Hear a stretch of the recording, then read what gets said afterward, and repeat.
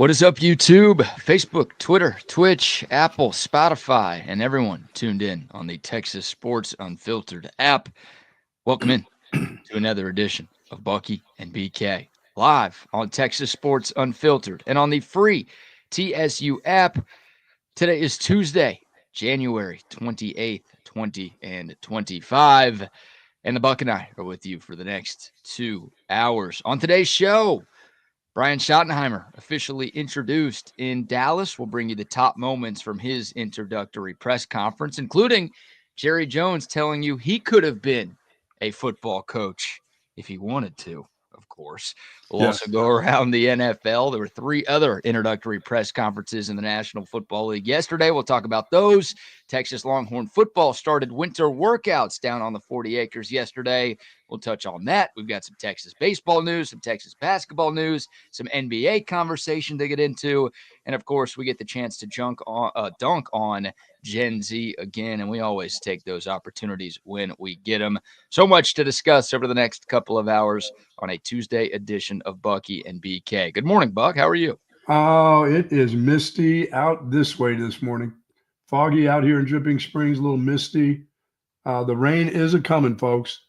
It'll be here probably sometime, really coming down tomorrow. We had some sprinkles this morning, but it will really start to accumulate starting tonight, some tomorrow, but Thursday is when we get a lot of rainfall. And then we start to warm up again, man. How about that? How about getting back in the 70s? I'm seeing that's what I'm talking about. No, it's not over with. It's not over. Okay. There's still a cold front that's going to hit us in February sometime.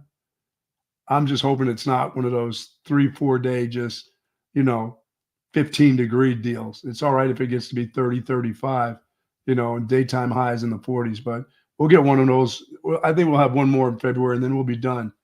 And then we can start getting on up there in the 80s and 90s and hundos. Yeah, hell yeah. No. Yeah, what do we need this for? We don't need to rush to triple digits, all right? Let's get a rush in there for at least 85s, though. No, too hot. No? Too hot. I don't want 85s unless we're in the middle of summer. If we're in the middle of summer, it ain't going to be 85. It's going to be 95, and you're going to enjoy 95. I won't enjoy it. I'll pretend like I do because I'll keep living my life, but I'll always be wishing for 85 when it's 95. I could tell you that much. That's true. I'll be wishing for 95 when it's 105. You're right about that, but I ain't ever wishing for 35. No, that's fair. That's why you live here. And I'm seeing 78 as the projected high for Sunday and Monday here in Austin, Texas, USA, America. Yes, we get there. Yeah, that'll be the first week of February. The first couple of days of February, we might be approaching 80. So, we'll see. Odds are we'll have another cold front come in at some point before the winter is over, but we're not getting another one anytime soon, it looks like. What we need to do is get this rain. We need this rain on Wednesday and Thursday. We could use that. I know around my area we can. Hopefully Southern California gets some slight rain and not get mudslides and what they've been going through. In California, the precipitation is supposed to hit them, and that will suck if they got no vegetation around after all the wildfires, man. That you're talking about just shit on top of shit. That would be just awful for them. But if they've still got fires burning, they could use a little bit of rain. So hopefully everybody will enjoy the next couple of days, enjoy this rain. Yes, you can go to work if it rains, not a problem. And I don't know what's in the air, but I got something going on. Oh, no. So when you see me slide to the side and blow my nose, it ain't the flu, because I'll never have the flu. You sure about that? I'll never have the flu. I'll never have the flu. I'll never have the flu. Absolutely right. We'll never have the flu. Now, I don't know what this little bit of rain has brought in the air, but I could feel it coming on last night. And once again, it's been almost 5 years since I've had the common cold. I've gotten away with it since I had COVID. The second time I had not even had a cold. And something started last week a little bit. When I said that I hadn't been sick, I got a little something in my throat. I'm like, wait a minute. And then I went to the doctor's office yesterday. And when you go sit in the doctor's office, but it's not that type of doctor. It's not the doctor where you go to figure out no, it wasn't that one either. It was like an endocrinologist to find out how everything's going, what my blood level, my blood pressure. He said, excellent, old man, excellent blood pressure. Always have had good blood pressure, so that's good. Don't have to see him till I get a bone density test a year from now. Don't have to go back. All right. Well, that's a good sign. But the problem is you went to the doctor's office and got sick. That's what I'm hearing. No, there's always something when people are sitting around in there. Yeah, of course. It's like a petri dish of germs in that place. My wife went to Costco. That's what happened. Oh, no. Now you're blaming the wife for you being sick. Went to Costco. She's got the same little thing that's going on right now, wondering if it's a cold or if it's allergies. I'm going to go with the allergy deal.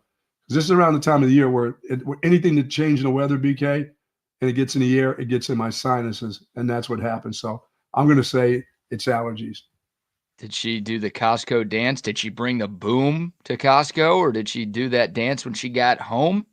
No, and she doesn't hit the kiosk either. So, but she's around those people.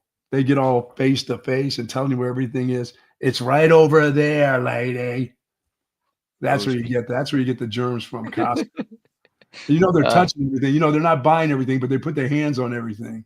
A lot of close talkers. Is that what you're saying? Close talkers at Costco. Oh yeah, those are brutal. And I'm one of them. When I go and I can't find, because they have this way at Costco's of changing where the stuff is like every week. I'm like, hey, I come here because I generally know where the water is, where the soap is, where this is.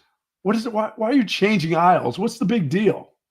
Oh, we've got a special. Yeah, I'm like, why do you do that?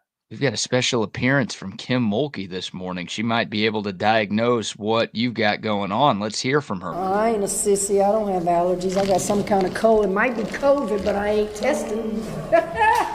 No, it's sinus. I don't know what you call it. Allergies, flu. I don't know. So if y'all get the flu, blame me during Thanksgiving, right? Hey, I'll never have the flu, Kim. You don't have to worry about it. I don't know. She mentioned like 14 different potential illnesses there. Not a great diagnosis from Dr. Mulkey on that one. By the way, that was a nice outfit she was wearing that day too. I like the little sparkly things with the pink blouse. Well done, Kim. Yes, that's the lady in pink. She should wear more pink. You like that better than the basketball hoops she's been dressing up as? That deep purple, being a Vikings fan, that's enough purple for me. Is that? I don't need that on the basketball coach. Wait, Donald Sterling has a diagnosis got AIDS. now. Oh, no. He's got AIDS. Not again. Oh, man. All right, before we dive into the sports for today. The soldiers at Fort Cavazos, Texas, the soldiers in the state of Texas, and all those that fight for us each and every day, thank you for what you do to you and your families. Thank your families for sharing you with all of us. And please do be safe out there. Yes, indeed. Any tips for kids in the car line this morning, Coach? Yeah, go to school. Go to school. Make this the best Tuesday in the new year, okay? I don't know if you made your first Tuesday the best Tuesday, but do us a favor. Make this Tuesday the best Tuesday of the new year. Get up. I don't care if you're sniffling, you're sneezing. You go to school. Don't give me that, oh, Ma, I don't know if I can make it today. The bus is already gone. Buses around here, dude, they go at dark. I mean, kids are standing on the corner. It's pitch dark, which, man. But yes, go to school today. Get all you can get out of that class today. The one that you that you on Tuesday that you hate. You hate to go to it on a Tuesday. Get everything you can get out of it. You're telling the kids you want them to peak on January 28th? I want them peaking on this Tuesday, yes. Well, that sucks for the future Tuesdays of the 2025 calendar year. Something the following Tuesdays to do for you. There's only like 48 more, so this is going to be the best one you have all year. Good luck with the other 48, kids. Well, don't put off today what you can do tomorrow. Don't put off tomorrow what you can do today, kids. Get it done today. I like the first one better. I was thinking of myself on the first one. Oh my God, that is fantastic. All right, there's your tip for kids, brought to you by our friends at Relax the Back. By the way, what is your best go-to when you start to get the sniffles? Mine has always been Alka-Seltzer Plus. I generally drink, and I didn't do it last night. I got up and put some Listerine and gargled that stuff. But then I got up to use the bathroom like 4 times So and then blow my nose. But generally, if I get that Alka-Seltzer Plus in me pretty quickly and get a little bit of rest, I'm generally pretty good with the. I can beat that common cold. Yeah, we can ask the audience what they think, what their remedies are, if they've got any advice for you to get over your cold. I used to do Jack Daniels, but I had done that all week long. But that's probably how I got sick when I was getting sick. Well, that was the cure for everything back then. Yeah, it was. It was also the cause of everything back then. For sure. Oh, man. It's going to throw my immune system down a bit when you're drinking a quart like a day. Right. I don't know. Vitamin C is something people always recommend, right? I mean, you should be consuming that even when you're healthy to try to keep yourself healthy. But that's I do my gummies. I do my vitamin C gummies every day. And that's okay. That's good. Like when I have like a big weekend, like I was in Vegas this weekend, so I was drinking, I wasn't sleeping much, I wasn't treating my body right at all. I always hit one of those emergency packets like right when I get back to town. So you do those seem to be okay? Yeah, like I don't know if they actually do anything, but it's like, all right, I know my body needs stuff because I treated it like dog crap for 48, 72 hours, however long the trip is, and hopefully this helps replenish it a little bit. Zicam's a thing that my family is very high on. It's this thing that's supposed to shorten the length of your cold and ease the symptoms that you have, but you have to take it like right away. Like the first cough you have or the first time your throat hurts when you swallow, phrasing, you take that right away and it supposedly helps. But if you miss the window, then it doesn't do anything. Yeah. Well, here's what I'm not going to do. I'm not going to drink a Sprite and burp it out. That doesn't. Or horse tranquilizers. So no, those are not going to. And no, Sylvia did not give me this. Oh, yeah. You didn't tell us everything you did this weekend. There might have been a little trip to Greenwood, Missouri in there. No. You might have brought your dark wood up to Greenwood to hang with Sylvia. No, I didn't get this from Sylvia, and I didn't go to Greenwood, wherever the hell that is. Oh my gosh. Or Green Pastures or any of that other stuff. Yeah, Green Acres, Green Pastures. No. Any of that stuff. All right. Well, it's going to be good. If you've got suggestions for the Buck, keep sending them in. Our guy Jay from Sioux Patrick says Kim gave it to you. Oh, don't I would. Mulkey. Yeah, you would take anything from Kim Mulkey. I'll go ahead and get COVID again for the third time. I'll tell you what. All right, let's dive into the Dallas Cowboys press conference that was held at the Ford Center in Frisco yesterday. Pretty fitting. Today is the anniversary of the last time the Dallas Cowboys won a Super Bowl, the 29-year anniversary of the Cowboys winning Super Bowl 30. So coming up on 3 decades of futility for America's team. Yesterday, they introduced Brian Schottenheimer as the next head coach, the 13th head coach in franchise history. Dallas hoping Schotty can be the guy to get the boys back to the promised land. We've got all sorts of audio here, some from Schottenheimer, some from Jerry Jones, some from Stephen Jones. Buck, I'll give you the honors. I'll say this. We don't care about what Schotty says. We want to hear what Jerry has to say. Okay. Schotty's going to be there. Everything's okay, Schotty. Good luck. You got your first big gig. We just want to hear from Jerry. We want to hear right from speaking of the horse train, we want to hear from the horse's mouth what's going on here. Well, all right, that works. We've got a few different clips from Jerry Jones, including something that he said in a media breakout session after the presser was over. He met with a group of local media in Dallas and dropped a gem. And it's a callback to one of the funniest things that Jerry Jones has ever said. We'll save that for a little bit. But the press conference opened. It's Jerry Jones, Brian Schottenheimer, and Stephen Jones all on stage. They all have mics in front of them. Started off with Schotty giving an introductory statement, and then they opened it up to questions, and you could ask any of those 3 whatever questions you wanted. And the whole thing went on for 65, 70 minutes yesterday. Wow. The first thing that Jerry Jones was asked after Brian Schottenheimer's introductory press conference, this was the first, or introductory statement, I should say, the first question that was posed to anybody was posed to Jerry Jones. And we've got the end of the question from Calvin Watkins, and Jerry's beginning to his response. He was asked, why did you hire Brian Schottenheimer? And tell me if Jerry Jones gives any sort of answer in this first minute and a half. What was it about him that you guys felt like he was the right fit for you guys?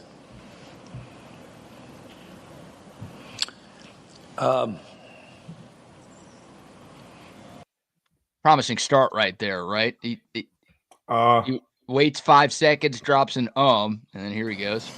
In almost 35 years that I've been involved with the Dallas Cowboys, I've only missed one Senior Bowl, 35 years.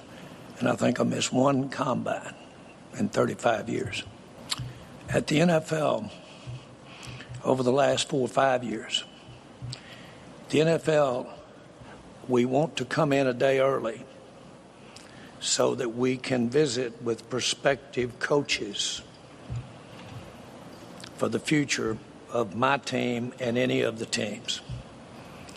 In 35 years, I don't think I've ever visited with a coach, but what in my heart and mind I wasn't having an interview. I don't think I've ever had a coach visit with me that wasn't prospectively thinking maybe someday our paths might cross. I know Jones might give me a little thought as I'm along the way. I've been around a lot of coaches. As a matter of fact, I wanted to be a coach, except I wanted to live better than I thought coaches live. I wanted to drive a little bigger car, and I wanted to fly in an airplane. Had I known what I'm paying them now, I'd have been a damn coach.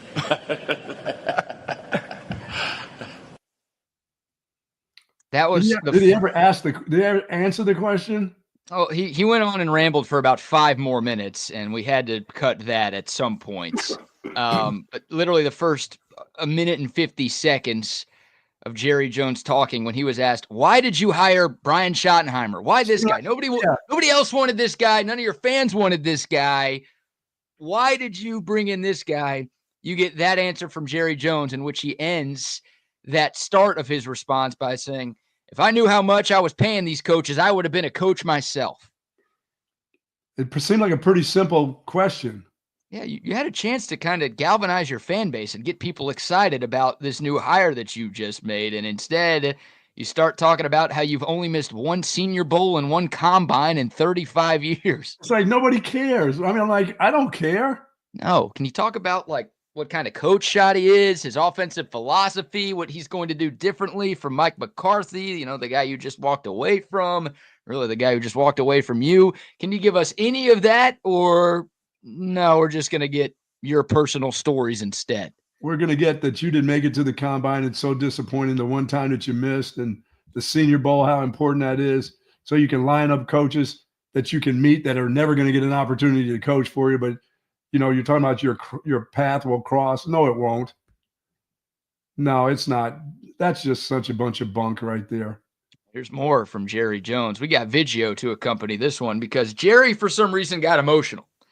He got emotional at the press conference yesterday when, not when he was asked about his family or anything else. He was crying when he was talking about hiring coaches. Or that daughter that wants more money. Yeah, none of his illegitimate children. He wasn't talking about any of them yesterday. No, he started tearing up when he was talking about hiring coaches. Here's a little snippet of that. So I've seen it when I was a pup.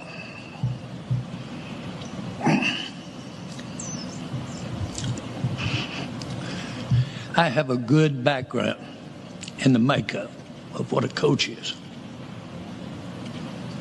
To think that you could make a decision in an interview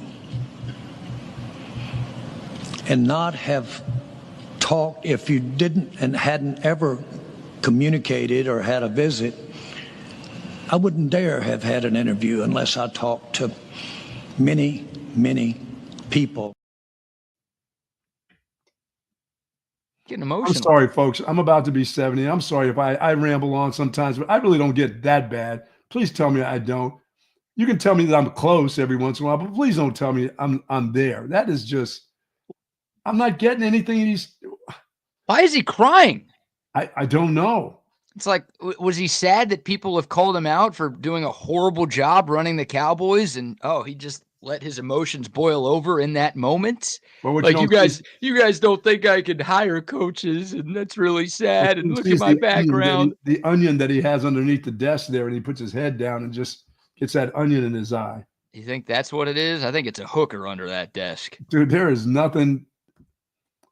I mean, just tell us why you hired that guy. Let me know that you loved his dad or something like that. Give us something about this guy. He's been down the hall from you for how many years now? Okay. Hey, he's really tight with Dak. You could just say that. Yeah. Yeah. I mean, with our quarterback, we need somebody who's tight with our quarterback, that's tight with our team. Just tell us that. If that's all there is to it, that's all you need to say. well, no, I mean, that's a press conference that could have finished in 30 to 45 minutes yesterday, but because That's we're on Jerry, 70 minutes. yeah, because Jerry just rambles and breathes weirdly and has to say 40 times in the middle of every answer, and it just extends everything by a half hour. Like, there were 4 introductory press conferences yesterday across the NFL, right? Aaron Glenn got introduced with the Jets, Pete Carroll got introduced with the Raiders, and Liam Cohen had his in Jacksonville, and none of them were anything close to what the Dallas Cowboys had. And that's just the circus that keeps on giving. Boy, it does. Yeah. Man, oh man. I didn't see anybody else cry. None of the other owners were crying, talking about their history of hiring coaches yesterday. That was a Jerry exclusive. Steven has got to be like, I'm so used to this with my dad. I don't know what to tell you people. Oh, well, there's more on Jerry, but since you brought up Steven, we've got just one clip from Stephen Jones, because no one really gives a shit about him, right? No. He's just Tommy Boy. Now, at some point, he's going to take over, and he already has increased his role with the franchise over the last few seasons, which is bad news if you're a Cowboys fan, because things haven't gotten much better, despite him taking some of the responsibilities off of his dad's plate. But here's Stephen Jones. This went viral yesterday, Buck, and people are not happy at all. And to all the folks who believe that, like, Jerry and Steven and the Jones family don't care about winning at all, it might have a little bit more credence to that argument after this. Stephen Jones was asked about, like, the Cowboys drought. Once again, it's been 30 years since they've went to a conference championship game and won a Super Bowl. They've got the longest conference championship drought in the NFC since Washington just made it a couple of days ago.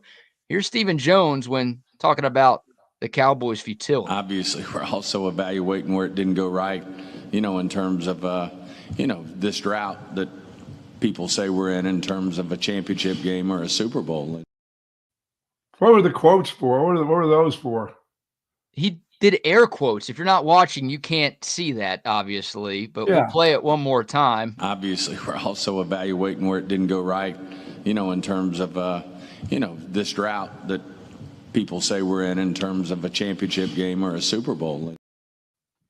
This drought that people say we're in, as if it's an opinion that the Cowboys are mired in almost 3 decades of garbage. It's not an opinion of what it truly is. It's what it is. This drought that people say we're in. Yeah, they say you're in it because you are in it, Steven. Do you not realize that it's been that long? We're not making that up. That's a real stat that everybody sees. Wow. You're going to put air quotes around that? Oh, this drought that people say we're in. We're not in any drought. We're doing Philly. Oh, we're doing the same thing that the Eagles are doing. San Francisco. Oh, we're right with them. We're not in any sort of drought at all. We're right with those guys. What? Did I see that right? Did he really do that? Does he not know how air quotes work? Like, wow. What are we talking about here, Steven?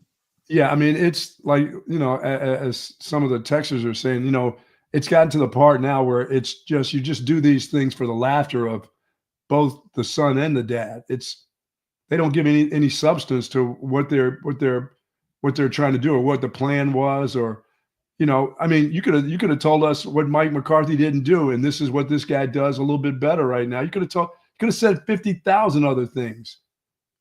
But we know Jerry wants to ramble on about him, and he's going to, I mean, I know he's going to tell us how we bought this team umpty 1,000 years ago and he took a chance. And that's always a part of his speech, is how he took a chance. And He would risk everything he had for this team. And I mean, if you hear that again, you're going to be like, wow, really, Jerry? Again? Oh, don't worry. We heard that. And what a perfect segue as we go back to Jera here.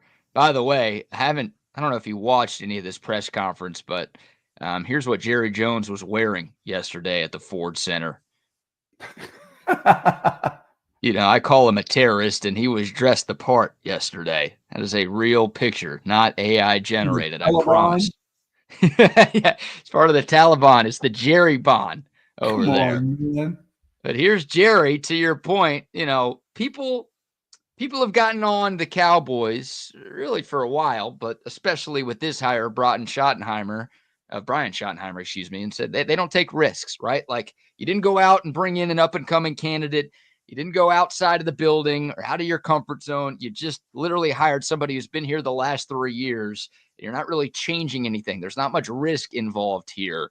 And here's Jerry Jones talking about people who say he won't take risks as the owner and general manager of the Dallas Cowboys. I get my proverbial ass kicked over needing people in my comfort zone. Without this thing being about me in any way, if you don't think I can't operate out of my comfort zone, you're so wrong. It's unbelievable. This is as big a risk as you could take. As big a risk as you could take. No head coaching experience. Now, let me share something with you. With all of that, you've just heard him reference his osmosis, his family. Anybody in this room that doesn't believe the apple doesn't go far from the tree has missed it someplace down the road. Especially if there was an effort to make it that way, and there was an effort. But then you go around to the countless numbers of coaches that Shotty has served on staff with and been around, the countless players.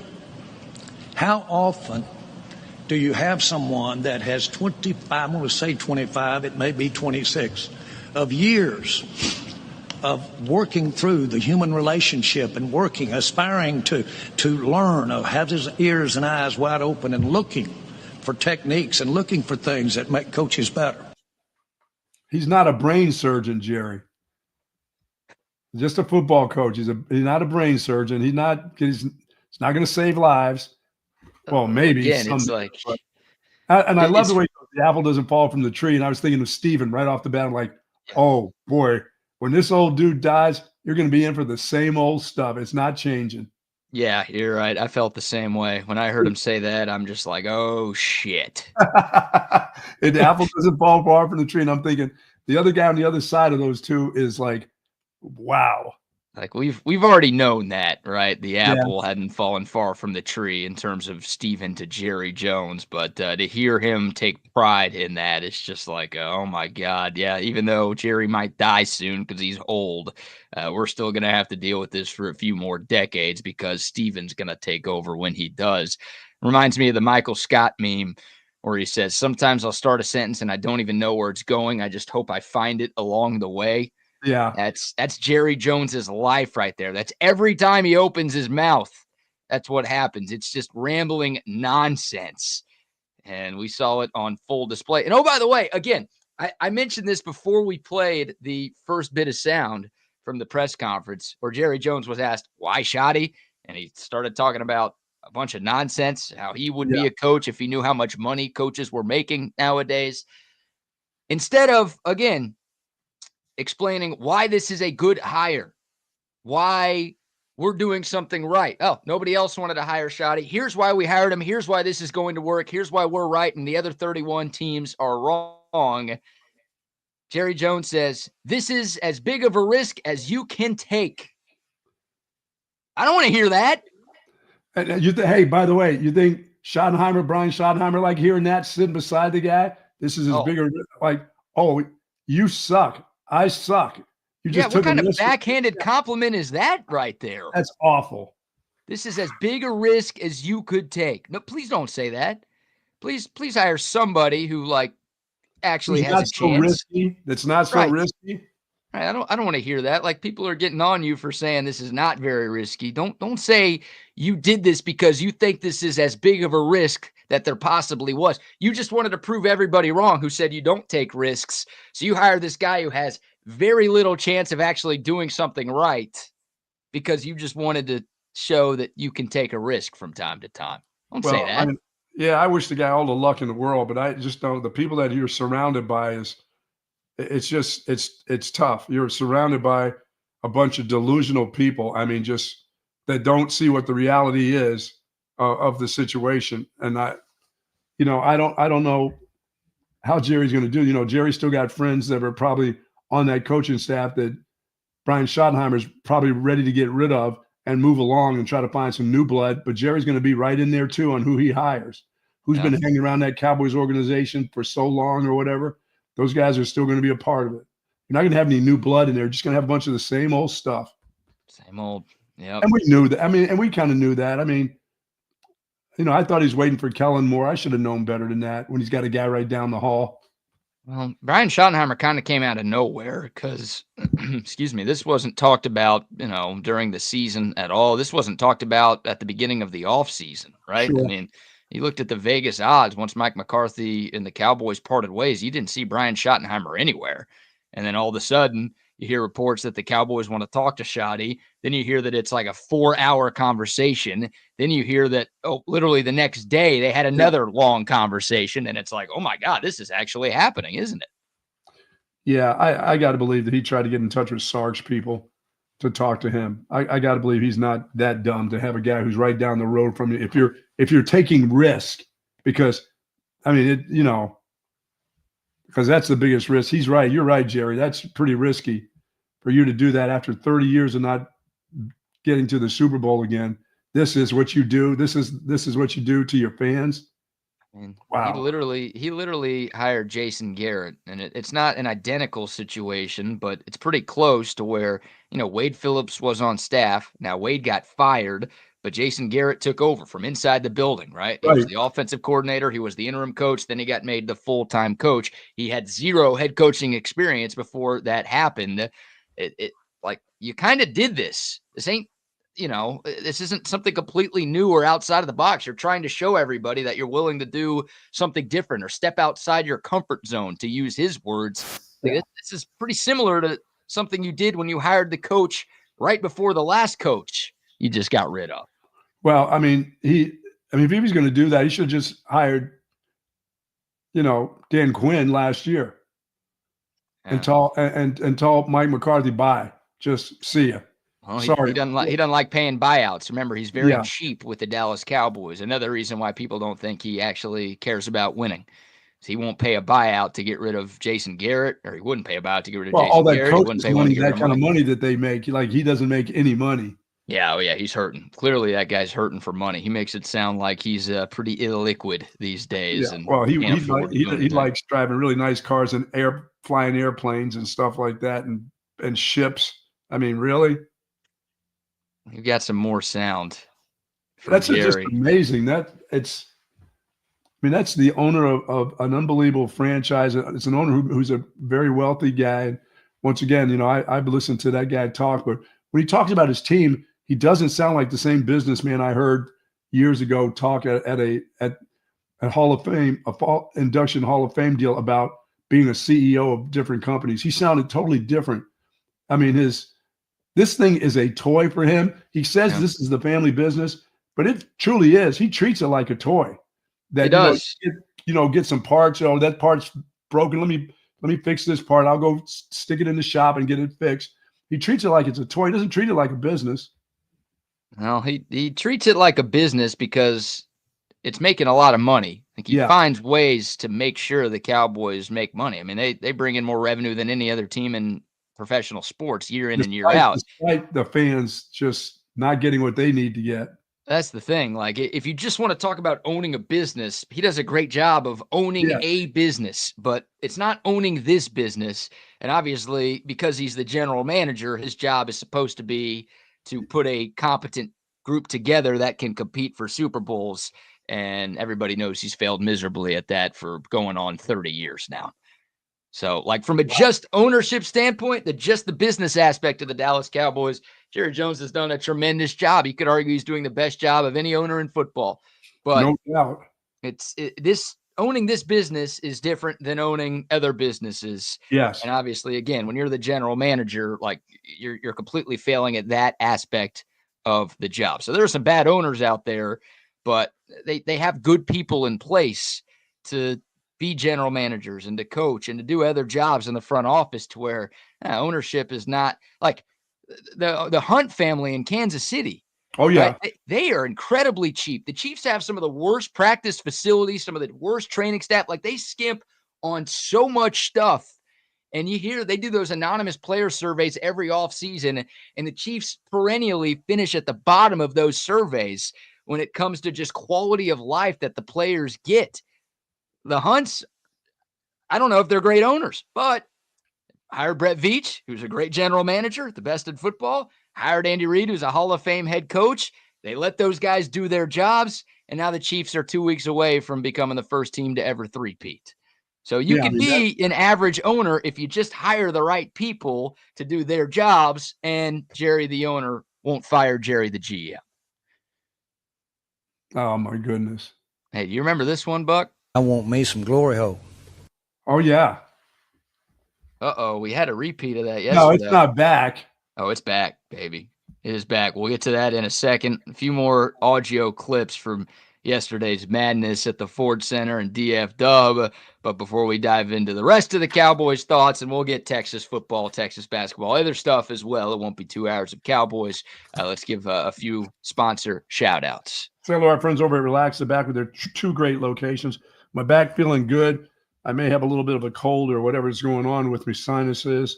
But I'll tell you what, my back feels fantastic. And thank you to the folks over at Relax the Back, Jason and the gang, because I've been in this chair for years, and there's nothing more comfortable than this unbelievable office chair that I got from Relax the Back. Folks, it's helping my thoracic back. I had reconstruction of my thoracic back.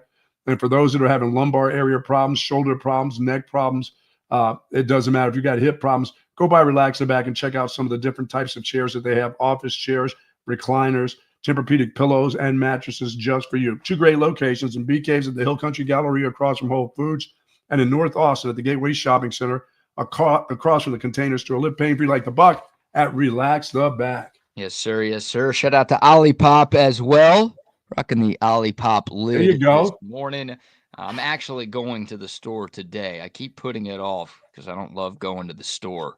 But I'm going today, which means I'm going to restock my fridge with some Olipop. I love this stuff, man. It is the game changer of all game changers. Y'all have heard my story. I swore off soda for years because of how bad it was for me and how bad it is for me. And Olipop got me back into soda because it is soda. It tastes just like the soda I grew up sipping on, but it's actually good for me. And it's actually good for you as well. Inside of every can of Olipop, you've got ingredients in there that support great digestive health, including 9 grams of fiber, prebiotics, plant fibers, botanicals, and more. You're going to love what you're drinking, but maybe more importantly, you're going to love what you're consuming. That's the greatness of Olipop. 19 different flavors. They've got it wherever you buy your groceries. I'm going to hit HEB today, but they've got it at Target, Walmart, Costco, Whole Foods. You can even get you some at Starbucks to start your day. Absolutely, man. I had one of those. I think there was a new one out, strawberry cream or something. They've got a strawberry vanilla. Strawberry vanilla, that's what it was. I had one of those yesterday at Starbucks. I didn't do the coffee yesterday, so let me try one of these. There you go. The ladies love those. And there's some of their favorites, of course, grape. Oh, well, you're a grape ape. That's what you call yourself. I am. I love it. I went for that strawberry cream. That was good stuff, man.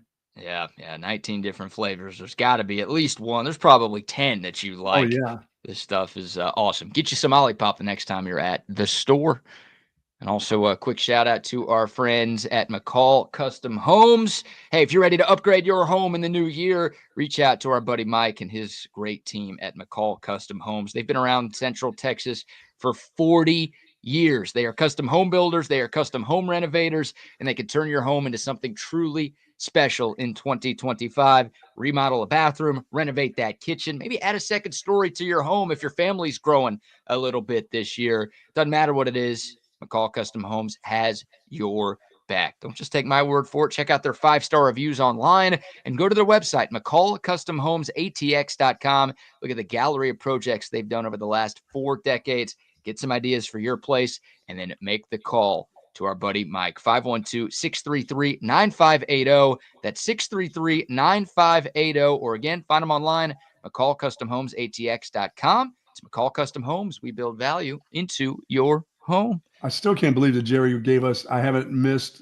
a Senior Bowl in 35 years. I was like, why? Who cares? It's almost a comedy show. It really was. Like, you felt like you would have had to have bought a ticket to that stand-up routine those guys were doing yesterday. Why do we care about that, Jerry? Just answer that question.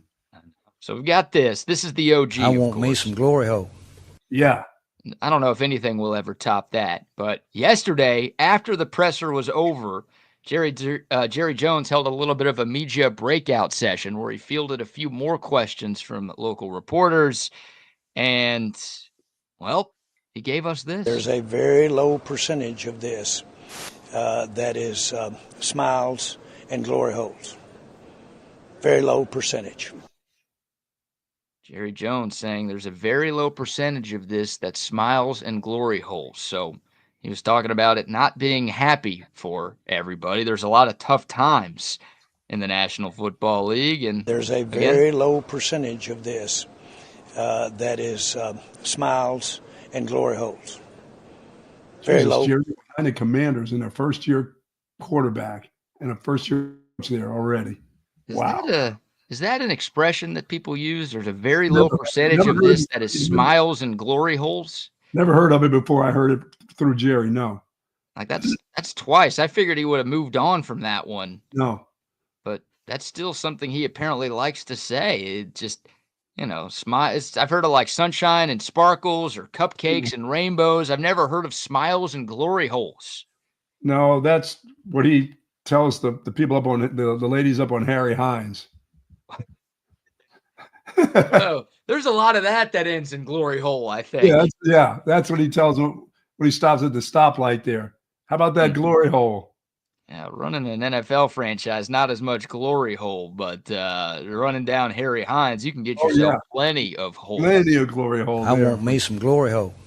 Yeah, you do. Much. You know where to get it, too. All right, one more funny from Jerry Jones here. I think this was the funniest thing he said yesterday, just from a "are you kidding me" standpoint. Jerry Jones was explaining the salary cap. It was a great question by Patrick Walker. Not again. It was asked to Steven first and then to Jerry. It's like, look, you can look in the mirror and realize what you've done wrong to try to right your wrongs and fix things for the future. But also you can look around the league and look at the Eagles, right? Like, is there anything you're learning from the Eagles? They're going to their second Super Bowl in 3 years. They've been to 4 Super Bowls since you've been to your last one. They're really, really good right now. One of the best teams in the NFC year in and year out. Is there anything that maybe you can learn from your biggest division rival? And here's Jerry Jones trying to explain just how the salary cap works, and we get another ridiculous Jerryism metaphor here. I'll answer this. It's money management. Cap is financial. There's an important nugget there, Buck. I'm not sure if you were aware that the cap is financial. I got that part. That's why I'm glad he said that, because I wouldn't have known about it being financial. Here we go. When I bought the Cowboys, several of your counterparts rode over with me on this little jet airplane, rode over to my home in Little Rock, Arkansas. And we got off the plane and rolled up there to pick us up was a 5-year-old dirty Ford Bronco. And they got off and said, this doesn't make a lick of sense.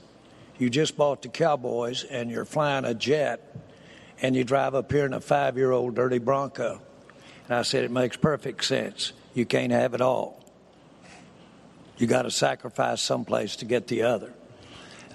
If you try to have it all, you can pay the fiddler when you've used up your credit. That's salary cap. That's the salary cap. That's the salary cap, Buck. Never heard it explained that way. But thank you anyway, Jerry. I've got this mansion. I've got this private jet, but I have to have this 5-year-old dirty Bronco ride me around. And that right there is the salary cap, because you can't pay the fiddler on the roof or something.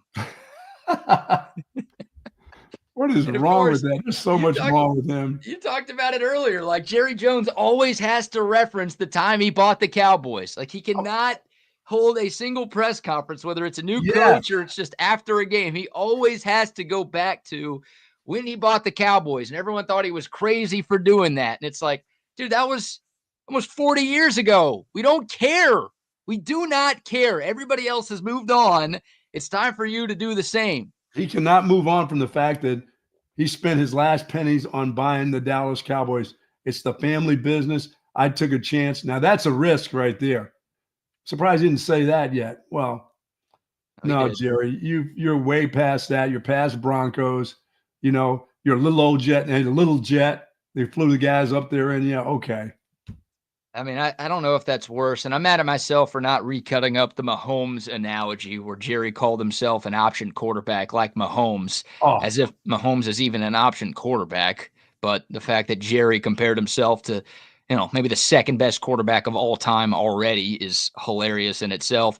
But remember how dumb that metaphor was? That was the dumbest. We're pitching the ball before he goes out of bounds. Holding it to the last second. I got you. Go ahead. I'm talking about like the Dak deal, like whether or not he should sign Dak to a long-term extension.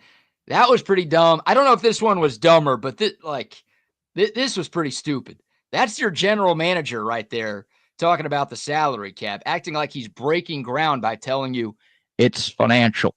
And then going into all of that nonsense about how he drove a 5-year-old car to a jet plane when taking the Cowboys job almost 4 decades ago. What in the shit is he saying?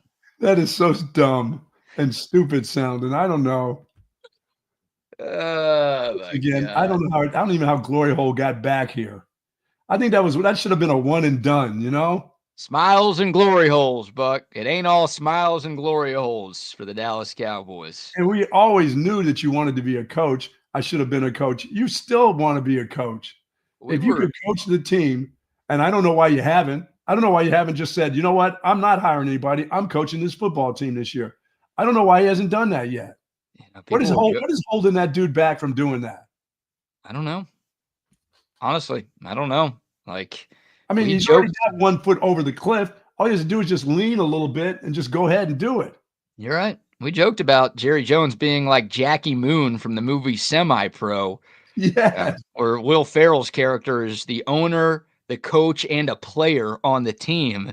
It almost felt like Jerry has tried to do that over the years, and he insinuated yesterday that maybe he could at some point down the road. That would be a risk, Jerry. You want to take a risk. That's a risk. Yeah. Shotty's got a 4-year deal. After 4 years, Jerry Jones just takes over at 86 as the head coach. How cool would that be? That's the ultimate. We got to get this done. That would be I think that'd be the final straw for me. Well, would that do it for you? If he said, I'm going to coach, would you not watch another one of their games? Or would you have to see that dude with a headset on the sideline? Like that's what it would take. There are some Cowboys fans who have already abandoned ship because of this. Hell, some fans left years ago because of all of this. But there have been a few more who at least claimed that they are no longer going to support the Cowboys because of the Brian Schottenheimer hire. I'm not doing that. I'm too loyal for that. But if Jerry Jones 4 years from now at the ripe young age of 86 says, you know what, Shotty ain't good enough. All these other people we've tried to bring in can't do the job. I'm going to do it myself. If he goes that route, then that would be great. That's it. I'm out. That would be the final for the NFL. Just do it. Just go ahead and do it, man. I would hope at some point Roger Goodell would step in and be like, we got to put an end to this madness. Yeah, and then the assassins would be up in the stands then for sure. I might be the assassin.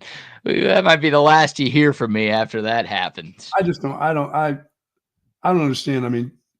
I really thought that he was going to wait it out. I'm not saying that Kellner would have been a great choice, but this choice right here and saying, this is a risk. Yeah, it's a risk, Jerry. Everybody knows it's a risk. What is it about this guy except for that he's worked for you? Don't give me the Marty Schottenheimer tree. He fell off his dad's tree, out of the tree or whatever, and he's right close to where his dad was. Marty Schottenheimer was a really good coach. He wasn't a great coach now. So, it's it's not like he hired the son of Vince Lombardi. You know what I'm saying? Right. Yeah. Well, Marty Schottenheimer was a great coach, but he has the unfortunate accolade of being the coach with the most wins in NFL history without a Super Bowl. Right. Like he coached some really good Chiefs teams in the late 80s, early 90s that would make the playoffs every year, but would lose in the first round of the playoffs every single year. Yeah, he was the Buffalo coach before the Buffalo coaches got there. Right. Well, like osmosis. Apple doesn't fall far from the tree. You want it to fall far from the tree because you want this coach to be the guy to get past the first round of the playoffs. Yeah. That's been your problem. Like the Cowboys, they had 3 straight 12-win seasons before this year. Getting to the playoffs was not a problem. It was actually winning in the playoffs. So if you're doing all this talk about osmosis and Apple not falling far from the tree, that's a little scary because this guy comes from a family that is known for choking early in the playoffs. Oops. Man. That I maybe would have avoided that reference there, Jera. Maybe would have avoided all of this. And I will say this, like I'm rooting for Shotty, of course, because I root for the Cowboys. I thought he did a great job yesterday. We can get to some of his sound in hour 2, but like Shotty had some good answers when he was asked about, what you're going to do differently from McCarthy. What are you looking for from players when you're signing them in free agency or when you're drafting them? What's your offense going to look like next year? I thought Shotty sounded very smart and handled himself very well. But as we know, the head coach of the Dallas Cowboys only has so much power to really turn things around. So I don't know if any of that is going to matter. Does he have the, is he going to have the ability to get the right players to go with his up-tempo offense, which he's probably going to up-tempo a little bit more. Yeah, he was talking about that. Yeah, so I can't imagine. That means you have to go out and get those kind of players. And who do you trust to get those players? Jerry? Hey, it ain't all smiles and glory holes, Buck. Good Lord. They're going to miss on some contracts. Zeke, that second Zeke contract, not a glory hole. No, not a good one at all. Not at all. All right. Hey, speaking of the Cowboys, we'll bring this to the Longhorns because there are some rumors out there. Now, nothing substantial yet, so I don't know if we have to worry about anything at this moment in time. But Brian Schottenheimer, of course, has a coaching staff to fill out. Yes, he does. It sounds like Matt Eberflus is going to be the Cowboys defensive coordinator. Yep. Which I like that hire. But again, bringing this thing to Texas, there are rumors out there that Tashard Choice, the Texas running backs coach, could be targeted by the Cowboys to become their running backs coach. Of course, Tashard Choice was drafted by the Cowboys in 2008, spent the first 4 years of his playing career with the Cowboys, and also started his coaching career as an intern for Dallas in 2016. So we know how much this is. Yeah, well, we know how much familiarity matters to the Jones family. And, Tashard Choice, like you said, he knows how the land works up there. Any fear of Tashard Choice potentially leaving the Longhorns for the Cowboys? I mean, yeah, there's always that fear depending on how he wants to, how he wants his career to progress. I mean, does he feel like that moves his career in the direction that he wants it to be? I mean, there are people that don't want to be head coaches. They don't care to be coordinators. You make enough money. You live in a great place like this. You've got all the means that you want. But, there come a time in your career where you'll say, you know what?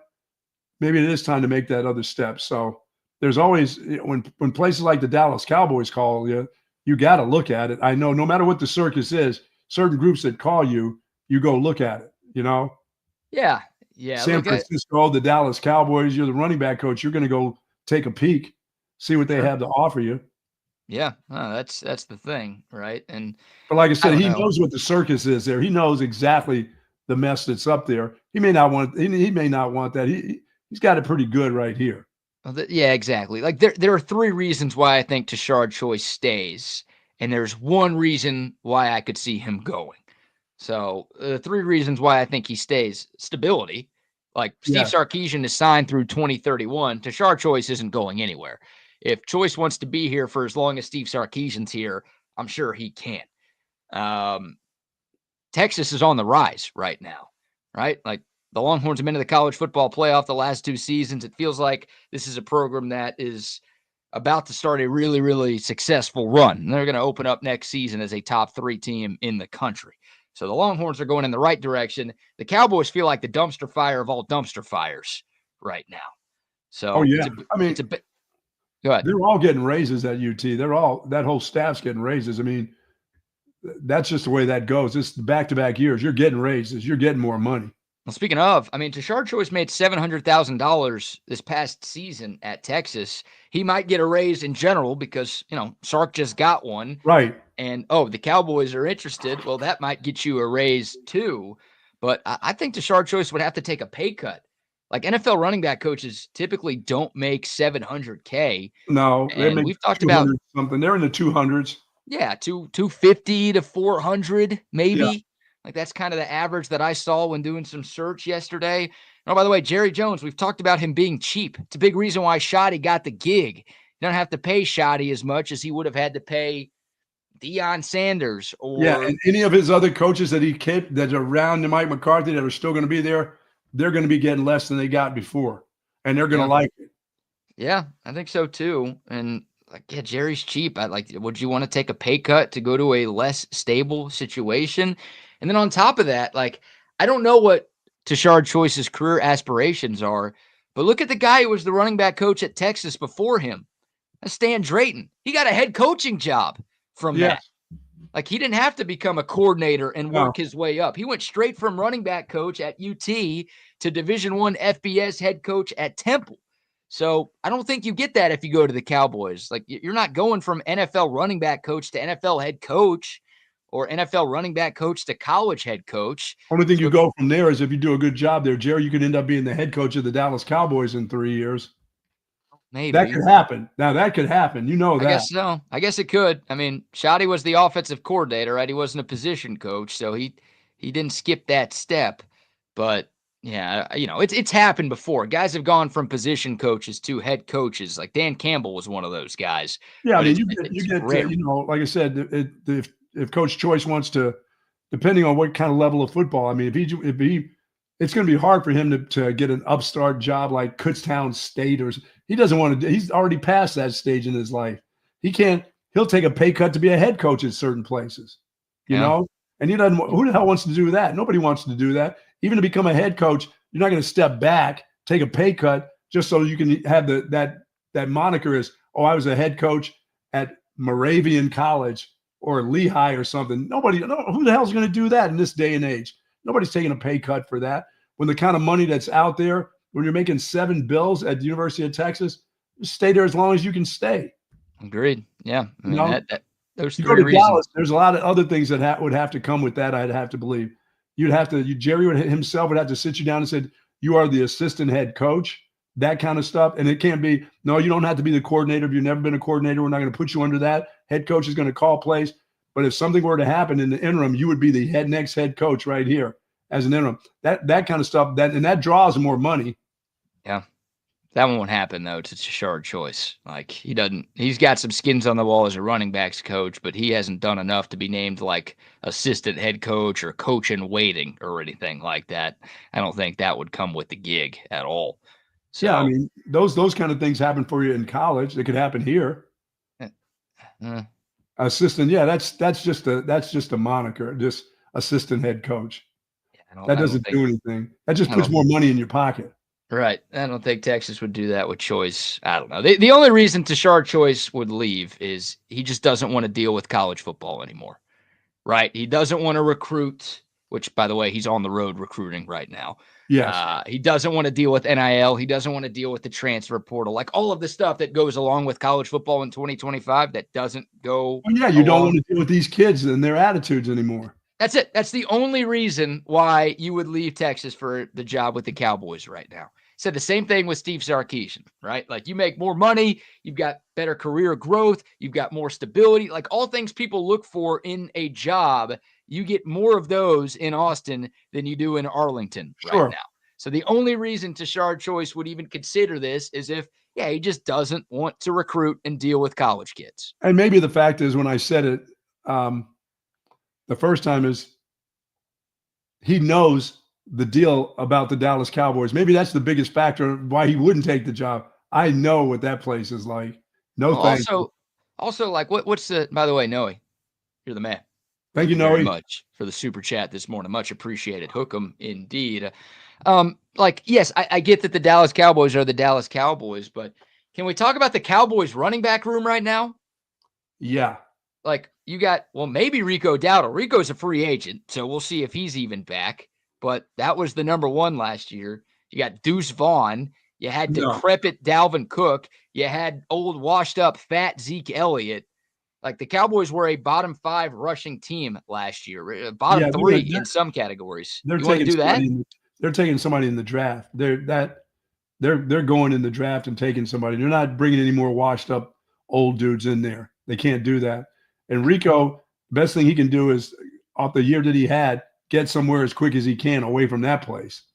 If you ask me what I think is going to happen, because free agency goes down before the draft, right? I think the Cowboys will bring Rico back, and I think they're going to draft Ashton Genty with the 12th overall pick. Yeah, nothing wrong with that one. I wouldn't do it, but I don't know if that's what's going to happen. Like, if you're Tashard Choice, you don't know what you have to work with. You know what's coming back to Texas. You know you've got C.J. Baxter. You know you've got Jarrett Gibson. You know you've got Quintravion Wisner. You know you've got a couple other guys coming in. Like, you know what's here. With the Cowboys, I think Deuce Vaughn is the only running back under contract right now. So that can be what I think the Cowboys are going to do. It can be what you think the Cowboys are going to do, but you're really walking into a situation where you have no idea what that position room that you would take over is going to look like. Yeah, that's true. I mean, you're right, BK. For that job, you just get offered a job. There's no incentives on top of that. You don't get to be assistant head coach. You don't get to make any decisions on who you're going to draft. You don't sit in the war room and tell Jerry that I'd like to have this guy. They're going to make those decisions. You're right. You won't have any say. No. You got it pretty good where you are right here. And you're going to get the best running backs in the country that want to come to Texas. You're going to have them. You're going to have at least 2 or 3 of those right here in your own state. All you got to do is go recruit them and bring them. There have been times in history where being an assistant for the Dallas Cowboys was a better gig than being an assistant for the Texas Longhorns. Sure. This ain't one of those times. No, it's not. Not even close to one of those times. So we'll see. Another name that the Cowboys are apparently pursuing, Oklahoma running back coach DeMarco Murray. Speaking of former Cowboys. Well, they can bring that guy back. He'll take that job for a dime. It's a rare time where I want Oklahoma to win out against Texas. Hey, your running back coach can go. Why not? I mean, for him. Yeah, because stability is not on OU's side right now. No, it's not. Sark just signed an extension through 2031. I know Brent Venables signed an extension last year, but that guy is on a very hot seat. Yeah, you can only feel comfortable for 2 years, if you stay at Oklahoma.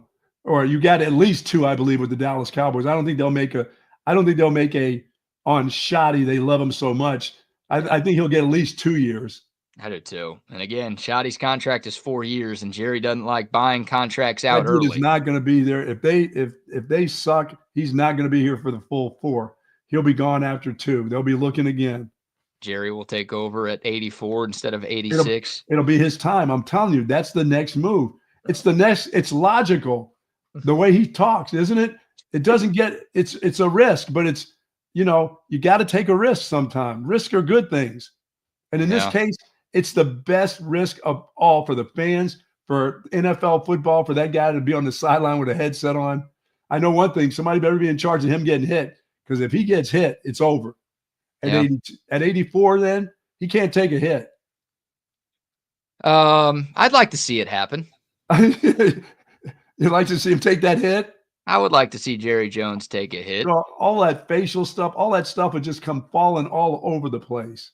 Yeah, let's get big old Jalen Carter the next time the Eagles are in Dallas and Jerry Jones is roaming the sideline. Let's have that guy.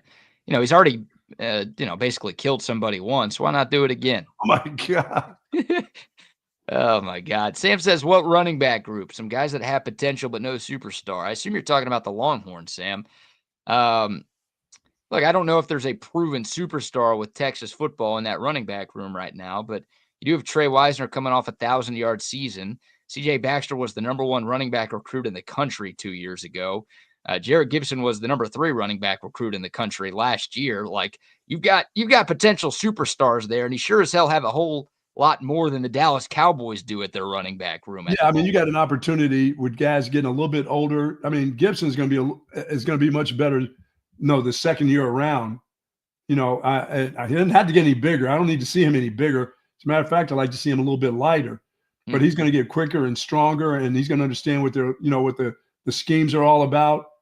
You know, they may actually give him the ball. Well, they'll give him the ball for a yard. You know what I'm saying? They may not have to do some fancy toss sweep and shit like that. He'll be a different kind of player year 2. Yeah. Because he got enough. I think there are people who would like for him to have gotten more experience, BK, but he got enough as a freshman. He was in some games, you know, and he was in there early. That Michigan game, that dude got an opportunity early. I don't know what happened. It just kind of fell off because they wanted to make Trey Wisner the diamond in the rough dude, which they did because he was a diamond in the rough. I never thought that guy was going to have 1,000 yards. I never thought he would have close to 1,000 yards. I thought those guys splitting carries would maybe have 1,000 yards total, but he became a special back. But is he that long haul guy? If your offensive line is not quite as good as it was last year, and we didn't think it was all that great last year, what if it's not up to snuff now? What kind of runner is he going to be? You know, but I think Gibson's got that kind of power, and maybe it's not going to be all those big plays like you had last year, these big runs. Maybe it's that 5-yard run, that 6-yard run. Maybe more of this is going to be on the quarterback and his legs too. So, I mean, it's a different year. You know, different things are going to happen during the course of this year. And once again, Choice is going to go find a great running back. Somebody's going to want to come here and play that position. The running backs now from here are going off to the NFL. Yeah, you know, in this offense, they're playing NFL football. It's not like they come here and then they disappear. And those dudes are playing in the NFL. They want to come here. And in this state, every year, you're going to have one of the best in the country is going to be out of the state of Texas. And that guy has to be on your campus. No worse than to just come and visit your campus. Right. Well, it's going to be 5 running backs drafted out of Texas in 3 years. Yeah. Right. I mean, it was, Bijan and Rojo in 2023. It was Jonathan Brooks and Keelan Robinson in 2024. And it's going to be Jaden Blue in 2025. Right. You know, by the way, 2 of those guys, Bijan and Jay Brooks, were the first running backs drafted in those 2 drafts. So, yeah, Tashard Choice has some skins on the wall, and he was already able to get the number 1 running back recruit in the country out of the state of Florida with C.J. Baxter. And then the following year got it with Jarrett Gibson out of state as well, who's a top 3 running back. Oh, no, and they'll find one. They've now gone to Florida. They have no problems going to Florida or California, Arizona. They can go find them wherever they want to play in this offense. This gets you into the NFL. This offense will get you into the NFL. Sure. And you don't have to be a superstar in this offense to get to the NFL at the running back position. You got to be able to catch, got to be able to pass, protect. They can all see that you can do those things. And you got to be able to make some big plays. So this is he doesn't want to leave here. Why would you want to leave that? I'm with you. By the way, Jared Gibson, 78 carries last year, 377 yards and 4 touchdowns. Yeah, so he got some run as a freshman and learned a lot, and I think there are ways that he can improve his game, and I expect him to improve his game going into year 2. And you've already got a big back anyway. That he doesn't have to be a specialty guy anymore. You know, he needs to be the guy who's out there in the middle of the field running the football because Baxter is big. You shouldn't be looking for any gimmicky bullshit with that guy as your running back. That dude's a big old dude, and sitting the year, I expect to get back with that knee, and that guy wear and tear isn't on him. Well, the wear and tear is already on the knee. You've already screwed up the knee, but that guy will be bigger and stronger. All he's been doing is hanging out in the weight room. You're right. And running and getting himself ready. That guy shouldn't be denied, a yard, turn around and handing it off to him. Just don't toss it to him sideways. But, get going downhill with a big guy like that. I think he's going to be fantastic. I don't know if he's a superstar. I never thought he would be. I just thought he was better than a plotter, just a guy that you turn around and he gets you 4 yards. Because we've seen him take off and have some long runs. Sure. I just don't know coming off that knee what that's like. Yeah, nobody does. But if C.J. Baxter looks like the guy he was in 2023 and Trey Wisner can build off his 1,000-yard season that he just had in 2024. But I believe there'll be another runner. There'll be somebody that comes on this campus that's going to be pretty good. Well, Jared, they got 2 freshmen, early enrollees who are here right now. Yes. But, I mean, if it's just Baxter and Wisner and Gibson next year. That's pretty good. That's one of the best running back rooms in America. Now, I don't know if you have a Doak Walker candidate in there, so I don't know if there's a true superstar by any stretch, but I would say out of the 134 teams in Division I FBS college football, 130 of them would happily trade their situations for that. No doubt about it. And plus, believe me, they'll have at least 3 that will be coming in here. They're not. What happened last year is never going to happen again, where you start the season and you're going, okay, who's going to be the running back in the game one? They will have plenty on board, and they will have plenty of gray shirt guys that are decent players over this state that would love to come here and go to school here, that are decent running backs that decided, nah, I'll come to Texas and I'll if somebody gets hurt, I'll be there. They're not going to be in that position. It only has to happen to you one time, BK, where you start the season and your 2 starters are gone. Then you start picking up extra dudes. You can't let it happen to you twice, because then you look like a fool. Even if it's bad luck, you still look foolish. Yeah, you talking about the white guys? I'm talking about any of the guys. You can't be short on running backs, because you found out in one year that anything can happen. So anything can happen again at that position, Yeah. Hopefully they get a little better injury luck there this year. But for sure. You're right. It was weird. Texas was down to 3 scholarship running backs 8 days before last season started. I thought that, and for folks, that could have been a disastrous year of football season. And that staff really did a heck of a job right there. That's a hard position to, you can try to put just anybody in there, but that ball's going to be on the ground. Somebody's going to miss a blitz pickup. All kinds of things can happen to your quarterback. They did a good job of coaching that spot up, because we thought in the beginning, boy, is this going to be a mess without a running back here? And Trey Wisner, who the hell is that? It was that thing came to fruition. They said he's a good player, and they were right about it. Yeah, you're right. The Sark and company raved about Trey Wisner last offseason, and we hadn't seen it yet, but he delivered. He backed up what the coaches were saying. By the way, he's not going to get worse. He's going to get better. Yeah. He's a young guy. He's not some guy with a lot of wear and tear. That guy's going to get better this year even. No, he was in the same recruiting class as C.J. Baxter in 2023. So going into his 3rd year on campus, and that was a great find, right? While talking about Tashard Choice, you give him credit. It's, I guess it's easy to go after the top 1, 2, 3 running backs in the country, because every other team is doing that as well. But getting a 3-star from DeSoto, a guy who was the 28th ranked running back in the class, evaluating him, thinking he's got a shot to do something special at the next level. Obviously, developing him, coaching him up once he gets to Texas. Tashard Choice deserves a ton of credit for the development of Trey Wisner. And his next thing is to become a better pass catcher. And now maybe that's the guy you use out of the backfield, like you did Blue. Maybe now he puts a lot of pressure on the defense too. Sure. So, he's got a lot to work on, but, man, he's a young guy that's got a couple years to get it done. Agreed, 100%. So there you go. There's the latest rumors. Once again, not a lot of backbone to those rumors right now. Just speculation at this point that the Cowboys could be targeting Tashard Choice as their next running backs coach, but nothing. They'd have to do a lot to get him. They'd have to do a lot to get him to leave, I believe. I think so too. Jerry doesn't seem like he wants to. Jerry doesn't seem like he wants to do anything. He wants apples falling from trees close to the tree and shit like that. He doesn't want it. Doesn't to work to get an assistant. Doesn't seem like he's going to do very much for that. Well, Schottenheimer had his 2 kids at the presser yesterday. Why doesn't one of them take over as the running back coach? That's right. That family tree. Get the son to be the running backs coach. Get the daughter to be the quarterbacks coach. I don't know. Why not? There you go. Sounds like a winner. That's risk taking right there. That's a big of a risk you could take, isn't it, Jerry Jones? If you think I don't take risk, you got to be kidding me.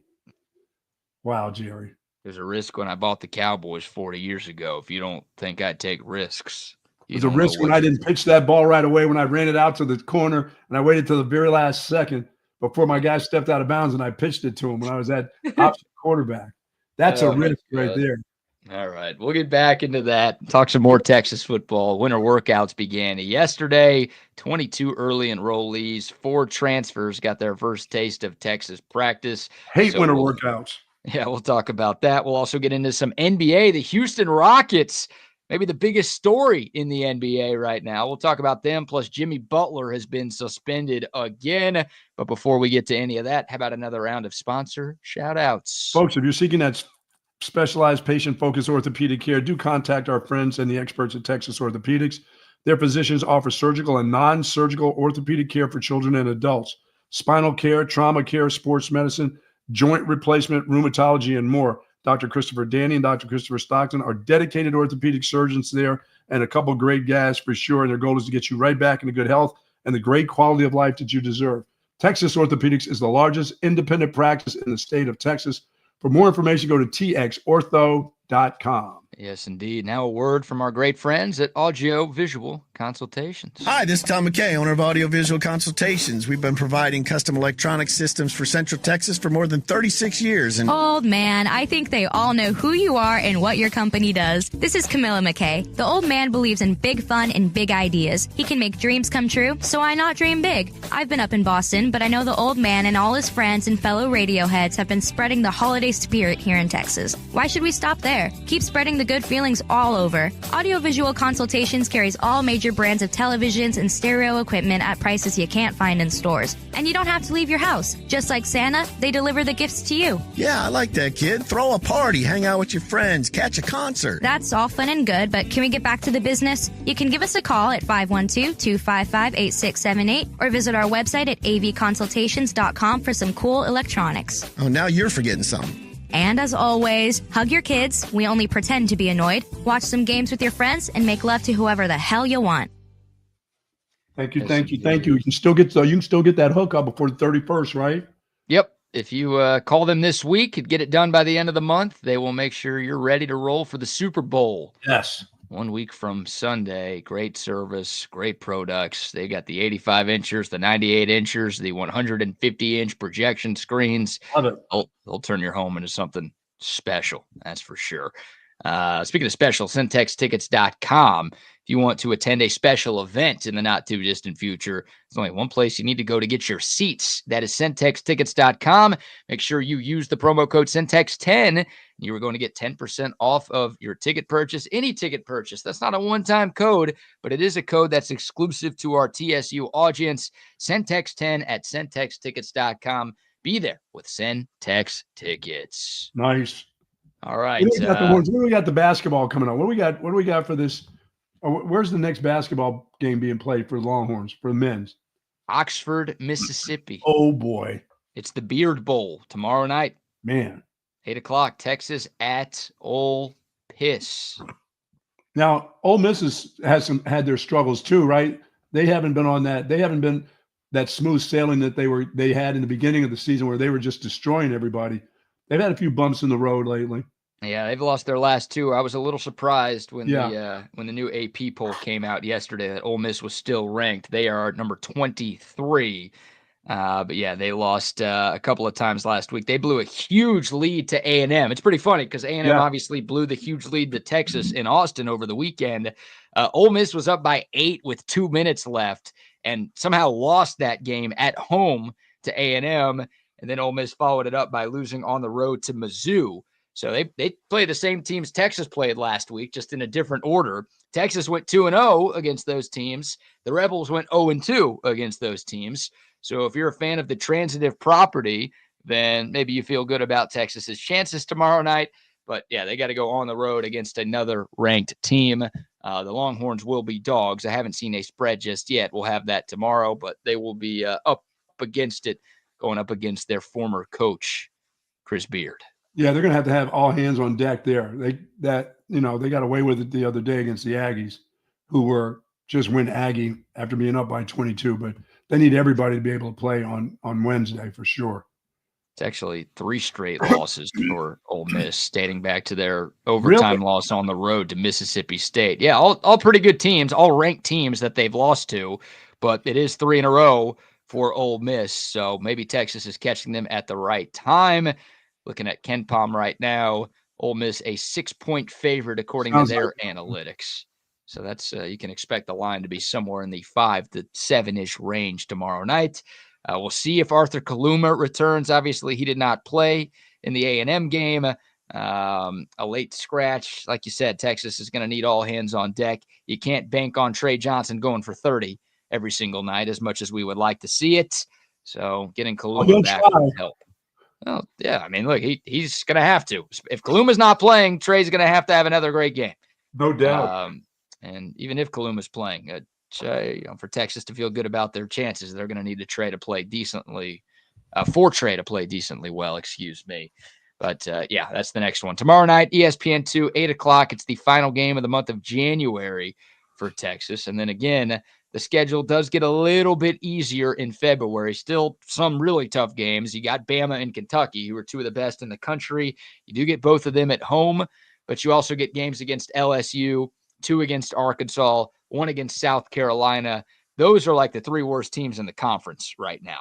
So you haven't played any of them yet. You get 4 games against them next month. That should be good news. Now, is there another game with Oklahoma somewhere down the line? Yes, here in Austin in March. Okay. They got 3 games in March before the SEC tournament. 2 of them are very winnable. You get Georgia at home and you get Oklahoma at home. Yeah. And then you've got a road trip to Stark Vegas to play Mississippi State, who's very good.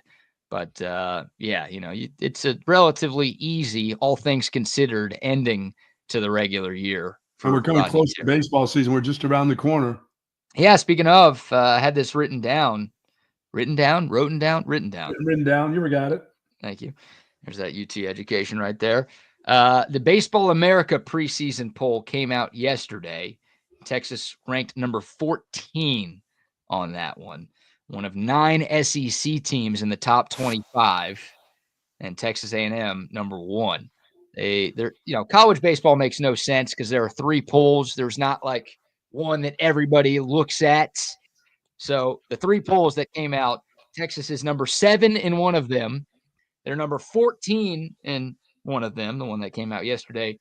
They're number 19 in the third one. Wow.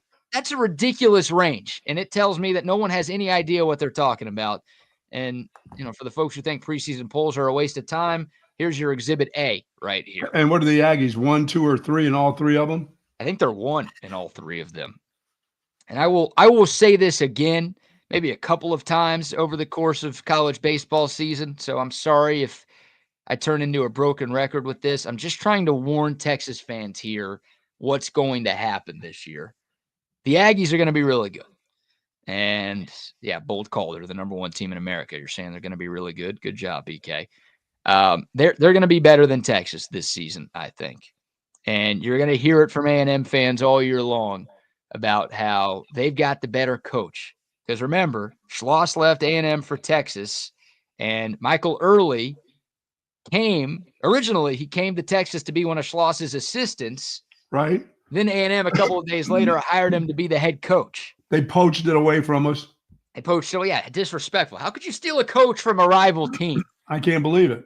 Who would do something like that? Like, come on. But because they did that, they were able to keep their entire team. Like a bunch of guys entered the portal, but when the assistant came back to take the head job, they're like, oh, we like this guy. We're going to stay and play for him. So they got a bunch of guys back from last year, and that's why they are the number 1 team in the country, right? They finished runner-up in Omaha. They brought most of their best players back from a season ago. And, okay, you understand why they're the number 1 team in the country. They're going to be really good. They're going to be better than Texas this year. And A&M fans are going to be talking all sorts of smack about how they made the right hire. Schloss was never the reason they were good. You guys are stuck with him. That sucks. It's going to be Tech fans with Chris Beard 2.0. And then over time, over 2, 3, 4 years, sure, it'll be Texas actually made the right hire. Now, unfortunately, for off the court reasons, Beard turned out to not be the right man. But I don't expect that to happen with Schloss, and I expect Schloss and I think Texas will be good this season. I don't think they're going to be bad. They are a top 20 team in all 3 polls and a top 10 team in one of them. But just prepare yourself to deal with A&M fans talking smack, and just know that in 2, 3, 4 years from now, they're going to be jealous that you poached their coach away, because they're going to realize that their first timer is in over his head. Yeah, that will happen eventually. Boy, I see something on our text line about a track meet in Colorado Springs where a hammer weight flew past the barrier and struck somebody and killed him in the stands. How the hell close was that? How close was the stands to the actual throw? I mean, hammers aren't they kind of heavy? Yeah, I didn't see that story, so I don't have any details there. Holy. It's high school? Yes. I mean, high school fields are pretty small. Like, I'm not thinking like Lake Travis or, Allen High School where it's like a college stadium. I'm thinking some small ass stadium where maybe someone's just somebody go out and measure and said, "Oh no, here's what the state record is. They won't be able to throw it past this, so we can put the stands right here, so you can get a real good look at that hammer just get loose." That's crazy. Oh, I'd be careful when you're talking about hammers getting loose at high school events, P. Diddy. All right, be careful with stuff like that. I don't know. I don't know that whoever got killed was not paying attention, right? Like that's you have to have enough time. I don't care how close the stands are to the field. You have to have enough time to at least dive out of the way, don't you? Well, maybe it's trying to save his kid. Maybe he had a baby there or something. Grab the kid and dive out of the way. Come on. I wonder how long that hurts you. Does that hurt a long time, or is that just pretty over with pretty quick? Probably if the hammer hits you, it's probably over with pretty quick. Youth track meet? What are we talking, younger than high school? Wow. Some just 7th grader is... Some 260-pound 7th grader threw it over the fence. Fat! Thank you, Coach. Wow. Yeah, that's we'll look that up. We'll have that for tomorrow and get some more details on that story. But yeah, I've always been nervous watching the javelin throw, and when you see the officials around that, and if you're not paying attention, how about having that thing embedded into your shoulder or your back? I'm thinking, wow, that seems like that should be off on some other field somewhere, way out. They had their own field for the javelin throw and the hammer and all that kind of stuff. They might they might change it now. Yeah, you're right. There will be changes made. Somebody dies, something's got to be different. Absolutely. Right? That's a wild story right there. Sorry to whoever that was. Maybe stop staring at your phone. Live in the moment. I don't know if I feel bad. I got to see the details before I truly feel bad for this person. Yeah, certain events it's like the people at hockey games that turn their way and turn their. I never do anything but keep my face at the ice. I've been to enough hockey games. I've seen enough skulls open up when that puck goes over the top and it hits somebody over the eye or across the forehead. When I go to a hockey game, dude, I am so onto what's happening on the ice. I never turn my head. Even if I go to give myself something at the concession stands, I'm looking back, dude. Head on a swivel. Oh my God, yes. Yeah. You can look at your phone. You ever see anybody get hit with a puck? Yeah, not like deadly, but I've seen people get hit by pucks before. I was at Boston College. I watched a girl's face split right in the middle of her forehead. That scar was there for the remainder of her years there, and it was a nasty one too. That's a badass story, though, isn't it? Yeah, but that's not good. That wasn't like a cute, like for a dude, like a scar over the cheek. That was not a beauty mark. That thing went deep. It went to where you could see the white meat. God. Yeah, I haven't seen anything that bad in person. Foul balls. I've seen people get hit by foul balls in baseball. I've never seen anybody get hit by a foul ball in person. You don't see it as much these days because they extended the nets down the left and right field lines. But yeah, it still happens from time to time. And if you're not paying attention, then look, sometimes they're hit so hard you are paying attention, and it's just you don't react enough. But yeah, if you're not paying attention, you're staring at your phone at a game like that. Something bad could happen to you. President's Cup or the Ryder Cup was the last time I had heard a lady got hit in the eye with a golf ball. Yeah, that one. Golf is the toughest one because the ball is so small and you're 300 yards away from where it's hit. You have no idea. Like someone could yell 4, it could be 50 yards away from you still, because they're yelling at the other people. So every time you hear 4, you're not going to duck, and you don't always even hear 4. If you're ever around a golf ball, BK, like a guy hitting it, when it starts coming down, it sounds like a missile coming down. I was on a green once at a par 4, and we were playing with these guys that were a lot better than we were. They were like really good golfers, and it was short par 4. It was 270, 280 for a par 4. You had to hit it over some. I'm standing on the green waving up to these dudes. Waving like, hey, what are you waiting for? Hit the ball. Let's go. We're going to get behind. And I waved this guy up. I'm standing there with my hands on my hips.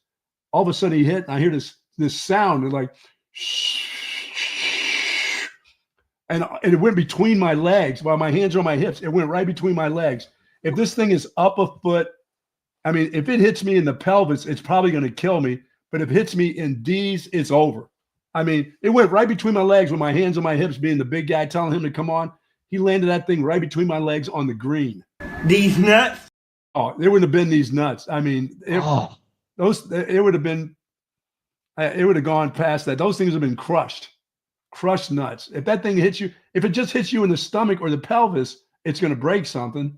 Ooh, someone was looking out for you that day. Oh my God. It was so funny the way it went right between my legs, like right between them and onto the green. Dude, I never told that guy to come. By the way, he's never played with us again either. I'm like, if you can hit a ball this far, you don't need to be playing with me or behind me for sure.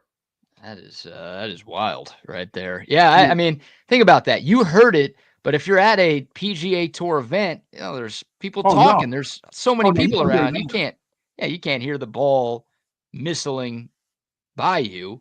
No. That's one. Like I don't like going to golf events in person anyways. So that's not the reason why. I'm not worried about getting hit. I just can't see anything. But yeah, that's another element. If there's one time you might not see a ball and it ends up hitting you in the dome. Or hit you in the ribs, it'll crush everything. Yeah, it'll hurt a lot. A lot. No, I've never seen anybody get hit with a baseball. I've heard about them at games, but I've never witnessed somebody getting a ball slapped on them. Wow. Yeah, that's wild. So yeah, Tony Bracken. Yeah, Makovic never saw Tony Bracken's coming when he hit him on the sideline. No, he did. I told him, I said, "Hey, dude, you need to get out of the way." I had somebody in charge of me. I had one of the scrubs. His job was to make sure that I didn't get hit. So if anybody was coming, you got a uniform on, you want to get in the game one of these times in your 4 years at Texas, you better make sure that I don't take a shot from somebody. That was his deal. Because I was always halfway on the field because I was doing sped punt returners and stuff like that. So I was always that guy. Hey, get off the field, will you? The refs just always, hey, can you get off the field? Hey, I got a job here. But yeah, get a penalty. I saw Makovic get hit twice, and the really? Second time, yeah, I mean, he got hit at the University of Texas Stadium where he got hit so hard he was in the middle of from the sideline. And he flew all the way back to the track and hit his head on a grade, one of those little grades where the water drains. He hit his head. Mm-hmm. That dude was not the same from that point on. And I'm like, why are you can't move, and you got nobody who's going to protect you. If they come after you, everybody's running so that they can hit you anyway. Right. You know? Oh man, yeah. Oh, I believe it. All right. All over the place this morning. Hey, little basketball conversation here. Got to give a shout out to the Houston Rockets. They're good. Yeah, they're really good right now. They went on the road and beat the defending champion Boston Celtics last night, 114-112. The final. Amen Thompson, the game-winning shot with 0.7 seconds left to break the 112 tie. No Jabari Smith last night for Houston. No Cam Whitmore last night for Houston. They still get it done. Thompson's turning into a star. 33 and 10 for him last night. Wow. Dylan Brooks was fantastic with 36. The Rockets, who have really struggled since James Harden left town a few years ago. They've been one of the worst teams in basketball. They've been picking in the top 5 year in and year out. They are 31 and 14. Second best record in the West. How about these last 3 games? 2 wins against Cleveland, had the best record in the NBA, and then a road win against Boston last night. Nice. That is the highest combined winning percentage for any team on a 3-game win streak in the history of the association. So yeah, they're good. Boston's having some struggles here over the last couple of months. Yeah, they are a little bit, but they're still, top 3 in the East right now. Yeah, it's just that time of the year where we just need to take a break. If you asked me who I'd pick to win it all right now, I still think I'd pick Boston, even though they're not where they were last year. And again, they're not the top team in their conference, but I still think they're really good. Lakers are a little bit better. Yeah, Lakers have been fine. The Thunder, the Thunder and the Cavs are your 2 top teams in the NBA right now. And the Thunder can beat everybody except the Mavericks. which is pretty hilarious to see as a Mavericks fan. My Sixers are the crap of the league. No, your Sixers aren't the crap of the league because Washington exists. Oh, okay. Thank you. And the little Mavericks beat Washington last night in Dallas. Buck, the Wizards have lost 14 games in a row. They are 6-39 on the season. Every other team has at least 10 wins. Washington is at 6, and they are going in the wrong direction. So that's Wags' Washington Wizards, don't forget. I don't know how often he's claiming them these days. No, I don't hear him talk about them at all. Speaking of perennial losers, like they have nothing going for them. The Rockets, you could tell, like they had made some moves in free agency and they had drafted well enough to where it's like, okay, if things go right, they can be a playoff team this year. Did I think they'd be 31-14, 45 games in? No. But like there were scenarios to where they could be in the playoffs, and I expected them to be in the playoff mix this season. There's teams like Washington that just have no idea what they're doing. It's bad. OKC got their big man back yet? The kid that was at where did he come from? Not BYU. I mean, Gonzaga. Gonzaga. Is he back yet? Chet Holmgren. Is he just trying to find his way back? I mean, he was. Yeah, he's good. He's been good for them. Too much of him playing. I don't know if he's hurt right now. I don't pay attention to it enough. The one dude's just scoring out of his mind. He's taking over everything for them. Yeah, SGA. He's an all-star starter for the West. He's going to be a first-team All-NBAer this year. He's in the MVP conversation for sure. But, congrats to the Rockets. And, oh, by the way, Jimmy Butler. Speaking of the Rockets, speaking of the Mavericks, because these two teams are kind of linked to this story, Jimmy Butler has been suspended again by the Heat. This time it's an indefinite suspension. He was supposed to return from another suspension last night. They told him he was going to come off the bench during shoot-around. So what did he do? He left. He just walked off the court. And he's been suspended. The trade deadline is February 6th, which is next Thursday. Obviously, Jimmy Butler has requested a trade.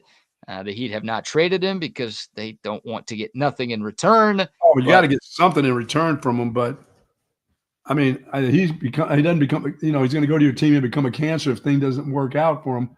But I mean, how much better can you have it than being in Miami? Well, this is what Jimmy Butler does. He did this for your Sixers at one point. He did this in Minnesota at one point. Now he's doing this. Those Sixers should have never let that dude walk either. Yeah, they should have. They've hung in there with worse. They're having to deal with Joel Embiid not wanting to play, and he's injured every other day. Yep. Yeah, the Sixers are bad this year. They've fallen off hard.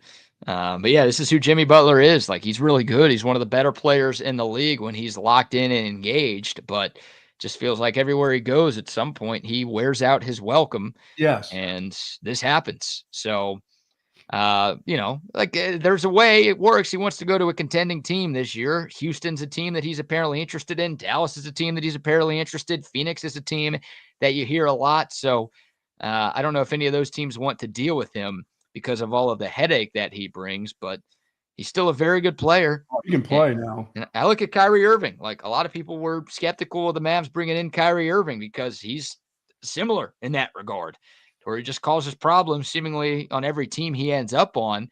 So far in Dallas, knock on wood, it's been okay, and he's been great. And the Mavs made the finals last year with Kyrie Irving. So maybe Dallas considers bringing in Jimmy Butler because the way Kyrie works. Else for them. That would be, and that's an incredible lineup now. Yeah, obviously Luka's hurt. I don't have a ton of interest in Jimmy Butler, to be honest with you, because the Mavs would have to give up some young pieces. And he's too much of a problem. He just, I mean, if the wind's blowing, 2 more miles an hour, there's something that's not right with that dude. Yeah, it just depends on what you have to give up. Like I don't want to say I'm not interested, because if the Mavs can get him for really nothing, or really little, or next to nothing, probably should word it like that, then I'd be okay with it. But if they're asking for like Derek Lively or any other young piece on the Mavs, like in return, it's like, no, don't do that. And the Rockets have to be smart too, because again, they're a team that's linked to Jimmy Butler. He's from Tomball, right, the Houston area. Yeah. So understandable that he wants to go play for them. And the Rockets are really good. The Rockets can't give up Amen Thompson or Jalen Green or Şengün or anybody like that. That's like important to the future of the franchise. I don't think you can. Sounds like the Suns think they could use him. He'll end up with the Knicks. Oof. Yeah, I don't know. The Knicks could be in the mix. The Suns are old, so the Suns make more sense, right? The Mavs and Rockets windows feel like they're open for a while. Right. The Suns are relying on, old Kevin Durant, who's still an all-star starter, still awesome, but a guy who's past 35. Bradley Beal, who's not as good as he once was. He's declining. Devin Booker, who's really good, but he's, not getting any younger. Like, that's a team that really needs to go for it right now, because in a couple of years they'll be SOL with nothing. Sure. So that to me, of those three teams, makes the most sense. The Knicks, I don't know. Like, the Knicks, they've got a good thing going with Karl Anthony Towns in the first year. I don't know if they want to try to upset the apple cart there, because but that guy brings such a presence of and Knicks been playing pretty good defense too. So it's not like they're not just an offensive group with Brunson and those guys. They play pretty good defense. Jimmy Butler plays everything. When he's on. His game is on offensively, defensively, rebounding, the whole works. Yeah. He's just such a diva, that dude. He's a diva. Yeah, Tibbs, the coach of the Knicks, was obviously the coach for the Bulls when Jimmy Butler was there, or at least some of that tenure. So, right. I don't know. Maybe there's a relationship there to where that could work out. But it's a mess right now, an indefinite suspension. The Heat have 5 more games before the trade deadline. I don't think I'm going out on too much of a limb saying Jimmy Butler's not going to play in any of those 5. No, they're not going to play him. His Heat career is done. Now we just find out between now and February 6th where he will be next. So there you go. Doesn't like NBA. Miami. They've gone to what? They've gone to the championship twice with him there, right? Once. Twice. Yeah, I think twice they've gone to championship with him. Yep. Doesn't like South Beach. Got to get out of there. Yeah, they were there in the COVID year, and they lost to the Lakers, and they were there against the Nuggets a couple of years ago. So, 2 runs to the finals with Jimmy Butler as the leader. It goes to show you he's a great player, like borderline Hall of Famer. Pain in the ass. Pain in the ass. Yep, pain in the ass. That's too bad, man. Yeah, it is. All right, we'll take your thoughts. Dakota text line 512-222-9328. Shout out to our great friends at the Circuit of the Americas. Some great events coming up there in 2025. Yes, make sure you check out circuitoftheamericas.com to see everything that they've got in store for you. Buck, before we get back into some Cowboys news, and we've got another reason to dunk on Gen Z, let's give a few more sponsor shout outs. So our friends over at 34 Wine and Spirits, 4601 Southwest Parkway, getting ready to have the big Super Bowl party. Please call in these guys. They can get it all to you. You can go by the store at 4601, pick it up yourself, all your spirits that you want, liquor, wine, Allstat. They have it all located at 4601 Southwest Parkway. If you're having a big party and you want it delivered, you want them to get out there in the big vans, they can get in the vans and get it to you. They're a wholesale distributor that would love to come to your office party and deliver it right there. No matter where it is in Travis County, they can get it to you. They're located once again at 4601 Southwest Parkway. That's 34 Wine and Spirits. Yes, indeed. Get your Altstadt beer there as well. The best beer that you can find in the great state of Texas. They've got a bunch of different brews, too. Something for every beer drinker out there. And we were talking earlier in the show about the weather this weekend in Central Texas. It's supposed to be gorgeous, especially on Sunday. Don't forget, no football this Sunday. Unless you want to watch the Pro Bowl. Godspeed to you. Get your drinking in. If you want to actually enjoy your Sunday and not watch the Pro Bowl, head down to the Altstadt Brewery in Fredericksburg. The place is beautiful and it's massive. There is so much to do. The outdoor beer garden, the indoor dining hall with live music. They got a German-style restaurant serving up some great European cuisine. Of course, you get to try every Altstadt beer. Plenty of samples along the way. You get to see how it's made.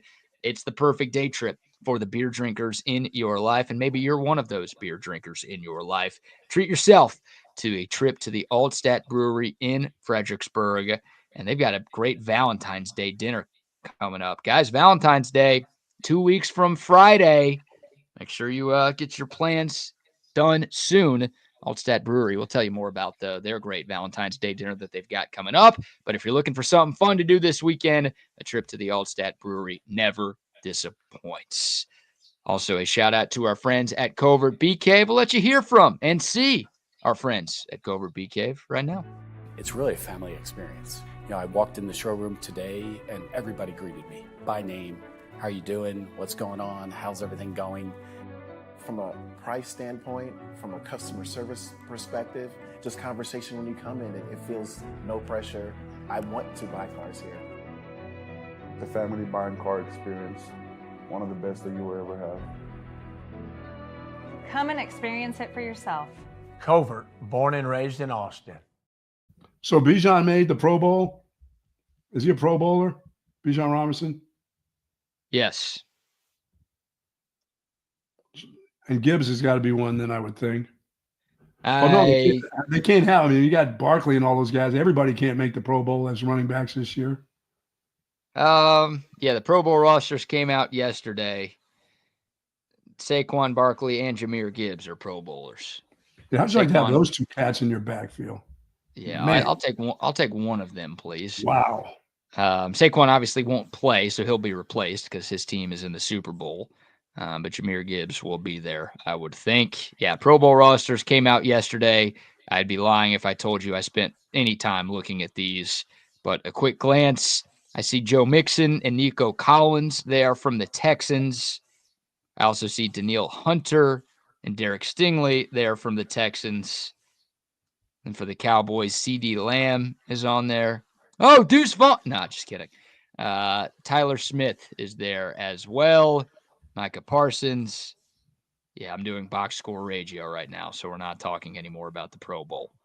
But Bijan made it. Awesome. I think. Although I don't see his name on this list. So we're banking on CB's comment. Oh, there it is. Bijan replaced Barkley. That's how he got in. Okay. So there you go. Congrats to Bijan. Great season. They actually gave him the ball a little bit more this year. They did. Yeah. It's a good strategy for Atlanta. That's going forward. That should be part of their strategy too. Yeah, he's the best player on the team, so maybe get him the ball. Like it was Tom Herman and Arthur Smith must be hanging out together right now. Yeah, really. Both of those guys lost their jobs in large part because they didn't give Bijan the ball. So, that is very confusing to me. Was at the time and still is. Oh, man. All right. We've got some AI for you, Bug. Nice. We've got Andy Reid and we've got Brian Schottenheimer. Which head coach would you like to hear from first? We had enough of Reid. Let's hear from Shotty. All right, we'll start with Shotty here. We do have some actual cuts. We might save these for tomorrow of Brian Schottenheimer talking about what he's going to do as the head coach of the Dallas Cowboys and what fans can expect. Yeah, we need to hear that tomorrow. What is he going to do? Yeah, we'll hear it because we didn't get any of that shit from Jerry. But here's AI Brian Schottenheimer. I wish I didn't set this up like that. I wish I acted like this was real. But here's AI Brian Schottenheimer giving his opening statement at the Cowboys presser yesterday. I am Brian Schottenheimer, and I'm what you get when you order a head coach on Wish. I am the Temu of NFL coaches. I'm ready to do my part here and be the scapegoat when things inevitably crash and burn. A lot of Cowboys fans wanted Deion Sanders as the head coach, but I'm just as good. If Deion is the NBA, then I'm like that new women's basketball league that looks like it's being played during COVID. I can't wait to see what kind of game plan Jerry comes up with. Jerry's been sitting here giving me backhanded compliments this whole press conference, but that's why I'm the Cowboys head coach. I keep my mouth shut and just let Jerry roast my ass. Steven's smartest hooker is really good at managing the cap. We've been using her methods for years, and it's my job to keep it that way. Just like I played second fiddle as a backup to Danny Werfel, I'm ready to play second fiddle to Jerry. Actually, I think I'm more like the fifth fiddle behind Jerry's Asian masseuse and all his illegitimate children in Waco. Wow. There's Brian Schottenheimer giving his opening remarks as the head coach of the Dallas Cowboys, playing the fifth fiddle. Those were real enough that it should have been what he said. Playing fifth fiddle to Jerry Jones's Asian masseuse and his 3 illegitimate children in Waco. Also, Steven's best hooker is apparently in charge of the cap. And, well, you look at the moves the Cowboys have made in recent years, that wouldn't surprise anybody too much. I mean, really, Jerry didn't give that guy any credit for anything. You're talking about backhanded high risk. I mean, if I was sitting there, I'd be like, yeah, I'm glad I got this job. But, damn, this guy really doesn't think that much of me. Well, that's what Shoddy signed up for. He's been in the building for the last 3 years. You would think he knew that, right? He does. He took the job because nobody else was going to give him the job. And he's been a lifelong football coach. He's been around the game since the late 90s, and no one's ever made him a head coach before. He's 50 plus right now. This is probably the only opportunity he was ever going to get. He fell right off the tree, right close to the family tree there. Right. Yeah. The Osmosis Jones. He's Marty Schottenheimer reincarnated. Wow. I guess that's what the Cowboys are hoping for. But again, no Super Bowls for Shoddy, Daddy Shoddy. So I love when Jerry was saying, he's been around players. I'm like, well, they've all been around players, Jerry. All the coaches have. He said, well, he's been around a lot of players. I'm like, okay. Right. A lot of them? Really? A lot of them. Yeah. Yeah. There have been a lot of coaches who have been around a lot of players. Doesn't mean they're great coaches. That's not a prerequisite or anything. I'm excited. Like I want that guy to succeed despite Jerry. Yeah. That'd be fun. I do too. He's a great story. Seems like a nice guy. Like I thought he did a good job yesterday. It's there's nepotism in football, so I don't want to call it a true underdog story because I'm sure Brian got into the league in large part because his dad was in the league. But a guy who's paid his dues, worked his way up. Like it's easy to root for. Yeah. So there will be people who hate the Cowboys who always root against the Cowboys who disagree with that. And I'm a little biased because I always root for the Cowboys. But I think a story like that is one you can get behind a little bit.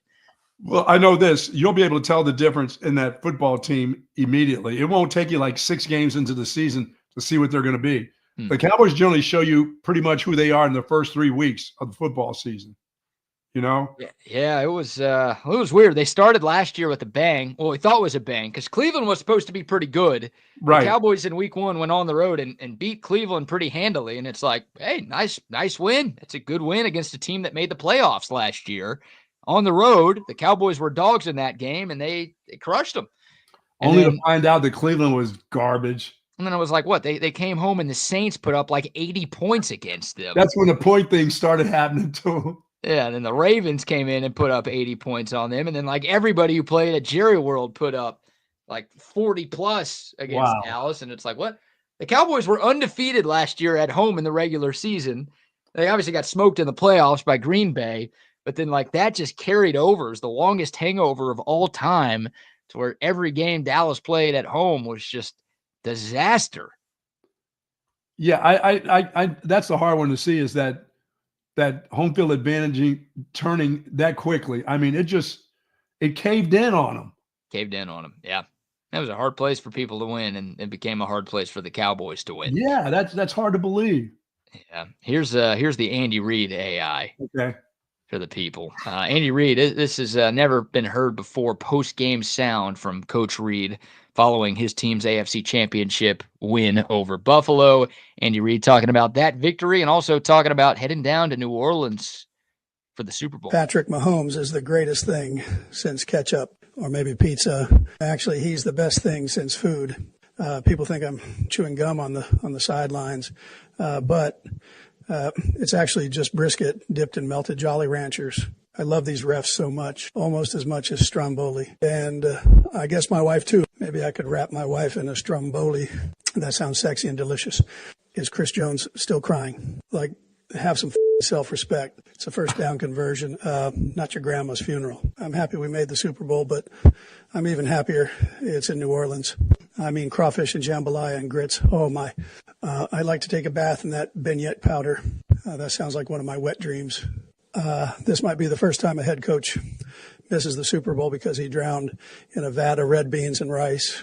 The biggest question is, do you hate us enough to root for the Eagles? Got to choose between Taylor Swift and a fan base that eats horse.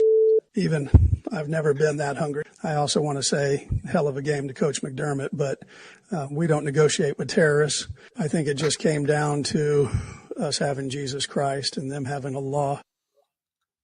Wow. I mean, that's great. That's what I was thinking. Andy Reid in New Orleans. That guy is going to eat up New Orleans. Something that, I mean, he's going to go down 2 days earlier to feed. He's going to be the first coach. Plane. Oh, yeah. Jeffrey Lurie will fly him down there 2 days before the team. He doesn't even have to be on the team plane. He's going to go down there and find out where all the restaurants are. Well, you're saying the Eagles owner is going to fly Andy Reid down early, so he maybe does drown in a vat of red beans and rice. Have Jeffrey Lurie send him down there. Miss the game because he's eating too much food. Or he can get one of Lamar or Bunker Hunt's, one of those 18-wheelers, and get him on down there, fill that thing up with food and send it back to Kansas City before he even gets there. How about that as a wet dream, taking a bath in the beignet powder from Cafe Du Monde down there. And then he wishes he could wrap his wife in a Stromboli. Great. That's real stuff. And then he's calling out his own players, Chris Jones, for crying on the sideline after the Chiefs clinched the AFC title, saying it's not your grandma's funeral. Calm your nuts. Calm down, will you? Hey, what are we doing there? Andy Reid. And is that group going to be as physical as the Eagles? They are. Kansas City's defense is as physical as anybody in football. Depends. That's why I'm wondering, what is Barkley going to get his against that defense? Joe Mixon was starting to get his. The Bills were getting theirs until they decided, hey, we'll quit giving it to our running back because that's not what we want to do. We're not really trying to win this. We're just happy to be in Patrick's house again. Yeah. So that he could beat us. They weren't really trying to win the game. That's the thing. Like, Houston's got C.J. Stroud. Buffalo's got Josh Allen. Those teams rely on their quarterbacks a lot. Philadelphia's a run-first type of team, so I don't think they'll abandon the run game, or I don't think they'll wait till the third quarter to start utilizing the run game like Buffalo did. So, yeah, I mean, can the Chiefs have one of the best rush defenses in the league during the regular season, but they've looked a little vulnerable, so far in these playoffs. So, yeah, are they physical enough up front? Can they win enough up front against one of the best O-lines in the game to contain Saquon Barkley, who has looked pretty uncontainable in his first few playoff games? I'm going to go with Barkley won't have a rush over 20 yards in that game. You can make some coin on that, I would think. I haven't seen the prop bet for Saquon's longest rush, but my guess is it's well over 20, which means you'll have an alternate line you could potentially take with your cousin. I'm going to go the dude's going to be under a 20-yard rush. Well, if that's the case, I think Kansas City wins. Interesting. I get Saquon could have 18-yard runs. Oh, yeah, that'll hurt a little bit too. Yeah, you could be right, and he could still go off. But I feel like Saquon, because he had a 60-yarder against Washington on the first play the Eagles had on offense. He had a couple of long ones against the Rams, had a couple of long ones against whoever they played in round one. Anybody they played, he's had a long one. Yeah, like in all three of these playoff games, then he's just been on a different level. And I know that the regular season MVP voting was done after the regular season, but Saquon is showing that he's one of the most important players in the game. Oh yeah, Green Bay in round one, he had a long run against them as well. So yeah, he's good. He's good. And apparently, I didn't know this, Jason, but the Super Bowl is on Saquon's birthday. Look out. So I don't know if that means he's going to play well or that means he's getting hammered on Bourbon Street the night before. Be a little too hungover to have another great game for Philly. Pretty low-key dude. It seems that way. He's pretty low-keyed. He really is. Yeah. Yeah, for a guy that good, he doesn't he's not over the top or anything. He's about the game. He's about the game. I think he's about the team. I think he's that guy. Doesn't mean he doesn't want to make every commercial like Patrick Mahomes when the time comes, and he doesn't want to be in every commercial like the Kelce's. I mean, but he's pretty low-keyed. I don't think not having all that crazy attention to him is I think it's fine with him during the season. I do too. Yeah, he's not a me guy. Seems like a great teammate, and obviously we know what he's done for Philly in his first year there. It's been incredible. Wow. So yeah. All right. We'll end with this story. We'll turn this into crosstalk as well. We've got some Gen Z to talk about because Gen Zers are struggling to do anything right. Want to give some love to our friends at Sue Patrick, though. Buck, I see you donning the Sue Patrick hat and shirt this morning. Indeed. I got you covered. 5222 Burnett Road. My friends. Plenty of space for parking. Get ready to get those baseball caps. I'm sure, Jay's, that they've got plenty of caps for the upcoming baseball season going on. So get ready for those. And, of course, we'll have softball coming up also along with that. Just It's going to be interesting to see how this. Yeah, that's right. I said it. It's going to be interesting to see how the women's softball team does in the SEC. Yeah. Well, they're preseason number 1. So, yeah, over Oklahoma, which is crazy to me. Because that's interesting. I was getting ready to say, what are they, 3 or 2? No, they're number 1, and wow. Florida's number 2, and Oklahoma's number 3. Woo! OU's won 4 straight Women's College World Series titles. So to be the champ, you got to beat the champ. In the words get of me Josh to one Allen. of those softball games. Come on now. Get out there. McCombs Field, they're fun. Team's really good. Mike White's got things rolling for Texas softball. So yeah, they're gonna be a force. The SEC's awesome. Of course, it's awesome. I think there's like 5 or 6 of the top 10 teams that are in the SEC. It's really good. So yeah, it'll be tough. Texas will have its work cut out for them. But yeah, we love our friends over at Sue Patrick, of course, and go to SuePatrick.com for more information. Yes, indeed. Passes.com/Texas One Fund as well. That's another place you could go to elevate your Texas fandom to another level. Content that you can't get anywhere else. There's a new podcast with Arch Manning, DeAndre Moore, and CJ Baxter that was just posted a couple of days ago. Great stuff going on site all of the time at passes.com/Texas One Fund. You can also get access to VIP events, tailgates, meet and greets, all of those things that other Texas fans can't get. It's a great way to support the Texas One Fund and a great way to support yourself by, once again, giving you access to content, memorabilia, events that nobody else can get. Passes.com/Texas One Fund. All right, we can bring on the fellas for this crosstalk because we've got some Gen Z dunking to do. There's a recent study done by Finding the One, surveyed 1,500 Gen Zers, and it asked them about their cooking habits. Before we get to the results, I'm going to ask you guys. Wags, I'll go to you first here today. Okay. Do you consider yourself competent in the kitchen? No.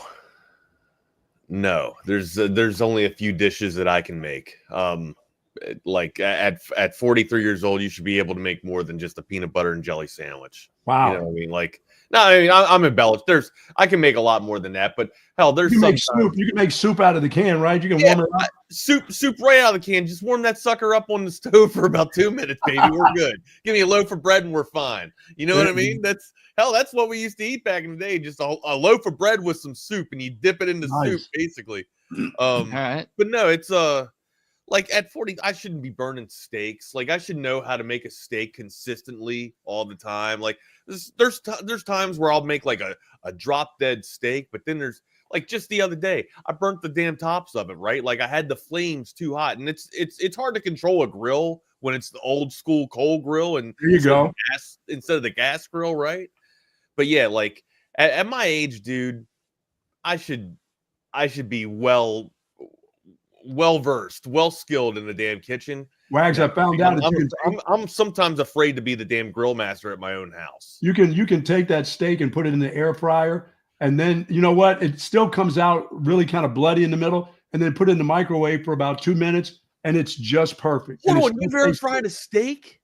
Oh yeah. Oh, that air fryer does all that. You put a little small ribeye in there, and then it'll still be bloody, which I don't like. I don't like my steak. Yeah, I like it bloody. I don't like it bronking. You know what I mean? I don't like it bronking on the plate. I don't like steak real red. 2 minutes on one side, 2 minutes on the other. I usually cook it a little bit longer just for my kid and my wife. But yeah, well, I'm not allowed to use the stove, so I think of myself as average. But for a guy that doesn't get to use the stove, I'm like you. I have to go outside in the grill on the side of the house. That's it. Double R, what say you? Are you competent in the kitchen? The bloody part, always use a towel, by the way. The same thing with the grill. I mean, when it comes to burgers and steaks, I am a good griller, I will say. Nice. That. I am good at that. But when it comes to like kitchen stuff, the only thing that I can truly make, and I get really panicked when I'm doing it because it's a couple different things going on. As a matter of fact, I'm doing it tonight. I can make spaghetti. Wow. And I think that's, being a young dude, it's like you're going to have a lady over, you're going to try to make a meal. It's like, okay, I'll make some Italian food, make some spaghetti, but that's about as good as it gets. Frozen meatballs. Lasagna, you can't put a lasagna together. I can get the one from the store and stick it in there for an hour and 30 minutes and then take the top off. This is you guys, it's almost like y'all read this story with some of the examples you've given. So this study surveyed 1,500 Gen Zers and asked them about their cooking habits. 27% of them said they couldn't make soup, that they didn't know how to make soup. If they were given a can, they wouldn't know what to do. What? What about this? 61% of people aged 18 to 28, that's the Gen Z timeline for this story, said they didn't know how to make an omelet. Not like, 50 ingredients, just like literally how to make an egg into an omelet. More than 60% of respondents said they couldn't do that. 42% said they couldn't whip up a basic stir fry, which I don't know how much people are doing that, but more than 80%, Buck, you asked about lasagna, more than 80% said they didn't know how to make a lasagna or roast a chicken, and they wouldn't even know where to start. See, I've never made lasagna, but I mean, I can make a chicken. I can do chili. I can do, I guess, I don't know. Is there a test? Is there a competency level test in the kitchen? No, those kids are just stupid. Can't make soup. I mean, really. Lazy. So that's why I cracked out. You guys are talking about like, oh man, I like slightly mess up a steak, or it's like, no, these people can't like cook eggs for breakfast. Oh wow! I started out with Campbell's bean and bacon soup, and now I can make a pasta out of that damn thing now if I need to. I mean, I can make it. I guess I'm competent in the kitchen. I wouldn't say that I'm a gourmet chef by any means, or a grill master, but I can cook you something. I have do's and don'ts. Survive. I can't turn the stove on, so I'm not allowed. If I get dude, all hell will break loose. Yeah. Joyce doesn't let you turn anything on. No, I can't use the stove. I'll put the wrong kind of pot on the stove. I'll get no. But you would know. You would know at like, okay, maybe not your stove, but if you came over to my apartment and I asked you to like make some eggs, you would know how to do it, right? Oh yeah, bacon and eggs. Hell yeah. Yeah, bacon and like, eggs. More than 60% of people aged 18 to 28 can't do that. They're not stupid. They're not stupid. That's ridiculous. They're blaming. Some of them are blaming their parents. Like, we just didn't grow up in the kitchen, so we didn't learn how to do that stuff. Mom never went in the kitchen, huh? I got that. Yeah, mom never went. One of my daughter's guys came home a while back, and she was doing something. And she was like trying to open a can. I mean, it wasn't soup. I don't remember what it was. And she's like, "Dad, can you come in here and help me? I can't open this can." And she's got these fingernails that she goes out and pays for, and it's like, I don't want to open the can because I'm going to break my nails. I'm like, are you serious? Rodney, we used to have that old can over. We used to twist that. Remember that? Twist that sucker. The twister. Yeah. I still have one of those, I think, somewhere. Oh, I guarantee you they couldn't open up a can. They couldn't open up a can like that. No. Bucky, you remember the Spam when you used to have Spam and you had to use the key? The key? You had to put it around the side. Remember? Oh, yeah. Twist the side.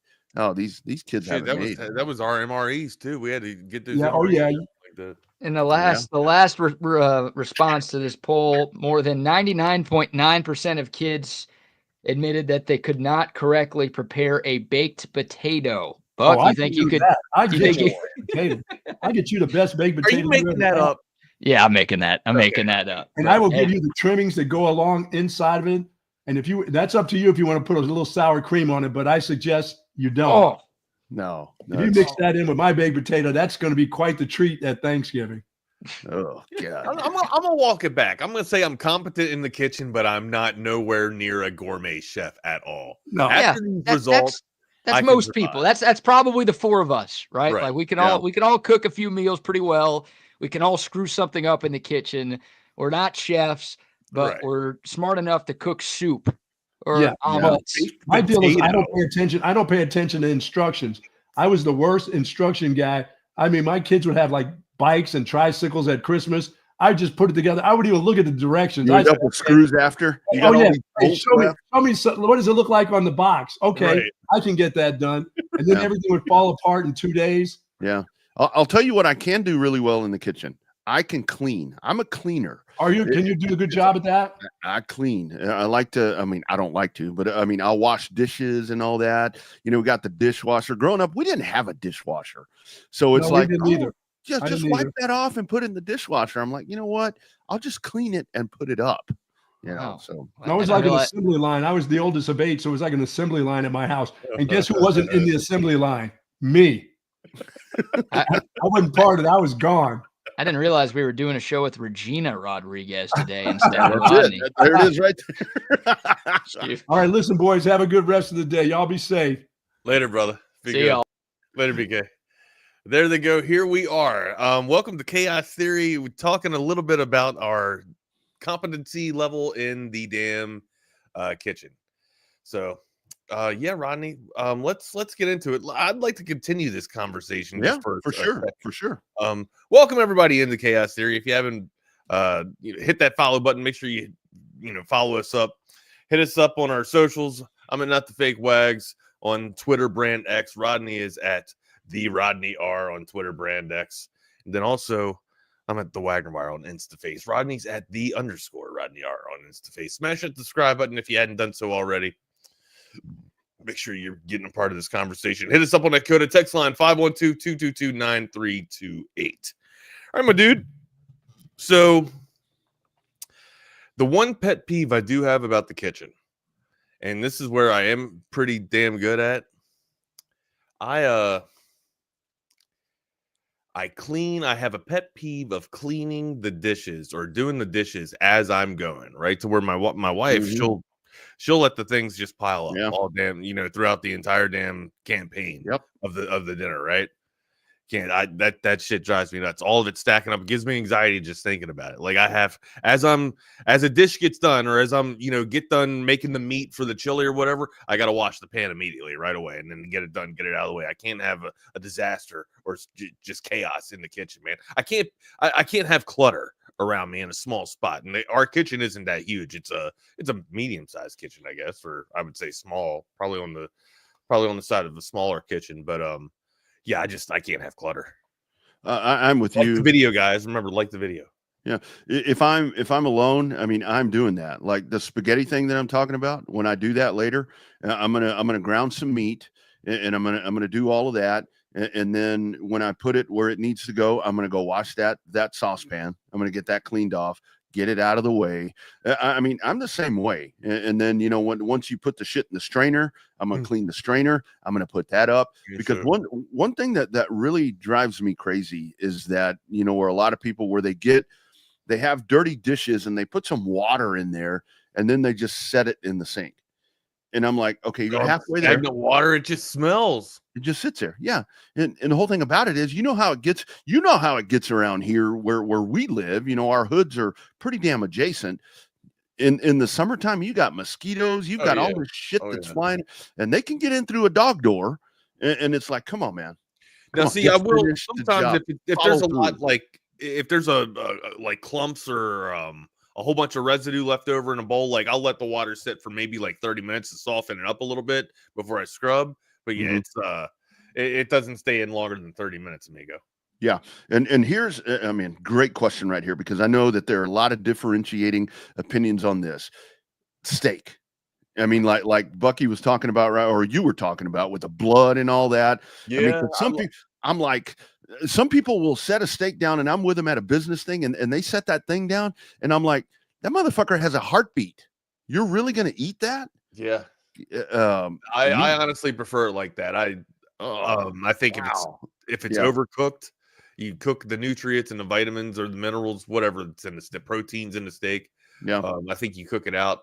I embellished a little bit ago with 2 minutes on one side and then flip it in 2 minutes on the other, but it's probably like 5 minutes, honestly. Like 5 minutes on one side, just heat it up. When I cut into the center, I want a little bit of blood coming out of it. Yeah. It's just how I am, man. I'm a medium well kind of guy. I've always been, I don't want it overcooked. I mean, I don't want it dry. I don't want it chewy. I don't want anything like that. But for me, medium well is the way to go, because that's where, and I really think when it comes to steak, the baked potato is extremely important. With that, I know that was a joke a while ago, but I mean, with the baked potato, when that thing is dressed up the right way, I think that really adds to that. And the one vegetable or whatever you're going to have right there, It's got I need that steak to kind of have a little bit of that. Do you get crazy with your baked potato? Like what all do you put on your baked potato? Some We're on the bitch is topic of loaded. food here. I'm going to stay on here for a minute. What all do you put? Do you load that sucker up? Loaded. Yeah. You put sour cream on it and everything absolutely, too? Absolutely. Whenever that comes out, and I don't know if this is the right thing to do, I eat the skin. Okay. Well, so here's the thing. All right, now I'll even eat the baked potato with my hands. Now this is weird. All right, so same. This is a very odd way of eating a baked potato. This is very non-orthodox. Okay, so you take the baked potato, right? It's already made. You take your butter knife, not your steak knife, because usually you're eating baked potato with a steak, right?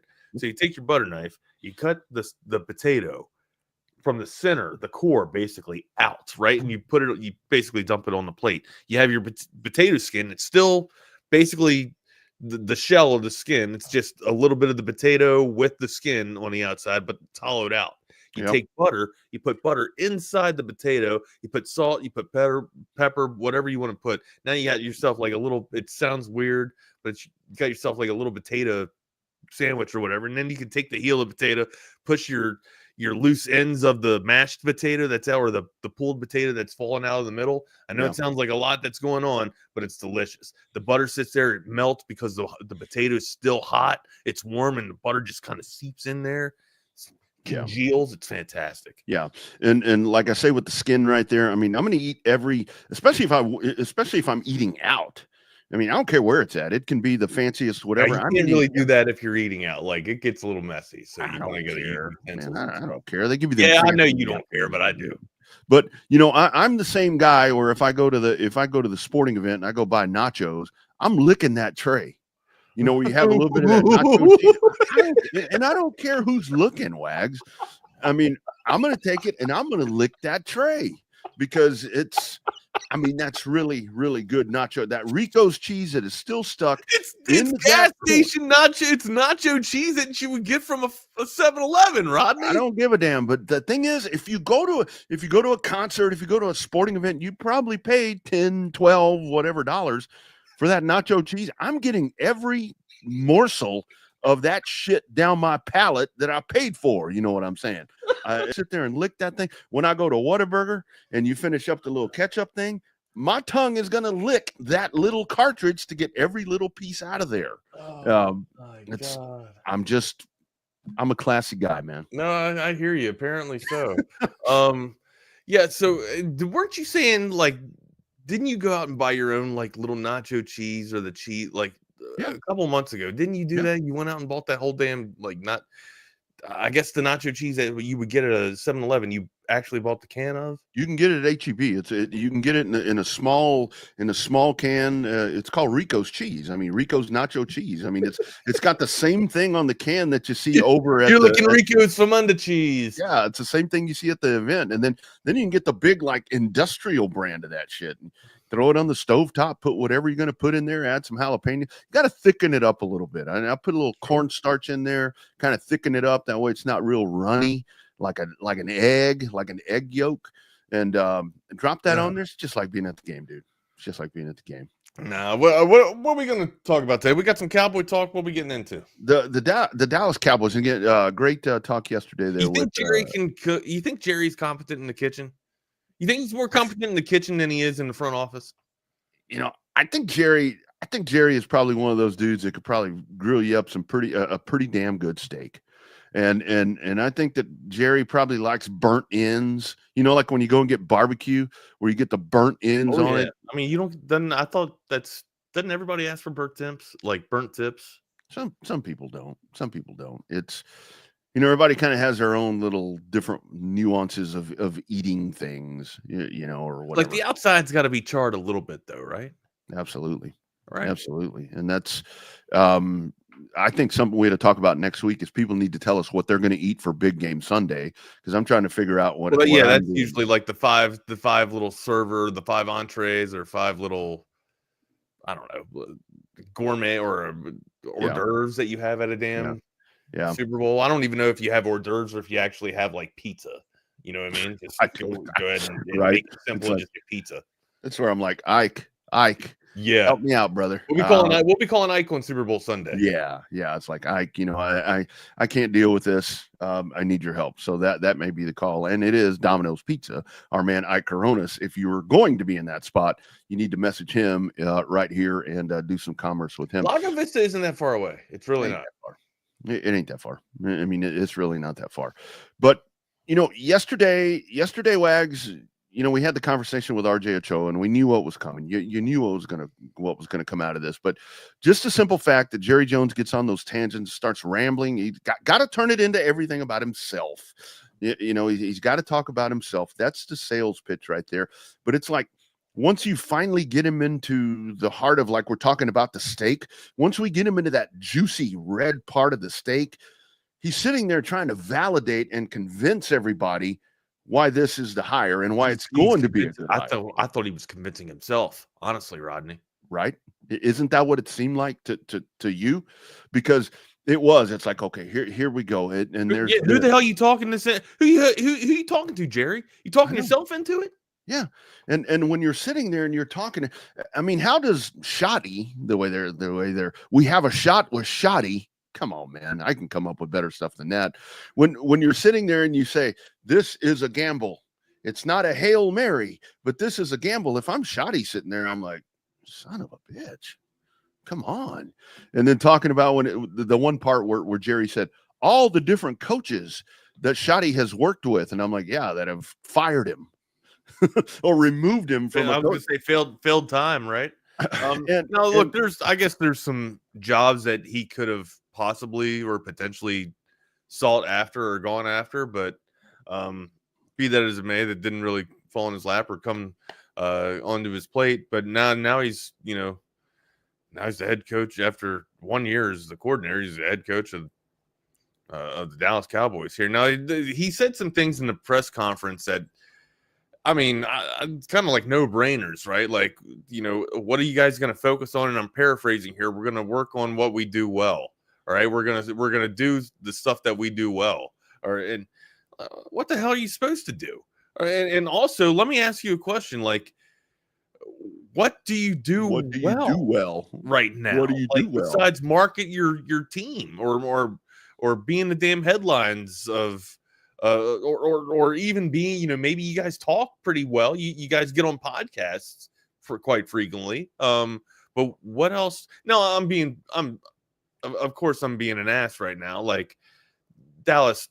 I think Dallas is one of the better teams on paper. I thought Dallas was a legit roster. Of course, injuries happen and prolong this or kind of derail the season a little bit, and hell, like infighting, I guess you can say, a little bit in the locker room kind of messed up a little bit of things for Dallas here. But procrastination and front office management is really like the kick in the dick for you guys. I mean, it's sitting there waiting for something to fall to you. Maybe people don't think that the Dallas Cowboys has that gleam, that glow of gold coming off of the damn stadium, Cowboy Stadium, that everybody else thinks it's going on like Jerry Jones does. It's probably not the best landing or stomping ground to be around anymore. So, I mean, can't be that attractive is all I'm trying to say.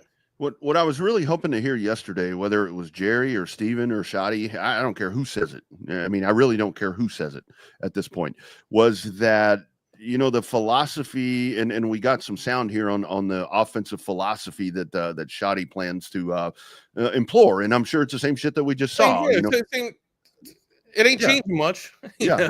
That's not going to. Let's listen to that. Here, the offensive philosophy that's coming up under Shoddy. Obviously, the starting point for me would be things that our players do well. You're always going to start with that. If your system's not flexible enough to do what your players do well, then you're probably in the wrong business. But I'm a big believer in cut splits. I'm a big believer in shifts and motions to distort things. We're going to do a great job of marrying our runs and our passes and make those look the same. I'm proud to say that 2 different times in my career as a coordinator, we led the league in rushing. And they go hand in hand. The running game and the action passing game go hand in hand. But I would say there's a there's a tempo element that we're excited to mix in. I'm blown away by that. Yeah, it's not going to be all Marty ball, right? You're not going to run the ball down the throat like your dad did. You're going to have balance to an offense. Shocker. Nail on the head right there, brother. Nail on the head. And the thing that comes about with this is what I wanted to hear was we're going to try a new philosophy. We're going to attack free agency. And that's what you wanted to hear, right? Right. And they're so stupid that even though if you're going to do that, you don't say it. But they're so stupid that they would say it, if you know what I mean. I wanted to hear we're going to attack free agency. We're going to he's talking about, marrying the running game with how, with who, how are you going to improve the running game? I mean, what? Yeah, I would have talked about differences of what you would probably potentially see this year as opposed to what they saw last year under his tutelage or under his I guess leadership, right? Like, yeah. And it's like, I mean, I would be very matter of fact. And again, they don't owe us anything. They don't have to tell us anything, but I would be very matter of fact in the sense that we know the running game struggle this year. We are planning to be proactive through free agency, through the draft, through whatever, to try to improve that. And anything I hear this blah, blah, blah, blah, blah, and Jerry telling stories and dropping glory hole things and Steven sitting over there, it's like they sit there, Wags, and it's like anytime Jerry says something, those guys are just like, it's like watching Beavis and Butthead. These guys. It's definitely a soap opera, right? So here's the thing about Schottenheimer that I wanted to hear, right? I didn't want to hear about the philosophy because the philosophy wasn't going to change that much, being you're coming from an office coordinator and you're now the head coach. RJ kind of alluded to that yesterday when we had him on the show. But the thing of what you're talking about, like your plan of attack, right? Like, what are you doing outside of the X's and O's? What are you guys trying to do to bolster your roster? How are you going to shore up or supplement some of the stuff on your roster that are clearly evident that you're vulnerable in, right? Like, how do you dress that up? I'm not worried about if you're going to have a balanced attack. No, you're going to have a balanced attack. No shit. Really? Yeah. Great. Let me go back to Pop Warner football, Brian. Are you kidding me? No, let's talk a little bit about, how you're going to address the offseason and shore up some of these vulnerabilities that are in your roster. That's ultimately, I think, what all of Cowboy Nation wanted to hear. Don't procrastinate and let something just fall to you. Go out and be proactive and get it. Yeah. Then that's not what I heard from the press conference. Now, I hear some people, talking about Lee and Cohn, his press conference as well. I have not seen that one yet and heard audio from Lee and Cohn's press conference yet. And it's just really concerning if you're a Cowboy fan. I mean, there's lots of things that are really concerning, but it's just one of those things that when you see this happening, and the comment yesterday where Stephen Jones did the air quotes about the perceived drought that this franchise has been in. No, Stephen, this is not perceived. 30 years ago today, you won your last Super Bowl, buddy. Yes, you have been successful. And I mean, you look at Buffalo. I mean, the question we had yesterday, what does Buffalo do next? At least they're getting there. Yeah, I think they're still trending up, right? Like they might be a player away or maybe two players away. Hell, they might even have they might even have the arsenal. They might even have the weapons. They might just be missing the refs. Yeah. I kid, but still, like, no, I mean, clearly I don't think their window is shrinking at all. Buffalo, right? I still think they're full throttle and pushing to contend for a damn Super Bowl. I think regardless, I don't know what you watched in that AFC Championship, but that's what I saw. I think a lot of folks now are saying that you need to make the change at head coach. I mean, if that head coach becomes available, he's not going to be unemployed for long because, you're getting to the brink. That's better than a hell of a lot of teams. And the thing with Dallas, the other thing yesterday, Wags, is where I heard it repeatedly from a couple of the different DFW reporters on hand right there, where they specifically asked about Philadelphia and Washington, how they have modified their rosters, how the runs that they've been on. They specifically said Seattle or Philadelphia's been to 4 Super Bowls since you have, blah, blah, blah. But still, you listen to the answers from Jerry and Steven, and they start talking about the 49ers. And I'm like, Don't worry about the 49ers. Worry about your division. Well, the 49ers. Well, the 49ers missed the playoffs. And their window may be closing. And you're sitting here worried about this. Look, this last thing I'm going to say. I like Brian Schottenheimer. I was a Marty Schottenheimer fan all those years in Cleveland. But it's not that I don't believe in Schotty.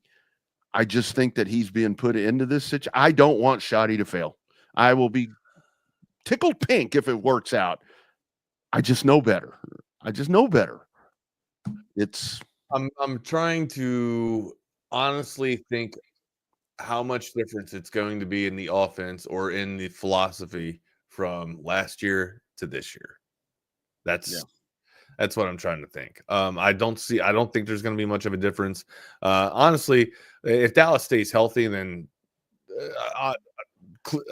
you guys know how big I was on Dallas this year. I think if they don't have all the injuries, I still think they're contending for a division championship. It was like a chain reactor this year, right? Like one thing just kind of laid on top of each other and just kind of added on and started dragging everybody down for Dallas, and it just steamrolled, man, and it got too far ahead of itself. I think you come back, you address it with a fresh mind and a fresh season. I think you're already staring at a winning season just with the damn roster itself. You shore up a couple of things. Maybe you find an offensive tackle or an offensive lineman in your draft here. You nail your war room pick, and hopefully you start to turn this thing around. Now I'm being optimist. Okay. I was pessimist earlier, trying to beat up, Schottenheimer here. Maybe there is a little bit of hope. But ultimately, I would have liked to hear a little bit more about, how you're going to, how your plan of attack in the offseason on what you're going to do to shore up some of your vulnerabilities, not your X's and O's. We have your X's and O's. If Brian Schottenheimer takes the Jacksonville job, it's the story is very different, because it's like, Wags, let's say this. Now, hold on now. Why is that different? Because it doesn't have that target on it that don't have the ring to it, right? Don't have the spotlight on it. Sure. Yeah. It's one of those things. Look, the story is great. Let's say that this works out in a perfect world, and hell, they win the division and get past the second round of the playoffs, get to an NFC championship with Schotty. I think we're all looking at ourselves and thinking, damn, well, I guess we kind of, missed the boat on that one. But if this situation happens at Jacksonville, you're like, okay, well, they're going to give this dude a chance. They're going to try to give him the opportunity to rebuild the franchise and put his own stamp on it. What he's doing here, he's just the next man at the helm. And this is very much, Dak Prescott was at that press conference yesterday, sitting there smiling and clapping. And this is very much a Dak guy. And you go to Dak Prescott. Also, how much did Jerry not want it, or Jerry and Steven, how much did they not want to change the offensive coordinator or a new playbook for Jerry Jones, or not Jerry Jones, for Dak Prescott? Take the flip side, right? Exactly. You want continuity where you have a quarterback like Baker Mayfield, who now has, this might be crazy. I think this is right. I think he has had I think this is going to be his 8th coordinator or 8th coach that he will be with now. That's outrageous. How I think that he's only been in 8 years. How long's he been in? I don't even know. It's almost like every year he's getting a new coordinator or something like that. That's what it seems like. So you want continuity, right? Dak. If I was Dak, I would be smiling a little bit. At least I'm going into this offseason comfortable, with the same playbook that that we're used to, right? We can work on, OTAs pretty easily, or we can, be in the backyard, me and CD, or I can go out to California with CD Lamb and throw him some balls or some shit like that. Mm-hmm. I don't know. There's optimism with that. And this is where, Wags, you look at the press conferences yesterday. Pete Carroll comes out for the Raiders. That dude's confident. We need to be winning now. That's what I wanted to see. I knew I wasn't going to see that. Pete's been in that situation before. He has, right? He has.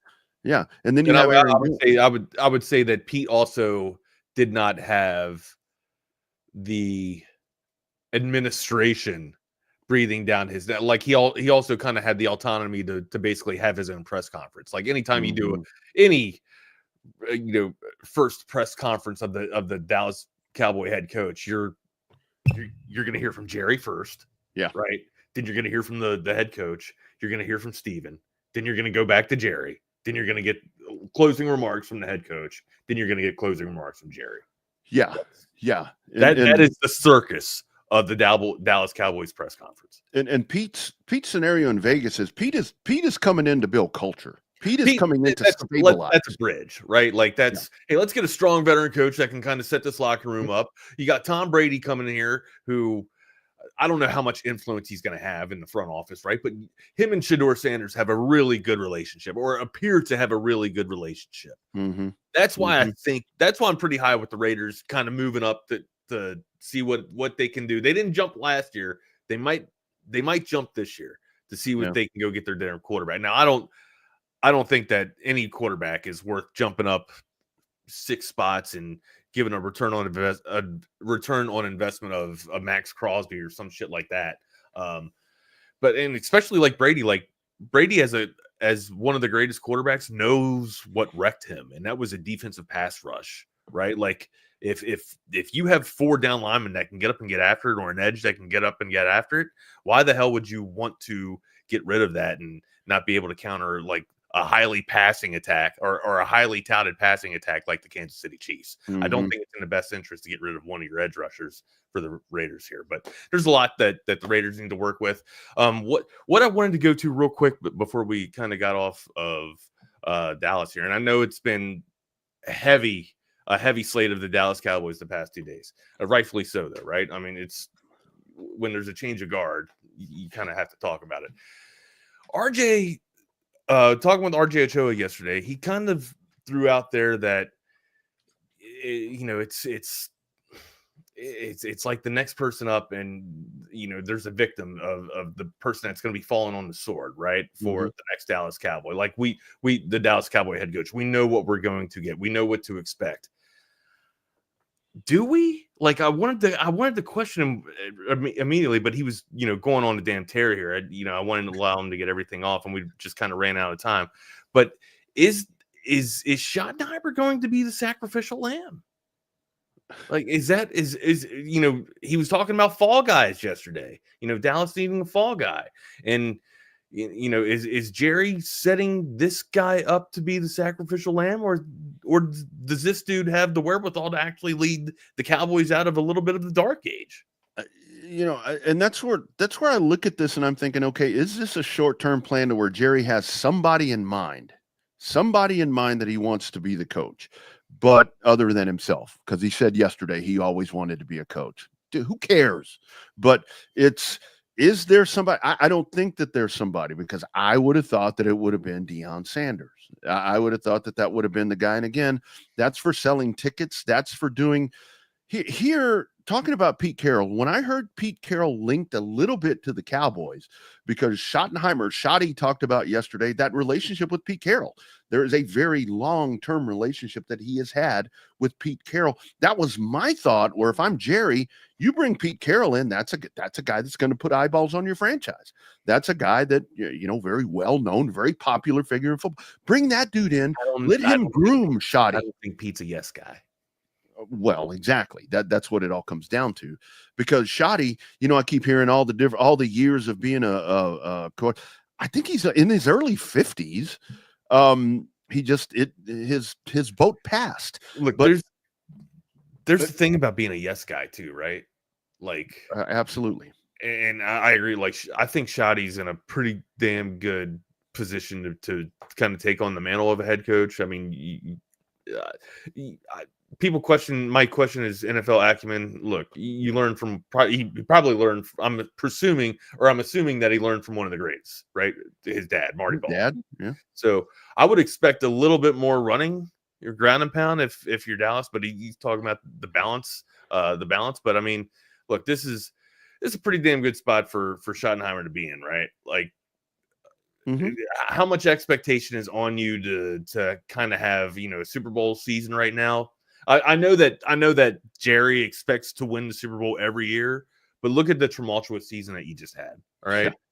Yeah. I think you have a roster very capable of of contending, or at least contending for the division championship when everybody's healthy. Mm-hmm. I think, you come off of an abnormal season, an anomaly of a season to where it was really this bad with this roster, right? Yeah. Injuries kind of prolonged that, or kind of made it into that. I think if you're shot, you get a 10-win season here, you kind of start making, the path to success a little bit easier. And then who knows, maybe you beef up your offensive line and you start getting, you get proactive and you start getting a damn running back that's worth a shit. Now, I don't know who's going to fall to you in the draft. I don't know if Genty's going to be there, but that is one thing you have to address your running game. Even if you're not sure of the running back and you've seen like the success that he had in college, you at least got to take a shot on it. Look at a la Bucky Irvin comes to mind, right? Like people were talking about, he's undersized, he's not going to be able to make it. They said the same shit about Jahmyr Gibbs too.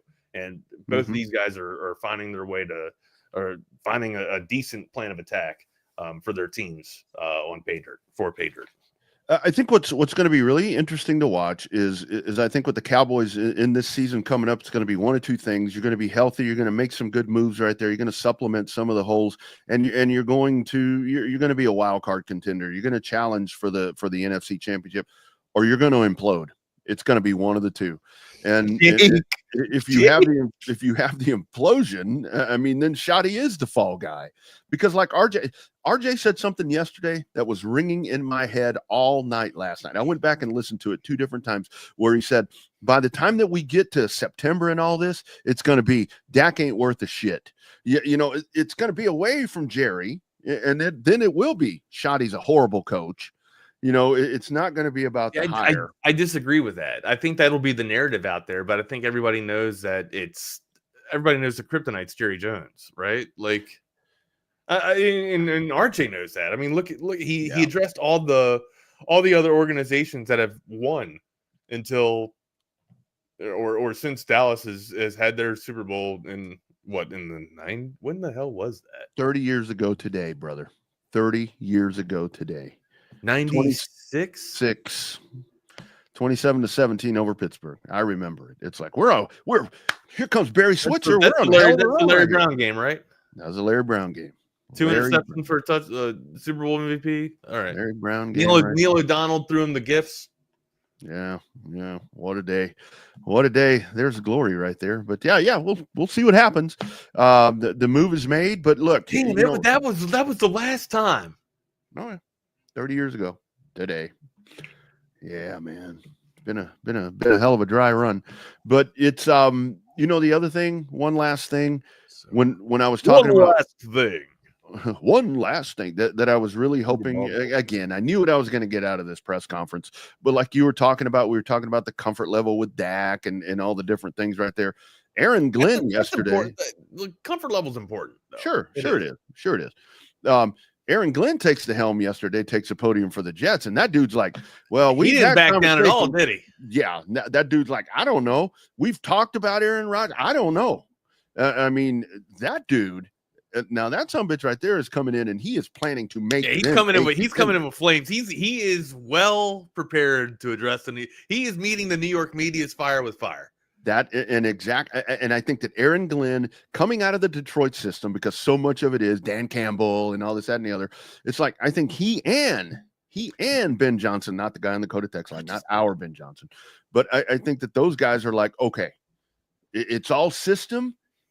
I'm going to make Chicago a winner. I'm going to make the Jets a winner. We're going to contend. Also, Aaron Glenn is kind of familiar with New York, right? With at least with the New York media and how to handle the New York media. Yeah. You got to show their teeth. You got to show your teeth at them, right? You can't just back down and cower from the New York media. When what they give you got to give them at least 10% more, 10 times more. Fight fire with fire, man. Aaron Glenn's coming into it, not backing down from anything, being like, yeah, we're going to talk about Aaron Rodgers. Bet your ass we're going to talk about Aaron Rodgers. All right, you can ask questions. I'll answer it. Absolutely fired up and going off. I think it's a breath of fresh air for the New York Jets. I still don't think they're going to get out of the doghouse. They got some pieces. They got talent on that roster for sure. Honestly, I think you absolutely have to get rid of Aaron Rodgers if that's the whole overlooming or cloud, ominous cloud that's kind of overlooking and looming over the entire organization, you got to get rid of it. You do that by getting the guy off your roster, try and convince him to, go into a retirement where he needs to be. Clearly, the production that he had on the field was off. You try to bring in Davante Adams to make a good rapport and have your good connection. And what do you do with that? You kind of put a wedge in the locker room with one of the best young, talented wide receivers in all the damn league, which is Garrett Wilson. I don't know how you don't utilize that dude's talent, but or you think maybe with talent on both sides with Davante Adams and Garrett Wilson, you'd be able to make something happen. Aaron Rodgers completely just hones in on what he knows. He goes with the I guess level of trust that he has with old receivers, and he's not willing to work with new ones, and it's kind of came back to bite him in the ass, and I think it's taken away from his game. It's like what happens in Dallas. I mean, you resort back to what's worked and what's not worked, and that's kind of what's happened right there. But I think Aaron Glenn, I am very confident that when he went in here and started making this deal with the Johnson family, he's like, look, this is my show. Right. This is my show. My ass is on the line right here, and I'm going to operate like that. And that press conference yesterday gave me no reason to not think that. So, we'll see what happens there. But it was press conference day. You guys, covertobcave.com. If you're looking for that new or pre-owned car, truck, or SUV, you got to go see our friends out there, Dan Covert, the amazing staff out there. Check them out today. Check them out this weekend. Go to covertobcave.com. They've got weekly specials and are ready to take care of you. Here they are. It is Covert Bee Cave. It's really a family experience. I walked in the showroom today and everybody greeted me by name. How are you doing? What's going on? How's everything going? From a price standpoint, from a customer service perspective, just conversation when you come in, it feels no pressure. I want to buy cars here. The family buying car experience, one of the best that you will ever have. Come and experience it for yourself. Covert, born and raised in Austin. That's right. Nobody beats a Covert deal. Not now, not ever. Thank you, CB29. I round up. I'm bitter. I round up 30. It feels like 50. Yeah, man. Yeah, man. Now, you guys, we just got done talking about Covert. You guys know about, if you're going to get your kingdom of chariots there, you're going to go out there and see the kingdom of chariots. You're going to have to accessorize them too. We do that with Real Truck. Make a purchase of over $100 right now, and you get a hat thrown in by Real Truck. Let's hear from our friends at Real Truck real quick. Building a home for the people who are worth it. Stepping out, throwing in a line, and dropping the tailgate for a picnic. And finding far-off campsites with the people you're closest to. Upgrade your truck, Jeep, or Bronco with over 1 million parts and accessories. And bring your truck to life. Real Truck. Yes, they are. Real Truck, one of the best in the biz at accessorizing your vehicles. Make sure you give them a call and give them a shout out. Tell them that we sent you there as well. Also, we'd be remiss if we didn't tell you about audiovisual consultations. 512-255-8678. You got time. You got time until January 31st, right? Make sure you schedule them and get them on your slate. That way they can get in your house and give you the viewing setup of your dreams. And whether you want the 2 TVs or the 3 TVs like my man Rodney has, or you want the 4 like BK has and do the video wall, it's all deadly, man. avconsultations.com. Go to the gallery of website, or go to the gallery of projects that they have on their website. That way you get an idea of what you want over the past 35 years since they've been setting the standard in audiovisual automation. 512-255-8678. Give Tom a call today. That's right. Wags, Cowboy related somewhat. I heard the guys talking about that this morning, but I saw it as well. Kind of some rumblings around there. Tashard Choice played for the Cowboys. Tashard Choice, bullshitting with me. No, the dead serious. He's been mentioned as a running backs coach for the Cowboys. I mean, there's you wrote down defensive coordinator on the slate. Oh, did I? Yeah, you wrote down Tashard Choice as the defensive coordinator. As a DC. Oh, I meant Dallas Cowboy. Dallas DC. DCRB. I'm sorry, man. I write in Morse code all the time. It's like, and very much in shorthand.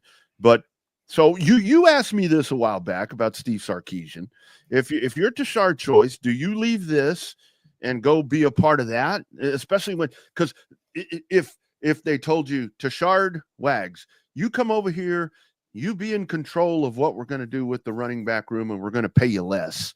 No, but you get to be a part of the Dallas Cowboys. What is that though? What is that now? That was my point. Like what is it? It doesn't have the like the whole novelty to it anymore, at least for me, right? Like to be, to wear the star on your helmet or to wear the star on your chest meant something a while ago, right? I don't. It feels like a damn circus at this point. Like, and I say this all the time. I really, and it's almost gross at how real and how truthful I believe that this is. If Jimmy Johnson and Jerry Jones would have just been able to coexist, the Dallas Cowboys would never have stopped losing, or never have stopped winning. They'd still be winning. Like I get that, Barry Switzer had the last, Dallas Cowboys in the Super Bowl or whatever. It doesn't matter. Like they would not be losing at all. Like they'd still go on their damn 20 year. I wholeheartedly believe this. Now Jimmy Johnson probably would have gone on and retired 10 years, after his run at the Cowboys, or 10 years with the Cowboys there, and probably into the early aughts. But still, they'd have been winning. Like there's just a winning mentality, and it happens. This is kind of what I wanted to hit the nail on the head with, right? Talking about yes men with Jerry Jones. Usually people that are yes men really don't have that much success, right? Because you're waiting on the next order or the next idea of the guy that you're going to say yes to, instead of having, individuality, which can be a really good thing at some time at points. I get that it's a winning, it's a team thing, and you're trying to go with the front office's mindset, right? But y'all have to be on the same page, or if you feel like it's not a good idea, or maybe procrastinating and not letting a running game get, you have to speak up. You have to actually, I don't think this is a good idea. What if we did it like this, right? It's not a bad idea to kind of contest somebody's philosophy, right? Usually you can kind of get at the ends of it and find out where the holes are in the plan of attack, right? To sit here, oh yeah, I think it's going to work great. I think it's going to be great. And all of a sudden a shit show ends up on your lap. You see success with with most of these coaches that aren't yes men. And it's because they have confidence in the wherewithal within their own philosophy. Yeah. Yeah. And your point is spot on, because I see a lot of folks that'll post on social media or just in random conversations about the Cowboys where if Jimmy Johnson were still coaching, they'd still be winning. No, I know that's hyperbolic, right? I get it. It's hyperbolic, but still like it's probably a cop out to say that shit, but it's true. It's just, he didn't put up with any shit, and Jerry got rid of him for it. Yeah. Well, and it was Jerry. I mean, Jerry wanted that. I mean, the story of what happened in Mobile is infamous of what happened that night when the shit hit the fan with all that. It's Jerry where it's like, no, it was actually me that did all this. And that's where it's so weird, because when you look at when Jerry really took this team, when Jerry bought the team, the Tom Landry firing, which, I mean, come on, that really wasn't a firing. That was just part of the deal, the way it happened. It just so happened that Jerry was the only dumb fuck that would do it. It came down to Jerry wanted the glory hole that he talks about. I truly think that I forget that Jerry Jones fired Tom Landry in Austin. I think it was an Onion Creek Golf Club, if I'm not mistaken. Rides on up. How do you fire the man in the hat? To hear the Jerry Jones, I think 30 for 30 or Football Life or whatever it is, Jerry tells that story, and it's, man, it'll give you chills, man. It will give you chills the way that it happened. And then he says, we graciously departed, and it's like, wow. But the thing with Jimmy, no, Jimmy would not be coaching this team anymore. Jimmy would be on the boat. Jimmy would be doing what he's doing over here with. He'd be fishing. Yeah, he'd be out there fishing. Sure. But you know what Jimmy did? Jimmy would have had pieces in place and trained. What do they always say in business? You want to train your replacement. Yeah. Right. Like when you own a business, you want to train who's going to take over your business, so you continue to profit.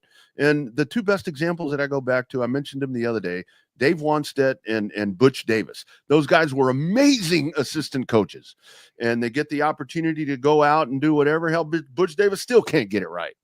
and Dave Wanstead, it just didn't work out for him. But Jimmy Johnson would have put them on the fast track to continue winning with Jerry doing business, because that's how it started. It was a partnership. Let me run the football operation. Yeah. Adam, you run the football Get operation. out of my way, man. And I'll go sell and I'll go market. And that's the way it was until that night in Mobile with a little bit of. As a Giants fan, I am grateful that Jerry Jones and Jimmy Johnson did not get along. But I will say this, and I thoroughly believe this, and it's as a Giants fan, it's sacrilegious to say this and admit this. The NFL is better when the Dallas Cowboys are winning. That's ultimately how it is. They're a money driver, and they're a blue blood of the league. Now, I know it's weird to say that because they haven't been winning in 30 years, but the Dallas Cowboys, the NFL is, even though I love to sit here and roll around in their shit, basically, right? Yeah. I like to laugh at their misfortunes and their shortcomings, but they're a franchise that when they are winning, I thoroughly believe that the league is better and benefits off of the Dallas Cowboys winning. It sucks that they have been this down for this long. It really does. Yeah. When, if ever, they manage to win another Super Bowl. And we know that drought. Come on, Steven. We know the drought that we've been in. You're in a drought. I'm sorry. But if they are able to win another Super Bowl, it's going to be one of those things to where it's like, I think you really will have people, even detractors, that are happy that it finally happened. I kind of would be, right? Like, I think competition is a good thing, right? And the more that you just get lopsided victories or a lopsided division, like we have now, granted, it's flopped back and forth. Like Dallas has won the division, sure. Eagles have won the division, great. The Giants have gotten in there every 5 years or so. It's been a very bad 5 years for the Giants. We'll say that. Hopefully they aren't taking the things or taking notes off the Dallas Cowboys front office and their table there, or their war table there, because the past 5 years has kind of been along those lines of just poor front office leadership and not really having the wrong philosophy, honestly, and letting the wrong player leave your locker room. Yeah. Clearly, and you had a notion of what was going to happen if this guy runs for all these yards, it's going to kill me, right? Well, that happened. That absolutely happened because you allowed him to go to you put him on a team that had a really good offensive line in your division. You should have been dressing that offensive line up instead of going out and getting weapons, flash in the pan weapons. Hyatt, drafting Hyatt, Hyatt had one hell of a senior year. Great. And then you took him and thought that he was going to be the next OBJ, Odell Beckham Jr. Front office, poorly ran front office and GMs, bad GMs. It's going to lead your team down a hole of shit. That's for sure. It really is. And I mean, CB says it, LB says it. Here's what we've been talking about. It's you're not winning, you're not whatever, but damn it, you are still the most valuable franchise in sports. I mean, it's like I said yesterday with RJ. Look, I've got this stuff all over the house. I'm not going to buy any more, but I've got this stuff all over the house, and that's what the Dallas Cowboys do. And it's funny with the Cowboys. You remember when the Cubs finally win that World Series, and Boston finally breaks the curse and all that. And you've had lovable losers, and you've had all these different things in sports where people finally, I think with the Cowboys are the laughable losers. I mean, you mentioned right there about with them when they're good, it helps the NFL. I think when this shit happens like it does right now, it's still good for the NFL because that news cycle is always going. It gives you a little bit of comic relief, right? We've got two teams. We've got a Super Bowl that was just matched up on Sunday evening of two teams that people don't want them in the Super Bowl. They wanted new blood, And what are we talking about? Jerry Jones. I'd watch hiring I'd another watch coach. Dallas. I would watch Dallas over Philadelphia any day. I would much rather see Dallas in the Super Bowl than the Philadelphia Eagles. Yeah. 100%. Every effing day of the week. Give me Dallas over Philadelphia. And now I did not used to feel that way. All right. Like back in the 90s and early 2000s, I despised Dallas. Like that Dallas was kind of the run of the mill, right? They just couldn't win the big one, or they couldn't, get past the conference champion or the divisional round. It's been a long time. And I guess that's what I'm getting at here. Like when you have a team that is this glorified and just cannot seem to get out of their way, like the talent has been in that locker room, but for some ultimate reason, which we kind of know why, the owner here, it just hasn't been able to come together and kind of been able to align. And you ask the question, why hasn't it not?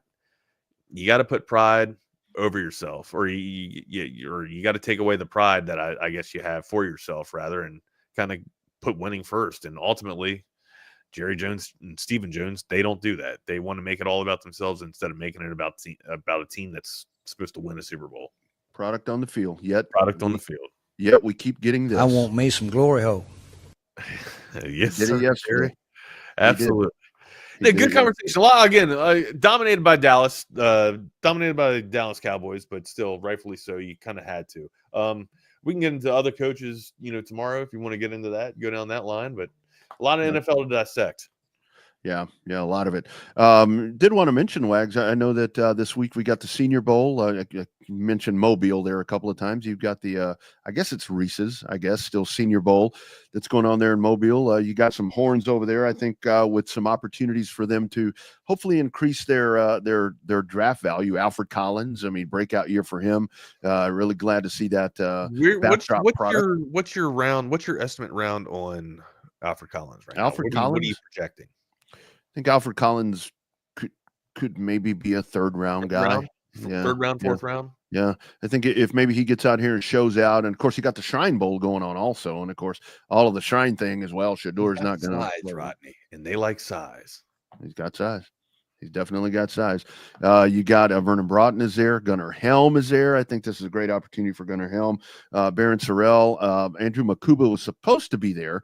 And I thought that Makuba was going to be the one that could really have an opportunity to kind of break himself out and add a little bit of stock. You don't think he did enough during the season? Like he's a Sunday ball player. I think so, but I think that he was probably a mid-third day is what I thought for him. I thought maybe if he was able to get over there, have some good practices and a good Senior Bowl, that maybe he could kind of bump himself up a little bit. Look, hey man, I think he had to go in the first round, but that's just my opinion. But so all of those guys, they're over in Mobile. I actually flew into Mobile a couple of years ago for a race that week of that. And that's a real big damn deal that goes on over there. There's a lot of really important, I saw a lot of really important people at the Mobile Regional Airport. Mobile Regional Airport that year. I'm like, hey, that's so-and-so. That's so-and-so. It's like all these scouts and agents and all that. It's a big damn deal over there that goes on in Mobile, Alabama. Yeah, it's starting to get into the, I guess it's bittersweet for me. Like I love the Super Bowl, but it does, you start getting the feeling of, man, all right, now we gotta start looking into the off season stuff. All right, when's OTAs? When's the combine, right? Like that's usually what's going on, especially, I don't even pay attention to the Pro Bowl. Like Pro Bowl is just kind of like a little alarm for, hey, Super Bowl's coming up and the NFL season's coming to an end here. What are you going to do? Like, what are you going to do to generate your money now? Because you're going to betting on basketball and hockey. You and I had to take a road trip. Maybe we get a couple of the viewers and listeners. We could take a road trip to either San Antonio, I guess Houston, or Dallas. We should go see again. UFL. Okay. Yeah. I was gonna say we should go see NBA games. Oh yeah, UFL be cheaper, but yeah, NBA. I'd be good with NBA. Go watch the Rockets for crying out loud. UFL would be cheap, but we could probably get some cheap Spurs tickets. Webby's playing out of his damn gourd. Man, he should have been an all-star. He should have been an all-star. I was hoping he'd been an all-star. He's good. He is a nightmare, man. When you're that long and you can sit there from beyond the perimeter and seamlessly drain threes, and then all of a sudden you have some handles that just come out and all the out of nowhere. Like, how do you stop his ass? Like, yeah, man. And quickly before Jordan jumps on, we touched on this the other day. Yeah, Renegades tickets are $5. Shit, that's what I'm talking about. Let's go. Seriously, that's what I'm talking about. We need. What does San Antonio have? The Brahmas. They got the Brahmas. $5. How, man? God, I hope they are able to get a paycheck. That's cheaper than a $5 footlong. Because when you get the $5 footlong, they charge you for the drink and the chips. What kind of deal is that? $5 footlong. I want chips and a drink. Oh, that's extra. Come on, man. Get over that. But Wags, quickly before Jordan, Jimmy Butler, he just leaves, walked out of practice. Suspended a third time now. Walked out of practice. Just walked out. Walked out of the shoot around. We kind of talked about this last week. It sucks seeing this because I stand on it, man. Jimmy Butler's my guy, but he does not want to be there, or there's something going on in his head right now.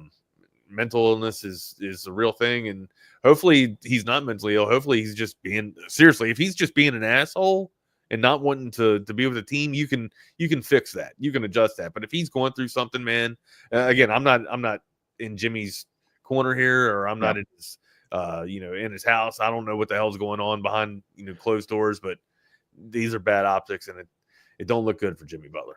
Don't look good for the Heat either. I mean, how can you win with it? Like, it's inconsistent. Like, you got to plan on playing both two ways. Like, when Jimmy's back, you got to play a different way when Jimmy's there, and when Jimmy's off the floor, your offense and your philosophy is completely different when he is there. Yeah. And they're number 6 in the East right now. And it's like, come on, man. It's disruption. Stop messing around with this thing. Let's go after it. And I've heard that some of this is a conflict with Pat Riley. And I'm like, I don't know if Pat Riley's a guy you want to get crossed up with. And I felt like Jimmy Butler was a Pat Riley guy. Like, both these guys, are typical alphas, or tend to be alphas, it seems. And, if it's hard love, right? And Jimmy loves hard love. Apparently Jimmy loves hard love. Yeah. What's up, Jordan? How you doing, sir? Two things. Do you like hard hard love? love? The last time anyone saw a $5 foot long? Because I haven't seen that deal since I don't know when. Oh, they still have it. I think it's every now and then. I haven't been to Subway in forever. I get like a coupon. My wife finds coupons and brings shit home, but it never was. I mean, because they had that song $5 foot long. Yeah, that was 20 years ago, Rodney. I remember I have a good memory. I remember. Plus chips and drink. I don't know if it was 20. I mean, it might have been 20 years ago too. But at some point in my lifetime, all of them were $5. And yeah. And then what was you were talking about? Sorry, I was putting an offer on a kid's profile, but Jimmy Butler. Yeah, I mean, I have honestly no idea what's going on at the Miami Heat situation, but I mean, I love Jimmy Butler. Same here, man. The story of what he did with the Timberwolves, where it's like, oh, y'all don't want to pay me. Watch this, and we'll whoop your ass with roster members 11 through 14, and then cuss everyone out while I do it, and then say fuck you to Tibbs on the way out, and then have an interview set up with Rachel Nichols so that I can give ESPN the story of what just happened. And then what happened in the bubble? Well, yeah, I wasn't even going to mention that, but he's a character for sure. And I mean, I think most people know this. I think we've actually talked about this on the show, but originally from Tomball. Yeah. Grew up in Tomball, and, it's well documented. His mom kicked him out. He was homeless for a little bit, ended up at TJC, Tyler Junior College. He now actually has an apparel deal with them through the Chinese brand he's sponsored with. I think it's called Anta. Dwayne Wade and a few other random NBA players over the years decided to do shoe deals with them. And Butler's one of them, but he's gotten a deal for TJC in basketball. So I guess that's cool. But awesome. I don't know. One day when we get Nick on here soon, I'll ask him about it because he's a big Miami Heat fan, a big Jimmy Butler fan. Nick, actually, at different times throughout his life, he lived in Tyler, Texas. And he actually would go to TJC and watch Jimmy Butler play basketball at TJC. So he's been a fan of his for a minute. He's been a Miami Heat fan for a minute. So whenever they got Jimmy, it was like best of both worlds for him. So awesome. No idea how he's feeling now. Right? Yeah, I know. No Like I'm a doubt. Jimmy Butler guy. I love watching, but again, bad optics, like we were all talking about. Just Bad luck. Bad luck. Bad luck. All right, gents. All right, gentlemen. What y'all do, man? What's up, Colin? Good to see you, buddy. What's up, fellas? We doing all right? Yeah, doing well, man. You're gonna get out of your all's hair and let y'all have some good. And it's only an hour talk. Well, we've already taken 10 minutes away from y'all, so y'all be good. All good. Yeah, one of the with Jimmy Butler, miss those Bulls teams. Like him, he was like coming off the bench on those late D Rose teams as the second round pick out of Marquette. I remember we were in Chicago. My family was for one of my sister's select volleyball tournaments or club volleyball tournaments. I think I was in 7th, 8th grade, somewhere in middle school, and we went to go see the Bulls play the Pistons on Easter. And Andre Drummond finished with like 28 and 23. That was Andre Drummond's prime with the Pistons. Pau Gasol was with the Bulls at the time. It was like him, Taj Gibson, Kirk Heinrich. Man, do I remember him, Jake Bayless. That was when the NBA was like my whole life. But then him, Kirk Heinrich, Taj Gibson, Jimmy Butler off the bench. A few other dudes, fun teams. Like those were some fun, hard-nosed teams. Maybe I'm just tuned out of the NBA too much, but it doesn't feel the same anymore. I don't know. Like, you know what? Like everyone was making like fun of the Rockets this weekend and saying like the Buffalo Bills to the Chiefs are the Rockets to the Warriors in the late 2010s. And I mean, it is true.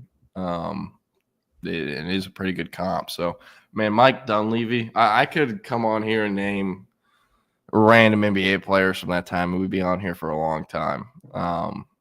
You ever seen those videos where it's like guys being dudes and it's just videos of guys naming random NFL or NBA players that come to mind until they can't anymore?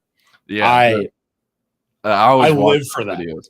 The Bills had a great one at the beginning of the season because they had that. And Keon Coleman just kept coming back and reading more names. And someone would be like, oh, Derrick Rose. And he'd be like, he ain't random. He was an all-star. Everyone knows him. And stuff like that. But, Li-Ning, that's what it was. I got the Anta brand messed up. But Rich Rodriguez is correct. It is Li-Ning or whatever. But we got a LaMarcus Aldridge shout out in the chat. I don't know if you saw the podcast that he did. I didn't. I didn't know he did a podcast or has one. He appeared on NBA podcast, and I've always been a big LaMarcus Aldridge fan. He did a podcast the other day, and it was so fun to listen to because he talked about Tim Duncan. Again, this is like, I think you and I are very similar, where we used to watch the NBA a ton, and now it's not. I went to my first Mavericks game the other day for the first time in years, but I saw LaMarcus Aldridge get on the pod, and I was like, I have to listen to my guy. And he was talking about how Tim Duncan used to trash talk him in like the most Tim Duncan ways. It's an incredible clip for anyone that wants to go hear from LaMarcus. He was like, Tim gave me 12 in a row and was just the whole time like, you're going to be okay, bud. You're going to be all right. And it's like, dude, get out of my face. Like, man, hey, I thought those it was hilarious. Blazers teams, LaMarcus Aldridge in his prime, young Damian Lillard out of Weber State. What do these dudes know about Weber State? They had Wesley Matthews on that team, 3-and-D sniper at the 2. They had a few different guys. Roy Williams, or not, was Brandon Williams, whatever it was before he blew his knee out. I'm blanking on that name because he never really obviously got to play. But there were a lot of fun times back then. Wasn't LaMarcus Aldridge, was that Euless Trinity? Am I messing that up? That sounds right. Let me look. Maybe someone can remind me, but it sounds correct. But I miss those days in the NBA. I miss that kind of era, if you will, when I started getting it. Seagoville, yeah, there you go. But I did go to a Mavs game the other day, and I'm going to try and get back into the NBA, man. It's just hard for me right now. I enjoyed my time, but the Celtics whooped up on Dallas, as you would expect. Yeah, I messed this up. Miles Turner was the Euless Trinity Longhorn stretch 4, stretch 5. Brandon Roy, that's what it was. Man, the Blazers had some bad draft luck for a minute. Him, Greg Oden, a few other guys. The Greg Oden thing is fascinating to look back on. I wonder what Greg Oden is up to now. Remind me which NBA team that you were a fan of, or I guess are a fan of. Do you have an NBA team? So I don't.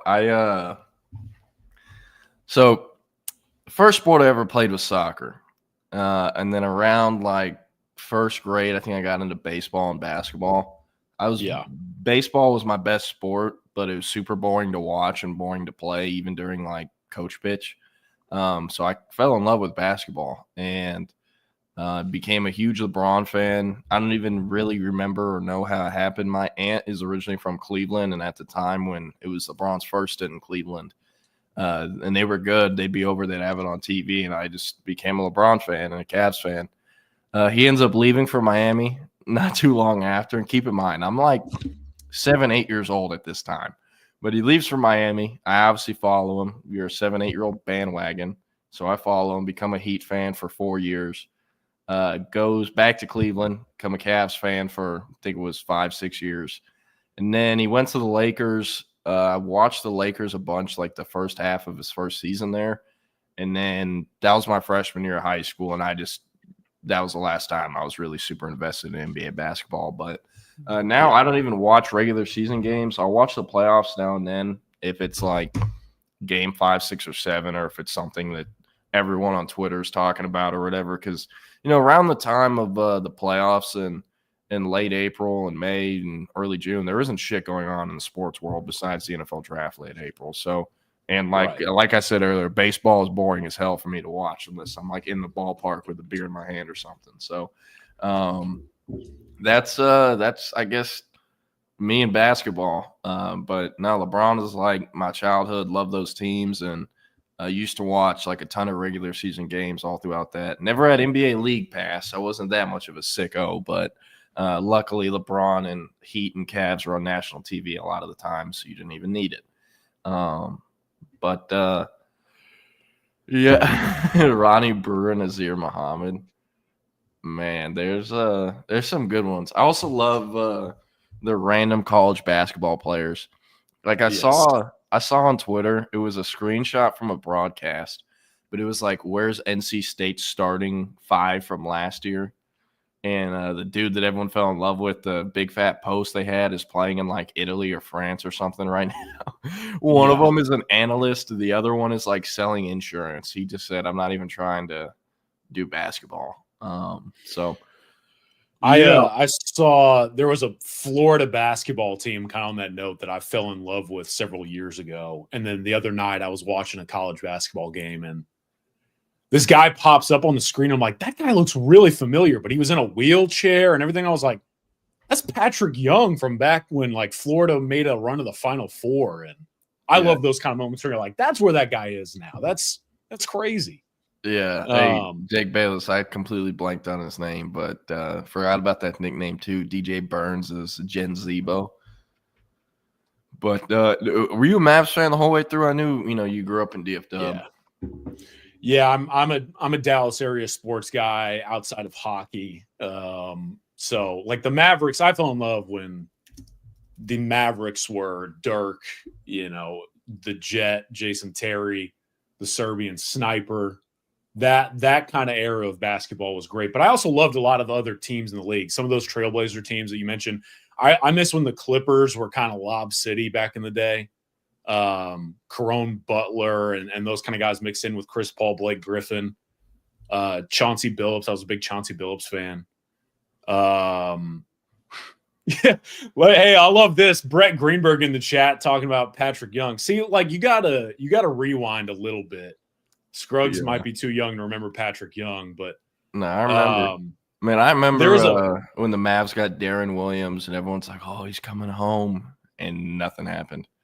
I'll tell you this: where it really kind of did me in as far as my Mavs fandom and getting exhausted. I was a huge Monte Ellis fan. Monte Ellis with the Warriors was so fucking cold. I remember whenever the Warriors got all those bandwagon fans with Curry, I used to just walk up to kids at school and be like, you don't even know who Monte Ellis is. and they look at me all stupid. And I'm like, you've never played NBA Jam? Because the NBA Jam didn't update for like 10 years where, Curry and Klay Thompson were winning rings with the Warriors, and the duo on there was still Monte Ellis. And I forget their 5 or whoever, but yeah, like Monte Ellis came to Dallas, and I was juiced because that was like my guy. I loved kind of those earlier year Golden State teams with like Steven Jackson. Like I was a big Stax fan. I went and actually watched him play in Dallas in the Big Three whenever it first started.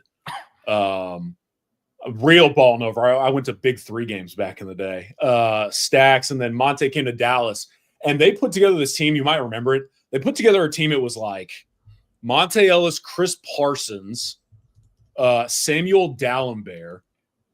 There was someone else, point guard, number 2, a little bit more on the chubbier side. Made a ton of money though back in the day. Anyway, they put together this starting 5, and it was like in Dallas, it was supposed to be like the next great team, and they were just brutal to watch. My dad and I went to a couple games, and I was like, I'm having a hard time pulling for Samuel Dalembert out there running at 2 miles per hour, not doing much on the glass. Jameer Nelson, Ray Felton. There we go, Antoine. That's what I was thinking of. Ray Felton. I think he came to Dallas. Jameer was in Dallas as well. That kind of era of Mavs basketball after like Dallas went to the finals and Dirk was Dirk, but then that whole team was like so easy to pull for. Yeah. That was tough, man. And I went to roster. I forgot Delonte West. What's that? Dallas? Delonte West. Yep, that's another one. But yeah, like those teams compared to them that era, chest pass, jump shot. You did not grow up in the DFW Metroplex if you didn't have a hoop in your driveway and you weren't doing the Sean Marion shooting challenge, trying to go as far back as you could. Brendan Haywood on that team. They had JJ Barrera on that finals team. I always forget that. But yeah, I went to a Mavs game with my pops. What would that have been? Saturday, Friday, whenever they played the Celtics the other night. And I'm watching them like everybody's hurt. Like this basketball style is nowhere near compared to what it was. I love their young centers that they have in Dallas. I love that little duo, but injuries and whatever, and like trade rumors are circulating. It's hard to get behind NBA right now, and it is what it is. I want to be a Mavs fan because, like, I know, like, LeBron isn't the best player in the world anymore. We all know that. He's still probably top 10, top 20 though, pretty firmly. Yeah. We only have 1 or 2 more years of that though. Realistically though, like, yes, he's gone longer than anyone else has at a higher level, but.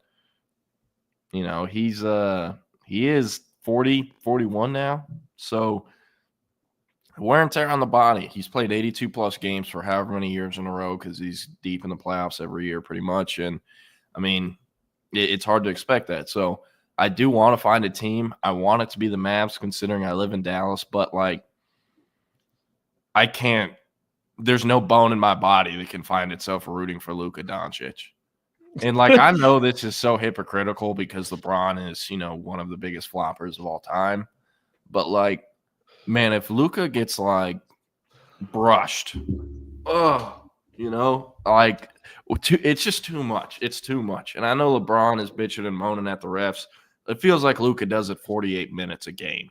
It's too much. And he's also, like, I hate that part of the game. I kind of hate the play style he has, and I know that's why the Mavs are successful. He's obviously a really good top 10 player in the league, and, he has to have that play style for him to be successful, I guess, and the team to be successful. But, like, man, it is just – it's hard. And, Jake Bayless brings up a good point. If you think Luka's a flopper, you should watch Shai Gilgeous-Alexander. But, like, I don't watch NBA because I hate that shit. So it might just be Luka might just be the one who I see do it, and that's why. But it's just hard to watch the NBA, especially regular season nowadays.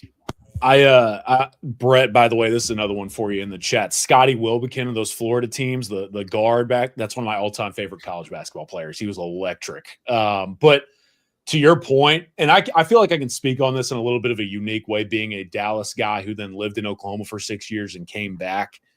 The Mavs beat the Thunder all the time, to answer your question, Chris, in the chat. And that's a running bit right now with a lot of people I know. But like I always was a big James Harden hater because the whole dynamic with him in OKC, I still remember when he got traded, it was a huge story.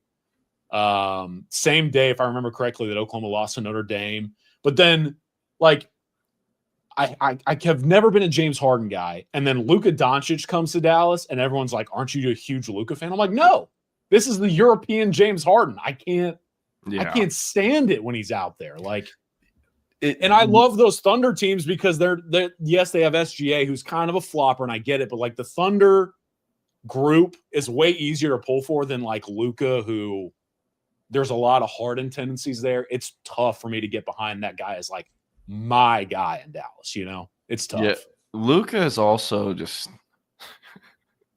like, have we ever seen a player with this much of a dad bod like genuinely be in the conversation for best player in the league this long? It is ridiculous. Like, yes, he's 6'6" or 6'7" or whatever he is, and you know, moves better than he looks like, but like the dude is chubby, you know, and the dude has been chubby, you know. I don't know if you ever have fallen into the like NBA Twitter world, but there are my Twitter timeline will overlap between like football and basketball sometimes, and the arguments of like which sport is harder come up. And every time like the basketball guys are like, oh, the NBA, blah, blah, blah. Every time I see someone just drop a picture of Luka Doncic after anyone's trying to convince them that the NBA is harder, I lose it every time. Because it's truly like, I've seen people podcast about this. Like the NBA having one of, if not arguably its best player, look like he drinks a whole bunch of Keystone on Saturday night is not a great look. Every time their offseason starts, it'll be like 3 days go by since their last game, and someone has a photo of him at a hookah lounge and, you know, overseas. And Jokic is also hilarious. Like, at least Jokic is like 7'2" or 7 feet, whatever he is. But like, Jokic also like is a round dude. He's got a belly on him, and he has an MVP trophy. He has actually 2 of them, doesn't he? I don't know. I'm not, you know, in the NBA. I think so. But yeah, we're just two football guys talking basketball right now. I'm surprised we've gotten this long. Yeah. Wow. Okay. Yeah. We are very anti-Luka. This is true. We trust CB 99% of the time. So yeah. He said Luka is so soft. He had a guy in the crowd thrown out because the guy told him Luka to get on a treadmill. The funny thing about like, checks out Luka too is like, I don't know. He seems pretty accustomed and adaptive to wanting to fit into, I guess, life in the USA. Where Jokic, it's like, okay, we won the finals. Wait, fuck, I can't leave for Serbia. I have to stay for this parade. What are we talking about? You know, like, that's hilarious. All this dude wants to do is just go home to Serbia and ride horses as like a 7-foot, 280-pounder, whatever he is. It's ridiculous that that's the best player in the world, and he decides to fill his free time by riding horses in Serbia. But hey, different strokes for different folks. And the Joker is a former fat kid. I love those photos of him as a kid.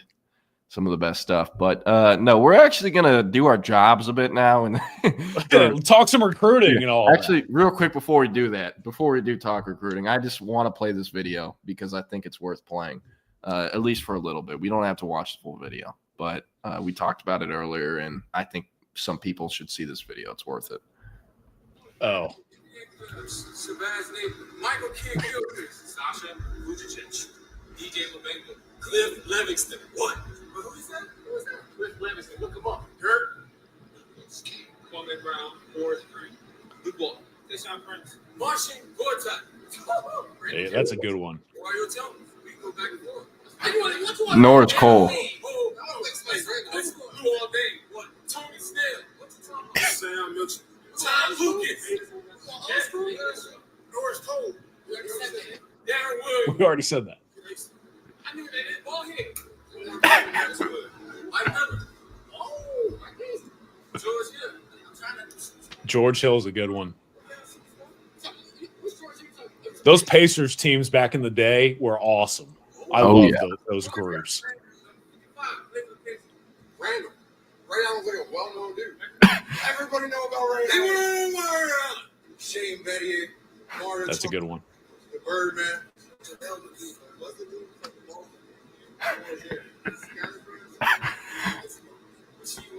Oh, he's a super.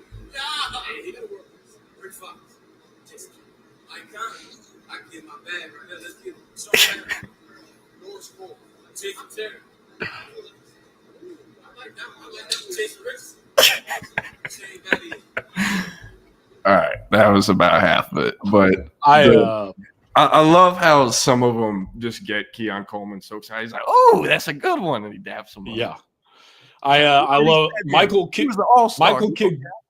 Yeah, Michael Kidd Gilchrist was a great one. That one was a personal favorite of mine back in the day. You got a D. Williams shout out. Yeah, Hito Turkoglu. What do you boys know about Hito Turkoglu? Ooh, he was a sharpshooter. I remember watching Hito in Orlando. I went to a game of theirs a long time ago. I'm just glad I got a Scotty Wilbekin reference thrown in today. That wasn't on my bingo card.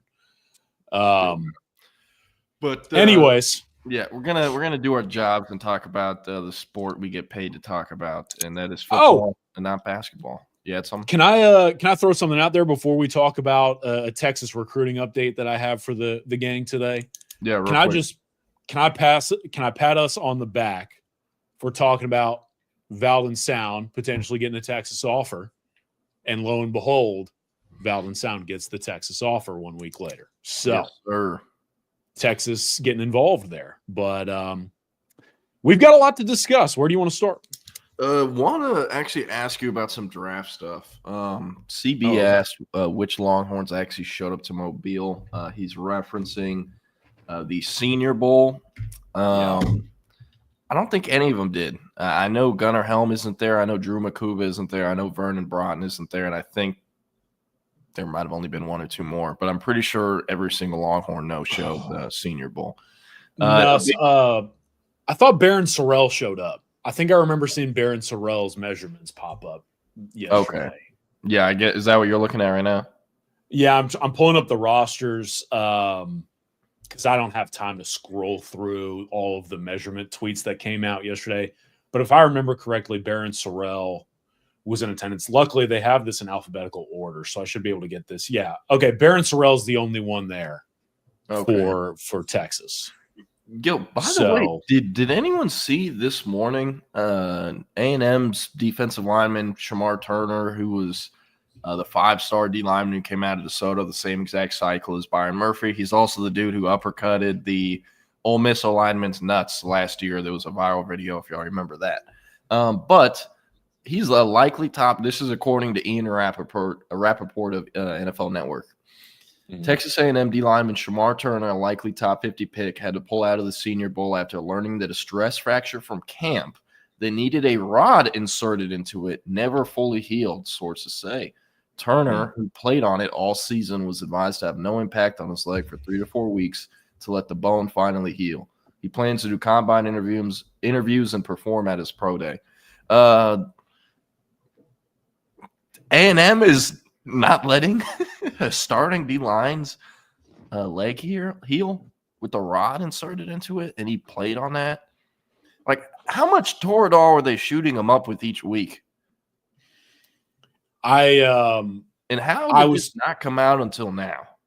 Yeah, look, my mom told me growing up, if you don't have something nice to say, then don't say anything. There's a lot of stuff going on at A&M that I don't have a whole lot of nice stuff to say about, but that is wildly concerning because now you're hindering a player that, like, as a draft nerd, that guy has a chance to go very, very high.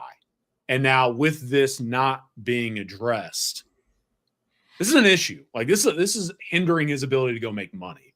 And I think, honestly, that's unacceptable. I don't know how this happens. Yeah, no, it is ridiculous. And hey, other schools can be like, hey, A&M will make you play through injury, my friend. So Clemson's one of those schools. I talked about it the week it happened, but whenever Drew Makuba, forget which game it was one of the home games when he went down with injury and didn't come back the rest of the game. He heard a pop and felt a pop in his knee. And he thought he tore his MCL, or it was either MCL or PCL, and he only sprained it. But Texas was like, dude, take some time off. We don't need you. We don't want you to re-aggravate this injury because we need you when the games actually matter. And I think that game might have been Kentucky or Florida that he missed. And the person I was talking to is like, yeah, Drew is very, very happy and, is very appreciative of the Texas staff because this same injury happened to him every single year he was at Clemson and he was forced to play through it and it only got worse.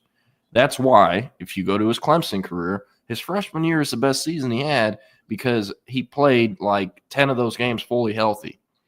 As a sophomore, as a junior, he played through injury because Clemson was making him play through injury. They didn't trust their backups to play, and, they were going to play the true freshman All-American. So they did. And that's why his draft stock slowly went like this, and he slowly suffered more and more injuries, and his snap count went down too.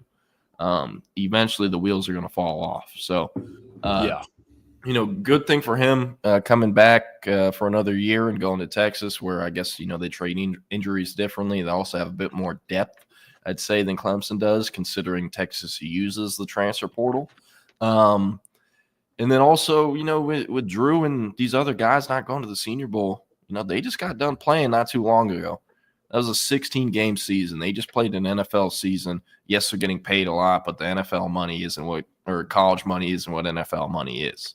So them making, that sacrifice, I guess, of not going to the Senior Bowl, yes, it could hurt their draft stocks a little bit, but, they'll still show up to the pro day. They'll still get a combine invite, and, getting 100% ready for that is more important than showing up to the Senior Bowl at 70%. So I just wanted to say it's kind of been a bummer on a similar note that right now a lot of the draft process, especially these all-star games or eval showcases, have been more about the dramas or the absentees rather than the actual evolution of these players coming from these games. Because a ton of guys have had to opt out from the playoff scheduling conflict. Barron Sorrell's the only one at Texas, although I think Texas got a few other guys invited to the Senior Bowl. I know Jaden Blue is not at the Shrine Bowl, even though he was supposed to be there. I don't know if you saw this is a sidebar too, but it's just kind of been a bummer. There's all this stuff about Shiloh Sanders at the Shrine Bowl, and that's become a whole drama bit with Colorado stuff leaking in. Jim Nagy is aggravated everyone today. I saw that tweet. He deleted it. Yes, but unfortunately, the internet is forever for him, and that's quite the choice to do that. But it's just kind of a bummer, man. We got to restructure the football calendar, and I think we should be talking ball way more than we're talking about these dramatic storylines that really don't do anybody any good. It's just kind of put a damper on I know for me being out at Shrine Bowl the last few days, it's just been what are we really doing here? Yeah. No, it's a great point. Man, from the Shrine Bowl, the most popular thing I think that's come out of that is the fact that Shedeur Sanders showed up. And no, I'm not practicing. I know I said I was, but I'm not doing it. That's a big thing. It's also a big deal because, he met with the teams with the top 3 picks, right before that came out. But I did see several people report, at least on Twitter, that they thought he was never actually going to play regardless of those meetings or whatnot. So, I can't even name a QB who played in the Shrine Bowl because all they talked about was Shedeur, opting out. So wanted to ask you about the Shrine Bowl. I know you won't be at the Senior Bowl. Nick and Tommy, friends of the show, are there right now. And when we talk to them later this week, we'll ask them about the Senior Bowl. But you're at the Shrine Bowl, not too far of a drive, only about 20, 30 minutes from here over at UNT's campus in their indoor facility. The main guys I've seen, or at least clips of that, seem to be getting stock up stuff is, Kobe Bryant. Yeah, I know he showed up at 160 pounds or whatever it is, and he's super thin, but ultra competitor, sticky in man coverage, and length and everything that you'd look for speed-wise and a corner prospect, except just, the obvious weight. So who would you say, just you're not covering an NFL team, you're not covering an NFL beat, but scouting and football. So what are the main guys that, caught your eyes just as an unbiased fan of the game there? Yeah, the Shrine Bowl, I'm really glad we have it in DFW now because as an NFL draft nerd, someone who's always wanted to pursue the industry more as a passion, it's really cool to have this type of event in what I believe is the Hollywood of football. And so I think there's a couple of guys that, and I'll be honest, like even compared to last year's group of the Shrine Bowl, I don't think this roster is necessarily as solid. But there have been a couple of standouts. I'm kind of looking at the roster alphabetically, but I wanted to start with Kobe Bryant. You mentioned him. I know he weighed in really skinny. It was like a little bit over 160, 170 pounds. Sorry, tell that real quick, just because some people might be confused. We're talking about Kobe Bryant, the former Kansas Jayhawks cornerback. Yeah. Just want to clarify. Yes. I know that if you're a Dallas Cowboys fan or a Houston Texans fan or whatever, like this is the kind of player that I would personally keep on your radar as a potential draftee. Because yes, he's underweight, but long arms. And I think what I personally have thought is the most impressive with him is the fluidity in coverage. I think because he's not too heavy, he is able to control his body a little bit easier, which then allows him to maximize his length. And when he is in phase, the ball skills are, he's a very natural corner. I think he's really been impressive. And just kind of talking to some NFL scouts that have been there, he's probably one of the most stock-up players at that event.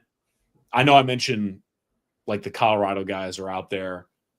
Shiloh Sanders has not been doing too well, but I do think that like Will Shepherd, the receiver, he's been doing some good stuff. I think he had a one-handed catch at practice the other day that everyone buzzing a little bit. I wanted Texas to go after Will Shepherd so bad. Yeah. I heard through multiple people in his camp, like, hey, Texas is their number one. You know, we know they might not value us a ton where they'll offer less money than other schools, but like Texas is our number one school. And Texas looked at him and was like, we like Matt Gold and Isaiah Bond, which you can't blame him, you know. No, came out on top, made the semis again. So no, man. I mean, dude, shit. Imagine if he goes back to Vanderbilt with Pavia and Stowers and Sid Alexander. He may have missed out on a little bit of cash, if I'm being quite honest with you. But he's making a name for himself out there.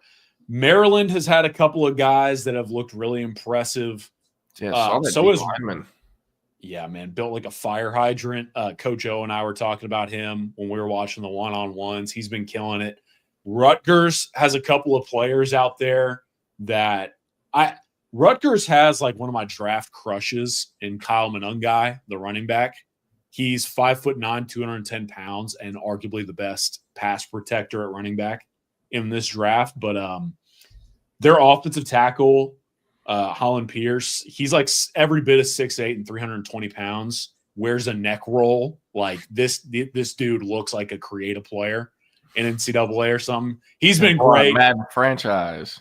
Yes. Robert Longerbeam is the corner from Rutgers that I personally have been really impressed with.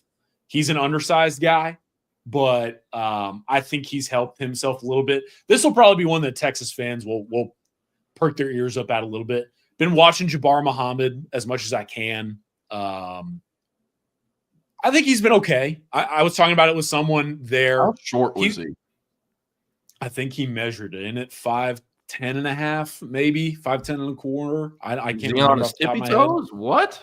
He might be. I mean, I'll have to go back and look, but he's not the shortest guy there. I'll say that. Like I don't think he's necessarily the smallest corner in attendance at the Shrine Bowl, and that's to be expected. I mean, you're usually getting a pretty decent blend of power 4 guys down to like the FCS level.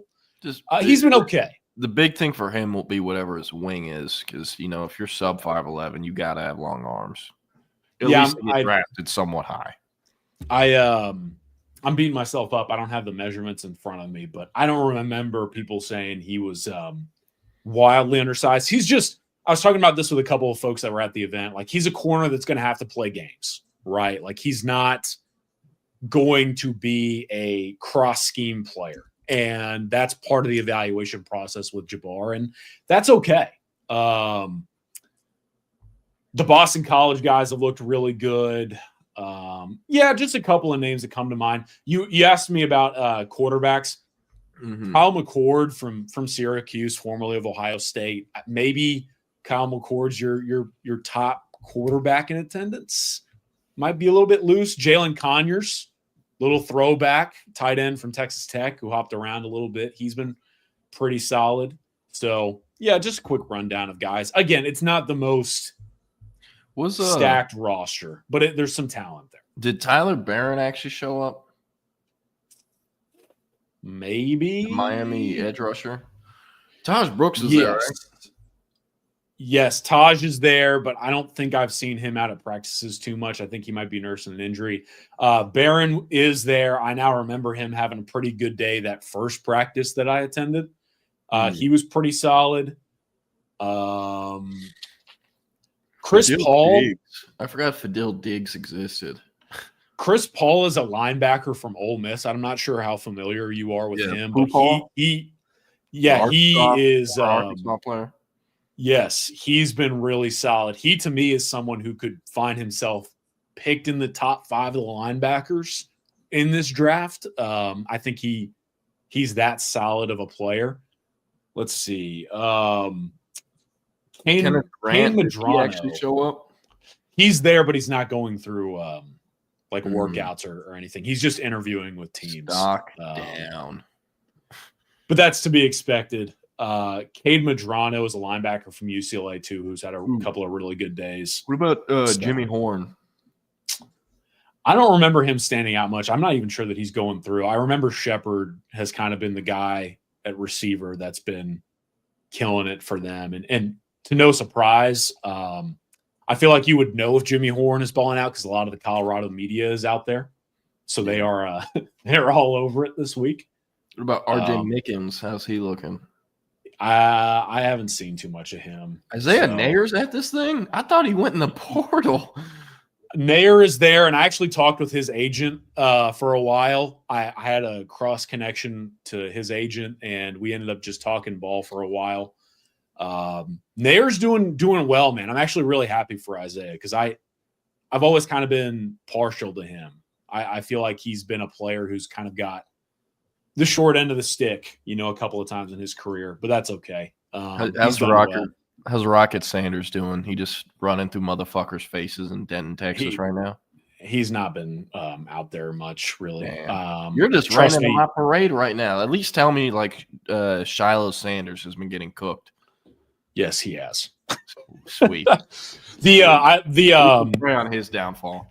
The aggregator accounts are all over it with him. I saw a tweet today for one of those ag accounts being like, Shiloh Sanders getting cooked, Dion not happy. And it's like, oh man, I feel bad for him.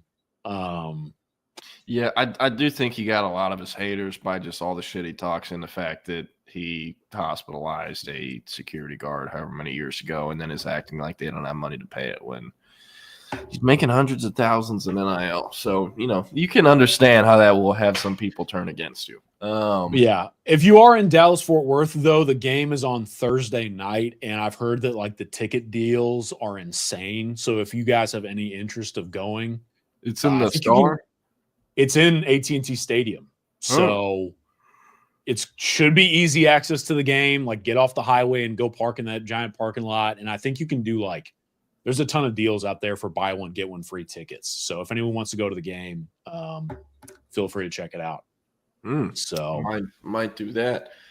Well, yeah, I guess we'll fill the last 13 minutes of recruiting. So if y'all have any questions for Colin or I regarding recruiting or anything, just drop in the comments and we'll circle back to them. But we'll talk Oklahoma real quick. Something that has been interesting me. We talked about this last week. They have a top 247 quarterback commit. He pledged his Oklahoma commitment to Seth Luttrell, though, and that was last summer. In the time since, Seth Luttrell was fired 6 games into the year when the boosters blocked him from leaving the locker room or whatever went on. And we're here now. They've hired Ben Arbuckle from Wazoo. He's brought over John Mateer. They still have their commitment from Jaden O'Neal, the 2026 top 247 quarterback. But they've now offered Bo Bentley, the Salina 4-star, also a top 247 quarterback. Now, Bo Bentley, a little bit about him, kind of blew up, came out of nowhere this year. He did not start at Salina this past year. They had a senior quarterback. So this year as a junior was his very first season ever playing. Went 16-0, had like 54 touchdowns and 7 INTs as a junior, led him to state, won state game MVP. Was a late invite for the All-American Bowl, showed up as one of the few 2026 prospects there. And, I mean, he was on fire. So a really interesting recruitment. He is a really good player that I think should have more offers from blue bloods like Oklahoma. But when you realize how QB recruiting works, where, you know, they're settling in on their guy or their 2 guys as freshmen or sophomores, when a kid like Bo Bentley, who doesn't play till his junior year, there's just not going to be, you know, half as many spots left. So his options are limited because of that, of, you know, going to an actually big school. But I mean, Oklahoma is a great opportunity and arguably is his biggest offer in terms of, you know, what the logo is. So anything new there since the offer a few days ago? Yeah, I'll go quick because we have a couple questions. And I know we wanted to dive into a Texas recruiting update that the 2 of us have been working on. So y'all stay tuned for that. But as far as Bo, real quick, I know some Texas fans may know him, but Bo is not going to be able to go to a place like Texas because of Diabell. The situation at Oklahoma, he grew up a big Oklahoma fan, but they have Jaden O'Neal. I personally think that, number one, there is a world where Bo could still work his way into the class there. But number 2, I think this situation is still kind of playing itself out a little bit. They're obviously interested and Bo is interested, but I think that Bo is also kind of approaching his recruiting process with a little bit of a chip on his shoulder because of some of the late entries that you mentioned. So he's set to visit Oklahoma this Saturday. And then from what I can remember talking to someone the other day, there's a couple other visits coming up for him. I think like I could see like TCU really trying to press with Bo to see if they can't work their way in there. You know, their head coach at Salina played at TCU. I didn't even know that. Yes. And so there's that world, that possibility. I could see a couple other programs in the region, but then there are like some coast to coast programs now hovering around Bo because they understand the dynamic that he faces and the talent that he is. But Man, like, I'm sorry. What the fuck are some of these in-state schools doing? Like SMU, what are you doing? You took Matt Lionard's son's commitment, who's a 2026 from LA. You might be like, oh, well, it's Matt Lionard's son. Wouldn't you want that? No, he's like an 84 3-star that chose SMU over like 3 other offers. And also, Baylor spoke with at SMU when I asked them, why did you take this kid? They were like, I don't know. We don't even think we're going to keep him. I know like, Baylor. Like, someone mentioned JW Crunch said Bo to Baylor. Quinn Murphy, who Bo Bentley blows out of the water. Yeah, and that's just remotely close. You know, quick sidebar, but I do feel like it's relevant to Texas and so many other schools. When I've talked to a lot of college guys at the personnel level about this dynamic, now more than ever before, you better get your quarterback eval right, even though you have to get it done in their freshman season. Because if you don't, you are putting yourself in a world of hurt in this instance where there's a late bloomer and you take like a Quinn Murphy, if you will, but then all of a sudden you could have pivoted to a Bo Bentley, but because you committed yourself to that eval so early on, which you have to, because if you don't get involved with these quarterbacks, their freshman, sophomore year, you're toast. Yeah. Like this, in the NIL era, like you got to get your quarterback eval right, even though you're evaling them off 1 year of varsity tape. It's very tough for these guys. Yeah, and I mean, dude, if I'm Baylor, like no, Quinn Murphy did commit to Spav, but like if I'm Spav, what are you doing? Like, in what world is Bo Bentley a worse player than Quinn Murphy? And I know, you know, you're not going to offer him, but like, who is Baylor's 2025 quarterback take? I can't name him because I forgot, because that's the level of player. In 2024, can't name him either. Oh, 2025 was a Capel quarterback. Griffin, I want to say. Who was looking at going to Brown University before Baylor offered him. Yeah. So kind of, and then in 2024, they ended up with this kid from California who didn't play but his senior year because he was at Thousand Oaks Christian. And he chose Baylor over like an offer from Tom Herman and FAU and like Cal Poly. Those are the last 3 quarterback additions through the high school level. So, they have Sawyer Robertson for another year or two. After him, it'll be Walker White. So I guess they do have time to figure it out. But, I mean, the difference in level of personnel and scouting staffs in the state of Texas is ridiculous sometimes. And, like, even Texas Tech, Joey McGuire, like, y'all are dropping bags everywhere. How have y'all not been on this? I think they've offered them. Yeah, I think so. I actually talked to someone the other day about Texas Tech. What they're doing right now in the NIL space, like what they're telling kids, it's nuts. Like, I don't think the average college football fan has any clue what Texas Tech is trying to offer some of these players behind the scenes. I was talking about that with someone. And then Antoine, kind of speaking on this note, Antoine brings up a good point. Keyshawn Henderson, we're talking about quarterbacks. Like early on, the eval on Keyshawn is like, can he play quarterback? Now it's like I was talking to someone and at a very high level. Who's running that program? Hugh Fritz. And what does he know? What he's fucking doing.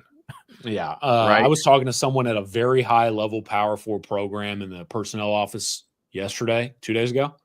Keyshawn Henderson is about to blow up, folks. Like that recruitment, I don't think you and I are going to have to deal with it, which is nice because we just get to watch. I'm very excited for that.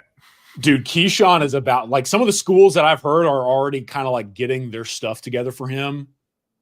It's going to be interesting. I like Antoine's comments because you and I have talked about this. Keelan, KJ, Keyshawn, Dia, fascinating conversations. Yeah, and by calling in what he means by stuff together, he means putting together the moolah to offer it. So, yes. But real quick, just going to speed run through these unless you had something else you wanted to add from. Oh, no, I was just going to see if you wanted me to dive into that recruiting update on Zayden Krempin for Texas fans that I got over the weekend for us to bounce forth. But we can go through those questions. Yeah, we'll speed run these and then we'll come back to Krempin. Krempin ain't easy. But Antoine said Toa Katoa seems like a lock. Yes, I do think we'll end up at one of the programs that me and Colin cover. So drop the top 5 on either yesterday morning or Sunday that had Texas, Texas A&M, OU, Tennessee, and SMU. It's always felt like it'd be a regional recruitment once you got to know him and his father, his family. Staying close to home is very important to them because they want to stay close as a family. And, Texas got kind of an early, boost. They are extended family with former Texas staffer Jake Longhorns. Who used to do player personnel scouting and, relationship building, the whole 9 yards when he was at Texas, late in the Herman era, early in the Sark era. And, he was crucial in bringing players like Leonga Lafau, Junior Angelau, you name it, all the Polynesian players Texas was getting early on in late Sark or early Sark era, late Herman era. A lot of that was because of Jake Longhorns. They kind of used his ties to help out, give Texas a boost early. I know Jake, he's not a kid who's going to push Toa to Texas just because he used to work there. He's going to help them make the best decision possible for him, his development, and their family. So that being said, I do think it'll be Texas, Texas A&M, or OU. I think SMU is, a school they like a lot, but I just don't really see him going there. And then Tennessee, they also do a really good job recruiting, Polynesians. They have someone on staff who goes by Coach Dog. Or actually, no, he's not on staff anymore. He's now at USC. But he was at Tennessee for a minute. And I do know they have several Polynesian folks on staff that, are the reason they're able to recruit that culture pretty well. So I think it'll be Texas, A&M, maybe OU. Don't really have a great read right now, but if I had a gun to my head, I'd probably say Texas. I would probably say Texas too, but I did speak with a source out at the coaching clinic the other day in Dallas. Tennessee is going all in, for lack of a better term, for Toa. So keep an eye on the Vols because the conversation I had indicated that Tennessee is going to get very aggressive there. They will have to tell Tennessee no is probably the best way to put it. Got it. And then Antoine says James Scott was at junior day likely to get offered. Probably not, I'd say. I do think if, he was an offer guy, he'd have it by now. I like him a lot, and me and Ryan Browninger from Texags are actually the first in the industry to ever find him in what would have been May of 2023, his freshman year. We were out at Oak Ridge to see Justin Williams, Joseph Jonah, Jonier, and ran into him then, and he stood out. He was about 6'3" then. Now he's about 6'4", 200. A really talented kid that's picked up a lot of Power 4 offers last few weeks. He's up to, I think, 24 offers now. But the two main in-state schools have not offered. The main regional programs, Oklahoma, LSU, they have not offered. So I do think he's going to end up at an out-of-state just because, the main programs in the region they don't have him as high on the board as the out-of-states do.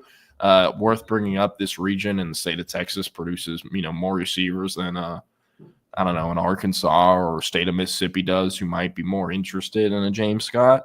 They said they're going to evaluate him again in the spring, but after they sign the receiver class they did last year, if they're wanting to sign 3 or 4 this year and they already have one, don't really see it being James Scott. I just think he's too similar to some of the other guys that they're already really far in with as far as a big body jumbo receiver. Now, James Scott is taller than Jordan Clay and Caden Finley. He is a true 6'4", but, not quite as fluid as those two guys. There is a trade-off for the height and length most of the time, and, with James Scott, there certainly is. So, going to be interesting to see what happens, but I do think if Texas was going to offer him, it probably would have been extended on Saturday, and it was not. So, might be something we track, but yeah, and only a couple minutes left. We can get into the Zayden Krempin update. He was at Texas on Saturday. I believe Colin saw him on Sunday. We currently have him ranked as an interior offensive line prospect because our scouting team thinks that's what he projects best to. Some schools want him at tackle, some just want him as an O-lineman, some want him to play guard, some center, whatnot. He is the most offered prospect in the entire state of Texas right now, not just 2026, but every class. He's 48 total offers. And he also already has 5 official visits set up, but I'll hand it over to Colin to have him run him down, I guess. Yeah, I don't know how much you get to talk about Kremp out of the junior day, but he has those official visits set up.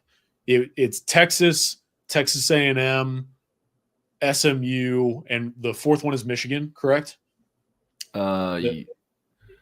Michigan, Texas, SMU, A&M, LSU. Yes, LSU should be the 5th. Talked to Kremp a little bit at a camp over the weekend, and I think the best way to describe the situation currently is there's an argument to make that Texas is the leader here temporarily. I don't know how this will play out long term, but I think coming out of that visit weekend in Austin, just kind of picking Kremp's brain a little bit, he raved about the experience. I think that he said that Texas treats me and my family really, really well every single time we see them. And I think that that's important to consider with, the recruiting process becoming more professional. Some labels I would put on this recruitment right now: Texas potentially the leader. I think Michigan's kind of the dark horse, and LSU is arguably the sleeper with the highest chance to rise. I was told that Brad Davis, LSU's offensive line coach, went in home with Kremp the other day, and that was arguably the most meaningful and productive conversation that Krempin and his family have had with a coach this entire recruiting process. And as Jordan mentioned, this guy has offers from everybody.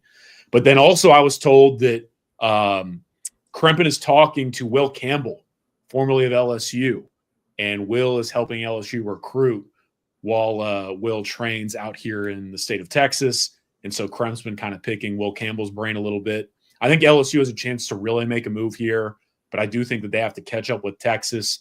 Michigan's kind of opened his eyes a little bit, and then SMU is going to hang around there for a while. I would say arguably of that group, the stock down is Texas A&M. There were months ago, if you would have asked me how this plays out, I would have thought Texas A&M would have been the favorite. I think that's changed. And so official visit season will be pretty interesting for this guy because I think Texas has really kind of emerged at a time where you thought Turntine, Ojo, that's kind of their line group. Kremp's a candidate, but LSU, Michigan, a couple others making a move. Yeah. Hey, You can pass on this, but you want to tell us why A&M kind of fell out of the blue for Mr. Krempen? Let's just say that the Aggies made some decisions personnel-wise that hit home for Krempen, and those relationships loom large in the world of recruiting, and those decisions, especially ones that are hard to justify, now kind of cast a cloud over this process. Because Can I just say what happened? Sure. I don't know that I have the clearance to talk about it, but you go ahead. No, you're good. I mean, this is public information. It's on Twitter. A&M needed an elite offensive tackle last class. What did they do? They flipped Lamont Rogers late from Mesquite Horn, and he's now in Aggie land, Aggieing it up, I guess, whatever you want to call it, right? Yeah. But guess what? There is a scholarship limit in college football. A&M was above that limit. They had to drop someone. Who did they drop? Prosper interior offensive line, 3-star, Connor Carty, who is in the 2025 class. He's now he's signed with Tech, I believe, or he's signing with them in February. He's committed or whatever. Tech landed one of Carty's best friends the year prior in is it Ellis Seth Davis? Ellis Davis. I don't know if Seth came from. But Ellis Davis, who was a 4-star offensive tackle, went to Lubbock. So Tech ended up with Connor Carty. But Prosper last year had a starting offensive line of 5 kids that had Power 4 offers. Now, one of them was a Sam Houston State commit and ended up signing with Sam Houston State. But all 5 of those kids had Power 4 offers, and A&M dropped one of them. They dropped the kid they had committed from there, thinking there wouldn't be any backlash because, I mean, who uses their brain anymore? So since that happened, A&M, I don't think is going to have much luck with Prosper in the next few years. Also, it is genuinely fascinating because if – I'm not going to say his name out of respect, but if you asked anyone in this industry who has traveled across the state and seen these kids in person, seen them play, and if you told them, hey, A&M is one person over the scholarship limit, you have to drop someone from the class, Carty would be like the 6th or 7th kid we name. And if it was O-line only, I can sure as hell tell you there is one name everyone would say before him. So that's what happened with Krempen and A&M. And that's known, which is uncomfortable. You know what I mean? Like that dynamic that Carty probably shouldn't have been the one to be shown the door. He shouldn't have. It was horrible decision-making. Yes, and I just don't know that if I'm any college program in the country, ruffling feathers with a place like Prosper at a time where offensive line recruiting is as hard as it's ever been, not the place that I would want to upset folks. Especially because, like they're making the kids who come from Prosper make decisions based off who they feel can get them to the NFL the best, who can develop them the best and where they actually want to be. Like, that is the worst type of school to do that to.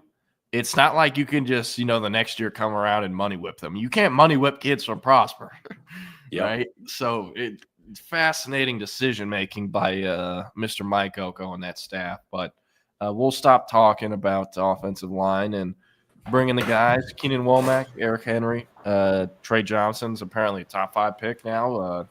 Any reasoning He's close for that? to it, if not top 5. Maybe 6. Got it. How are we doing on this wonderful Tuesday morning? Or after? Good, man. Just finished hearing from Trey Johnson, speak of the man himself. There's one thing about Trey that I will say is very apparent. Trey's about ball, dog. Like, Trey ain't really here for nothing else but ball. It's when you hear Trey talk and just kind of the intensity when he gets asked certain questions about the team, he's just all about like, yo, I just want to hoop and I want to win.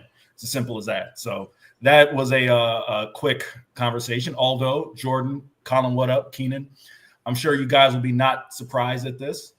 Texas is facing Ole Miss tomorrow. Who do you think was not made available to talk to the media today? Is that in Oxford or Austin? If it was in Austin, it'd be a much bigger deal, but it's in Oxford. We know the answer. Rodney Terry was not made available. Yeah, Rodney Terry was not made available. So, yeah, there goes that. So, So any questions related to Chris Beard, ain't going to get that. And your boy was not about to make that trip to Oxford knowing that RT isn't going to say anything. And Chris Beard, the first quote he ever says it'll be interesting. The next quote he says it'll be interesting to be the first. So, yeah. No, hey, you're not missing out on an Oxford trip. You're not. There's nothing there. But with a lot of white people. I mean, I live in Austin. That's not you. Fair enough. Okay, wanted to ask though, for SEC the basketball schedule. This again, every crosstalk I reveal how little I watch college basketball. But if Texas is playing in Oxford, are they going to host Ole Miss later in the year in Austin, or is no home and homes? 18 game schedule, so you do some road, some home, some split.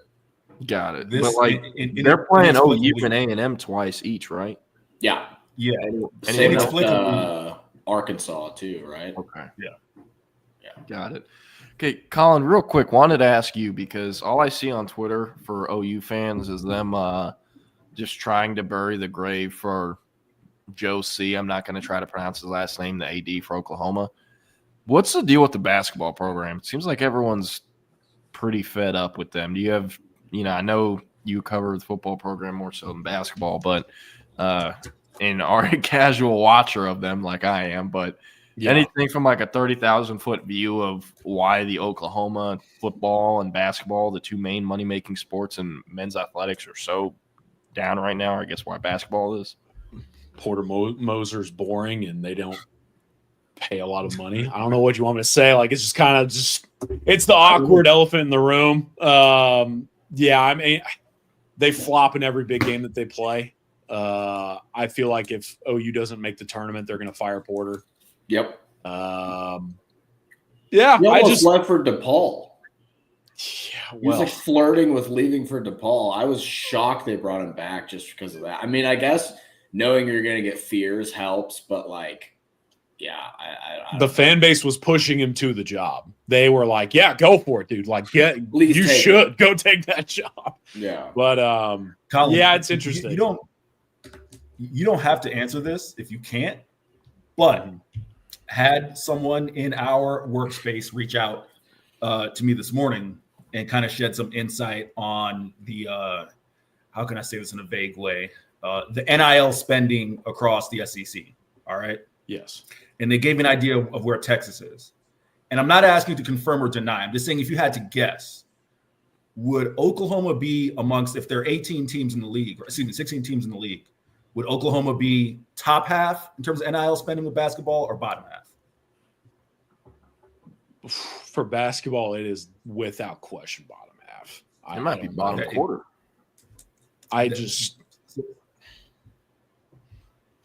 That's the reason I asked that. I would be shocked if they were top half, Eric. They got a couple of NBA dudes, but yeah. The reason I asked that question is because, like, you can take it from this perspective with Texas, especially Jordan. It's the same thing with football, dude. Like, you're gonna get what you put into it in the NIL space, right? So if you want to be a team that flirts with the NCAA tournament and makes the NIT, then you'll just continue to do that, right? And also there's the other aspect of it. And again, I don't want to go too deep because I don't want to necessarily like out the source. But if you're a school like Mississippi State, for example, right, who this person let me know is on the top half of teams in spending, right? Yeah. If you know you're never going to compete in football, all right, then why don't we just devote a little more funds to basketball, right? Oklahoma's not in that case, right? They want to contend in football. So there you go. So yeah, not too shocked that your gut would tell you that they'd be bottom half. They also want to compete in softball, So like, I'm going to be honest with you. Which I think Texas fans can kind of relate because Texas is also an excellent softball program. Like, if we're just being honest, Oklahoma's fan base is going to be more willing to pay a softball player than a men's basketball player.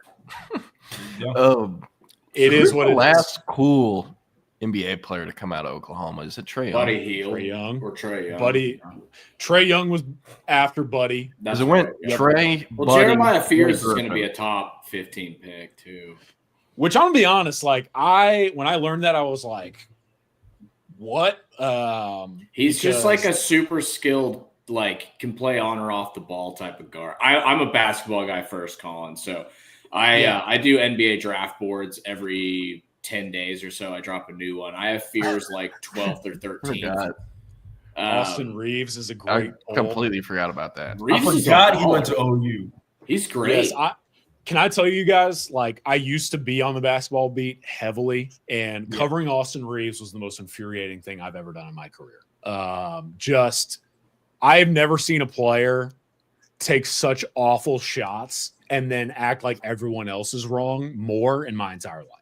I'm gonna be honest, like there was a point where I was like, I hate this dude. I can't stand this guy.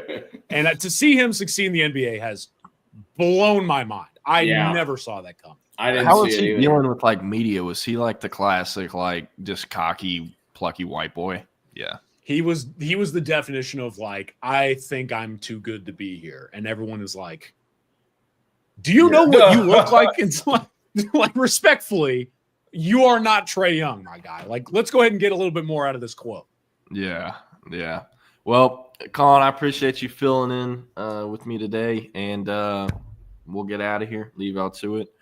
Turn it over to False Start. Happy Tuesday. All right, fellas. See ya.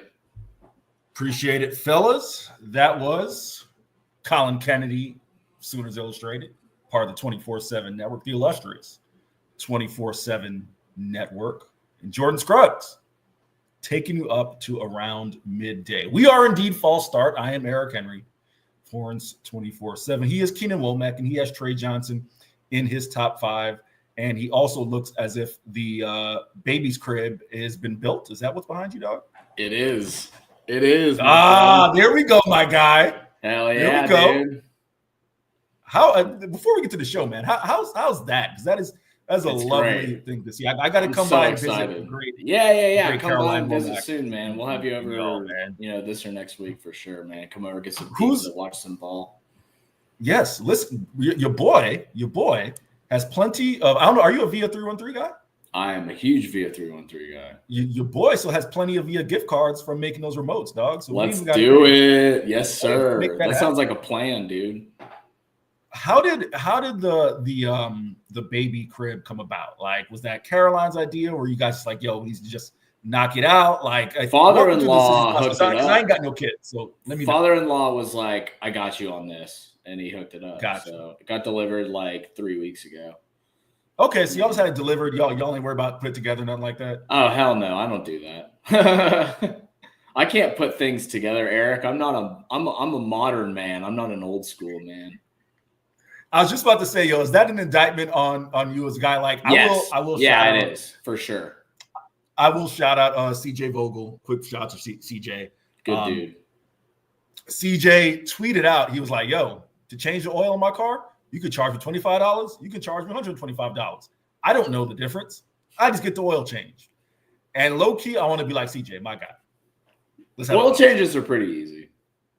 I'm like, let's like, I by no means am I like, the most like old school man in the world, but there are certain things as a dude that I feel like changing the tire, right? Changing the tire. I'm not saying you're trying to change your own tire, but you got to at least be able to know how to change a tire, right? Oil change. And listen, like, I ain't necessarily putting out a ton of shit together myself. I figure, why am I censoring myself? I'm not putting together a ton of shit myself.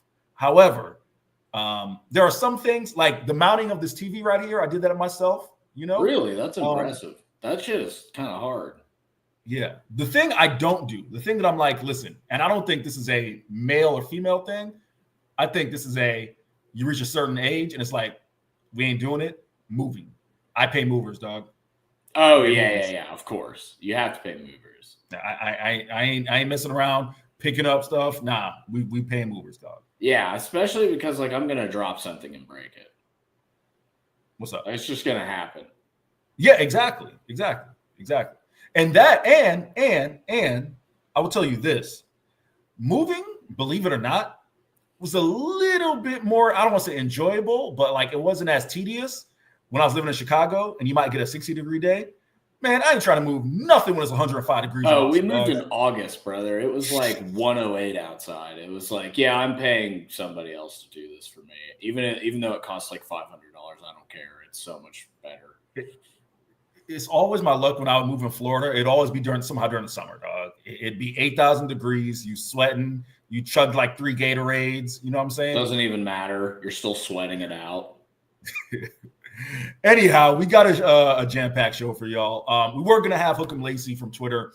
She's having some internet issues, so she's not going to join us, but still got a full week of guests. Still got Ann Parker Coleman lined up for Thursday. Danny Davis of the Austin American Statesman lined up for Wednesday. My guy, Tommy Yarish, does a great job covering the Dallas Cowboys. He is going to try and jump on with us Friday. He is out at the Senior Bowl. But Keenan, what direction I'm going to let you lead off? Usually I lead off the show. I'm going to let you lead off, man. What direction you want to take us in?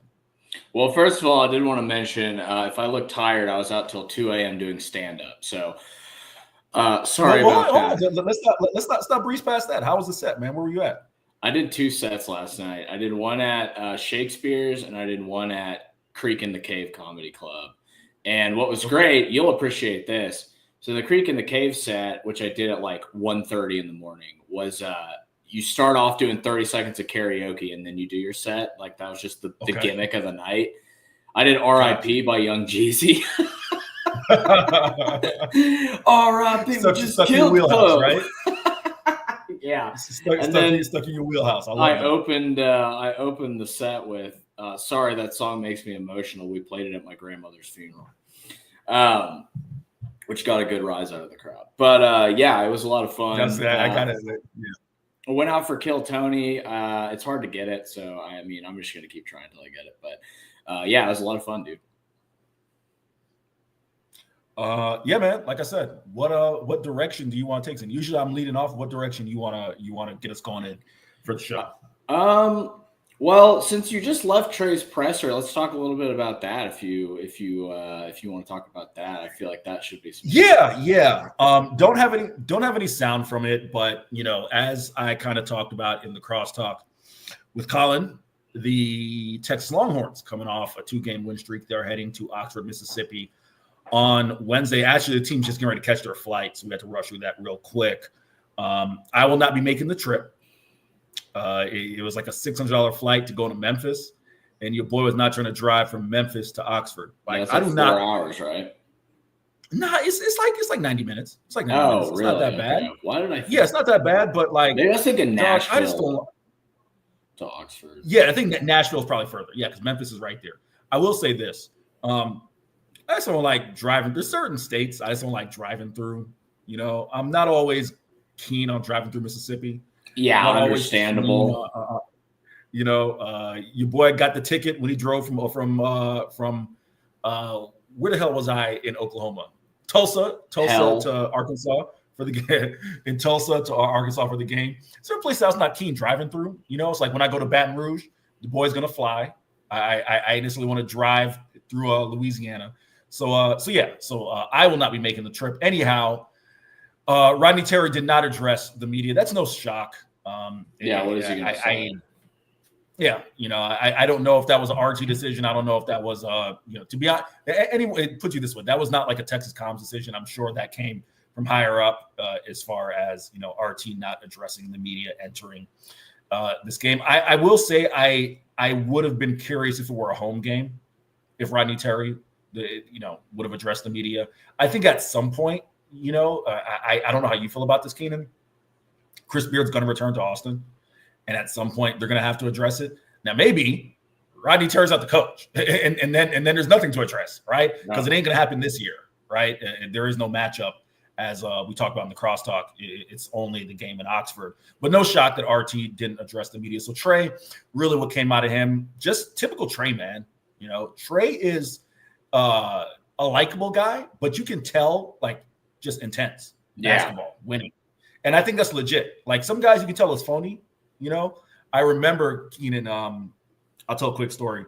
When I was covering FIU, there's a receiver, kid by the name of Tyrese Chambers, ended up transferring to Maryland, blah, blah, blah. Anyhow, he had a breakout year, right? Was a JUCO guy, and went like FCS, Sacred Heart or something like that, then had a breakout year.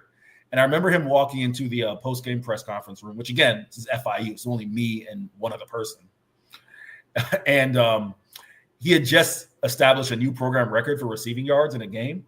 So he came in like with his chain on, all smiling and whatnot. And he legit did this before he stepped to the podium. He was like, oh man, we lost. And then threw on the sad face. That's like Kyle Kuzma the other night. Oh no, what happened with Kuzma? He was like, yeah, I don't really care what the team's doing as long as I get mine. That was essentially what he said. It's like, yeah, that's probably why your team is 6-39. Bro, it was so hilarious. My man was like a 1-6 FIU team. He was like, oh wait, we lost. And then put on the sad face. That's so funny, dude. Hell yeah. At least he's honest. So yeah, with Trey, it's legit. Like the all I care about is winning. I think that is legit. So that was kind of the tone of his press conference. I will say he did, and I'm curious your thoughts on this because you projected Trey House as a top 5 pick. Yeah. He really emphasized need to be better on the defensive end and just saying that his mind is kind of locked in there. Trey is a confident young man. So when he was asked whether the physicality in the SEC was different, he's like, no, I don't think it's no different. You know, I've always been skinny. I wasn't playing against older dudes. For me, it's just about having the mentality, which I'd be curious if you see it the same way, that the physicality in the SEC is no different than the physicality in AAU. Maybe if he was younger playing against older cats, maybe it was. Who knows? But that was the tone of Trey's presser. Yeah, I mean, like when he's playing against Cason Wallace and Riley Griffin when he's 15, he probably felt the same level of pressure. But yeah, I mean, clearly the physicality has affected him to an extent. Like, you know, when you're getting knocked off screens and stuff, like you're going to feel it. And, you know, like I've said before, he expends a lot of energy getting to his spots because this offense isn't super conducive to getting shooting guards open looks necessarily, mostly because they don't have passers out of the post. And that's like a big part of what gets guys open who are off-ball players typically. I just love his attitude. I think he's a dog, man. And I shouldn't have said top 5. I have him top 6, unfortunately. I have VJ Edgecombe right above him, but from Baylor. But yeah, I like the dog mentality. I think the team needs that. I think Arthur Kaluma has that too. Yeah. As far as just like do whatever it takes type of mentality. You know what I mean? It's really cool. It's really cool.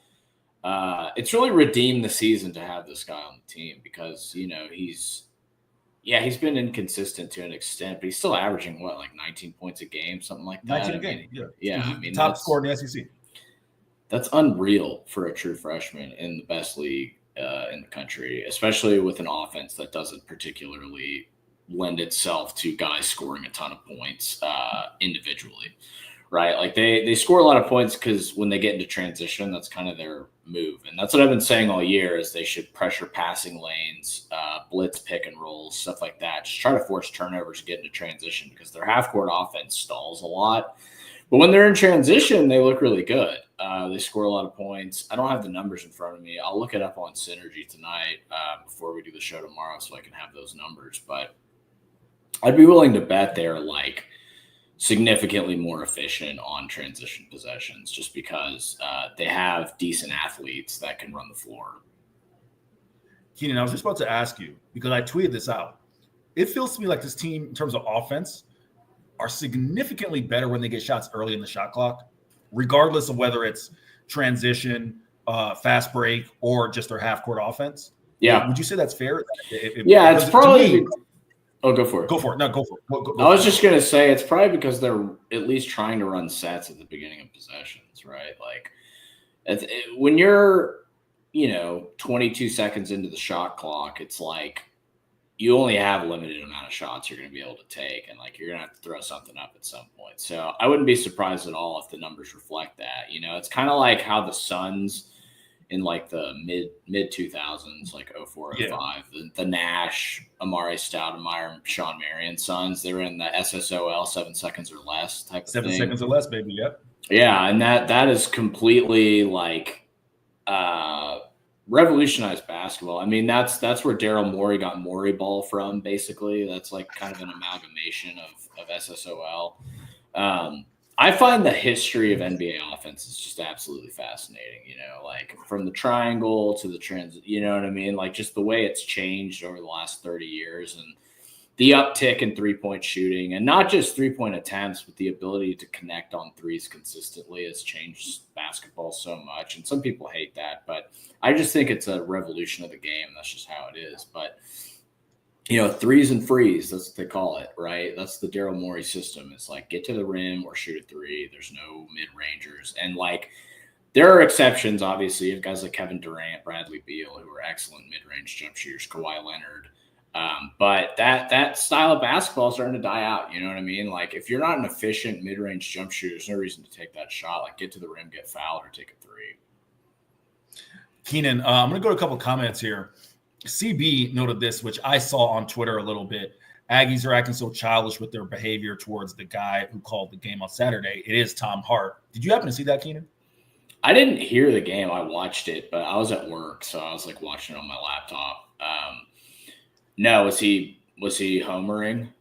No, apparently. CB, I just caught on Twitter, so you maybe can add some more context. I believe all he did was reference the football score, the football score of A&M and the Longhorns, which, again, don't lose if you don't want to get trashed on TV, man. If you've ever watched a broadcast, you know that they're going to reference previous meetings in sports, and they had that trophy that they're playing for, the Cotton Holdings, whatever, which they're doing the scoring system, right? For those who may not know, I'm only familiar with this because I went to UCF and we would always score. It was never like, the winner of football versus football or basketball versus basketball. They would score all sports, right? And then the winner of like each contest would be assigned a certain amount of points. And then the winner at the end would get a trophy, right? That's what they're doing now with Texas and Texas A&M. So I'm sure that, and CB, you probably saw the broadcast or heard the broadcast. So I don't know the context that Tom said, but I'm willing to bet it was in reference to just something like that. Or even if it wasn't, that's what happens. Like they'll reference it all the time. Like, when these two teams been on the gridiron, such and such. So Texas. Let me not say an outlet. Apparently, there was an outlet that was like really getting after Tom Hart about that. So I can only imagine which one it was. And that was kind of silly. Jake Bayless says Joe Lunardi has Texas and UCF matched up in the last four in that he does in Dayton. Who are you rooting for? E. Henry. He doesn't. Who am I rooting man. for? He's a journalist. Who am I rooting for? Who am I rooting for? CBS Sports, baby. That's right. CBS Sports. CBS Sports. That's who I'm rooting for. That's who pays the bills, baby. That's CBS Sports. About, baby. When CBS Sports, Paramount 24/7 fields a team, Jake, then I will root for somebody. It's so funny when people are like, UCS playing such and such. Are you rooting for them? Dog, I still pay them monthly. Student loans. Yeah, they're still wrecking my shit right now.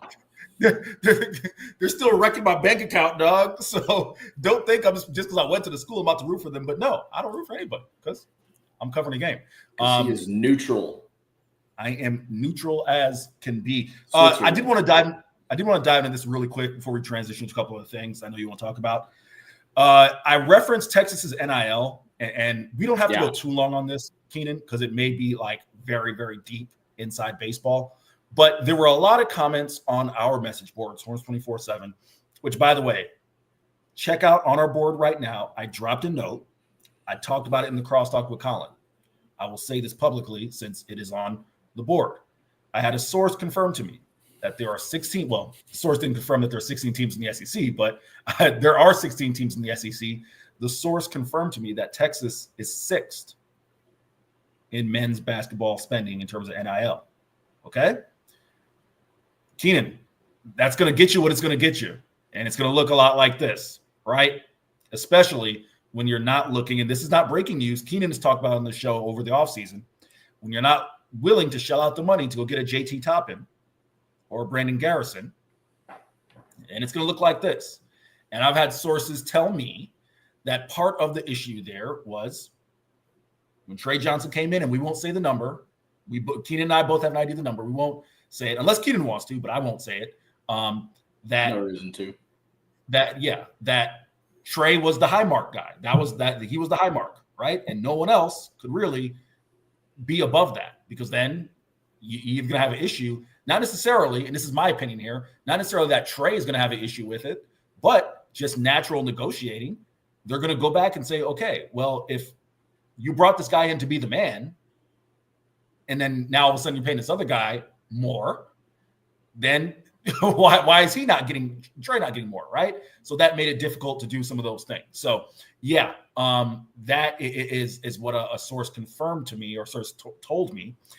And Keenan, just your thoughts on the fact that Texas basically middle of the pack when it comes to NIL spending, and how does that, if anything, shape your perspective of just this season, Texas men's basketball as a whole, and in the future of the program, head coaching or otherwise? To me, it proves that they're not backing RT enough. I think that it's, like you've said before, they try to empower these coaches to kind of do their thing, but like this just kind of proves to me that they don't have a lot of faith. If you look at like what Arkansas spends, right? Like Arkansas, I don't know if they have the most expensive roster in the SEC, but like it's up there. They suck, but like they're paying players a lot. And I mean, they paid Nelly Davis like $2 million, and he's averaging like 7 points a game. Child Davis is getting $2 million. Yeah. He's like 1.8, something like that. He's top 5 in NIL in the country. I think the highest paid college basketball player is Greta Shover from Washington. But he's up there. Cooper Flagg is up there. Janai Broom is up there. I mean, obviously those guys are freaking worth it. But I mean, Trey's worth what they're paying him by a long shot. I'm friends with JT Toppin's agent, and I remember him texting me and being like, why aren't they going above this number? And I was like, well, the high market's Trey. They're not going to go above that, essentially, right? And so he got more – I can say this. He got more than Trey did to go to Tech. Right.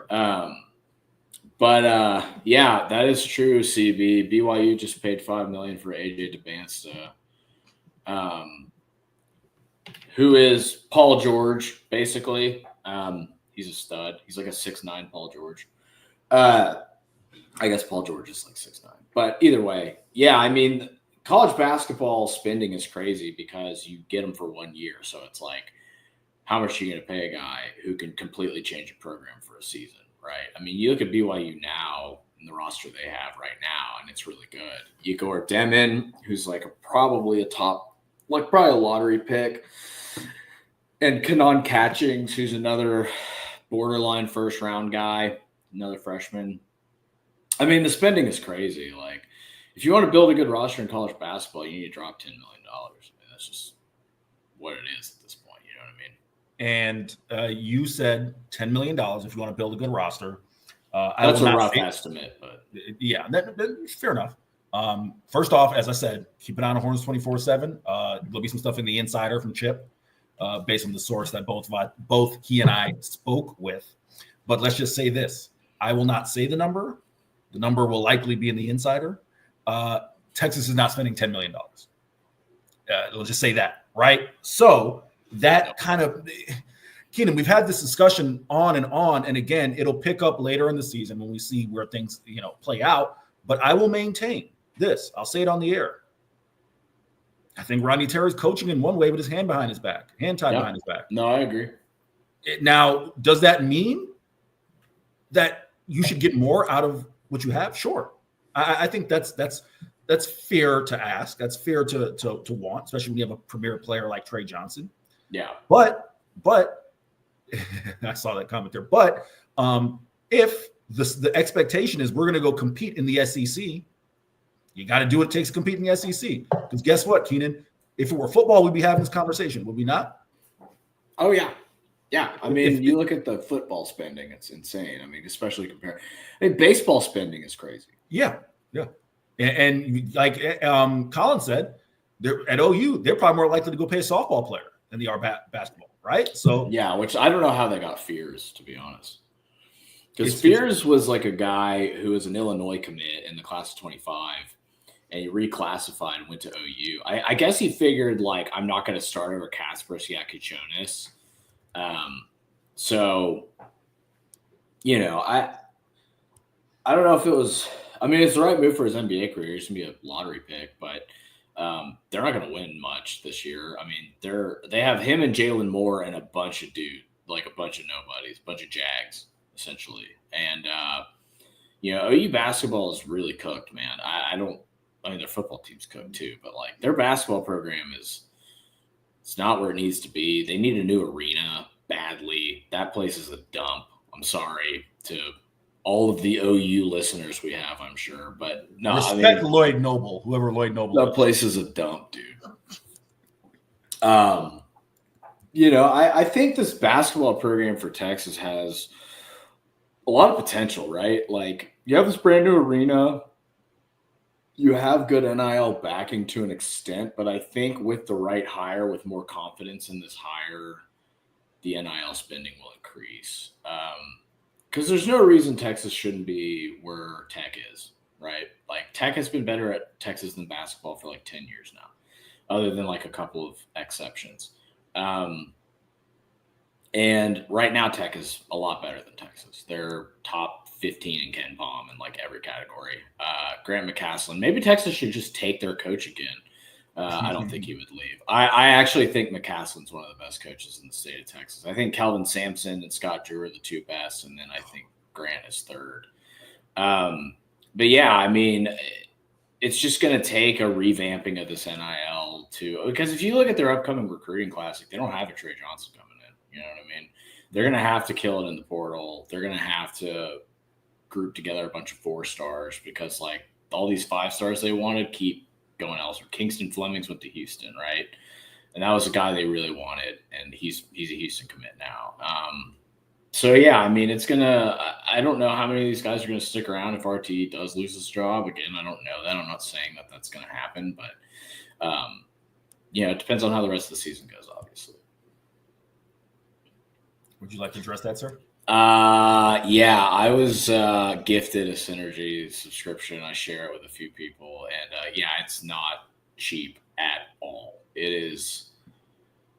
Do you know what Synergy is, Aaron? I do, and I'm kind of mad that you ain't shared it with your boy, but I do know what it is. It's not mine to share. Otherwise, I would. I can give you info from it though. I can take screenshots. Well, that works. I can send you screenshots for sure. But yeah, it's actually. I'm not going to name the coach or where he coaches, but it's my friend is friends with an assistant at a big program, and this coach gave him the login and he gave it to me, so I use it.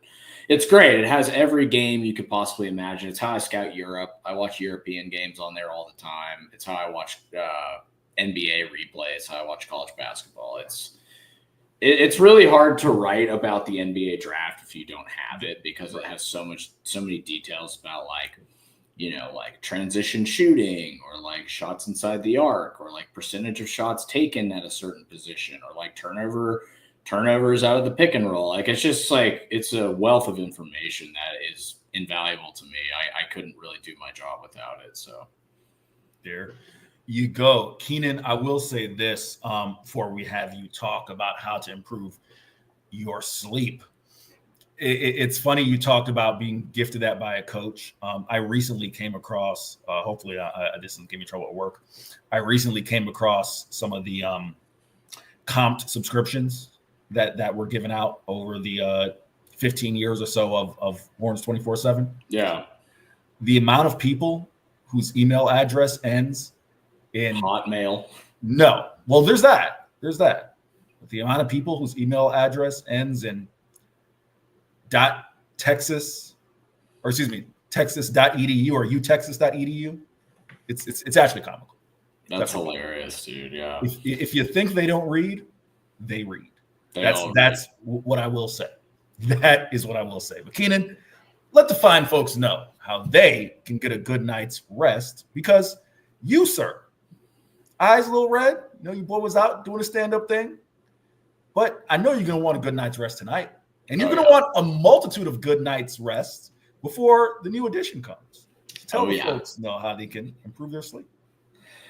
Sleep Cycle Center is the only medical sleep office in Central Texas that provides the most technologically advanced care in screening, at-home testing, evaluation of airways, and treatment options related to sleep and breathing issues such as sleep apnea. Their focus is to educate on what is going on in the patient's body and to provide all possible treatment options related to his or her specific issue. Screening, testing, and treatment can be completed virtually or in person. They can eliminate snoring to sleep apnea. You no longer need to sleep in a separate bedroom from your significant other. Individuals and families are welcome. 2 convenient locations, one in the Arboretum, the other in Lakeway. They see patients of all ages from ages 6 to 106. They are family-owned and operated. CPAP alternatives can be provided in most cases, though they do offer treatments that include CPAPs as well as oral devices, epigenetic devices. They can help with weight loss using lasers and radio frequency. They are in network with most medical insurances. So give my man, our friend, the good doctor, Dr. Denman, a call at 254-284-6812 or visit sleepcyclecenters.com. Tell them Texas Sports Unfiltered and Fallstar and Keenan and Eric sent you. You're on mute, brother. I took myself off of mute again. I haven't done this. Keenan, I know you want to talk a little bit of MLB free agency, a little bit of NBA stuff as well. We'll let you take it away there. Have at it, my guy. Yeah, for sure. So there's a few MLB free agents that are left that haven't been picked up yet, right? I think Jack Flaherty, Dodgers pitcher, really, really talented right-handed pitcher. He's still on the market. Dodgers, Mets, Yankees, Phillies are kind of the teams that you would think would be going after him, but they kind of have their rotations filled out, right? So I've heard the Tigers are interested as well. I've heard it's the usual suspects for Flaherty. Whoever's going to shell out a ton of money for a starting pitcher. He threw a bullpen session last week with the Mets, Yankees, Blue Jays, Braves, Cubs, Phillies, and Dodgers and Red Sox. Should be interesting to see where he ends up because he is a very talented starting pitcher, and we know that starting pitching is at a premium. For the Mets, Pete Alonso is now a free agent. One of the big players in their NLCS run. So I don't know if he ends up back with the Mets or not, but the Mets just shelled out, $1 billion for Juan Soto. So I'm not quite sure that they're going to go back into their bag and pick up Alonso as well, but I mean, it could happen. I'm hearing the Giants and Mariners are kind of the top guys for him, maybe the Blue Jays. So, I mean, the Giants are willing to spend money, so it could definitely be them. And Seattle's always looking for hitting because they have great pitching and bad hitting as they have forever. Alex Bregman is another guy, man, who he played for the Astros basically his whole career. And I feel like he could have re-signed with the Astros for a decent amount of money, and he decided to kind of not do that. And I think it's biting him in the ass. I don't think he's going to get the contract he wants, but we'll see where he ends up. I feel like he'll end up in the AL. It's with some team. But Bregman was a big part of those Astros runs. And I think it's like really kind of an oversight. I'm no Astros fan, trust me. I'm a diehard Rangers fan, but it is surprising that they didn't make a better move to try to retain him. I feel like they could have with the right offer. And there's no salary cap, so just keep throwing money at it, right? And the Astros are going to keep contending until they don't, right? So they've been contending for 10 years now. One of the greatest runs in MLB history, as much as it makes me sick to say it. They really have been the best team for 10 years now. I mean, they have 2 titles, and they've been to the ALCS like 8 times or something like that. So really talented roster, and Bregman is just a really important piece. And I'll be surprised if they don't try to bring him back at least, because I think it was an oversight on his part to leave so early and try to seek a bigger contract. Jake Bayless says, just assume everyone is a Dodger. Also says another Scott Boras client that lost money. Whoa. Yep. That's like a pick your fighter type thing. Scott Boras or Jimmy Sexton, because they usually don't. That's Saban's agent, right? That's Saban's agent. That's Steve Sarkisian's agent. Lane Kiffin's. Yeah, that's a pick your fighter type thing. Like, I'm a Drew Rosenhaus guy. Although I like Rich Paul.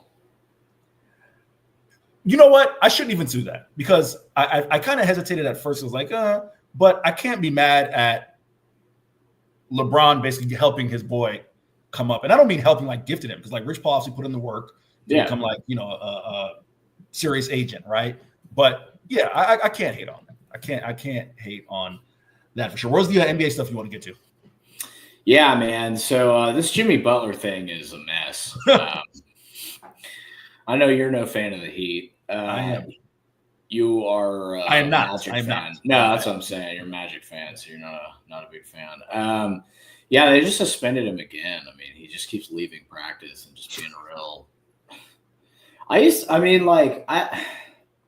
I'm torn, right? Like I get where he's coming from, but he has mishandled this so badly. Like, can I stop you right there, Keenan? So you say you get where he's coming from. Just elaborate for the audience who doesn't understand or isn't familiar with what I think Pat Riley is lost his fastball. I think he's over the hump, and I think that they're not really providing. They need a point guard bad, and they haven't gotten one.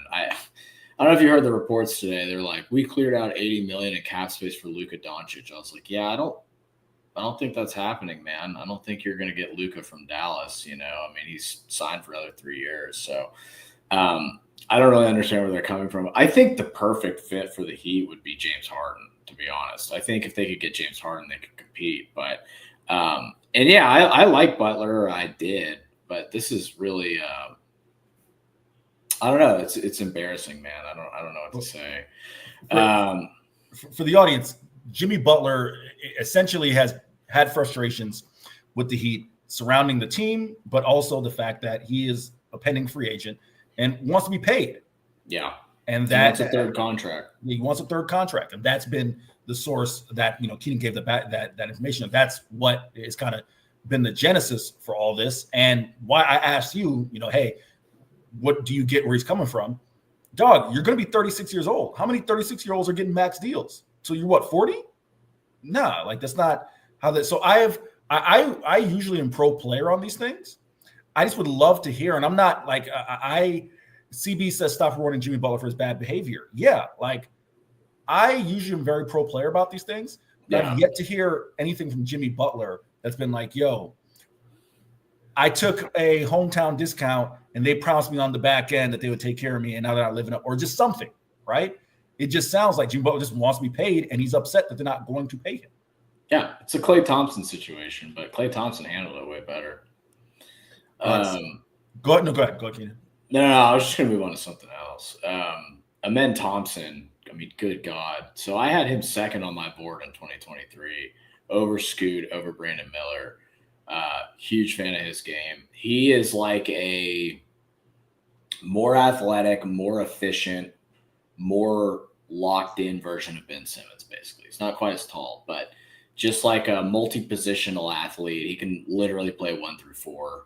He can play every single position 1 through 4. I mean, I guess shooting guard is kind of a weakness because he's not a great outside shooter, but his athleticism is just like, it might be the best in the NBA right now. He might be the best athlete in the NBA, Amen Thompson, for the Rockets. I know we got some Rockets fans in the audience, so he was just an absolute freak last night. He had the game winner. He scored 33 points.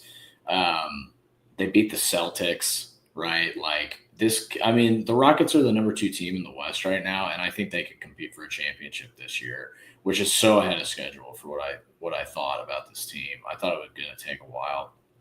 And basically having Amen as your 1, Şengün as your 2, and Jalen Green as your 3, like that works. I think that is championship core, and I really like their bench pieces. I love Cam Whitmore.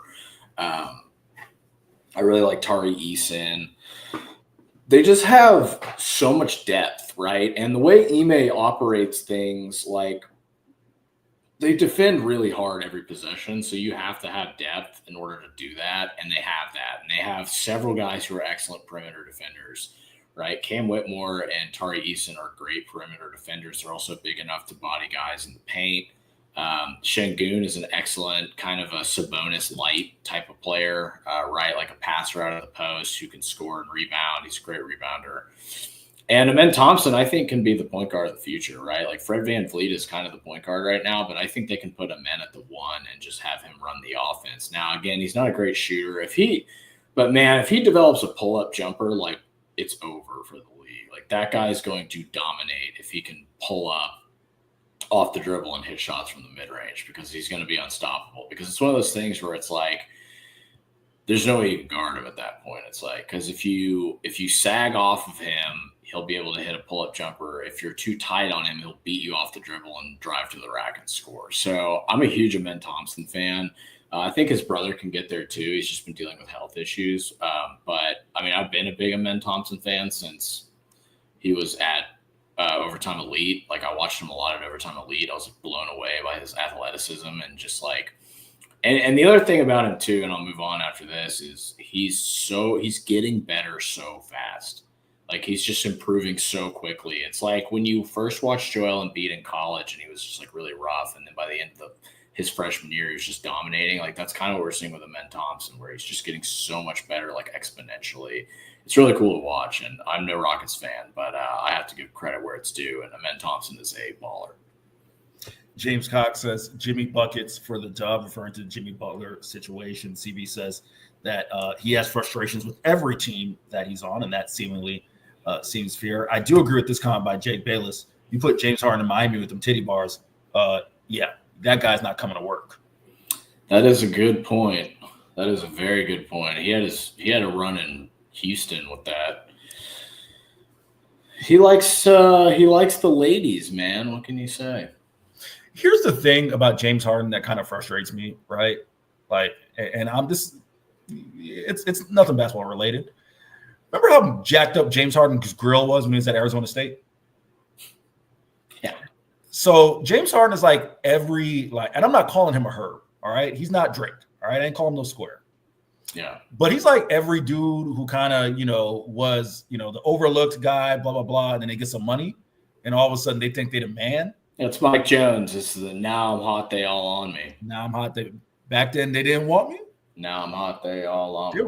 There we go. Side note, I don't know if that album was a classic. I love Mike Jones. But there are hits. There are hits off of that album.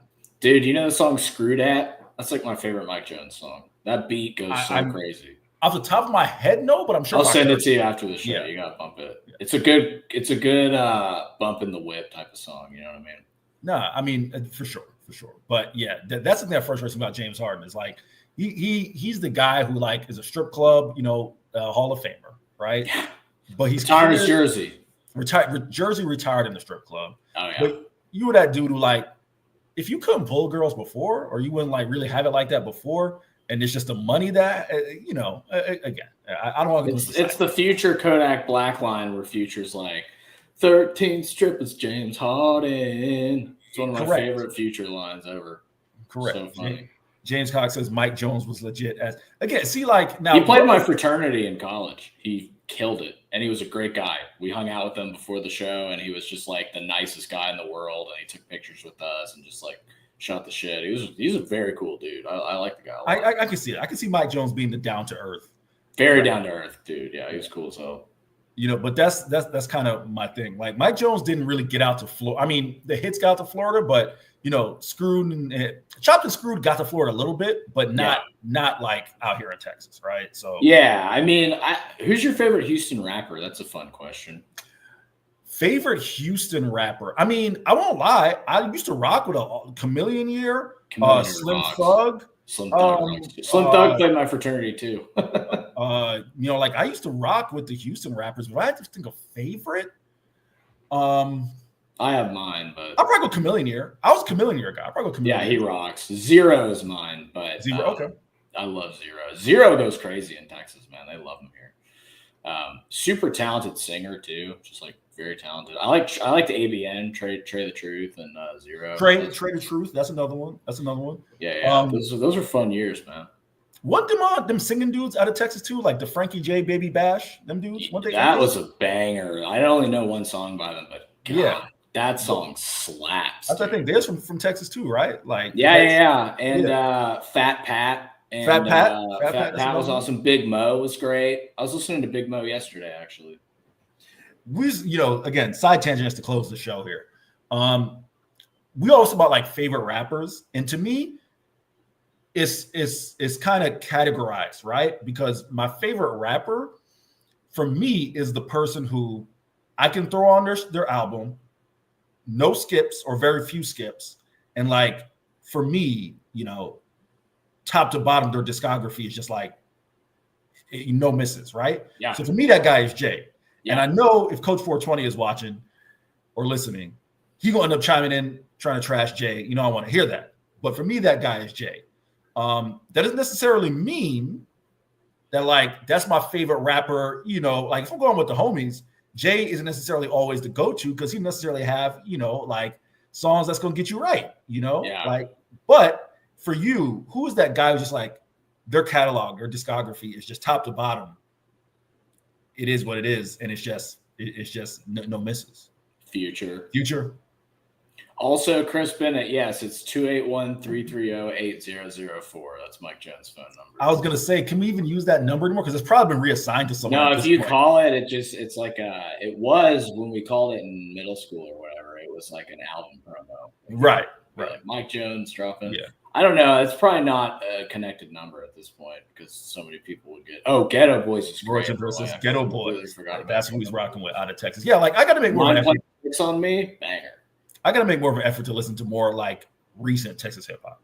Man, there's some good ones. Maxo Cream is awesome. I don't know if you're familiar with Maxo Cream. He's a fantastic rapper. Keenan, we've already established that you know the underground rappers from Frisco. Who you know, he's from Houston. He's from 5th Ward, dude. That guy's legit. Mikey Dimes from San Antonio. That guy's great. That Mexican OT. That Mexican OT, I know. Yeah, he rocks. Yeah, he's great. If there is a SoundCloud rapper in Galveston, Keenan Womack knows him, sir. That's all I got to say. It's weird. I listen to a lot of hip hop and a lot of jam bands. Those are like my two areas of expertise with music. Pimp C, UGK, obviously. Yeah, those are the guys. But I mean, they're Port Arthur guys, technically. Those are Port Arthur guys, no doubt. James Cox, much respect to Scarface is great, man. There's so many good rappers from that area. I mean, Lil Kiki, can't forget Lil Kiki. Yeah, Freestyle King. Keenan, while we're on the topic, did you happen to catch, as Zay's in the waiting room, so I'll bring him on in a second. Did you happen to catch the controversy with Flau'jae Johnson? Yeah. Well, so they played her Dead Dad song.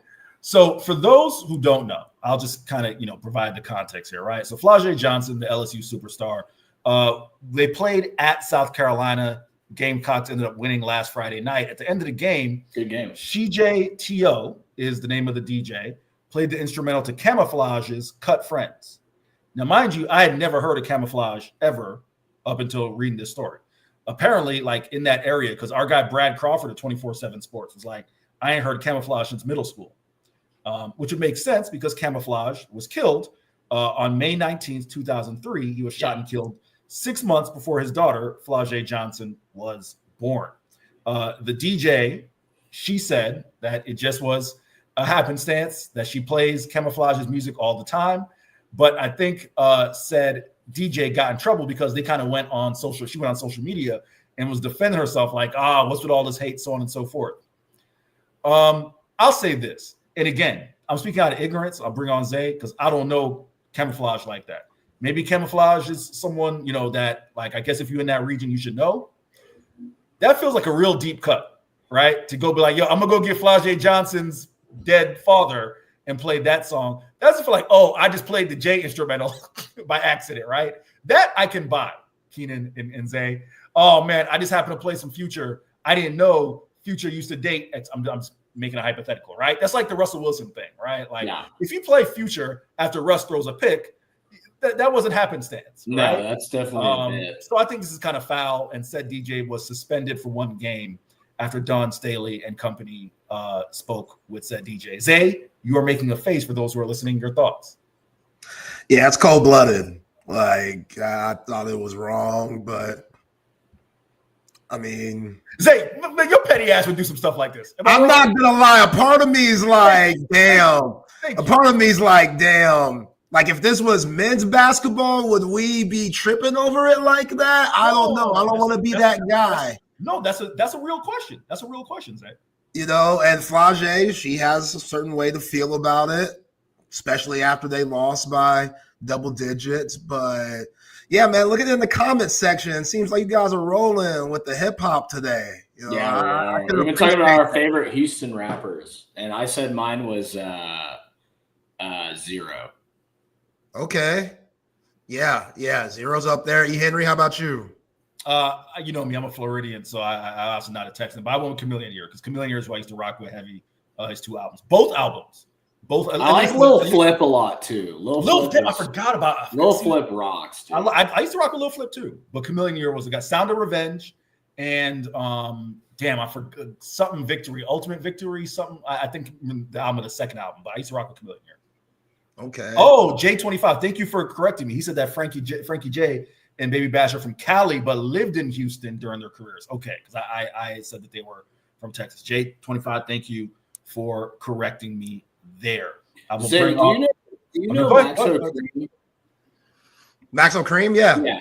Yeah, dude, he rocks. He's amazing. I think he's such a talented rapper. Like, I really do. I think his bars are crazy. Yeah, big time Crip, that Maxo Cream. Oh, yeah, he's not playing around about that gang stuff at all. That video for Hoover where they all have, like, illegal firearms and they all got arrested, that was crazy, dude. Yeah, you got to be careful out in these streets. Yeah, I can't be wielding AK-47s in the streets. That's not typically I wouldn't recommend, yeah. Not a good call. What's up, Chip?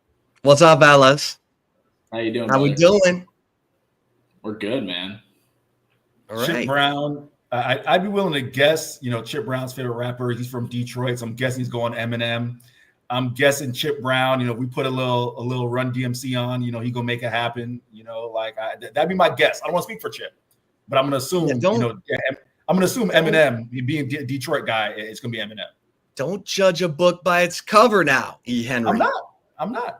It just Eminem's an all-time great. I think we can all admit. Yeah, I mean, Eminem, it's a fair. I mean, Biggie and Tupac are sure like my absolute favorites, but I love Eminem. I mean, Eminem when he was in his rageful prime,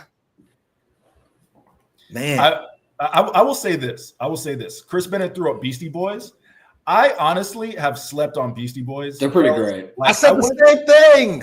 I slept on Beastie Boys. I thought all right, it's just white boys rap. from Long Island or Staten Island, whatever. No, I slept on Beastie Boys. Zay. They got some jams for sure. That album, Paul's Boutique, is brilliant. It's the Dust Brothers, and they basically sampled I think over 12 songs. They sampled 107 songs to make that 12-song album. It's amazing. It's such a good record. If any music heads out there, even if you're not a hip hop head, you'll probably still appreciate it. Check out Paul's Boutique. It's amazing. Well, and I hate to say it, but I love the beats that Kanye lays down. When the beat builds by Lil Wayne. Whoo! No, I mean, listen, Chip, you don't. The thing about Kanye is you can admit it's. I hate to be so over dramatic. It's like Bill Cosby, right? You can admit that the Cosby Show was a great work of art, but not co-sign what the man behind the art did. And in Chip, I'm right there with you on Kanye West. So we can separate the art from the artist. Separate the art from the artist. There you go. Man, I watched the Cosby Show because of Raven Simone and Felicia Rashad and Malcolm Jamal Warner. I didn't watch it for clip. You watched the Cosby Show because of Raven Simone? Say Collier? Yeah, Raven Simone's a legend. Are we serious? That's so Raven? We kidding me? Oh, okay. No. I needed more context. I thought you were saying I thought you were saying you were watching Raven Simone for her attractiveness, and I was like, Raven Simone was a child, so that's why. Yeah, no shit. Yeah. No, that's why I need clarification. I need clarification. That's all. I need clarification, dog. I need clarification. That's all. Okay. Yeah, I watch it for everyone else. We can't put Bill in there. Yeah, that's what I'm saying. Same, can't listen to no Diddy. It's even hard listening to Biggie now. It's hard to listen to Diddy before all the allegations came out. It was hard to listen to Diddy. Well, true. That's a fact too. Terrible rapper. Before I derail the show, I will give Chip Brown and Zay Collier their show. Give them the floor, fellas. Y'all have thank you, E. Henry. Yes, sir. Keenan, y'all are the best. Y'all are the best. Cheers. Man. Cheers to you this Tuesday. Peace out, gentlemen.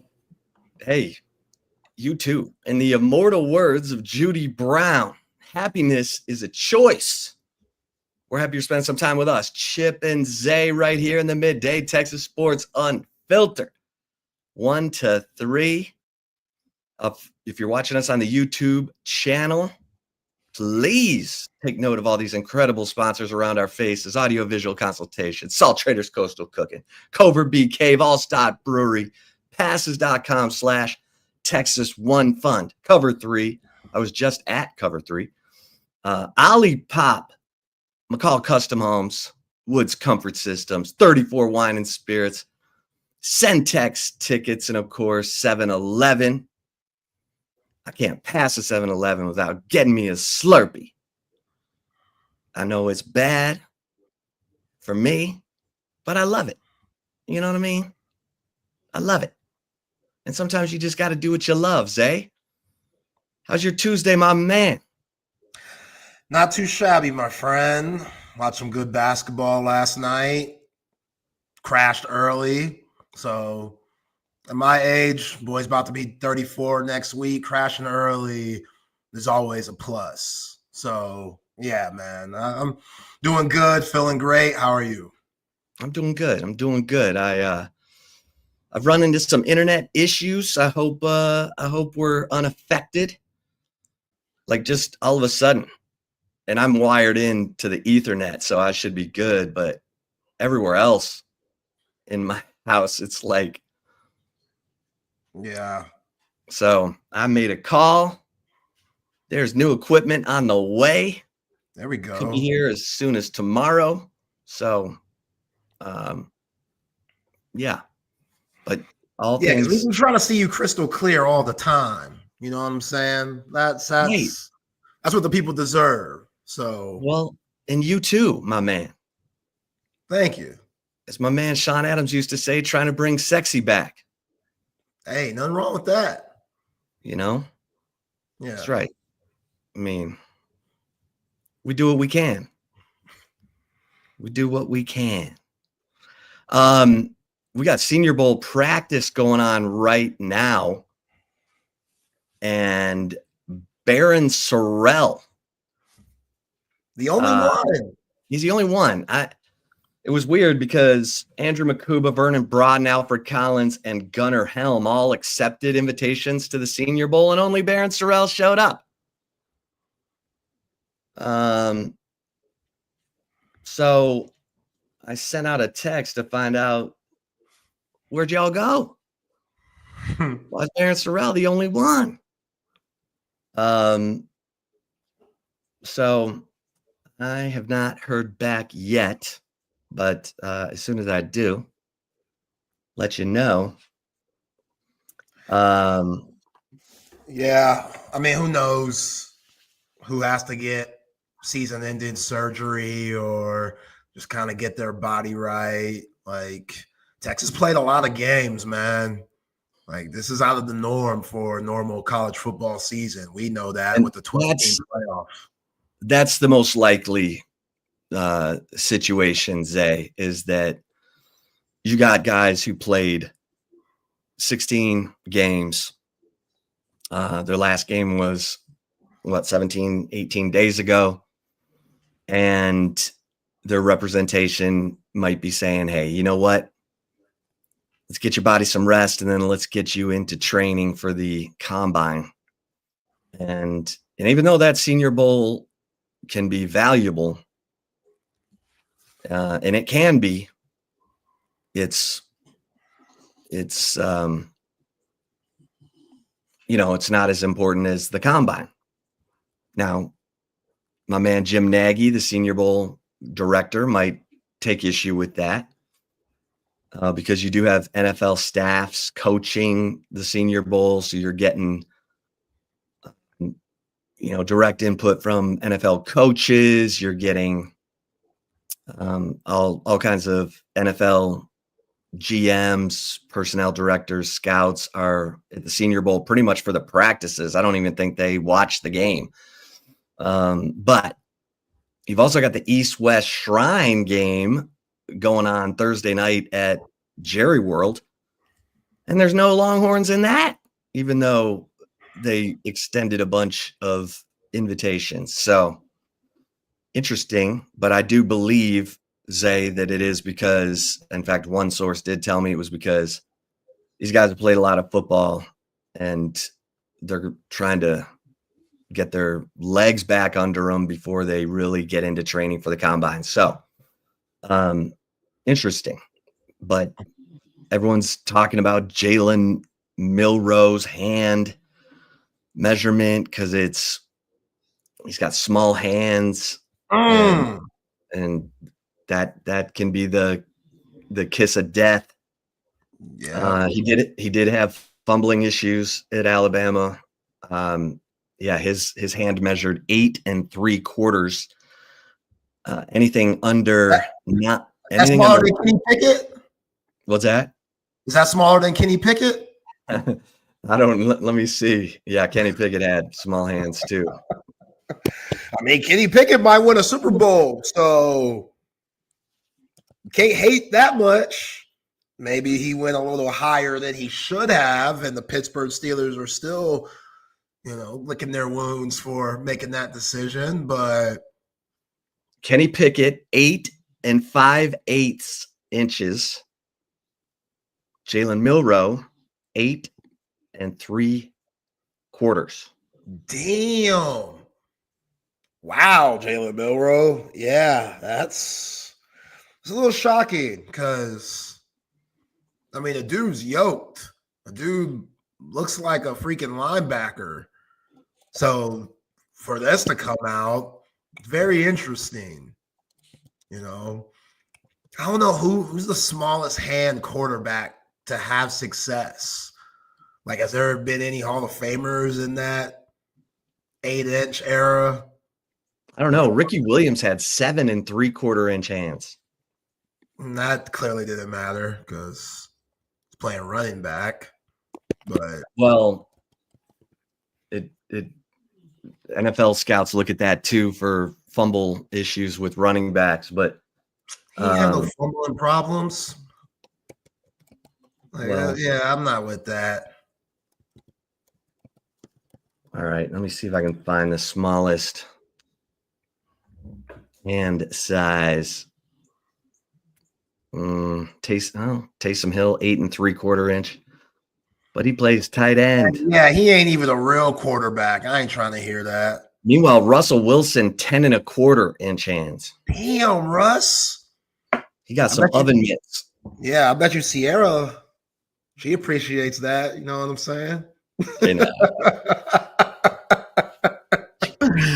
I mean, and that dude, he's relatively small. If you think about quarterbacks like Russell, I wouldn't say he's over 6 foot. They try to give him that, but Russell, you around 5'10", 5'11", homie. But them hands, that dude's always had a really good deep ball. I know that he's not the same that he used to be under those Legion of Boom, Pete Carroll, Seattle Seahawks teams, but Jalen Milroe throws a pretty deep ball, man. Like, the intermediate stuff, questionable. Here we go. Milroe has the hands of a carny, Rex St. Charles says. Yeah, man. This is the meat market from here on out. This is where guys get picked apart. They get told stuff that they've never even thought about. Oh, yeah. And it can mess with you. Remember when Cedric Dunston, RIP said B, when he got drafted and he broke into tears. He was a top 5 pick. And he broke into tears about all the, picking apart and this and that and questions and this. I know people think since we're men, we don't got insecurities. You know what I'm saying? Especially these guys, these big alphas and stuff, and we're so macho and tough. People act like they ain't got no insecurities about their body.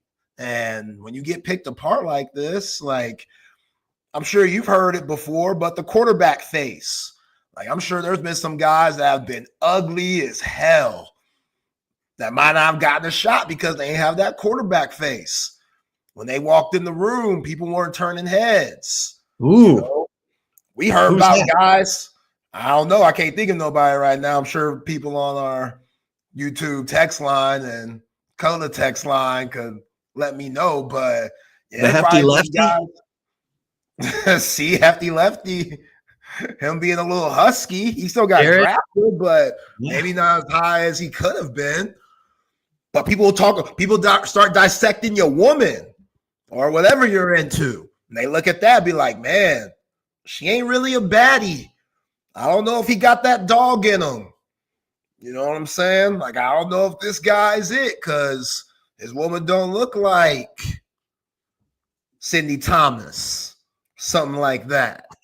Like, it gets dark, which those things shouldn't matter, but to some folks it does. Like, how could this guy be with somebody that looks like that? People are ripping Saquon Barkley and his lady, which she looks good to me. I don't know what people are talking about, but she ain't Giselle. So, again, different position, but you catch my drift here. All right, you ready? I found you a breakdown of the hand size among quarterbacks. So, Joe Burrow, 9 inches. Ryan Tannehill, 9 inches. Jared Goff, 9 inches. And it goes up from there. So, yeah, Kenny Pickett and Jalen Milroe as sub 9-inch hands would be the smallest currently. And then it goes up. Baker Mayfield, 9 1/4. Jimmy Garoppolo, 9 1/4. Tom Brady was 9 3/8. Lamar Jackson, 9 1/2. Kyler Murray, 9 1/2.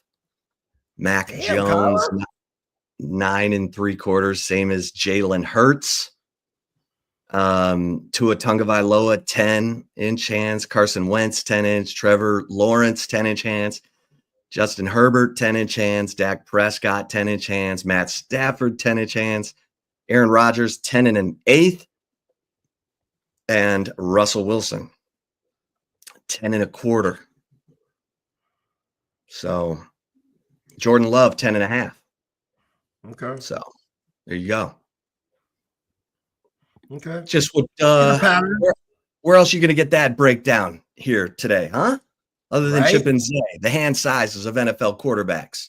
Yeah, make sure you keep saying hand sizes because folks might have jumped in and just heard you saying inches and it might get a little crazy. Hand sizes.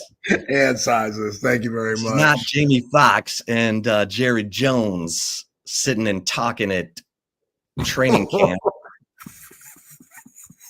Come on, Jera. Oh, Jerry. You see Jerry breaking the tear yesterday?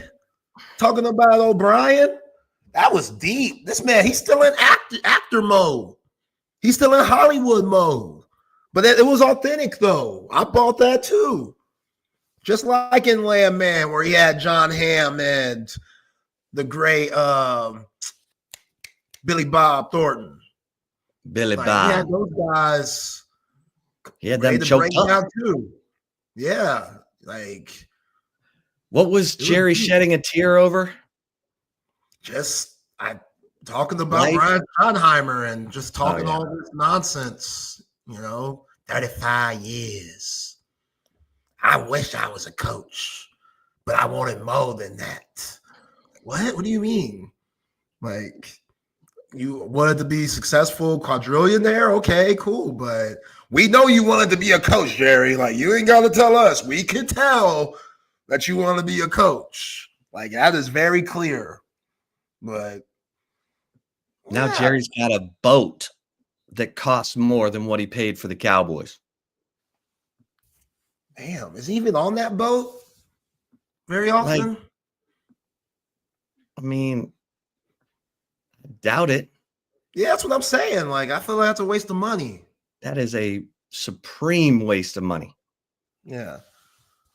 If it flies, floats, or bleeps, rent it.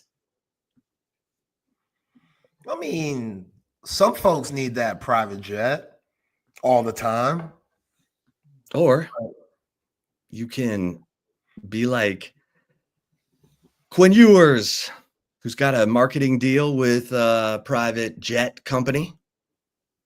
Flew his man Arch Manning down to the Manning camp last year on his jet miles. That's playa. Playa. That's playa. That's what I'm talking about. Yeah. So why is Quinn a part of that? Trying to get healthy so he's not playing in the Shrine Bowl or the Senior Bowl, but because he never committed anyway. Like that was never a thing, which again, he's not a senior, so I don't know how that works exactly. You can partake. Jalen Milroe's an underclassman. Okay. Yeah, now they've changed it where you, as a junior coming out early, you can partake in the Senior Bowl and the East-West Shrine. Yeah, a little surprised. Usually Texas has a couple. Yeah. Fellas, but they haven't ever played this late. They haven't ever played till 16 games until January 10th. So it's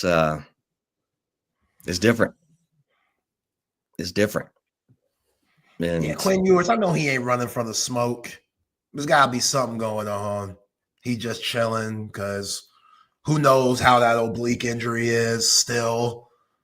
Like he played on it, but if I were him, I'd be chilling right now. Same with that ankle until it's time for the combine and pro day and everything that goes with it there. But yeah, it hasn't been that long. Like the fact that this 2025 football team is already in winter workouts, like that's a quick turnaround, and you're back in school and stuff already. So nobody really had time to go on a little vacation, Turks and Caicos, Cabo, Hawaii, who knows? Nobody got a chance for that because you right back at it.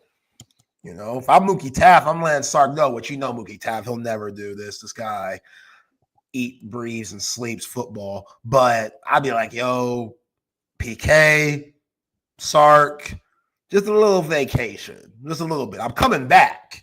Like, I know I'm coming back, but we saw Mookie Taft toward the end of the season. My man's body was battered.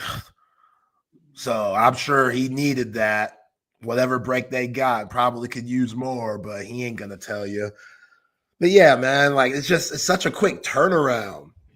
That's a lot, which I'm sure Torrey Becton, Sark, they all have a plan on still resting these guys. I'm sure we're not going to see a lot of those veteran guys that have a ton of experience in the spring game or, crazy situations, kind of like we saw with Jade and Quinn last year. But damn, like, can I go on vacation with my girl a little bit?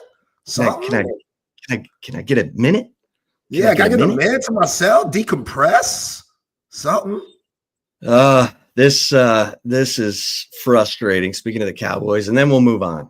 I promise, because we don't like to spend an inordinate amount of time discussing the definition of insanity. But Stephen Jones, the next in command, if you will, said, using air quotes, that we need to, he said this drought that people say we're in, and it's like, why are you doing air quotes? You are in a drought. It has been 29 years since you've been in anywhere close to a Super Bowl. And now people are like, you need to apologize. Apologize? He said, you should have pointed some teams out. You should have been like, we ain't the Lions. I'm sorry. Hey, the Lions, I'm sorry. That's messed up. That's cold. But the Lions beat the Cowboys 47-9 this year. That's true. That's true. But hey, when the last time y'all won a Super Bowl? When the last time the Cowboys won a Super Bowl? I would have been more specific if I'm Steven, if I'm going to do all that drought stuff, you know. Steven said, quote, "You always have to evaluate where it didn't go right last year. And obviously we're also evaluating where it didn't go right in terms of this, air quotes, drought that people say we're in terms of a championship game or a Super Bowl." Well, there's no air quotes. It's 29 years. So for the ownership of and again, Joneses, they are trendsetters. They are trailblazers when it comes to ownership of professional, NFL teams for sure. They launched by countersuing the NFL to have their own sponsorship deals in their stadium when Jerry bought it. He went with Pepsi. The NFL sponsor was Coke. NFL sued him. He said, I'm countersuing you for $350 million that I can make from inking my own advertising deals through my stadium, which I own. And Jerry won. And every owner followed suit and built stadiums across the NFL. 19 new stadiums went up after Jerry showed that he could make a fortune by owning his own stadium, having his own sponsorship deals. The guy deserves credit for every single thing that Paul Tagliabue did as commissioner. Paul Tagliabue is in the Pro Football Hall of Fame. But we all know when it comes to being a GM, this is like a guy who owns a car collection and likes to drive his cars every once in a while and take people for a ride around in his cars instead of a bunch of mechanics under the hood evaluating you got the right parts for the team. And it's I don't have to explain it to Cowboys fans, but I always liked Steven. I always thought Steven was kind of the voice of reason. And we heard about how Steven grabbed Jerry by the scruff of his shirt when Jerry was thinking of drafting Johnny Manziel. And Steven said, "We're not drafting Johnny Manziel." And it was like the first time that Steven really bucked up to his dad. And I was like, okay, that's what I thought. See, I thought Steven was smart like that. But can you imagine for 29 years, Steven's had to kind of bite his tongue and go with the will of the man in charge. Don't want to get cut out of the will. Not that that would happen. But what do you mean? Jerry cut out old girl that he don't even claim. Well, no, he's paying her now too. But he don't want to. Well, yeah, he was paying Mama Bear to be quiet. And then the daughter became of age and she was like, "Hey, what about me? Where's my money?" Yeah, well, what's going on? I don't blame her. And she's getting some. She's getting that. She needs more. Who knows? She could be like Jenny Buss. We don't know that.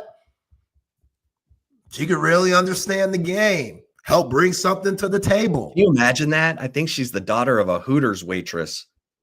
Can you imagine if maybe that sounds like a good movie script? Yeah. Yeah.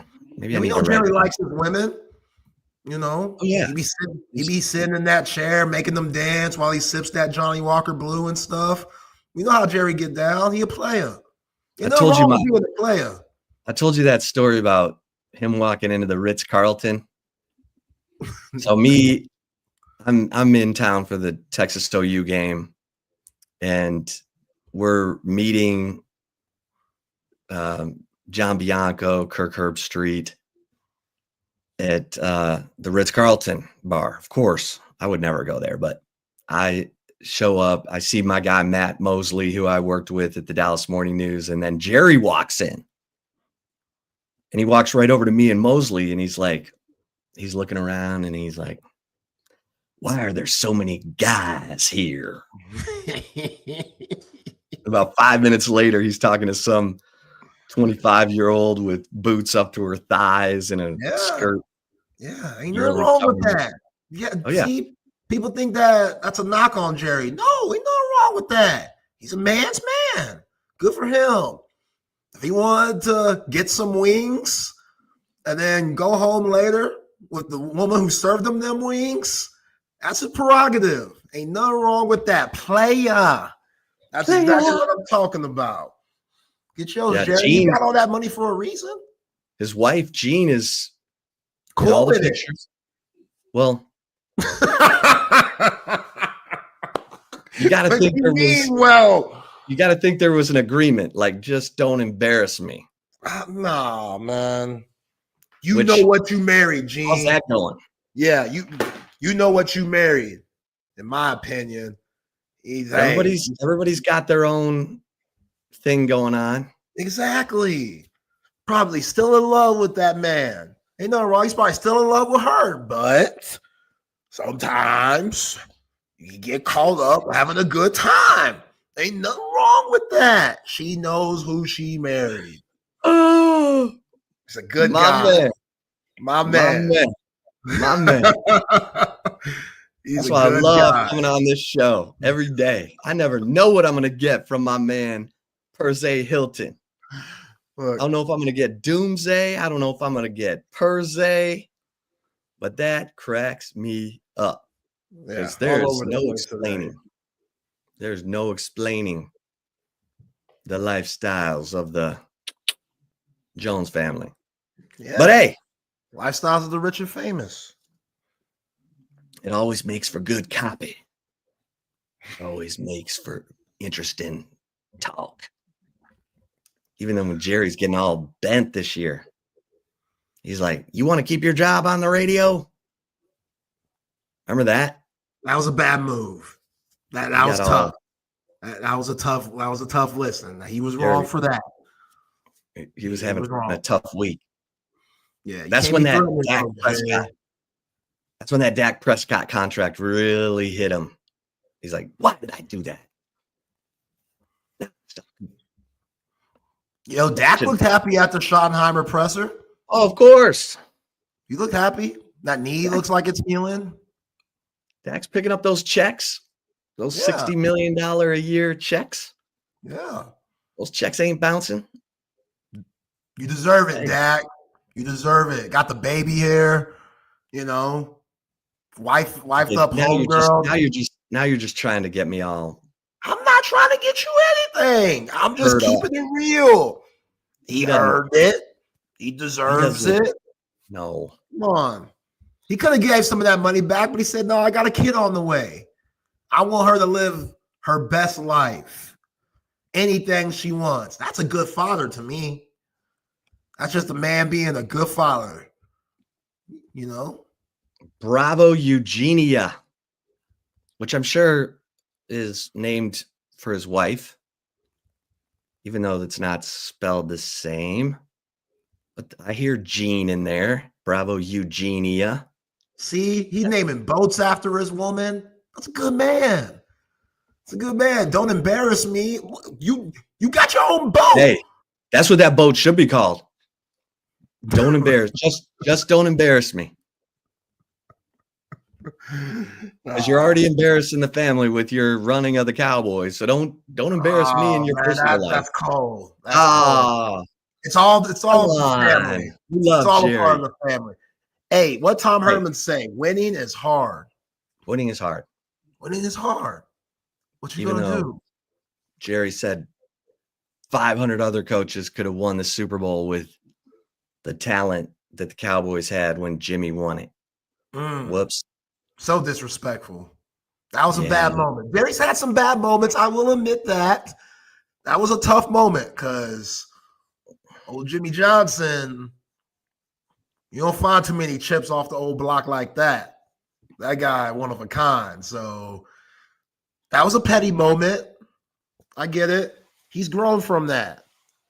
You got a side by side of Jerry and Jimmy. Just a picture? Yeah. I mean, I'm sure we could find one. Because Jimmy Johnson is 81. He looks good. Yeah. Jerry Jones is 82, and he looks like this job is taking it out of him. He's aging like a president. He's had a little nip tuck done, you know? Oh yeah. He's had a little nip tuck to keep things tight, and it's poor Jera. Yeah, that hair for Jimmy is still rocking. And that was in 17. But that gives you a decent look at the fact that Jimmy, he's not carrying the stress and the pressure that Jerry is. Jimmy's like, I got my Super Bowl rings. I'm now in the Pro Football Hall of Fame. I'm in the Ring of Honor. Yeah. College Football Hall of Fame. I'm good. Yeah. Oh, this is one of my favorites. So, CB, the world's greatest volunteer producer in the history of radio. Appreciate CB. Yes, I was covering the Cowboys when Switzer was arrested in Austin for having the gun at the airport. He said he had hid the gun because he had his granddaughter coming over, and he stuffed it in a duffel bag and then forgot about it, and then packed the duffel bag and went to the airport, and the gun was still in there. And so he ends up in the airport jail, and he's in there holding court, telling stories, because no one can tell stories like Barry Switzer. Like, Barry Switzer should go on tour. And anyone who's been in the room with Barry Switzer knows his stories are the best. And most of them he can't even tell because they involve himself doing crazy stuff, but he'll admit to most all of it. And so Barry gets arrested, and I hear about it from someone who is a female employee of the Cowboys on the sidelines at training camp. I just overhear it.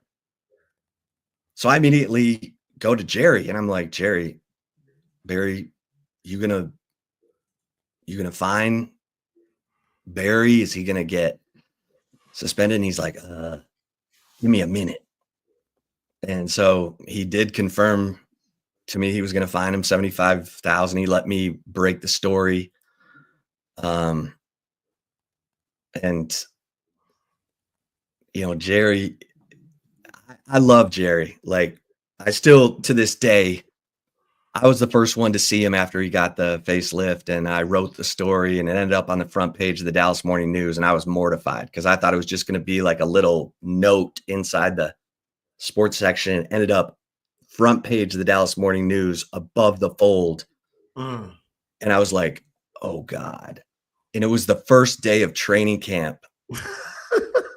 And I had gotten a sit down. I went out to their golf tournament because I was doing this salary cap story.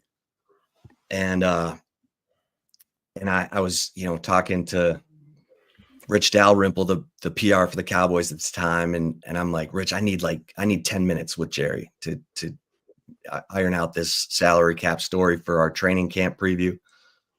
And he's like, I don't know. He's busy. He's tied up, but come on out to the golf course. I'll get you 10 minutes. So I get out there and I see him and I'm like, oh my God.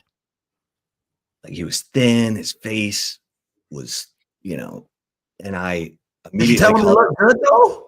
Yeah. Oh yeah. There we go. Yeah. And I said, get out here. And I get in. So he was talking to Mac McClarty, who's like the chief of staff for Clinton.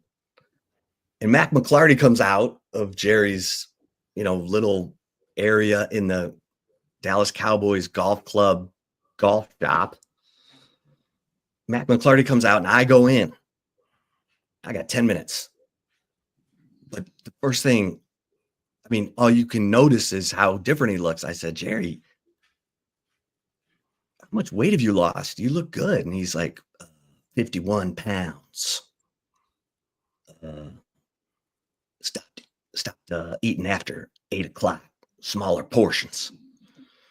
And it just came out. I just said, if you had a little nip tuck, because sometimes when you lose that much weight, you got to kind of, tighten things up. And he was like, well, I would never say, but I reserve the right.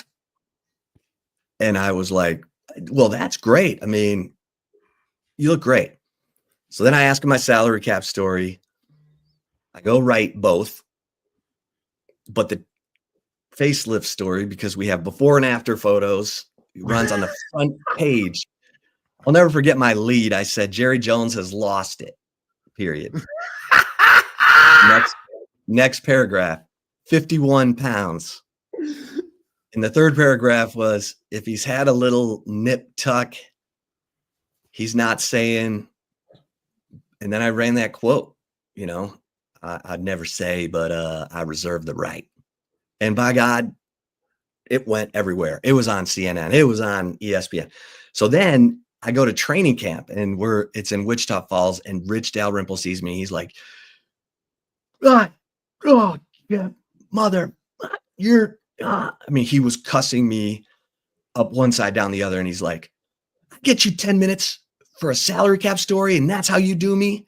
And I'm like, is Jerry mad? He's like, I don't know if he's mad, but I'm effing pissed.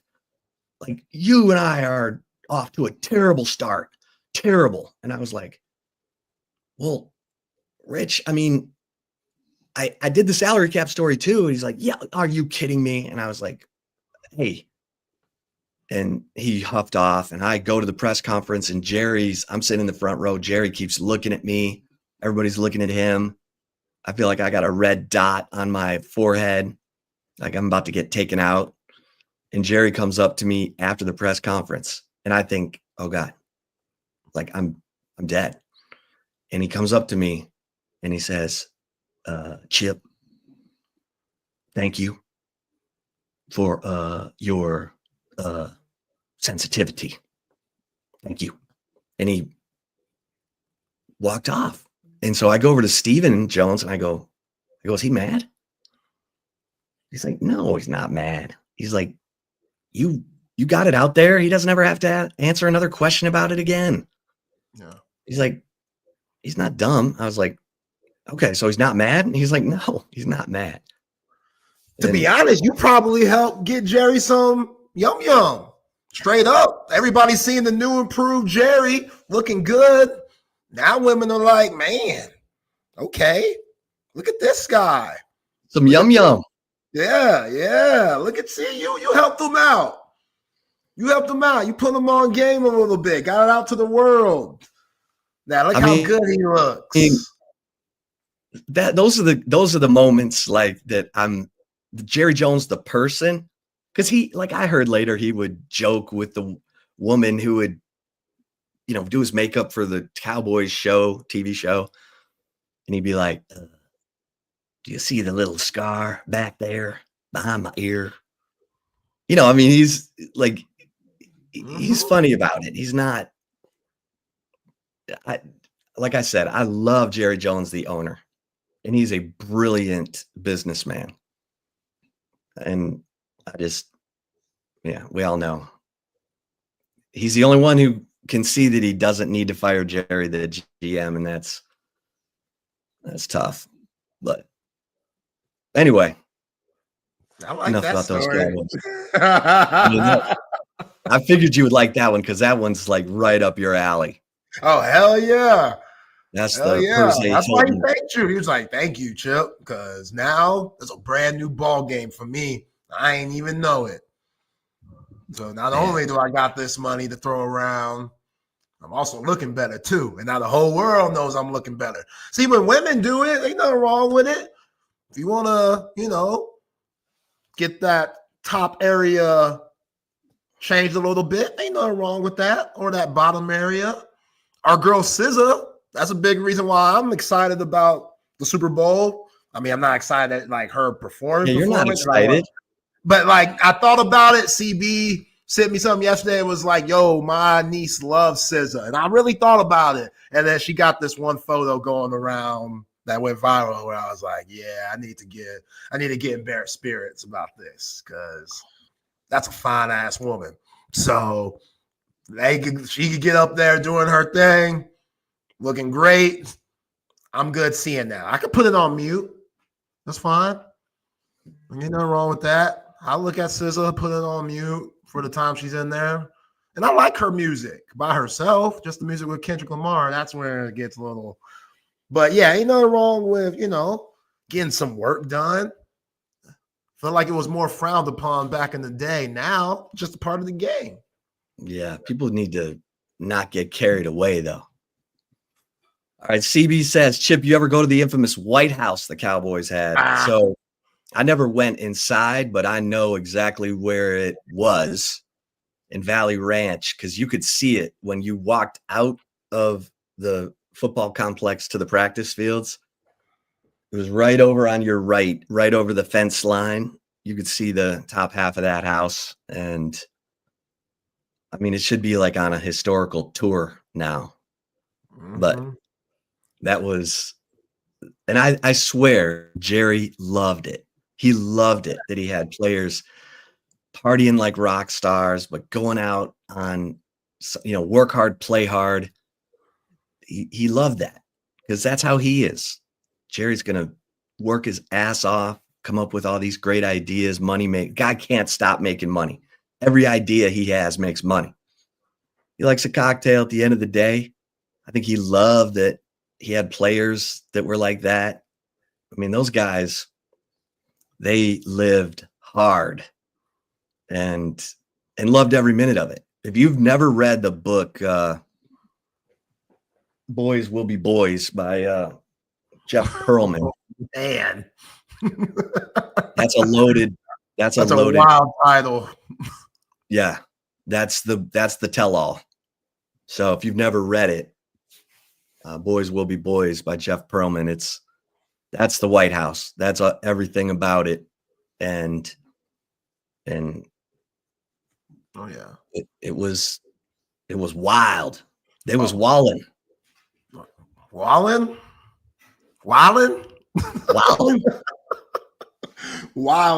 Yeah. Wildin'. Yeah, it doesn't matter. You said it whichever way you need to say it. But yeah, playmaker, Michael Irvin, that's why he's one of my favorites of all time. The things he was doing and still performing, he brought that same energy from the U to Dallas. And Jerry embraced all of it. He crazy as hell. You see him now, he be going on them rants and stuff, but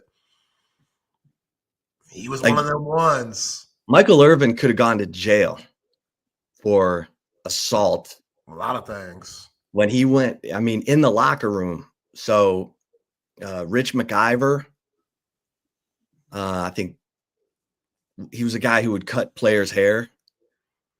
And basketball player?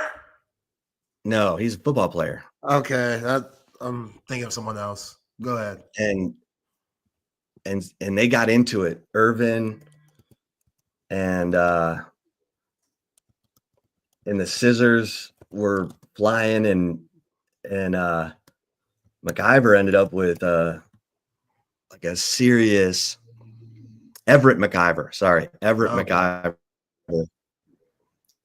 And Irvin ended up like basically stabbing Everett McIver in the neck with those scissors. And Jerry paid to make it all go away. Yeah. Like this was protect the product. What year? Yeah. Eric Williams was nonstop in trouble. He was the Lawrence Taylor of that Cowboys team. Eric Williams, the left tackle or offensive tackle, best left tackle in football. He was a savage. I love watching Eric Williams play because he attacked the defender. Like he attacked Reggie White. He didn't absorb, he attacked. And it was just amazing to watch. Like Eric Williams was phenomenal. And the Cowboys just kept finding these savage dudes. And, you know, Larry Allen. Oh, yeah. Who went to tiny little Sonoma State. Sonoma State. No one's heard of Sonoma State. I don't even know where that is. Cowboys made him a second-round pick, best pick ever. I mean, they were unbelievable. Jimmy Johnson, that crew, those guys were amazing. And it was the right time because Jimmy was coming from college. He knew a bunch of college coaches. They trusted each other, evaluations. And so Jimmy was getting the best intel from guys he trusted. And we know Jimmy's a top-notch football guy. So they're finding these guys oh God. Who's the dude? Leon Lett. Leon Lett. That dude went to some obscure school. Monster. You know? Yeah. Where'd he go? Cowboys fans are hoping they get back to that. Hoping Brian Schottenheimer, who I think is getting the bad rep in a way. I feel like it's very easy to say that he won't be the guy, but you never know. Like, the dude does come from good genes. I get it. Marty never got over the hump, but Pete Carroll was the fourth choice, at least at USC. Yeah. So you never know. Maybe he's got it. Still coaching. Emporia State. Leon Lett went to Emporia State. Where the hell is that? Right. Exactly. Emporia State. I mean, I'll tell you where it is. It's in Kansas. Emporia, Kansas. Wow. Cowboys were on fire. That was amazing. Ah, the good old days. This is like old days. When I used to tell Texas fans, hey, man, another middle of the road year. Get out your Live the Dream DVD. Just put that in, watch it again. Same thing for Cowboys fans. Hey, just watch those recaps of 92, 93, and 95, and you'll just get all warm and fuzzy. Yeah. Get that Remember nostalgia going back. Yeah, they don't make players like they used to, Chip. They don't. Now we got basketball players throwing up on the court and stuff. What kind of weak stuff is that? That Duke brother, Africa, South Sudan brother, Kamal Maluach, throwing up on the court yesterday. I was like, oh, these dudes. For who? Man. For Duke. Duke basketball. Their African brother that they got that played on Royal Ivy, South Sudan. He got the Olympic team. Huh? He got the flu? I don't know, man. What kind of soft stuff is this? I've never seen that before. He's got that flu. That flu that's going around is pretty rough. Bird flu? I don't know. But there's a flu going around that's been pretty tough on people. Hey, man. It was nasty as hell. You defend those African brothers. I'm surprised you're going after.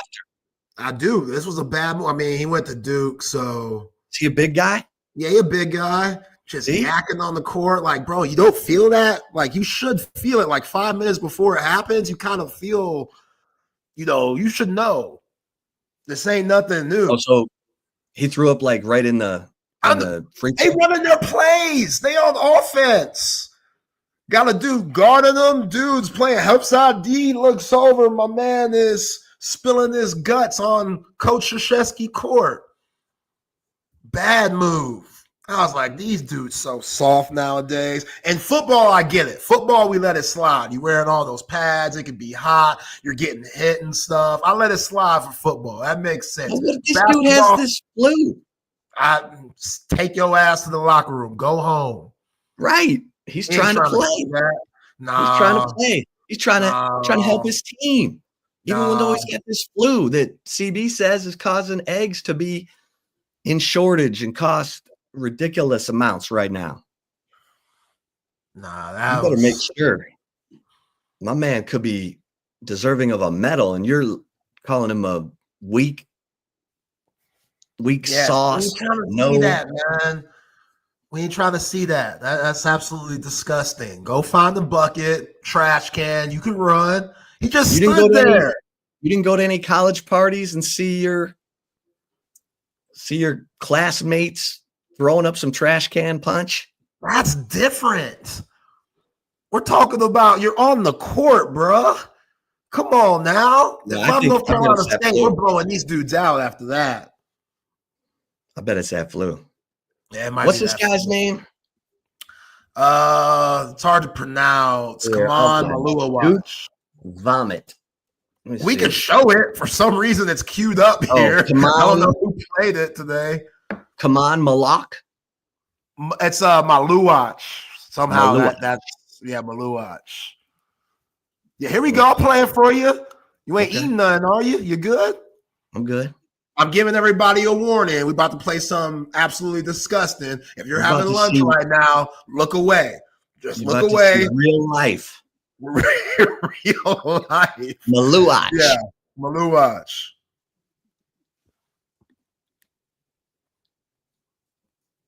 Oh, yeah. That's nothing but water. Come on, African brother. That poor fool. He's got that flu. We tougher than that, man. He's been throwing up all day because that was nothing but water. Bro, come on. Yo, MJ's flu naming, different.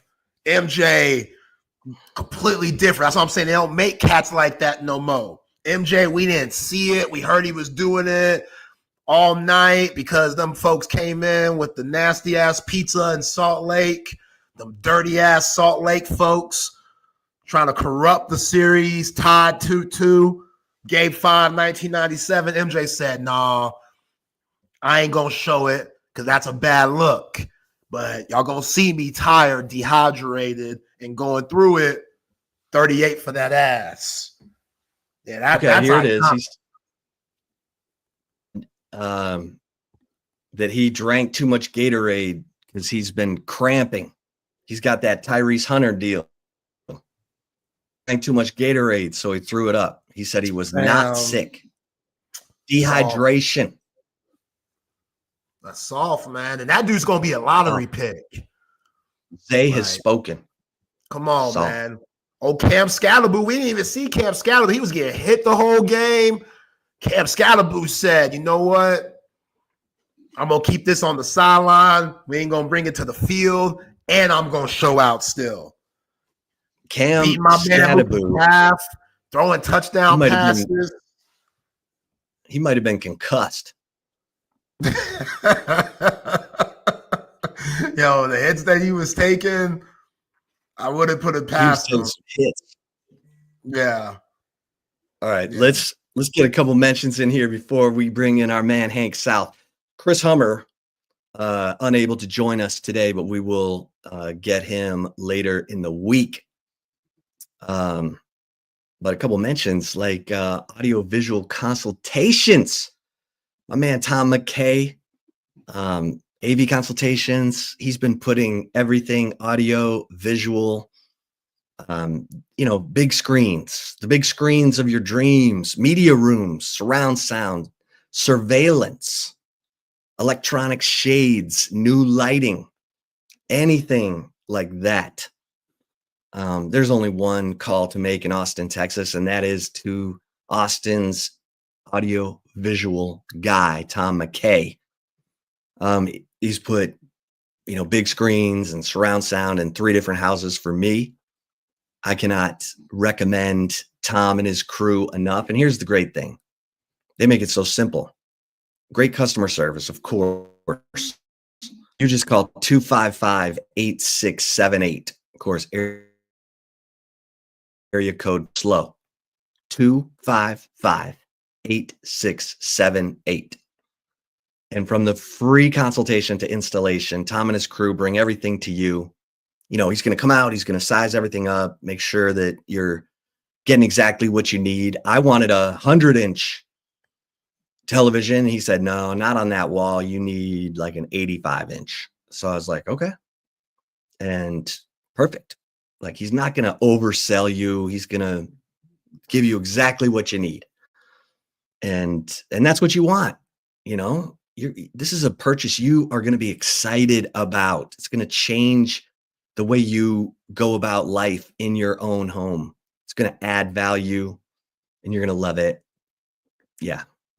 Audiovisual consultations, 255-8678. Let Tom and his crew bring everything to you. Cover 3, I was just there. And I got the brick chicken and mac and cheese today. It's one of my all-time favorites. Cover 3. Man, they're having a Galentine's Day on the 13th. Taylor Swift themed Galentine's Day for the ladies out at Cover 3 Round Rock. So check that out.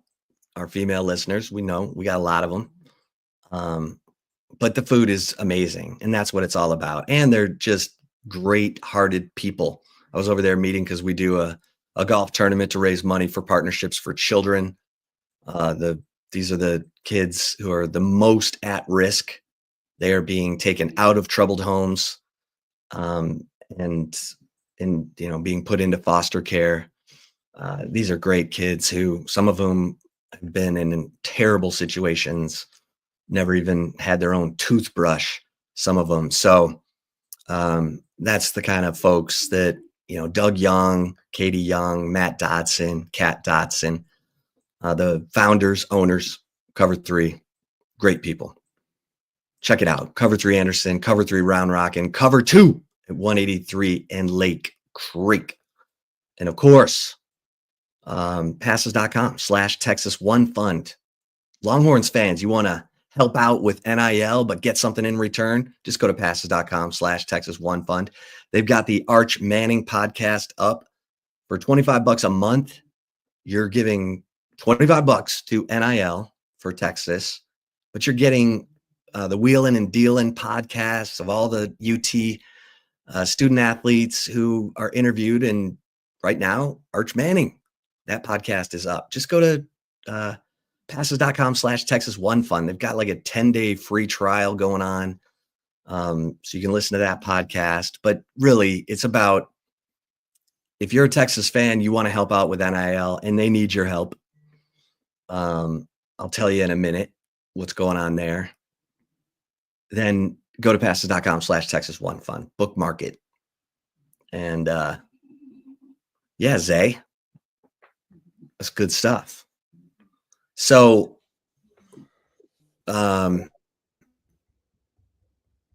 man Eric Henry posted on the board over at horns247.com today, because we got some intel about how Texas is pretty much middle of the pack in NIL spending for basketball. Right around $4 million. And there are a couple teams spending over $5 million. And there's teams down at the bottom spending $2 million. But yeah, Texas One Fund needs your help, and they're trying to build winners.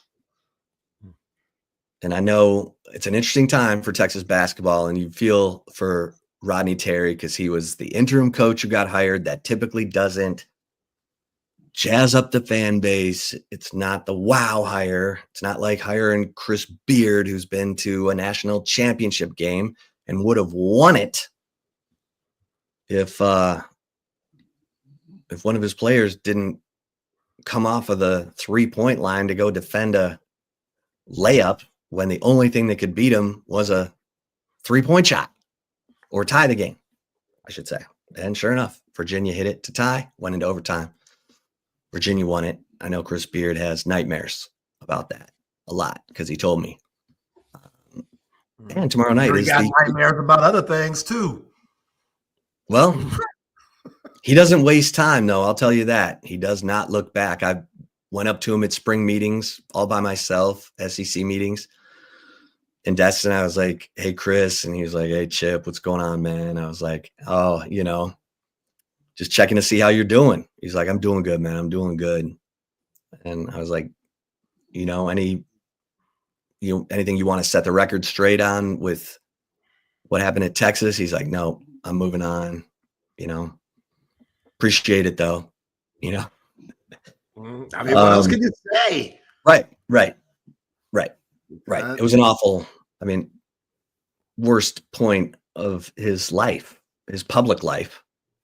So that one's going to be interesting tomorrow night, because I was there when he went back to Lubbock and they're yelling F you, not shortened, Beard. And it was nonstop for 40 minutes. And it was like, wow, they can hear this on TV. And it was super intense. Obviously, people remember the Tech students getting around the Texas bus and shaking it, and the lack of security. I mean, Texas players are just trying to get off the bus and go into practice at the Spirit Arena. But hey, the first game is in Oxford. So that was weak. SEC's been real weak, man. They've been real weak with all the scheduling and stuff. Like, what do you mean? Yeah, like it's because I don't know. Like, Texas baseball and A&M, that's at the Dish, right? Yeah. Weak. That's weak. I'm sorry. Like, for Texas fans, cool. A&M coming back, that's awesome. But come on, what do the people want to see? Even as a Texas fan, I want to see Schloss back at Bluebell. That's just what it is. Of course you do. You love the train wreck. Yes, SEC. Send Chris's ass to the ATX. Hey, what are we talking about? Make the play. The SEC doesn't want that negative headline. That's not negative. That's not. That's just what it is. That's just what it is. That's what the people want to see. Really? They want fans yelling F you in full throat for 40 minutes? I mean, that's up to the university and the higher ups that have to control that. But as far as the eyes and the views, come on, man. They had one job. They could have got it right, and they got soft on us. It's fine. Well, they're going to get the views. They're going to get the views no matter what. True, but it could have been, it could have been on another level if they had Ole Miss playing here in the ATX and if they had Texas baseball going to College Station after the Jim Schloss-Nagel situation. But whatever. We want to downplay it. And like you said, we're trying to be professional out here, I guess. Sometimes it's okay to be unprofessional. Every once in a while. Ain't nothing wrong with that. He wants the train wreck. That's exactly what I want. He wants those cars. Yeah. Get everybody wet. Get them all into it. Yeah, well, I mean, we got security. The popos, they be in the house. To block all the craziness and to guard the coaches. We don't want anything bad to happen there. But I know we got this game tomorrow night, but do you like Beard's team? I do. They've been struggling though. Yeah. They've lost the last 3. Like, I do like their team, but they're going through that point of the SEC where everybody has a really rough schedule and starts to take some losses. Like they just lost to Missouri, lost to A&M from that brutal game winner, and then lost to Mississippi State a week ago. So even though they beat Alabama, which was a good win, losing 3 straight with Texas coming in and Texas coming in with some momentum, Longhorns have to feel good. Now, they could use Arthur Kaluma in this game. Like, you can't go many games without Arthur Kaluma and still be above, sea level here when it comes to trying to make the NCAA tournament, which your boy Andy Katz, CBS guy, he has Texas as of now at the 11th seed. I don't know which region, but he has them as an 11th seed, which you'll take that. But there's a lot of game and a lot of basketball left with the schedule. And then Joe Lunardi, he still has Texas first 4 in. So he did have Texas first 4 out. Now he has Texas first 4 in. We'll see where it goes there. But what do you think? What do you think was more? What do you think was more surprising? Trey Johnson scoring 24 of his 30 points in the second half against A&M, or Texas winning that game without Arthur Kaluma ever playing because of this injury? Texas winning the game without Arthur Kaluma. Like, A&M's the best rebounding team, offensive rebounding team in the nation. Arthur Kaluma's the best rebounder on the team, which they still lost the rebounding battle, but usually that equals a loss when you lose it by the deficit that the Horns lost it in. And down 22. Down 22. Like, I still can't believe it. You know, like, part of me gets Rodney Terry having his tongue out, and stuff in the handshaking line. Oh, RT, talk about wilding. Good grief. But yeah, man, they're playing with a lot of confidence. Like, even though the offense is still pretty raggedy and it's still too much ISO for my liking, the defense has been good these last 2 games. Our boy Julian Larry, he's been locking up. Like, I've been really impressed with his D, and everybody else is. So Devon Pryor playing good basketball. Again, let's see if they can ride that momentum tomorrow when they're in Oxford. All right, let's bring in the man. He's been slaving over a hot laptop, bringing everybody the latest Texas recruiting. Junior Day over the weekend, the one and only Hank South of Horns 24/7. Always appreciate Hank jumping on with us on Tuesdays. Hank, how you doing, my man? Hey, I'm good. How are y'all? Oh, man, we are doing good. So, of course, everybody wants to know how this Junior Day went. I'll let you tell us, Hank, how important are these Junior Days? Put it into context for us. What does it mean when a high-level recruit comes in for these Junior Days, and I'll let you take it from there. Yeah, that they're important. Obviously, we're still 11 months away from these kids signing national letters of intent. So in the grand scheme of things, if you miss a Junior Day, is it that big of a deal? No. But, in the sense of we're flipping the page to 2026, 2027, it's important. And it kind of gives you kind of a broad scope of, who some of the more important targets are in the class of 2026. We saw a lot of high-level offensive linemen. We saw some talented defensive linemen, defensive backs, athlete types, all on campus. So, it's kind of, the kickstart to the class of 2026. It's always important, to get these kids on as many visits as you can. And if you have them on your campus, they're not on another campus. So in that sense, it's important. We're about to go into a month-long dead period after this upcoming weekend. So kind of the last chance coaches and players can see each other, or coaches and recruits can see each other until March. It just kind of gets the ball rolling, lets guys know, you are a priority in this class. Obviously not every top target was on campus or was able to make it or got invited. Guys that we're not even talking about right now are going to end up in this class that, we'll get offers later on in the year, or towards the summer, or even into the fall. So definitely important. You learn a lot. You hear from kids kind of where they're at, because up until now, a lot of our focus has been all on 2025 and that class finishing out, the transfer portal. There really hasn't been a whole lot of attention outside of the top tier elite guys as to, who are the main guys in 2026 and what this class could look like. So in that sense, it's important. And Texas had a lot of good players on campus. What would you say were the top 3 takeaways from this Junior Day? Yeah. Probably, I think it's a very talented in-state class again. I think the offensive line is up there with, some of the top we've seen. Like obviously last year, with Fasusi and Lamont Rogers, there were some high level in-state offensive linemen. But you look at this class and guys like John Turntine III, Felix Ojo, Max Wright, Nick Robertson, Zayden Crimpin, all those guys were on campus. I'm sorry, John Turntine was not on campus, but he's been on campus several times. Wasn't able to make this visit.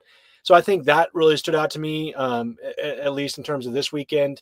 Kind of like the high level athletes in this class, two that were on campus, probably the top two targets at kind of that both sides of the ball position. Jalen Lott, who's a Texas legacy. His dad played football at Texas. His mom played basketball at Texas. And then Jermaine Bishop Jr., who's some of the most impressive film in the 2026 class. The kid's just a freak playmaker. He's best defensive back on his team, best receiver on his team. And he's a big time playmaker. I'm kind of curious how that's going to work out, because they're similar. They're kind of the same player. I guess if you're recruiting Jermaine Bishop as a cornerback, he's his own spot. But Jalen Lott, who, there's been some discussion on where he fits best. He wants to play receiver at the next level. So, if you can get both those guys in and one guy's playing corner, the other playing receiver, that would be a huge win.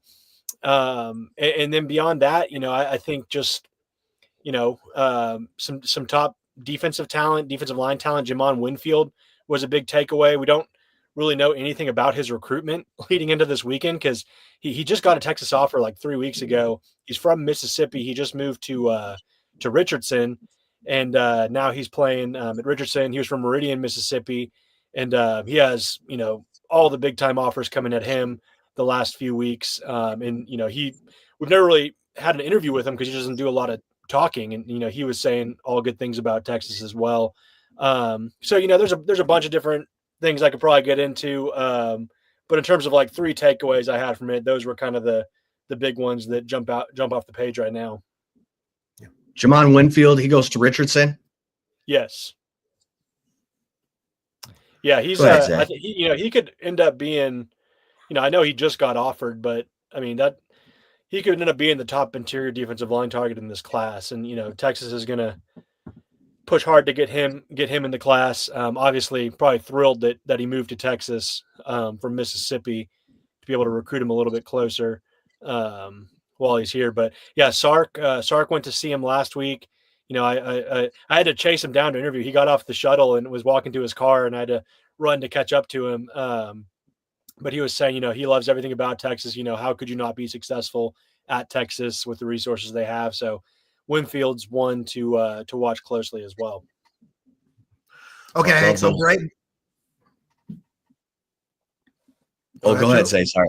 I was just expressing my enthusiasm for those interior defensive linemen.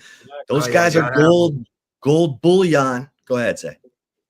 All right, Hank. So break down like just how junior day went, like step by step, the schedule, what these guys saw, what Sark and the coaching staff threw at them, etc.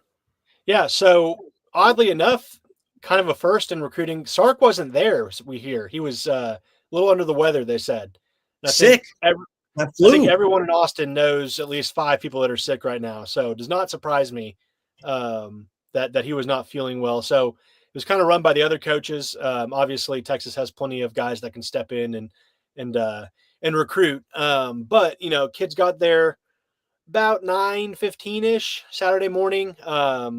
They took shuttles down to campus. They met with the coaches. Obviously, it's a big meet and greet right when you walk in. They got it all set up at Moncrief. I think they did some they did some tours of the facilities. A lot of the recruits talked about what they really liked was the player panel. So a lot of the players actually were able to talk to guys on the team. These kids like to hear from the guys on the team and, to see if they can confirm, how a kid might feel about, the coach is saying this, but, if I commit and come here, is that really how it is? And so I think kids like to get a little more confirmation on that from the players that are actually in the program. So they did a lot of that. I think some of them went to the Texas A&M game. Not all of them did. So, depending on which half you went to, or, if you left early, you might have missed a really good ending. I know Jabari Mack was there. And he was really excited about that. But so there's a basketball game. obviously you meet with your position coaches. You know, all those coaches were on hand. Sark, you know, I don't know. I don't think he was like FaceTiming. So, you know, I'm sure he's doing some communication with recruits this week. But yeah, it was kind of weird to hear, you know, Sark wasn't able to make it. But, you know, this is the first of, you know, probably 4 big recruiting events for Texas over the next like 6 months in terms of like non-official visit weekends. So you have in April, they do the Longhorn City Limits. I think they still plan to do that again this year. That's kind of another junior day. And then they'll have the pool party this summer. And then I think there's another kind of bigger weekend they build in there as well. And then they'll have kids on campus for spring practices and whatnot here and there. So, yeah, you know, it was a successful day. I think most of the kids were out of there by like 4:30. Some guys came in early. Diabell came in on Friday night, the quarterback commit. And so, yeah, I think overall it was a pretty solid turnout for Texas. Do they still have like business leaders from Texas come in, or maybe they show a slideshow or something about all the connections they can make? Yeah, I'm not sure how much of it they did today, but they certainly do that, you know, and I think they really hammer that home on official visits. Like they'll have deans of some of the schools, you know, meet one-on-one with the players, you know, depending on what they want to, if they want to do some sort of unique, you know, major, you know, path academic wise, you know, they'll have the kids meet with them. And, you know, that'll play a big role in the official visits. I'm sure, you know, if that was something the kids wanted to see on, you know, a junior day tour, I think Texas could set that up or, you know, get them some sort of tour. But yeah, a lot of the kids mentioned, you know, this time, you know, they've been to games at Texas and, you know, they've been around all the chaos and, you know, game day atmosphere, but it was good to kind of see it at a more slow setting and, you know, get a more behind the scenes look at, you know, everything that goes into it. And is there a position group? It sounds like the offensive line in state for 2026 that's loaded. Yeah. I think offensive line, I think the running back position is really impressive. You know, it's not like, you know, the 2025 class, you had, you know, Jonah Williams, Keelan Russell, Devin Sanchez. You had some like top tier, like those guys are going to be first round players here in a few years. But Jordan and I were talking about this the other day, like the 2026 class, it might not have those like, you know, top 5 players, but it's a really good top to bottom, just deep class of just impact guys or potential impact guys. But yeah, I think offensive line, you know, the receiver position's pretty interesting too. You know, I just mentioned Jalen Lott and Jermaine Bishop, 2 guys that could be, you know, your crown jewel wide receiver in a signing class. But, you know, beyond that, you have a guy like Jordan Clay in San Antonio. I'm trying to think who else. And then I also want to mention, and beyond the receiver class, you know, just out of state too, Jabari Mack in Louisiana, Aaron Gregory in Georgia, who's a stud. They got kids in California they like, Caden Dixon Wyatt from Mater Dei. But another guy that's worth mentioning is North Shore safety Chase Calicut. He's a really talented kid. Texas just offered him, I think, like early last week. Jordan interviewed him first. He named Texas his leader at the time, but he was on campus. He's huge. He's like legit 6'3", big kid.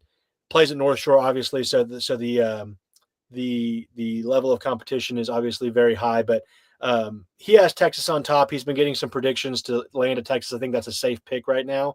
But it was funny. He was walking up and he had his whole family with him. His grandmother was with him and she was talking to us and she wanted me to get a picture of Chase and KJ Edwards, who's a running back prospect from Carthage. And she was like, we need to get an East Texas photo together with these two. And so I took the picture and then I was like, wait, I was like, Chase Calicut's at North Shore. Like, that's not East Texas.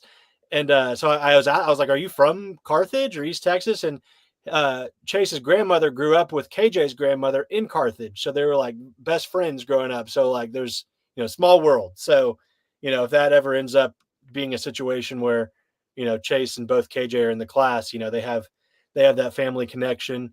And then another interesting note, not a junior day. Well, it is junior day related, but he's not a junior. Texas brought in Maddox Mayer, who's a 2025 quarterback from Dripping Springs down the road. He's actually committed to Angelo State right now. but he hasn't signed yet. And so Texas gave him a preferred walk-on offer. And that's going to be one, I think, I would imagine he's going to end up coming to Texas. Cause I think, he certainly, he talked about, the opportunity to learn under Sark and AJ Milwee and just be in the program behind Arch and all that. I think that's something he wants to take advantage of. And he has Texas A&M. He's a Texas A&M legacy. So this would be going against the grain a little bit, but I think he's a guy that could end up in this class as well as a preferred walk-on, as we kind of look how Texas is going to build out a little bit more depth in that quarterback room. Hank, what's Dia Bell's influence? Because we know what the quarterback position means and how everybody wants to play with a really good quarterback. So in this 2026 class, we know Dia Bell already committed, son of Rajah Bell, who's one of the best 3-and-D players to ever play in the association. But what's his influence? I'm sure he's trying to get guys to also come to Texas to be his teammate in the future.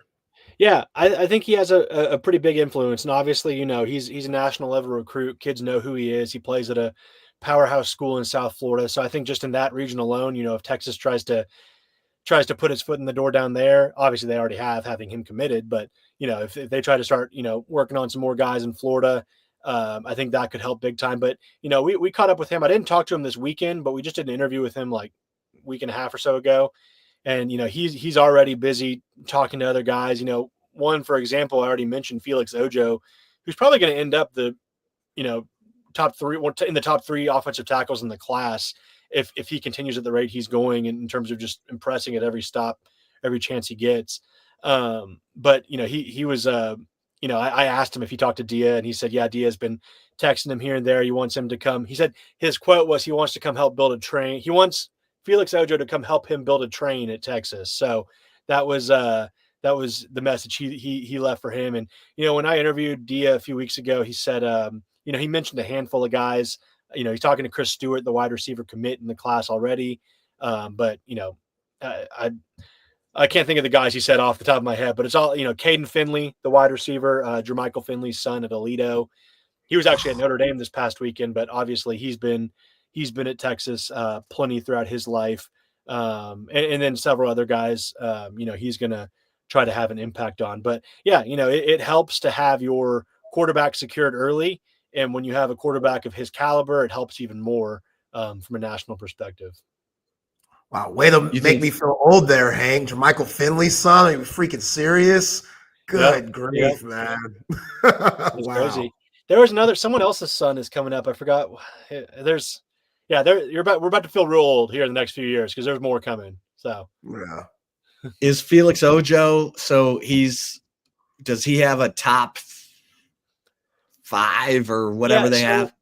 He's got like everybody coming after him. I think if he had to sit here and pick a leader, when we're allowed to make the predictions, it's our job. But I think Texas is probably his leader. They offered him at camp last summer. They loved him in camp. He's got, Michigan, Ohio State, all the SEC schools want him. Texas A&M is going to try to get him. Oklahoma has been pushing for him. So, he's, if he was listing a top 10, it'd probably be all the big programs you can think of. But I think when it comes down to it, I think he likes Texas the most right now. I think they've done the best job recruiting him. And so we'll see. I don't think he's a guy that's going to make a decision anytime soon. He's probably going to take it into the summer at least, take some official visits and really enjoy this recruiting process, as he should. You can take all these free trips to all these places around the country, take advantage of it. But I think at the end of the day, Texas is in a good spot for him. Anything else recruiting wise before I ask you about a couple of early enrollee freshmen? Yeah, not right now. Obviously we're watching the transfer portal. We didn't mention this yet, but Hero Canoe, the Ohio State defensive line transfer, we reported on Sunday night that he took a visit. So it's kind of crazy. He told me that Texas called him on Saturday. He was on a flight to Austin on Saturday night and visited on Sunday. So that set up real quick. But kid originally from Germany. He's 6'5", 300 plus pounds. Former soccer player. You don't see a lot of those that are 6'5", 300 pounds. Obviously, he's probably put on a little weight in his college career. I don't think he was playing soccer at that weight. But, huge frame. He was on campus, spent time, he obviously it's a 1-day visit, so he was kind of in and out, but, spoke with Sark, spoke with Kenny Baker, likes a lot about what Texas offers. He's obviously a guy that's probably being asked to come in and be a, rotational figure in this defensive front with guys like Shaw and Brevard and Alex January, those guys. He left Austin on Sunday night to go to Florida. He visited Florida yesterday. He's at Georgia today. So I think these are his 3 schools he's going to choose from. I don't have a great feel on what he's going to do yet, but it's a positive sign. He was on campus at Texas. We'll see where he feels he fits best. Everyone's kind of been asking, he has 14 career tackles at Ohio State. He's playing behind, first round picks or, high level picks, high draft picks at Ohio State. So you can't really fault him too much. He was probably going to contribute more this year. But I think it says a lot also to the fact that, Texas, Georgia, and Ohio, Florida are obviously trying to bring him in. They see something. A lot of it is upside, but you can work with 6'5", 310 pounds that can move. And that obviously has experience at Ohio State too. That's a pretty good place to try to go get a defensive lineman from as well. That has plenty of experience. So we'll see what he does. Beyond that, high school recruiting wise, I think we'll probably see some commits here and there. Maybe we would have seen some on Saturday had Sark been there. Obviously, you got to tell the head coach you want to commit. So maybe we'll see that in the coming weeks. Guys, I think Texas has a great chance for Max Wright. We did a story on the Stampede yesterday about, 5 guys we think could, have the best shot of ending up in this class. Max Wright, I think, is, he's not really shy about saying Texas is the front runner and, he wants to make a decision soon. Javian Osborne, the running back from Forney, he's not naming Texas his leader, but, they've been recruiting him probably the best out of any school. And Chase Calicut obviously is calling Texas his leader. So, there's several guys, but that's kind of where we're at now. We'll see if anybody shows up this weekend, high school wise. They don't have a, major event scheduled, but obviously, I think Texas would like to have guys on campus when they can get them on campus, especially right before the dead period. Well, I wanted to ask you about, it's amazing Texas has, 22 early enrollees out of their 25, freshman signing class in that 2025 class. I wanted to ask you about the receivers, Khalil Lockett, Jamie French, Michael Terry, Dalen McCutcheon. What stands out about those guys? Who do you think might be the most ready to step in to help fill the void?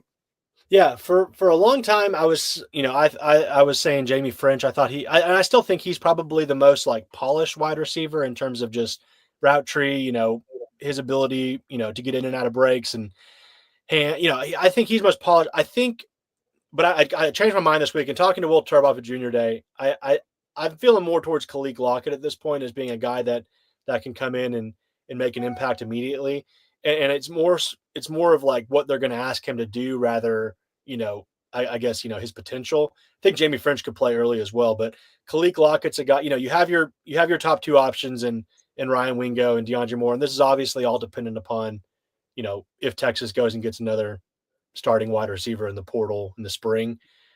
If they don't, I think Khalil Lockett's a guy that, he's going to be able to kind of be that third guy that, can kind of pick up where the other guys are leaving off. I'm trying to make sense of it, but really athletic kid, a kid that's not going to, his coach had the best quote. Red Burns at Saxe said, if he touches the ball, he's catching it. So, especially in, situations where, maybe guys are going to give a little bit more attention to Ryan Wingo or DeAndre Moore and, just different situations, Khalil Lockett getting open or being that next option for Arch to go to. I think he's going to be able to benefit from that in this offensive system. Not a burner, but has plenty of speed. To his credit, but a guy that's going to very flexible, can catch the ball in traffic. Great ball skills, has enough speed to hold his own at the SEC level. I don't know if he's like a 4.5 or I don't know his exact testing, but I would imagine he's probably a 4.5 guy. But his hands, 10.5-inch hands too. So he's got like baseball mitts to catch the football. So I think he's a guy that's probably going to make a name for himself year one, obviously depending on, whether or not they do anything in the portal.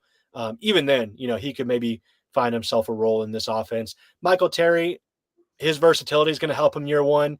The fact that he did some bowl practices with the team, he's already a few weeks ahead of these other early enrollees, what I think is benefiting him in conditioning and all that stuff. He can do a lot of different things. Maybe he does a little running. I know he's, kind of at wide receiver right now, but, a guy that could play running back, could play some tight end, gives the staff different options to use. But yeah, I know, every time I check in, with sources around the program, it's the talk about the young wide receivers that are coming up outside of, Wingo and Demo. Like there's a lot of excitement about these guys. We didn't see a lot of them. We've kind of lost track of Aaron Butler, Parker Livingston, and Ryan Niblett even, we don't hear a ton about them. Ryan Niblett was filling in on to give some depth at running back this season, but in an off season where he can focus on wide receiver, maybe he can, kind of have a breakout role. So I think there's a lot of excitement, and we'll see what they do in the portal too. If they still want to go out and get a plug and play one and done type kid. Good stuff, man. Great Good stuff. Hank. Zay, you good? Yeah, Hank. I saw McDonald's All-American lineups came out, both men and women's. I saw Leah Crump for the women's side. She got picked up, but no McDonald's All-Americans on the men's side. I know they still have some commitments, but this whole Rodney Terry thing is just kind of up in the air depending on how they do at the season and how Crystal Conte handles it. Do you think that's a big reason why we're not seeing any commits on the basketball side for this 2026 class or 2025 class going on the 2026 season? Yeah, I mean, I think it could probably play a role. I mean, I think if you look at it, they're still recruiting. Last check, I checked in last week. They're still going hard after Nate Mint and Koa Pete, two guys that have Texas on their short list, and they're both McDonald's All-Americans. They haven't even announced decisions yet, so maybe that factors into it as well. But John Clark, he actually, I just found out he's been injured for the last half of the last whatever since late November, I think. So he's only played 9 games I think this season, so he actually just dropped in our 24/7 sports rankings to like 74 or something.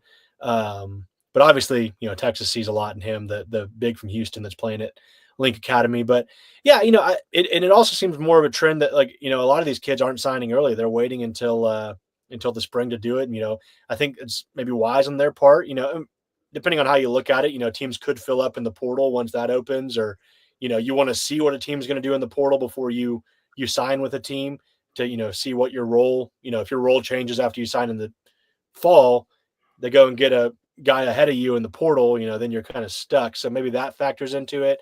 We're still on Aaliyah Chavez watch. She hasn't announced or anything. And, I think Vic Schaefer is pretty securely not on the hot seat. So, I think it's just this transfer portal era. Kids want to see kind of where the rosters are at and who's going to be there before announcing. And so, yeah, and as far as 2026, they're very high. I think they're close on a lot of kids. Austin Gooseby, Trevor Gooseby's little brother, is a big time recruit. Billy White from Corpus Christi loves Texas. He's going to take an official visit. They just had Elijah Williams on campus, who's Monty Williams' son, for the big win over Texas A&M. So yeah, I think a lot of it will, these kids are watching how Texas is going to finish this season. If they're going to make the tournament. I know right now they're on Lenardi's last 4 in, plenty of basketball left to play your way off the bubble. But yeah, they're going to have to keep it up if, they want to have a successful class. Hank, great stuff, my man. You are, you, Jordan Scruggs, Will Turboff, killing it over at horns247.com. Everybody get over there for the latest. Appreciate you, man. Let's do it again next week. Yeah. Sounds good. Thanks, guys. Appreciate you, Hank. Yep. Hank South, breaking it down. All things recruiting. All right, let's get to the commentary.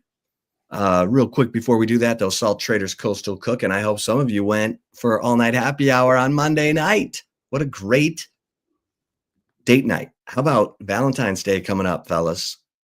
How about making some Salt Traders Coastal Cook and Valentine's Day plans? You know what they say about those oysters, little aphrodisiac, you know what I'm saying? And no one has a better selection of raw oysters than Salt Traders Coastal Cooking. This is the seafood restaurant of Jack Gilmore, restaurant legend, who also gives you Jack Allen's Kitchen and, you know, designed the menus for Z Tejas back in the day. But listen, this is the best seafood in Austin, best selection of raw oysters. Go in for happy hour because you're going to get $5 off the beginnings menu, which has the crab cake, the mussels, the grilled oysters, the New Orleans barbecue shrimp, and then just let your heart eat to its content. Best seafood in Austin, Salt Traders Coastal Cooking, right there at Zilker, Rolling Wood and Mopac, and up north in Round Rock off Old Settlers. All right, for the chip shot today, a lot of excitement with winter workouts going on. You got the 22 early enrollee freshmen. They're kind of doing their own workouts right now. The veterans are doing their own thing, and then they will merge once the youngins are acclimated to the intensity of Tory Becton. But this is the time where we find out who's ready to handle things like a pro.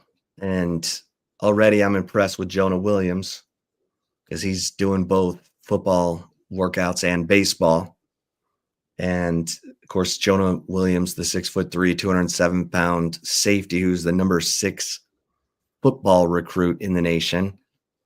And also a talented baseball player who Jim Schlossnagle said, well, he's still coming back from his collarbone injury. So we've only been able to see him run, but he can do that. And so a lot of excitement and energy around both of those programs right now because Jim Schlossnagle knows what he's doing. He just coached for a national championship at A&M, like literally the final game of the championship series of the College World Series, and then took the Texas job the next day. That's got to sting a little bit there in Aggie land, although the Aggies are number 1 preseason, and that's great. But football program, you're always bringing in that fresh talent, attitude, energy, and there's dudes in here that I'm way intrigued by. You know, I want to see what Elijah Bo Barnes is all about at linebacker because he's got a college ready body, 6'1", 239. Nick Brooks, can't wait to see him, 6'8", 354 on the offensive line. But you got the 3 defensive tackles who are all, you know, have a chance. All of them have a chance to be impact players. Myron Charles, Justice Terry, Josiah Sharma, 6'4", 348. The receivers we mentioned, Khalil Lockett, Jamie French, Michael Terry, Dalen McCutcheon. But Cade Phillips, man, I'm so intrigued by this kid at corner. 6'1", with a 6'7" wingspan, and was committed to LSU and decommitted. He's from Missouri City, Hightower, and I think that's a kid I've got my eye on to get into the mix at that corner position because that position is all about confidence. That position is all about You think you can get by me? I don't think so. So let's see. Let's see if he's got that kind of ready to go confidence. Exciting times. Hell yeah. Let's go. Got Baron Sorrell up at the Senior Bowl, getting in some practices. Check that out. They've got practices on NFL Network all week. Underrated. Yeah. Somebody's going to be real happy with Baron Sorrell. Real happy. Yeah. Like, it's going to be one of those, we let this guy fall all the way to us. Like, how did we get so lucky? Whichever team picks him up. Because I know his stats might not wow you, but his effort, his heart, skill, just wasn't enough tackles to go around for everybody. And even then, Baron Sorrell still stood out this year. Like, I thought it was his best year overall. Just when you got John A. Barron and Colin Simmons as a freshman and Ant Hill, sometimes you might get overshadowed. And I think Baron Sorrell is going to be a steal for somebody. And I'm not saying that because I'm biased, but just keeping it a buck. That's right. I mean, he led the team in quarterback pressures. So he was constantly getting, the quarterback off of his spot. And I agree. He's going to make a roster. He's going to be a guy that we're talking about in the league because he's that dog and he's a leader. He's accountable. He's first in, last out, and is put together at that defensive end position. So, yeah. So check him out in the Senior Bowl. That's about the only Longhorn in these. I don't think we have a Longhorn in the East-West Shrine game Thursday night. And right now he's the only Texas player at the Senior Bowl. So, all right, let's get to the right call. Let's get it. Let's get it. A little NBA talk for the right call. But before that, though, got to get to some of our terrific sponsors and mentions like McCall Custom Homes. Don't listen to those scrubs out there that don't know what they're doing, that have to pull up YouTube to get the job done, stuff like that, and watch somebody else.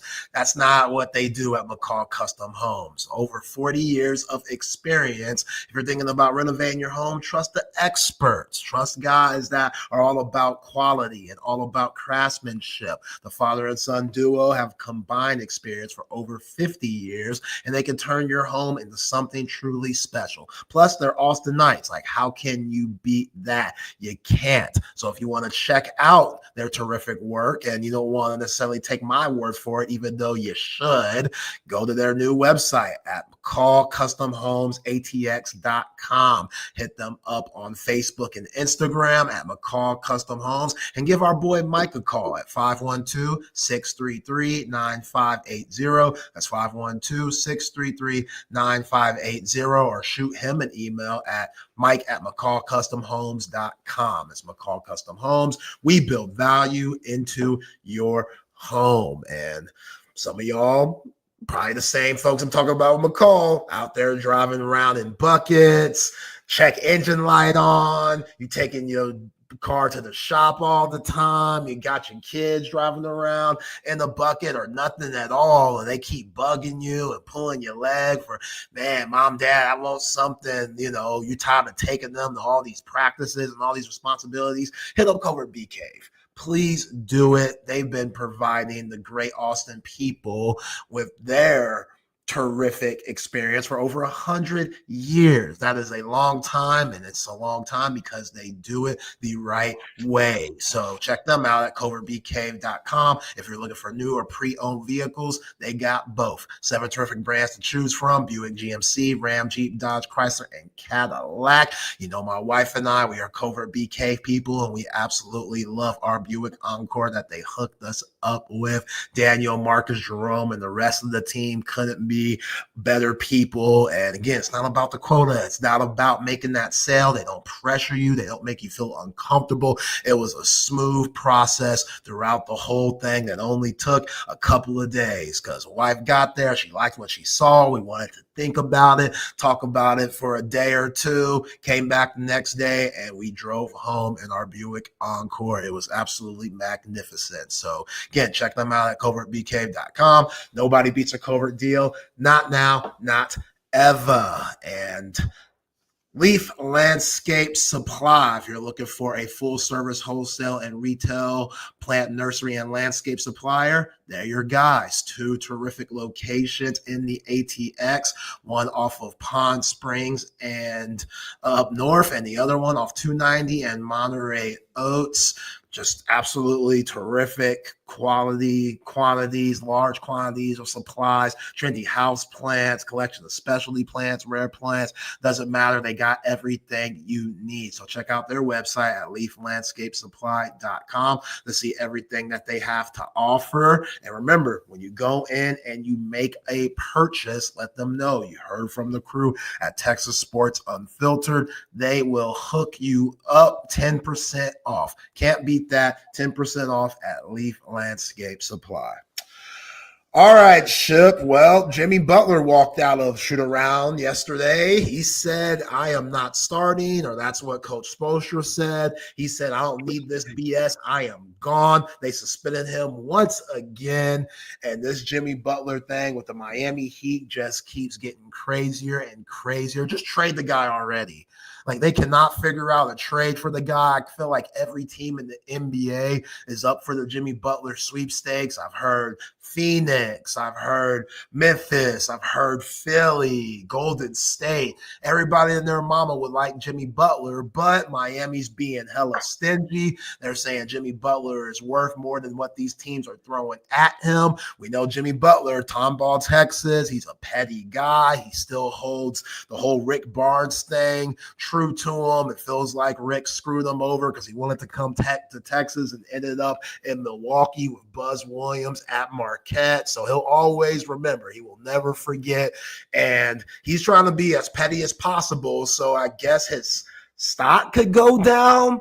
So maybe, if he wows out with Miami, maybe they're willing to say, you know what, you're not worth it anymore. We'll trade you for less than what you're worth, and we're willing to take that blow. But Pat Riley's petty too. Pat Riley's saying, we're calling this guy's bluff. We could have him act crazy and bitch and moan, but we're just going to keep suspending him and have him lose money on his own. If he doesn't want to be a good teammate or a good person for the organization, then, hey, we're going to ride it out. So to walk out of practice, to walk out of shoot around, that's crazy. That's some nasty work. But also, I put both sides at fault. I think Jimmy could have handled it better. I think that Pat Riley in Miami could have handled it better, which is why they're at this point now. And I get it. 35 years old, the contract that he's seeking out is a little hefty for somebody of his age. But, hey, Jimmy Butler's a hell of a player. Guys are playing to their late 30s now. We see what LeBron's doing. Not everybody's LeBron, but Chris Paul's playing till 40 and stuff. Like, there's certain guys that can play for a long time. It's just, it seems like it's getting nastier and nastier. Chip. Okay, well, the trade deadline is February 6th. Where do you think he ends up? I hope he ends up in Phoenix, so I can look smart with my take and picking the Phoenix Suns 2 years in a row to win it all. Because if they get rid of Bradley Beal and add Jimmy Butler's a way different player than Bradley. Bradley cannot fit in as the third option. It seems like he can only play meaningless basketball like he did with those Wizards teams where he was dropping 31 and stuff and being the man on loser teams.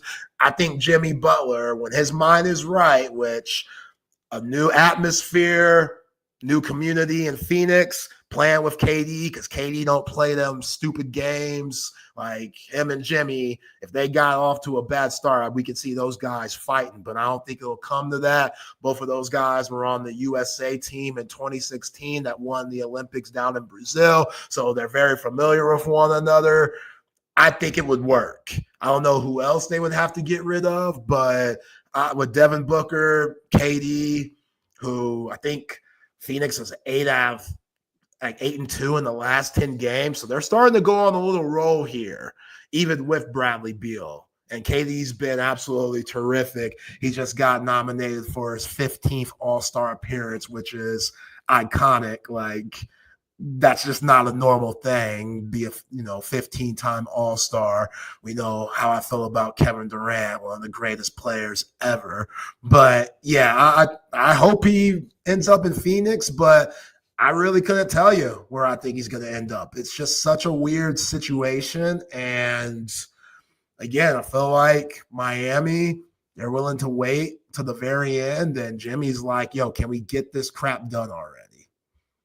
Yeah, the Heat are 23-22.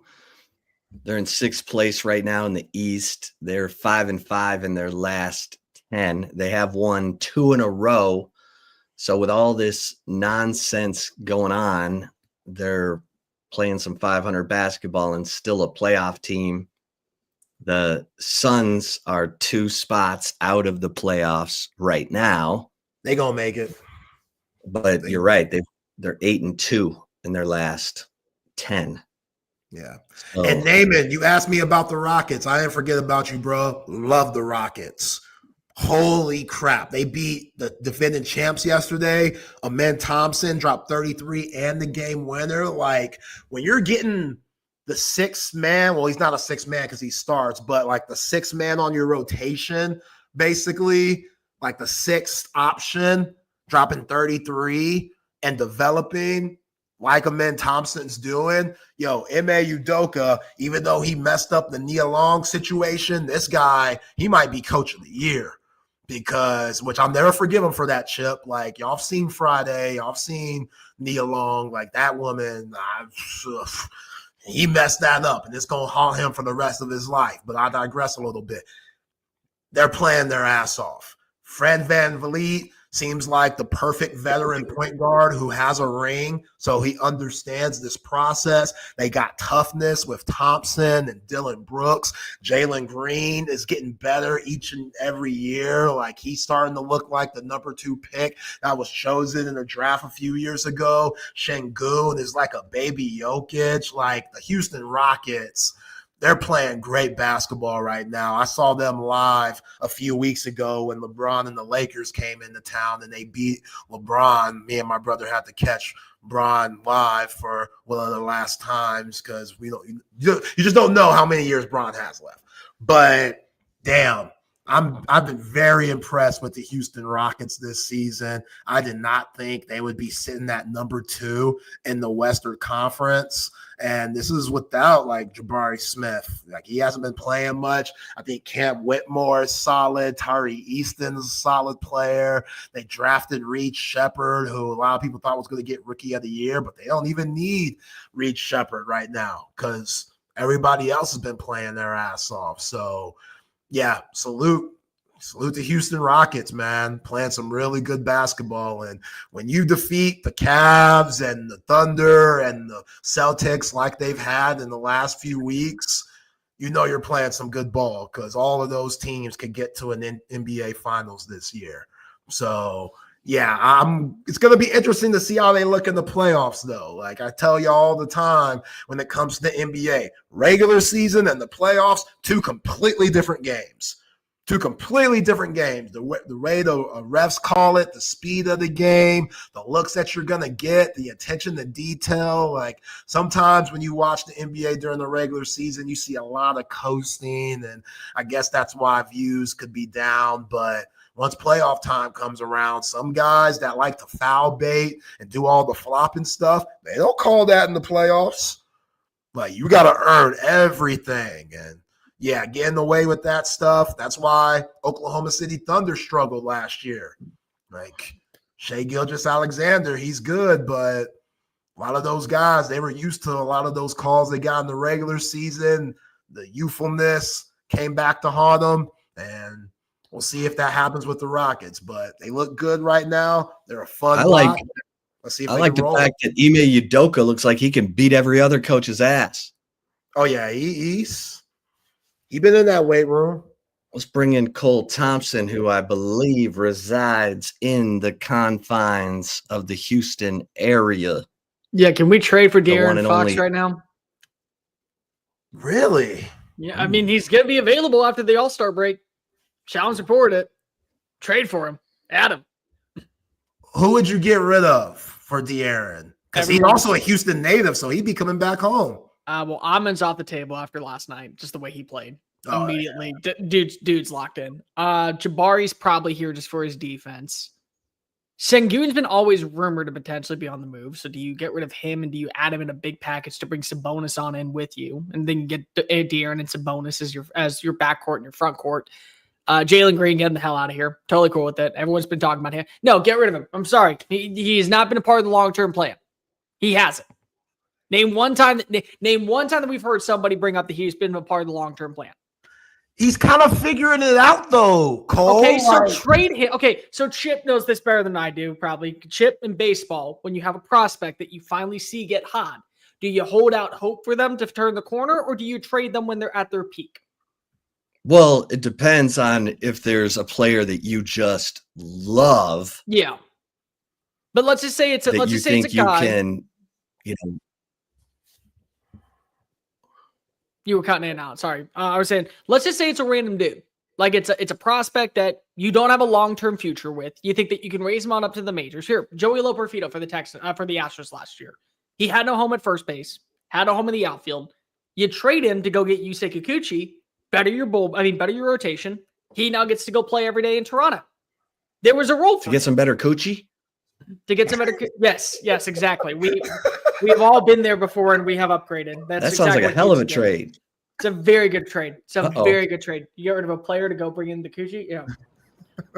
I'm sorry, Jalen Green. What are we doing? Like, he's never been a long-term prospect. Like, we all thought he was going to be here, and then he's been on the rumor market for like the last 2 years. He gets a 1-year extension. He's hot. What happens when he goes back down? He's averaging 9.2 points per game. Okay. I just don't want to break up that chemistry if it's all working.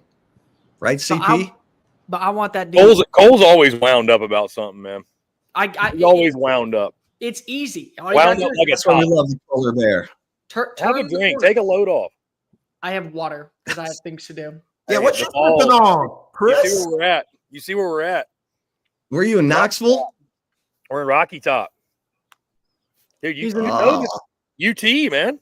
The other UT. Hey, all right. I'm getting off now. I got to get off now. The other UT, man. No, he's in Tennessee. Tennessee-Kentucky basketball game tonight. Yeah, he's in Tennessee.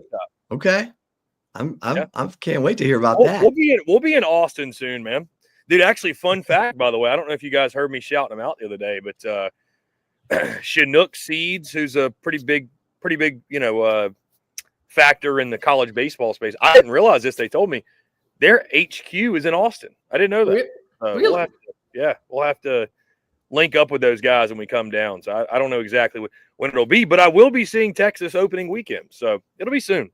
I'll be hanging with the Horns. So Globe Life, Arlington. Fellas. Yeah. Have a great show as always. Thanks, Jeff. Hey, all the best, man. All the best.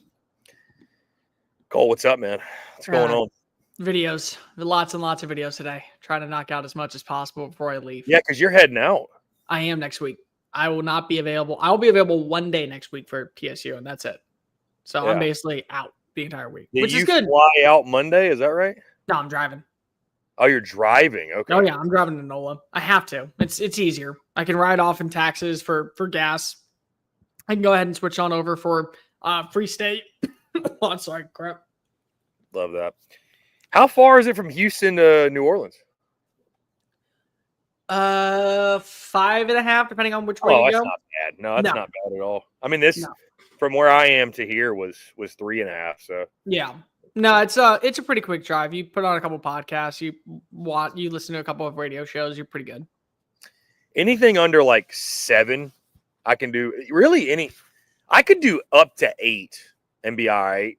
Anything past 8 hours on the road is a lot. See, that becomes flight territory for me. So I would drive from Alabama to Texas every single year for school, and I would never come home because I was just not making that drive 3 times. Like I was doing it once in the spring, once in the winter, and that was it. When I'm home, I'm home. I didn't come home for 2 years because I was like, no real big deal. Like I'll just stay here. I got my apartment. I'm good. Got a job out here. I'm working. Get to cover baseball. Get to go do an internship down in Birmingham. I'll pay the same amount of gas money in the same month and save myself some time. So I did that. Like that was, because it was an 11.5-hour drive. And I'm like, nope, I'm good. And literally about over half the drive is in the state of Texas. All right. How far is that? How many hours? 11.5. Okay. Well, listen, if you got to do it once, then so be it. I mean, especially if you got to take your stuff. I mean, that's. Oh, that was the thing. So funny enough, my brother is in the Army right now, and he finishes up like his contract or whatever, like his 4-year contract. He finishes that up. So he's coming home in April, which we're obviously very excited about. Cole, he is driving from Alaska to South Carolina. How? No, seriously, how? You can apparently, there's a way from Alaska down to like up in, I guess, Washington or whatever. Well, yeah. Is he taking a ferry? Or is he gonna cut? Is he gonna? No, I think there's some way to drive. There's some way. He's gonna go all the way through Canada, all the way down. Oh my god! Canada. Yeah. Oh my god, that's awesome. But I mean, he needs his car. He's got a car. He's got a car up there.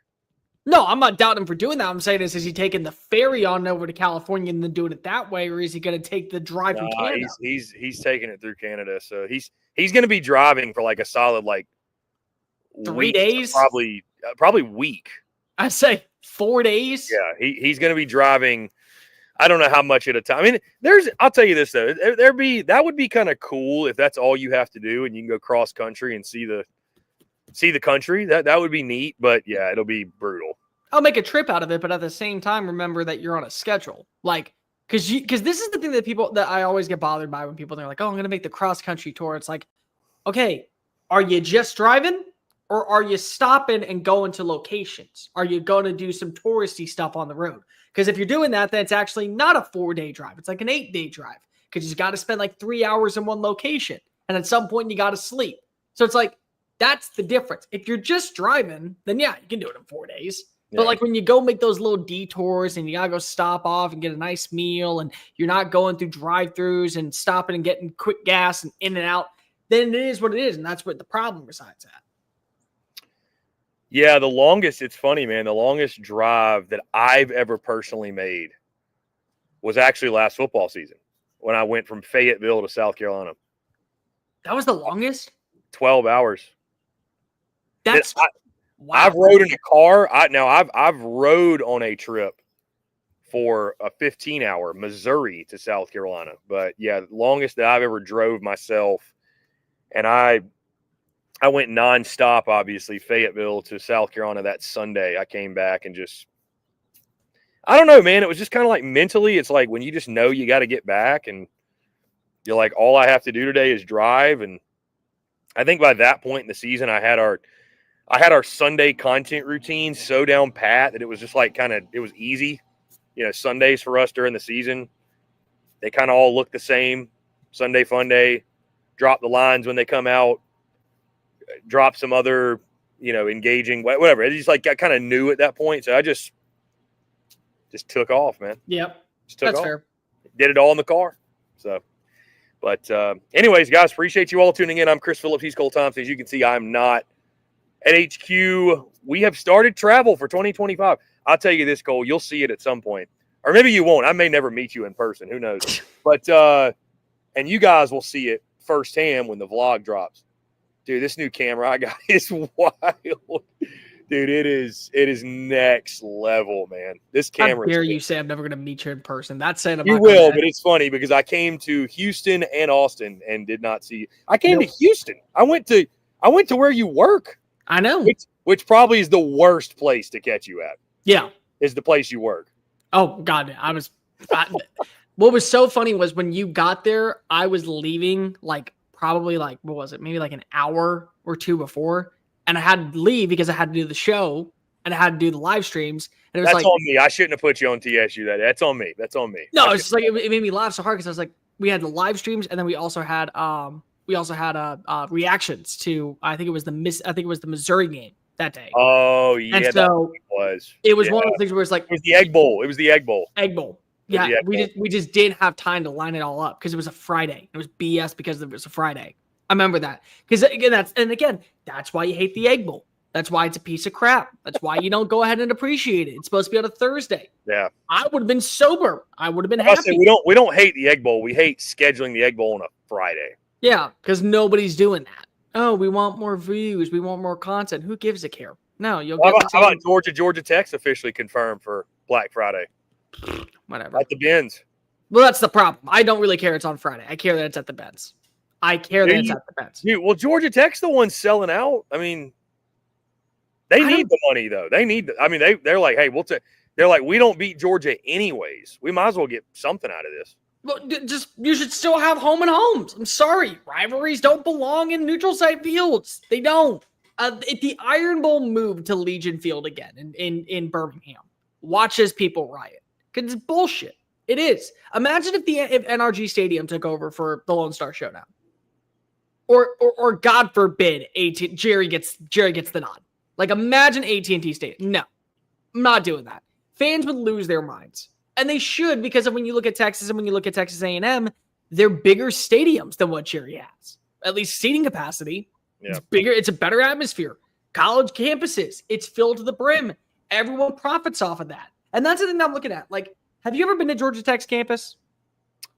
I've rode by it. I haven't actually been to it. Okay. Is it integrated into the city of Atlanta? Oh, it's when you're on the interstate, it's right. I mean, it's in Atlanta. Yeah. It's very in Atlanta. So it's similar to Texas, but not as big as a quad. I'll be honest with you. Like I haven't been to Tech's campus, but I've drove through and kind of seen where it is and then been to Austin. I still feel like Texas is kind of like its own division of Austin. Yeah.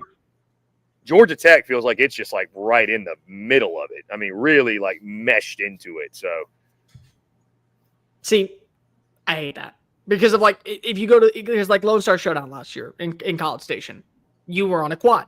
You were actually around a campus. You saw Texas A&M at its peak. You did all the events, and it's cool, and it's awesome, and it adds more fuel to the rivalry, and it puts more of an ambiance on what the game is, and it allows you to kind of feel like what actual Saturdays are for. And now when you go to Atlanta, you're going to go to a couple of bars. It's going to be crap. It's going to be overpriced. You're going to get in fights. You're going to start crap before you even enter Benz Stadium. Which, by the way, it should have just been at the Georgia Dome because Georgia Dome just stick around forever. But we'll get into that argument later. And at the same time, you should just have it at home because in Athens it's awesome. In Bobby Dodd it's awesome. I'm all for just having continuity in the sport. Have a random game there every single year if you're Georgia or Georgia Tech. I don't care, but just do not have one. Do not have a single rivalry in a neutral site field. And again, the Cotton Bowl is different. I'll defend that as long as I live. Cotton Bowl is completely different than that crap. Well, I think it's different when you have a game that has tradition behind it. Sure. Right? Georgia, Florida, Georgia, and Jacksonville is different too, but it has tradition.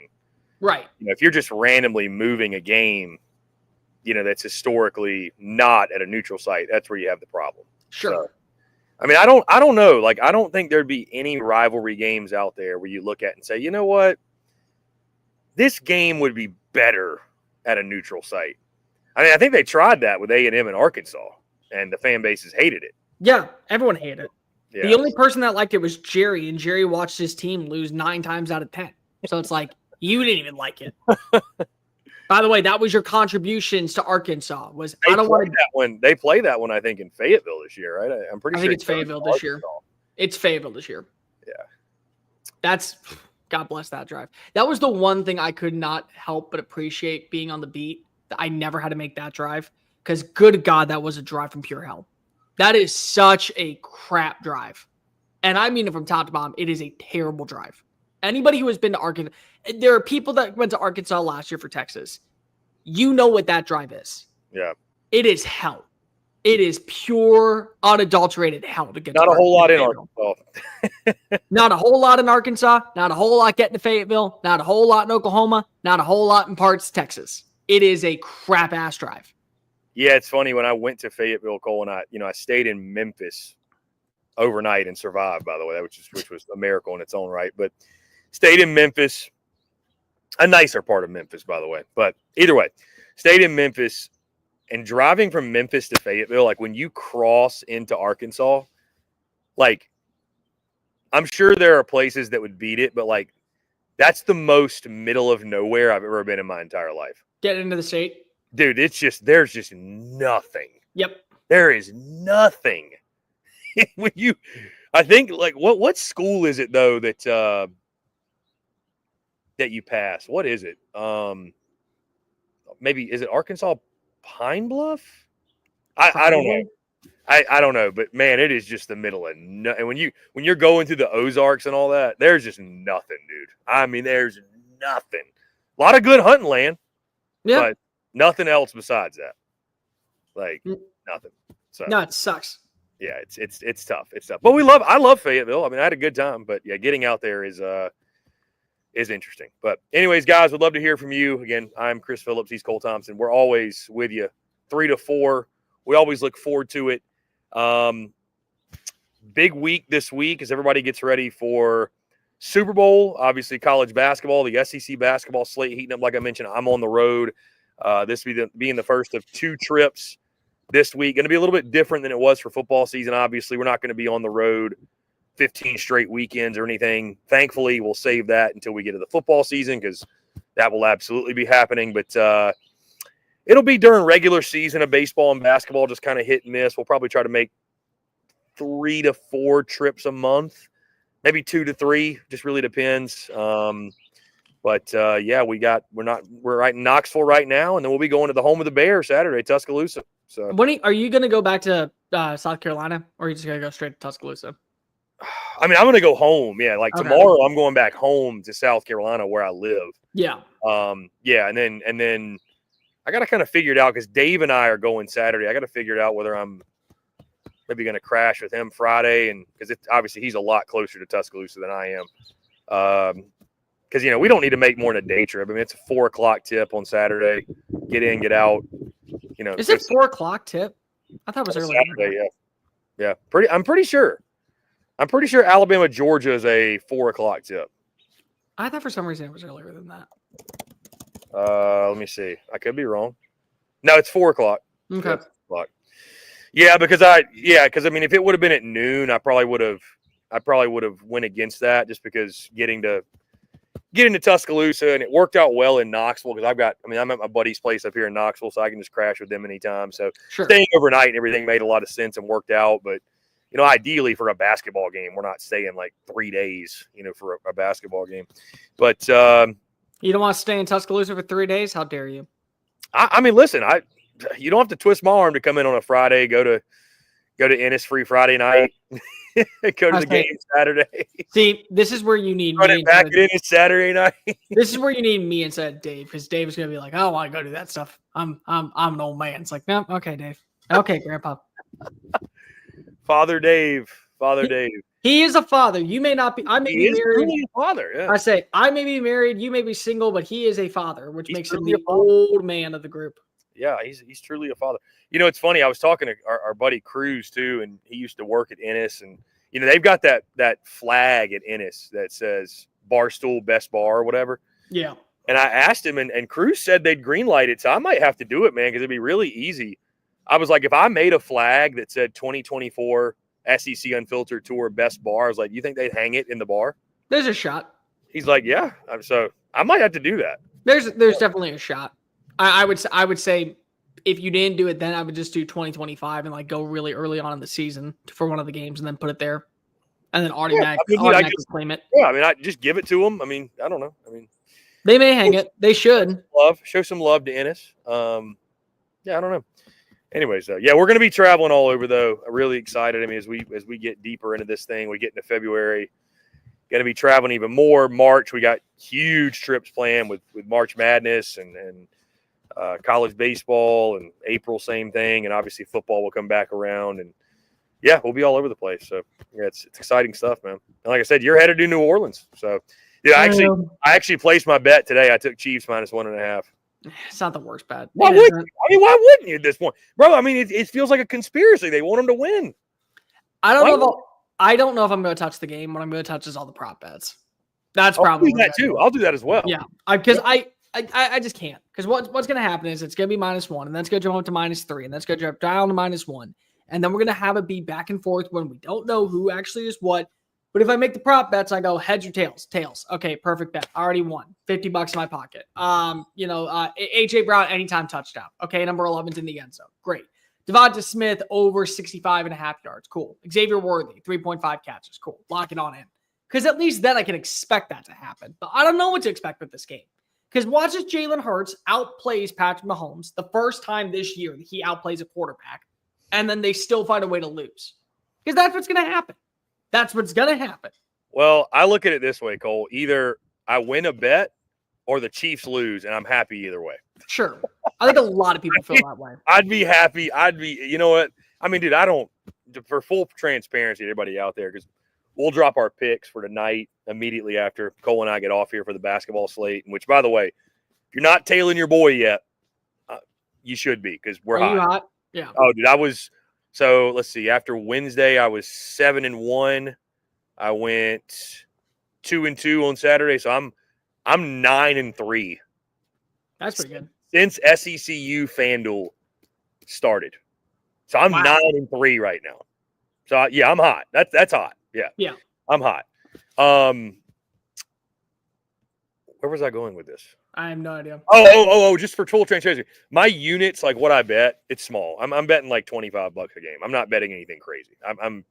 I'm betting beer money. It's not like I'm over here betting $100 a game or anything. How dare you? You should be betting $100 a game. Dude, I more so do it just to have it's different when you make picks and you got some skin in the game. Like you could have $1, but if you have anything risked, you're going to pick it differently. Sure. That's why I do it. Honestly, it's not because I'm like out here trying to, get rich off of gambling or anything. But yeah, I have found though, Cole, that with our FanDuel partnership, I'm gambling a lot more. Like, because now I have like super extra incentive. Oh yeah, super extra. I almost have kind of bullied Dave into gambling. I'm like, hey, you want to give gambling picks? Translation: you should give gambling picks. You have to get. Well, no, if you want to give gambling picks, you also have to put your money where your mouth is. I mean, he doesn't have to, but it's like doesn't have to, but it's smart to. It's his record. Okay. Think about this. How many times? Okay, think about it. How many times do you make a best bet and then you don't take the bet, and then you win the bet, so you don't win the money, but you have the accolade? Like, oh yeah, cool. I'm bet 1,000 this year on my bets, but I don't have any money to show for it in my own pocket. Meanwhile, dude out in Tampa, Florida, is making a buck off of me. Like he's a degenerate gambler at 3 a.m, seeing how the lines are moving, and he comes back and he's like, "Hey man, I want to appreciate you for making me $150,000. I didn't even make $1. Like you might as well just make the bet if you're gonna go ahead and give betting advice." Cole, breaking news as of 2 minutes ago, Georgia quarterback Jaden Rashada is shifting his focus to the spring portal window. Rashada plans to work with a trainer and a quarterback coach in the next few months. Okay. But he's not even hold on. So he's not at Georgia. No. Not going to partake in any type of spring ball. Nope. That's crazy, dude. He's still got money. He's still got money. What? I mean, why not just stick it out at Georgia through spring? Okay. Because there's two things. Number one, where do you rank on the pecking order? Number two, where do you think that you're going to be after the pecking order? That's just my opinion of it. Yeah, but you don't think you're going to get better actually competing against someone and doing live reps with pads on versus working out with a trainer and a quarterback coach? Well, here's the thing that I really hate. A lot of these kids, they refuse to admit the reality of them not being good enough to make the jump. Malachi Nelson was arguably, for my money, one of the best stories in college football this past year because he understood what it meant to be in the football world. So he didn't make it at USC. He goes to Boise State, loses out to Maddox Madsen. Can't get on the field to save his life. He doesn't go to another major program. He goes to UTEP. He says, you know what? UTEP is probably a program that I can flourish at. It's one to where I can put myself in a great position to better my odds of entering the portal in 2 years. I can actually start right away. And if I hit, watch how many people are going to go after me because I was the former number 1 overall pick. The number 1 overall recruit.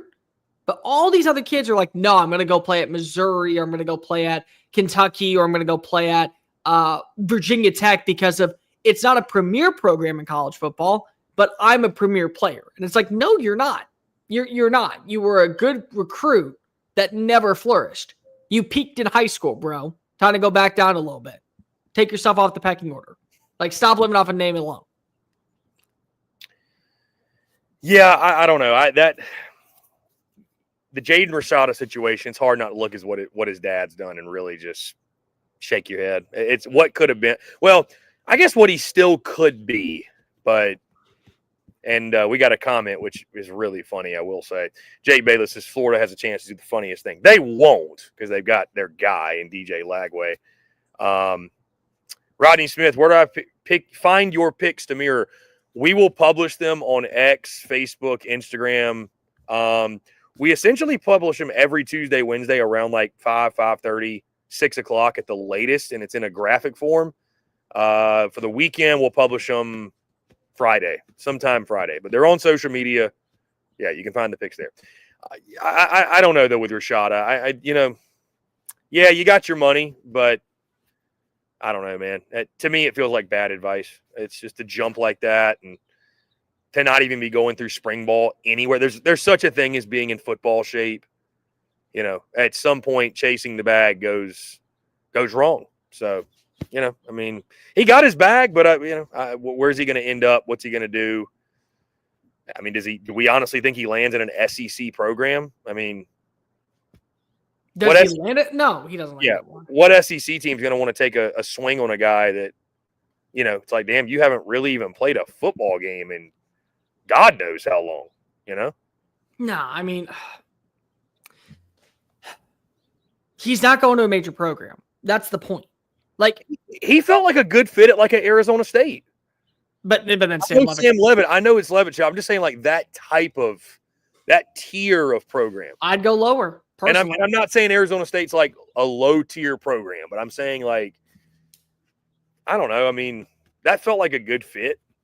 He could go lower. I mean, to your point, Cole, the whole transfer portal epidemic, there's a lot of guys that would do themselves a lot of good if they could just humble themselves and go to a lower level program.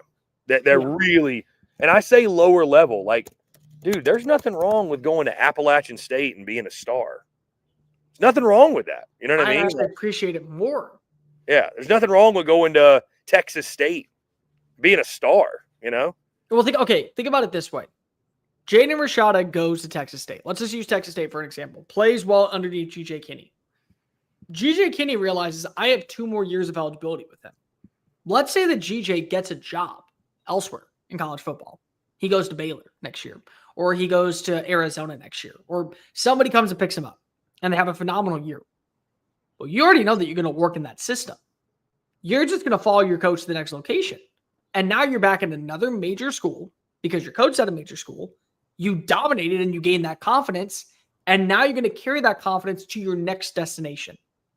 But so many kids don't want to view it that way. What they want to do is they want to say, I was so good that Alabama wanted me, that Georgia wanted me, that Florida wanted me, that Clemson wanted me, that Virginia Tech wanted me, that even the smaller schools like Michigan State, Minnesota were willing to pay me a big portion of NIL funds. I'll just go there after turning them down the first time, and I'll come in and immediately kick ass. And it's like, no. Oh, you know who's a great example of what you're saying? Robbie Ashford. Yeah. He's now at Wake Forest. And I mean, I don't know. Maybe he plays and does well, but I mean. But you know what the beauty is about? You know what the crazy part is about Wake Forest? They got 3 quarterbacks that are fighting for the job. Yeah. They got the kid from Charlotte that thought he was going to beat out DJ Lagway, which was dumb to begin with. Robbie Ashford, and they have a kid that's coming on in from Washington State. So they have 3 guys that are all going to learn how to play that position. So he may not even have that job.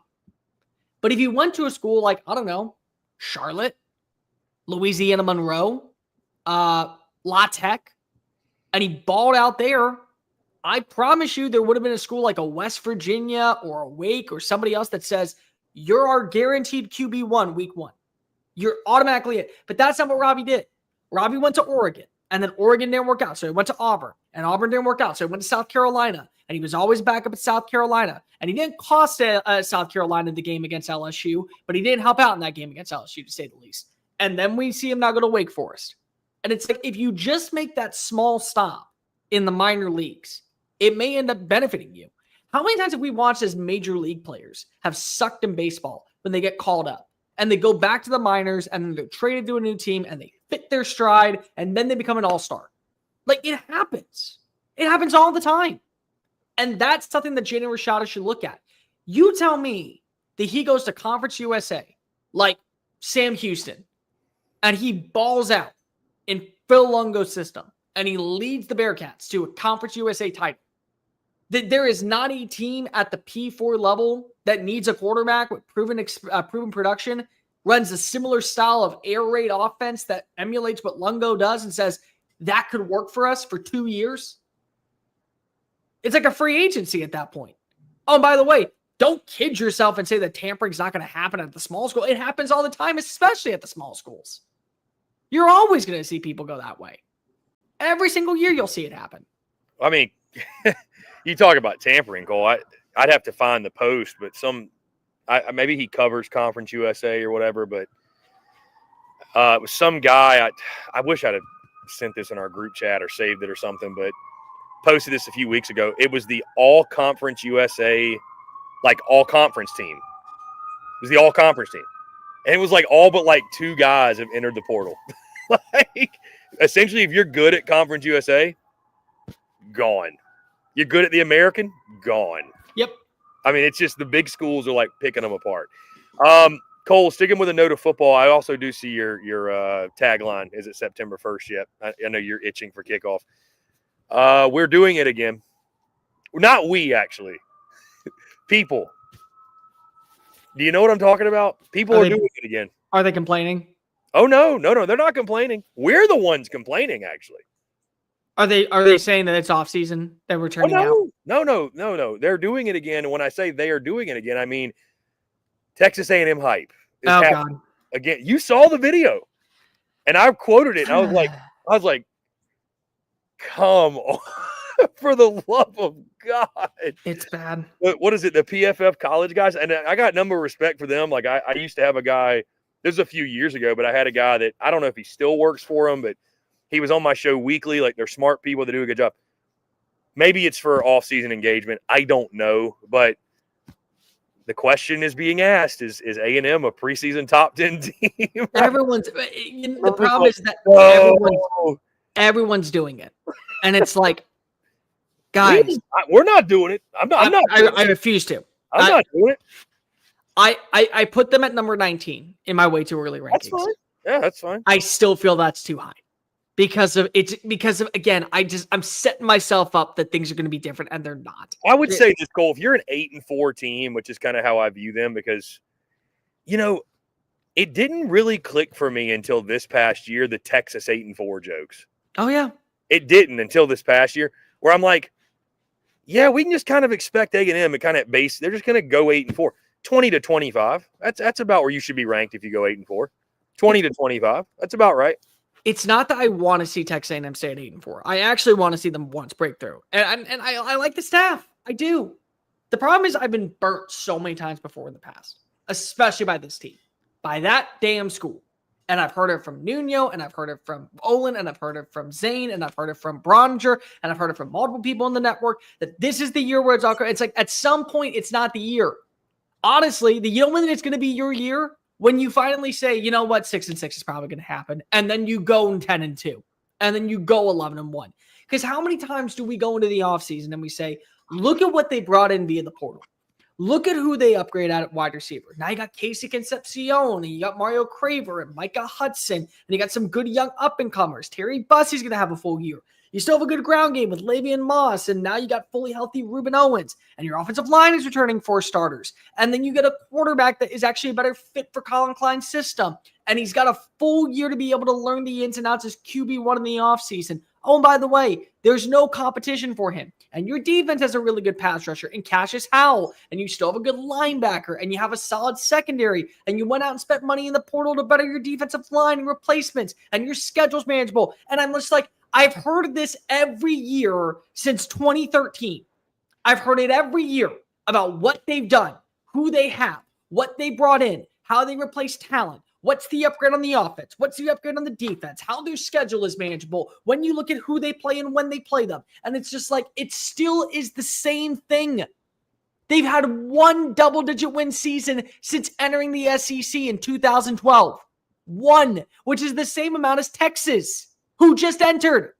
It was with Johnny Manziel. They haven't been to a conference championship. Texas has. Missouri has. Like, those are things that are real. You constantly are putting yourself in 8-4. And by the way, you paid $67 million to stop going 8-4, only to proceed to, with your brand new coach, go 8-4. Just to do it again. Like, I'm gonna give these guys a free shout out, but for those who missed it, here's the clip. Hold on.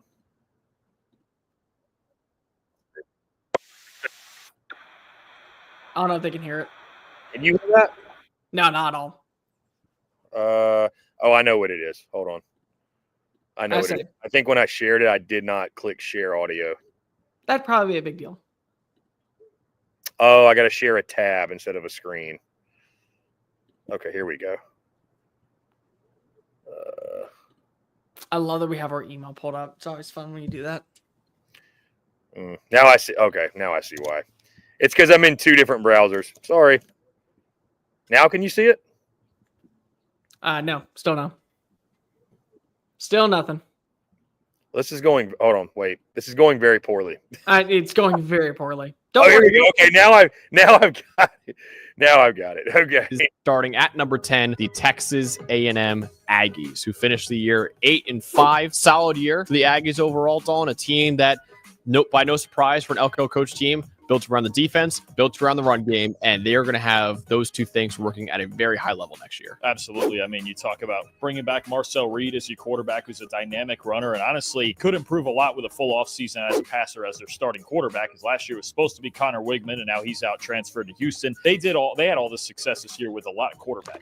Right, Le'Veon Moss coming back at tailback. That's a big get after suffering an injury against South Carolina. Kevin Concepcion coming in from NC State, one of the best receivers. You do love KC. I think that's what you're looking at. Is a little bit more of a dynamic offense, right? And I think again, a big part of this for me is what do we get from Marcel Reed after kind of playing most of this past year and running a very run-centric offense to being. I think we saw flashes of him making throws, especially kind of at that intermediate level. One guy I'm really looking forward to seeing more next year is Cassius Howell, who was a transfer from Bowling Green, the edge defender for them. He had a 90.9 pass rushing grade for Texas A&M this year.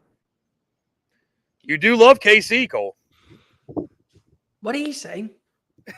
What did he say? And Dalton Wasserman, if you're listening, buddy, you do great work.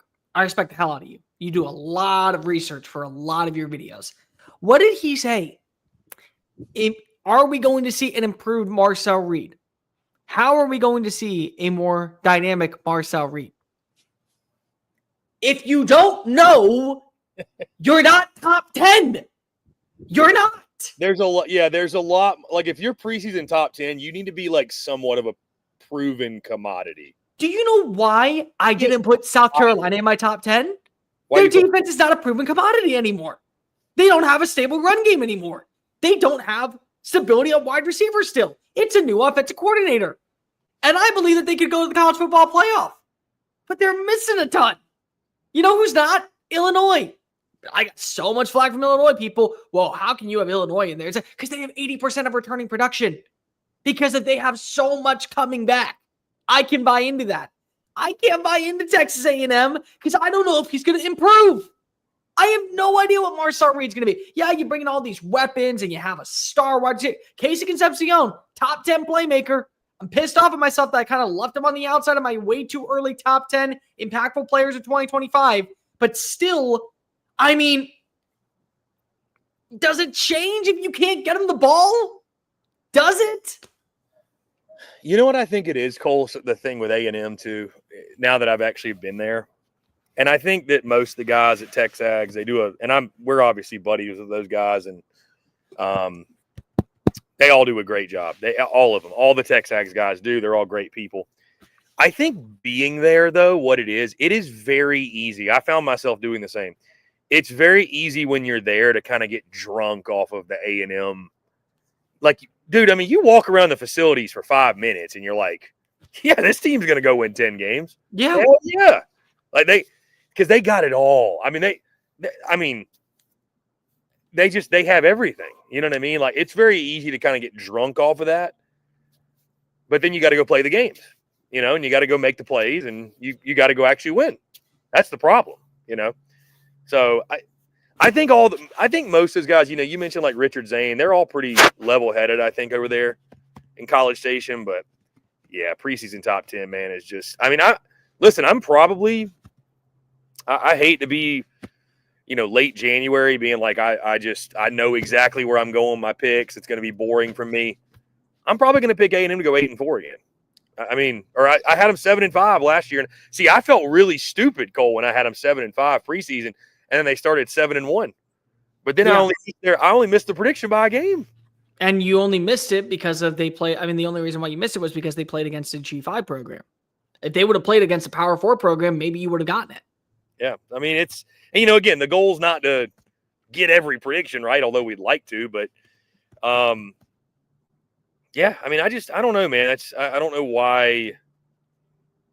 I don't know why we put A&M on this pedestal undeservedly. I don't, and I mean, like, I almost feel like from their fan base perspective, like Nuno, who I love and respect, he's the example of an A&M guy. He wants people to predict A&M to go undefeated. Sure. Nuno talking to him directly, he loves that. He loves that. Put all the pressure, put all the expectations, because this is what A&M should do. But I kind of feel like there's got to be a part of that fan base that's like, please don't talk about us. Oh, have you not seen the comment section of that? No, I haven't. It's every single one. It's like, we can't. Like, please stop with this. Like, we as fans are tired of this. Oh, here we go. The first one. Yeah, please, let's not. Just give us the normal 7-5 or 8-4 expectation, and we'll match that at minimum and go from there. That I'm telling you, they're done. Like, A&M fans have finally come to the reality this past year that we're not haters. We're realists. We're not trying to be disrespectful to your franchise. We don't think that your fan base is terrible. We just know what is football and what is good and bad. And you're a team that right now is built to go 8-4 and maybe 9-3. That's what you are. You're not built like Texas. You're not built like Alabama. You're not built like Georgia. You have the resources. You have the state-of-the-art complex. You absolutely have the facilities. You have the stadium. You have the recruiting assets. But you're not built like them. And the problem is, until we see somebody who finally takes that next step forward as a head coach, you're not going to get there.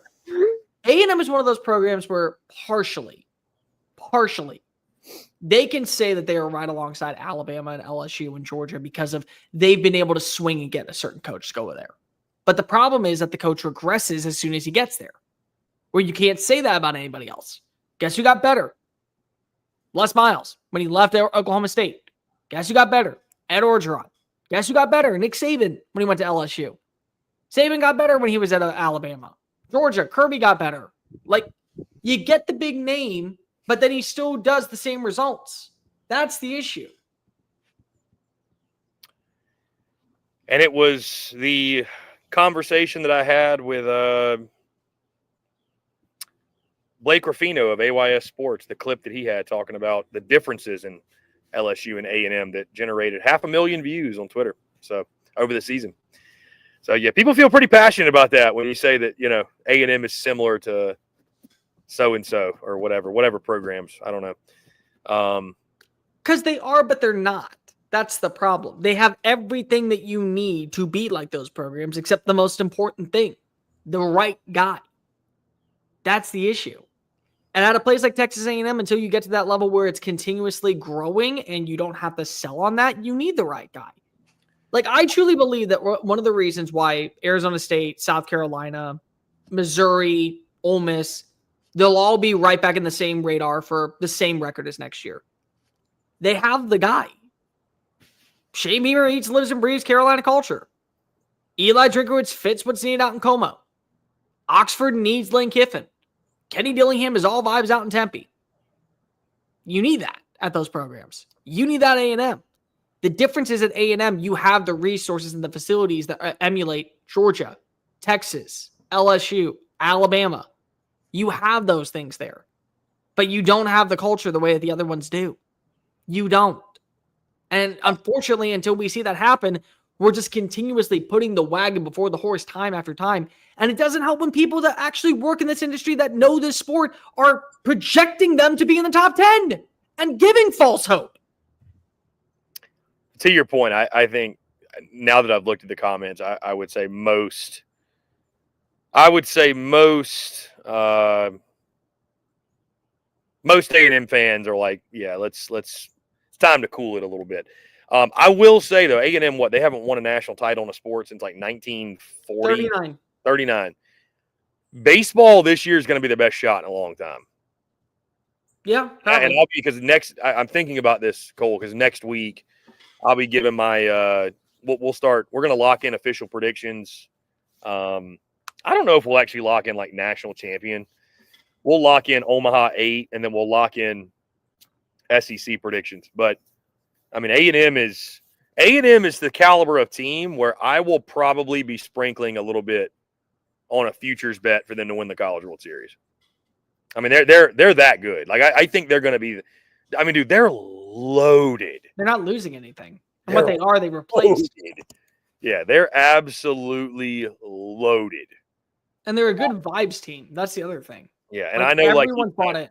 Even the biggest of Texas fan can admit A&M is loaded. So, that's a series. I was just going to say, Cole, that's a series I cannot wait. I cannot wait to see that play out. But Texas. even I think the biggest of Texas fans can say, we landed Schlossnagle. So because we have Schloss, you have a year. You have 1 year.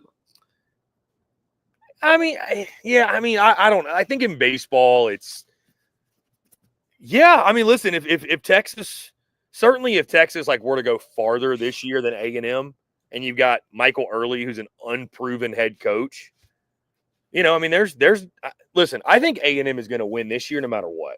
They're just that good. But there's no proof beyond like once, Jace Lavalette leaves, Grahovic leaves, Caden Kent leaves, Prager leaves. I mean, there's no proof that, he's going to be the right guy to push the right buttons, recruit the right guys, and put them in the best possible position to be successful. So, Cole, the latest College World Series odds, by the way, via our friends at FanDuel, and I find this fascinating. Tennessee's the favorite, plus 750.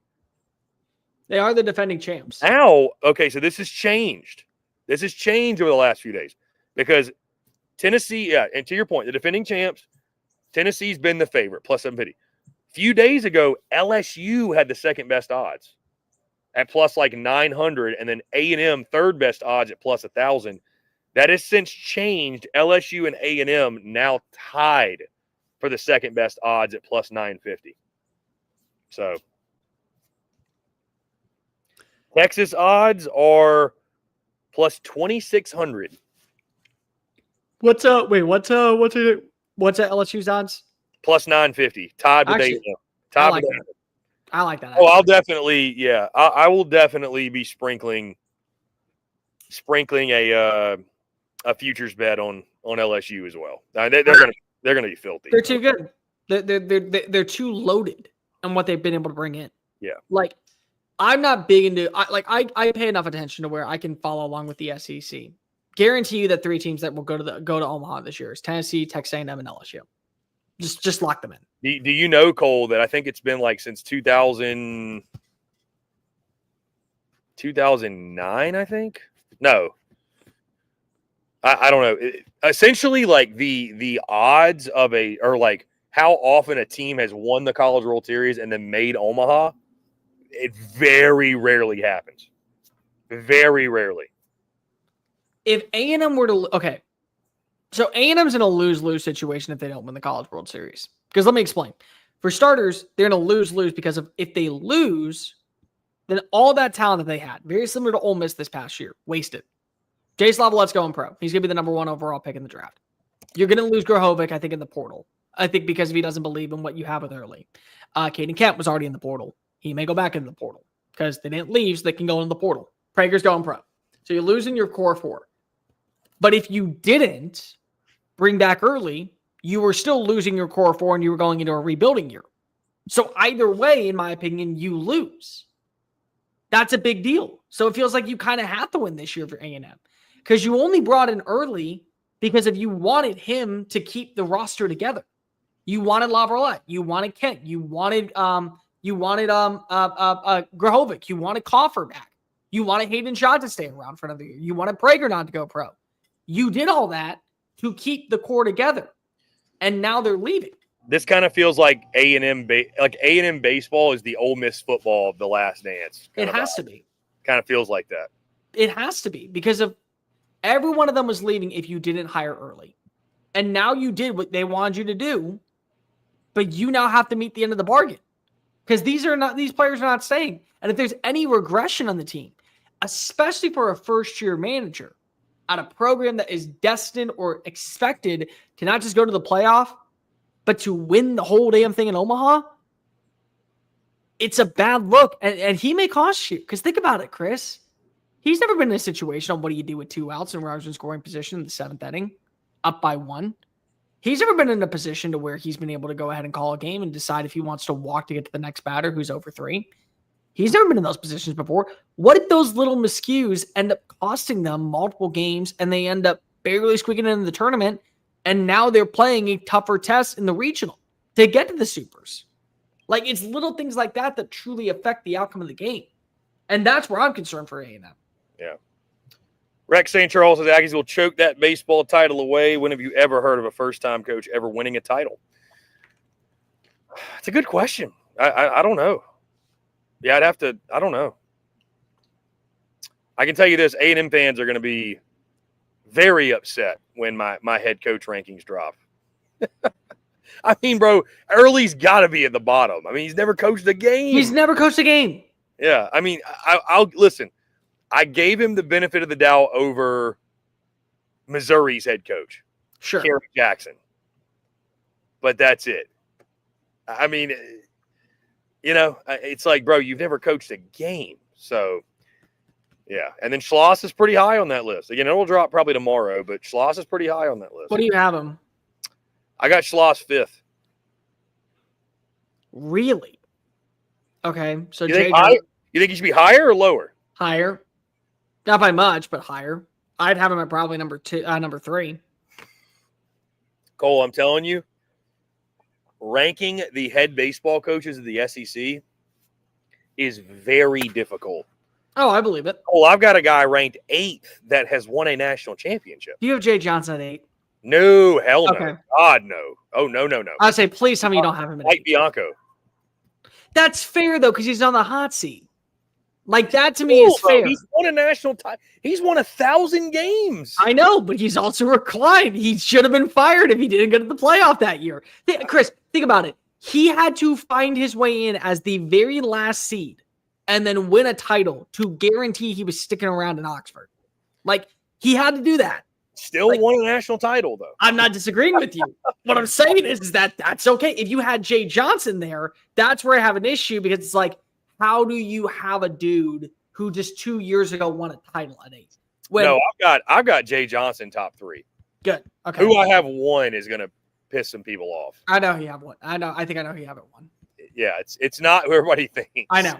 I think I know. Let me. I love who everyone thinks. Let me just ask you. Literally where I am. I love him. Let me ask you. Does he have 2 last names? Kinda. Okay. I already know who it is. I think you're wrong. I think you're very wrong on that one. Listen, I'll break it all down tomorrow. I believe you will. I think I'm going to drop this tomorrow, but no, I think Schloss 5 is fair. Now hold up. Do you have Maneri ahead of him? No. Okay, so he's below. Maneri's really weird, man. Maneri's Maneri's won 1,500 games as a college baseball coach, but it's like, you haven't coached in 4 years, and LSU fans weren't all that upset when you left. So they wanted change. Oh yeah, they were ready. They were ready. So I don't know but I'm telling you, ranking the head baseball coaches, man, it is brutal. It's brutal. I mean, again, you're putting guys like, because in the SEC, like when you're ranking football coaches, it's not simple, but it's like there's tiers. Tiers feel more defined. In baseball, it's like, man, there's so many guys that are so good. I mean, we got guys in the SEC been at their schools for 20 years. Yeah. How good is, like, How good of a coach is Dane Van Horn? But he's never won a national title. But, I mean, he's still one of the best. I mean, I think he's overrated. So I think he's a choke artist. I think he's overrated as I'm hell. a little upset with Dave Van Horn in Arkansas. I know you are because you picked him to win last year. Yeah, and here's the thing too, Cole. I might pick Arkansas to win the regular season because that's what they do. And then they go to the regional. And they suck it up in the postseason. Yep. Then Like they are the best regular season college baseball team you've ever seen. They're gonna pitch like hell. If they can hit it all this year, I mean, they got that Gabe Gackle kid that's gonna be their ace. They're gonna pitch like hell. If they can just swing it a little bit, they're probably gonna go 20-10 in conference and win the conference. But you best believe they're gonna host a regional and lose. No, they'll win the regional. Or they'll go to the Supers and they'll lose. And they'll get swept in the Supers. Or they'll go to the World Series and they'll make some stupid play. Oh no, it'll be the talk bottom. about a curse. You talk about cursed. It'll be the bottom of the seventh. They'll be up by 3. They'll give up 4 runs and then they'll lose. I'll tell you, I know Texas fans don't like Arkansas. I feel bad for Arkansas fans. No fan base deserves the beating they've taken. I mean, the state of Minnesota would like a word right now. Seriously. Arkansas has taken a beating. Have you seen Minnesota, the city of Minneapolis? No, they haven't been to a championship since 1991 in any sport. Yeah, it's tough. And by the way, they've had teams that were good enough to win the World Series, the NBA Final. Yeah, they've got the Timberwolves, the Twins, the Vikings, the Wild in hockey. Wild. And then you throw in right up the road in St. Paul, which is also started outside Minneapolis, the University of Minnesota. Yeah, Gophers, yeah. Gophers. They have not seen a title since 1991 come to the city. Yeah, that's tough. That's tough. They've been to 1 championship in that span. 1. And they've been to multiple conference championships in the NBA Western Finals, in the NFC Finals, in the ALCS. Like, they have been to the finish line and they just can't get there. Like, the state of Arkansas has Arkansas. The city of Minneapolis is known for heartbreak. And the worst part is they find ways to get like the best stories of the year. Literally, think about this. Like they had the Minneapolis Miracle, Stephon Diggs, and they proceed the following week with the Super Bowl in their backyard to get boat raced by Philly. Just to get shits on even further. I guess at least Houston's got the Astros, right? Yeah, kind of. Texans and then Rockets. Rockets. Right. And Rockets had game 7 that was taken away from us against Golden State. Taken away from Yeah, it should have never happened. They should have won in game 6, but then freaking CP gets hurt. Oh, okay. Gets hurt with like 2 minutes left, and then I'm they not go a ahead and tie it. NBA guy, so I needed some explaining. The only reason I know that is because I was at that game. I was at that game ready to watch us clinch. I was like, oh my God, the Rockets are going to the finals this year. James Harden and CP3. They're going to do it. And then he gets hurt. He doesn't play in game 7. And the Warriors proceed to kick the living breaks out of Houston. Jake says we stole their hockey team and won the cup 5 years later. But who's he talking about? Dallas Stars. Stole whose hockey team? Minnesota's. They were the Minnesota North Stars. And then they left to go to Minnesota Dallas. not have a team anymore? No, the Wild. Okay. They got an expansion team right after the Stars went down to Dallas. Oh, okay. So they went and they added in a new team, and that team has been As you freaking can see, awful. not a huge NHL guy either, but that may change soon, Cole, because I'm going to leave you all on a cliffhanger, because it is a cliffhanger, because it's not a for sure. I'm not going to lie to you, Cole. I'm starting to warm up to the idea of SECU HQ in Nashville. Told you. I don't know what it is, man. I'm like starting to kind of feel it. Predators. Nashville. So I might be a Preds guy soon. Just root for the Hurricanes. Just stay with Raleigh. Like just stay in that area. I'm never going to be an AHL guy. We never have to. We don't have to root for the Predators. They're overrated. You're a Stars guy, aren't you? No, I'm Blackhawks. Chicago. Okay. Yeah. No, I'm Blackhawks. 100%. Again, Cole, I'm never going to be like a. I will force you when we talk shit to talk shit, but like I'm. Make Dave and I come up for quarterly meetings, and we'll go to a hockey game one night, and that'll be fair. It'd be fun. Yeah, we'll bring. Well, I think the thing to do is like bring the fish or whatever. Oh yeah, no, you bring the fish, you throw it. We'll bring the fish. Yeah. There you go.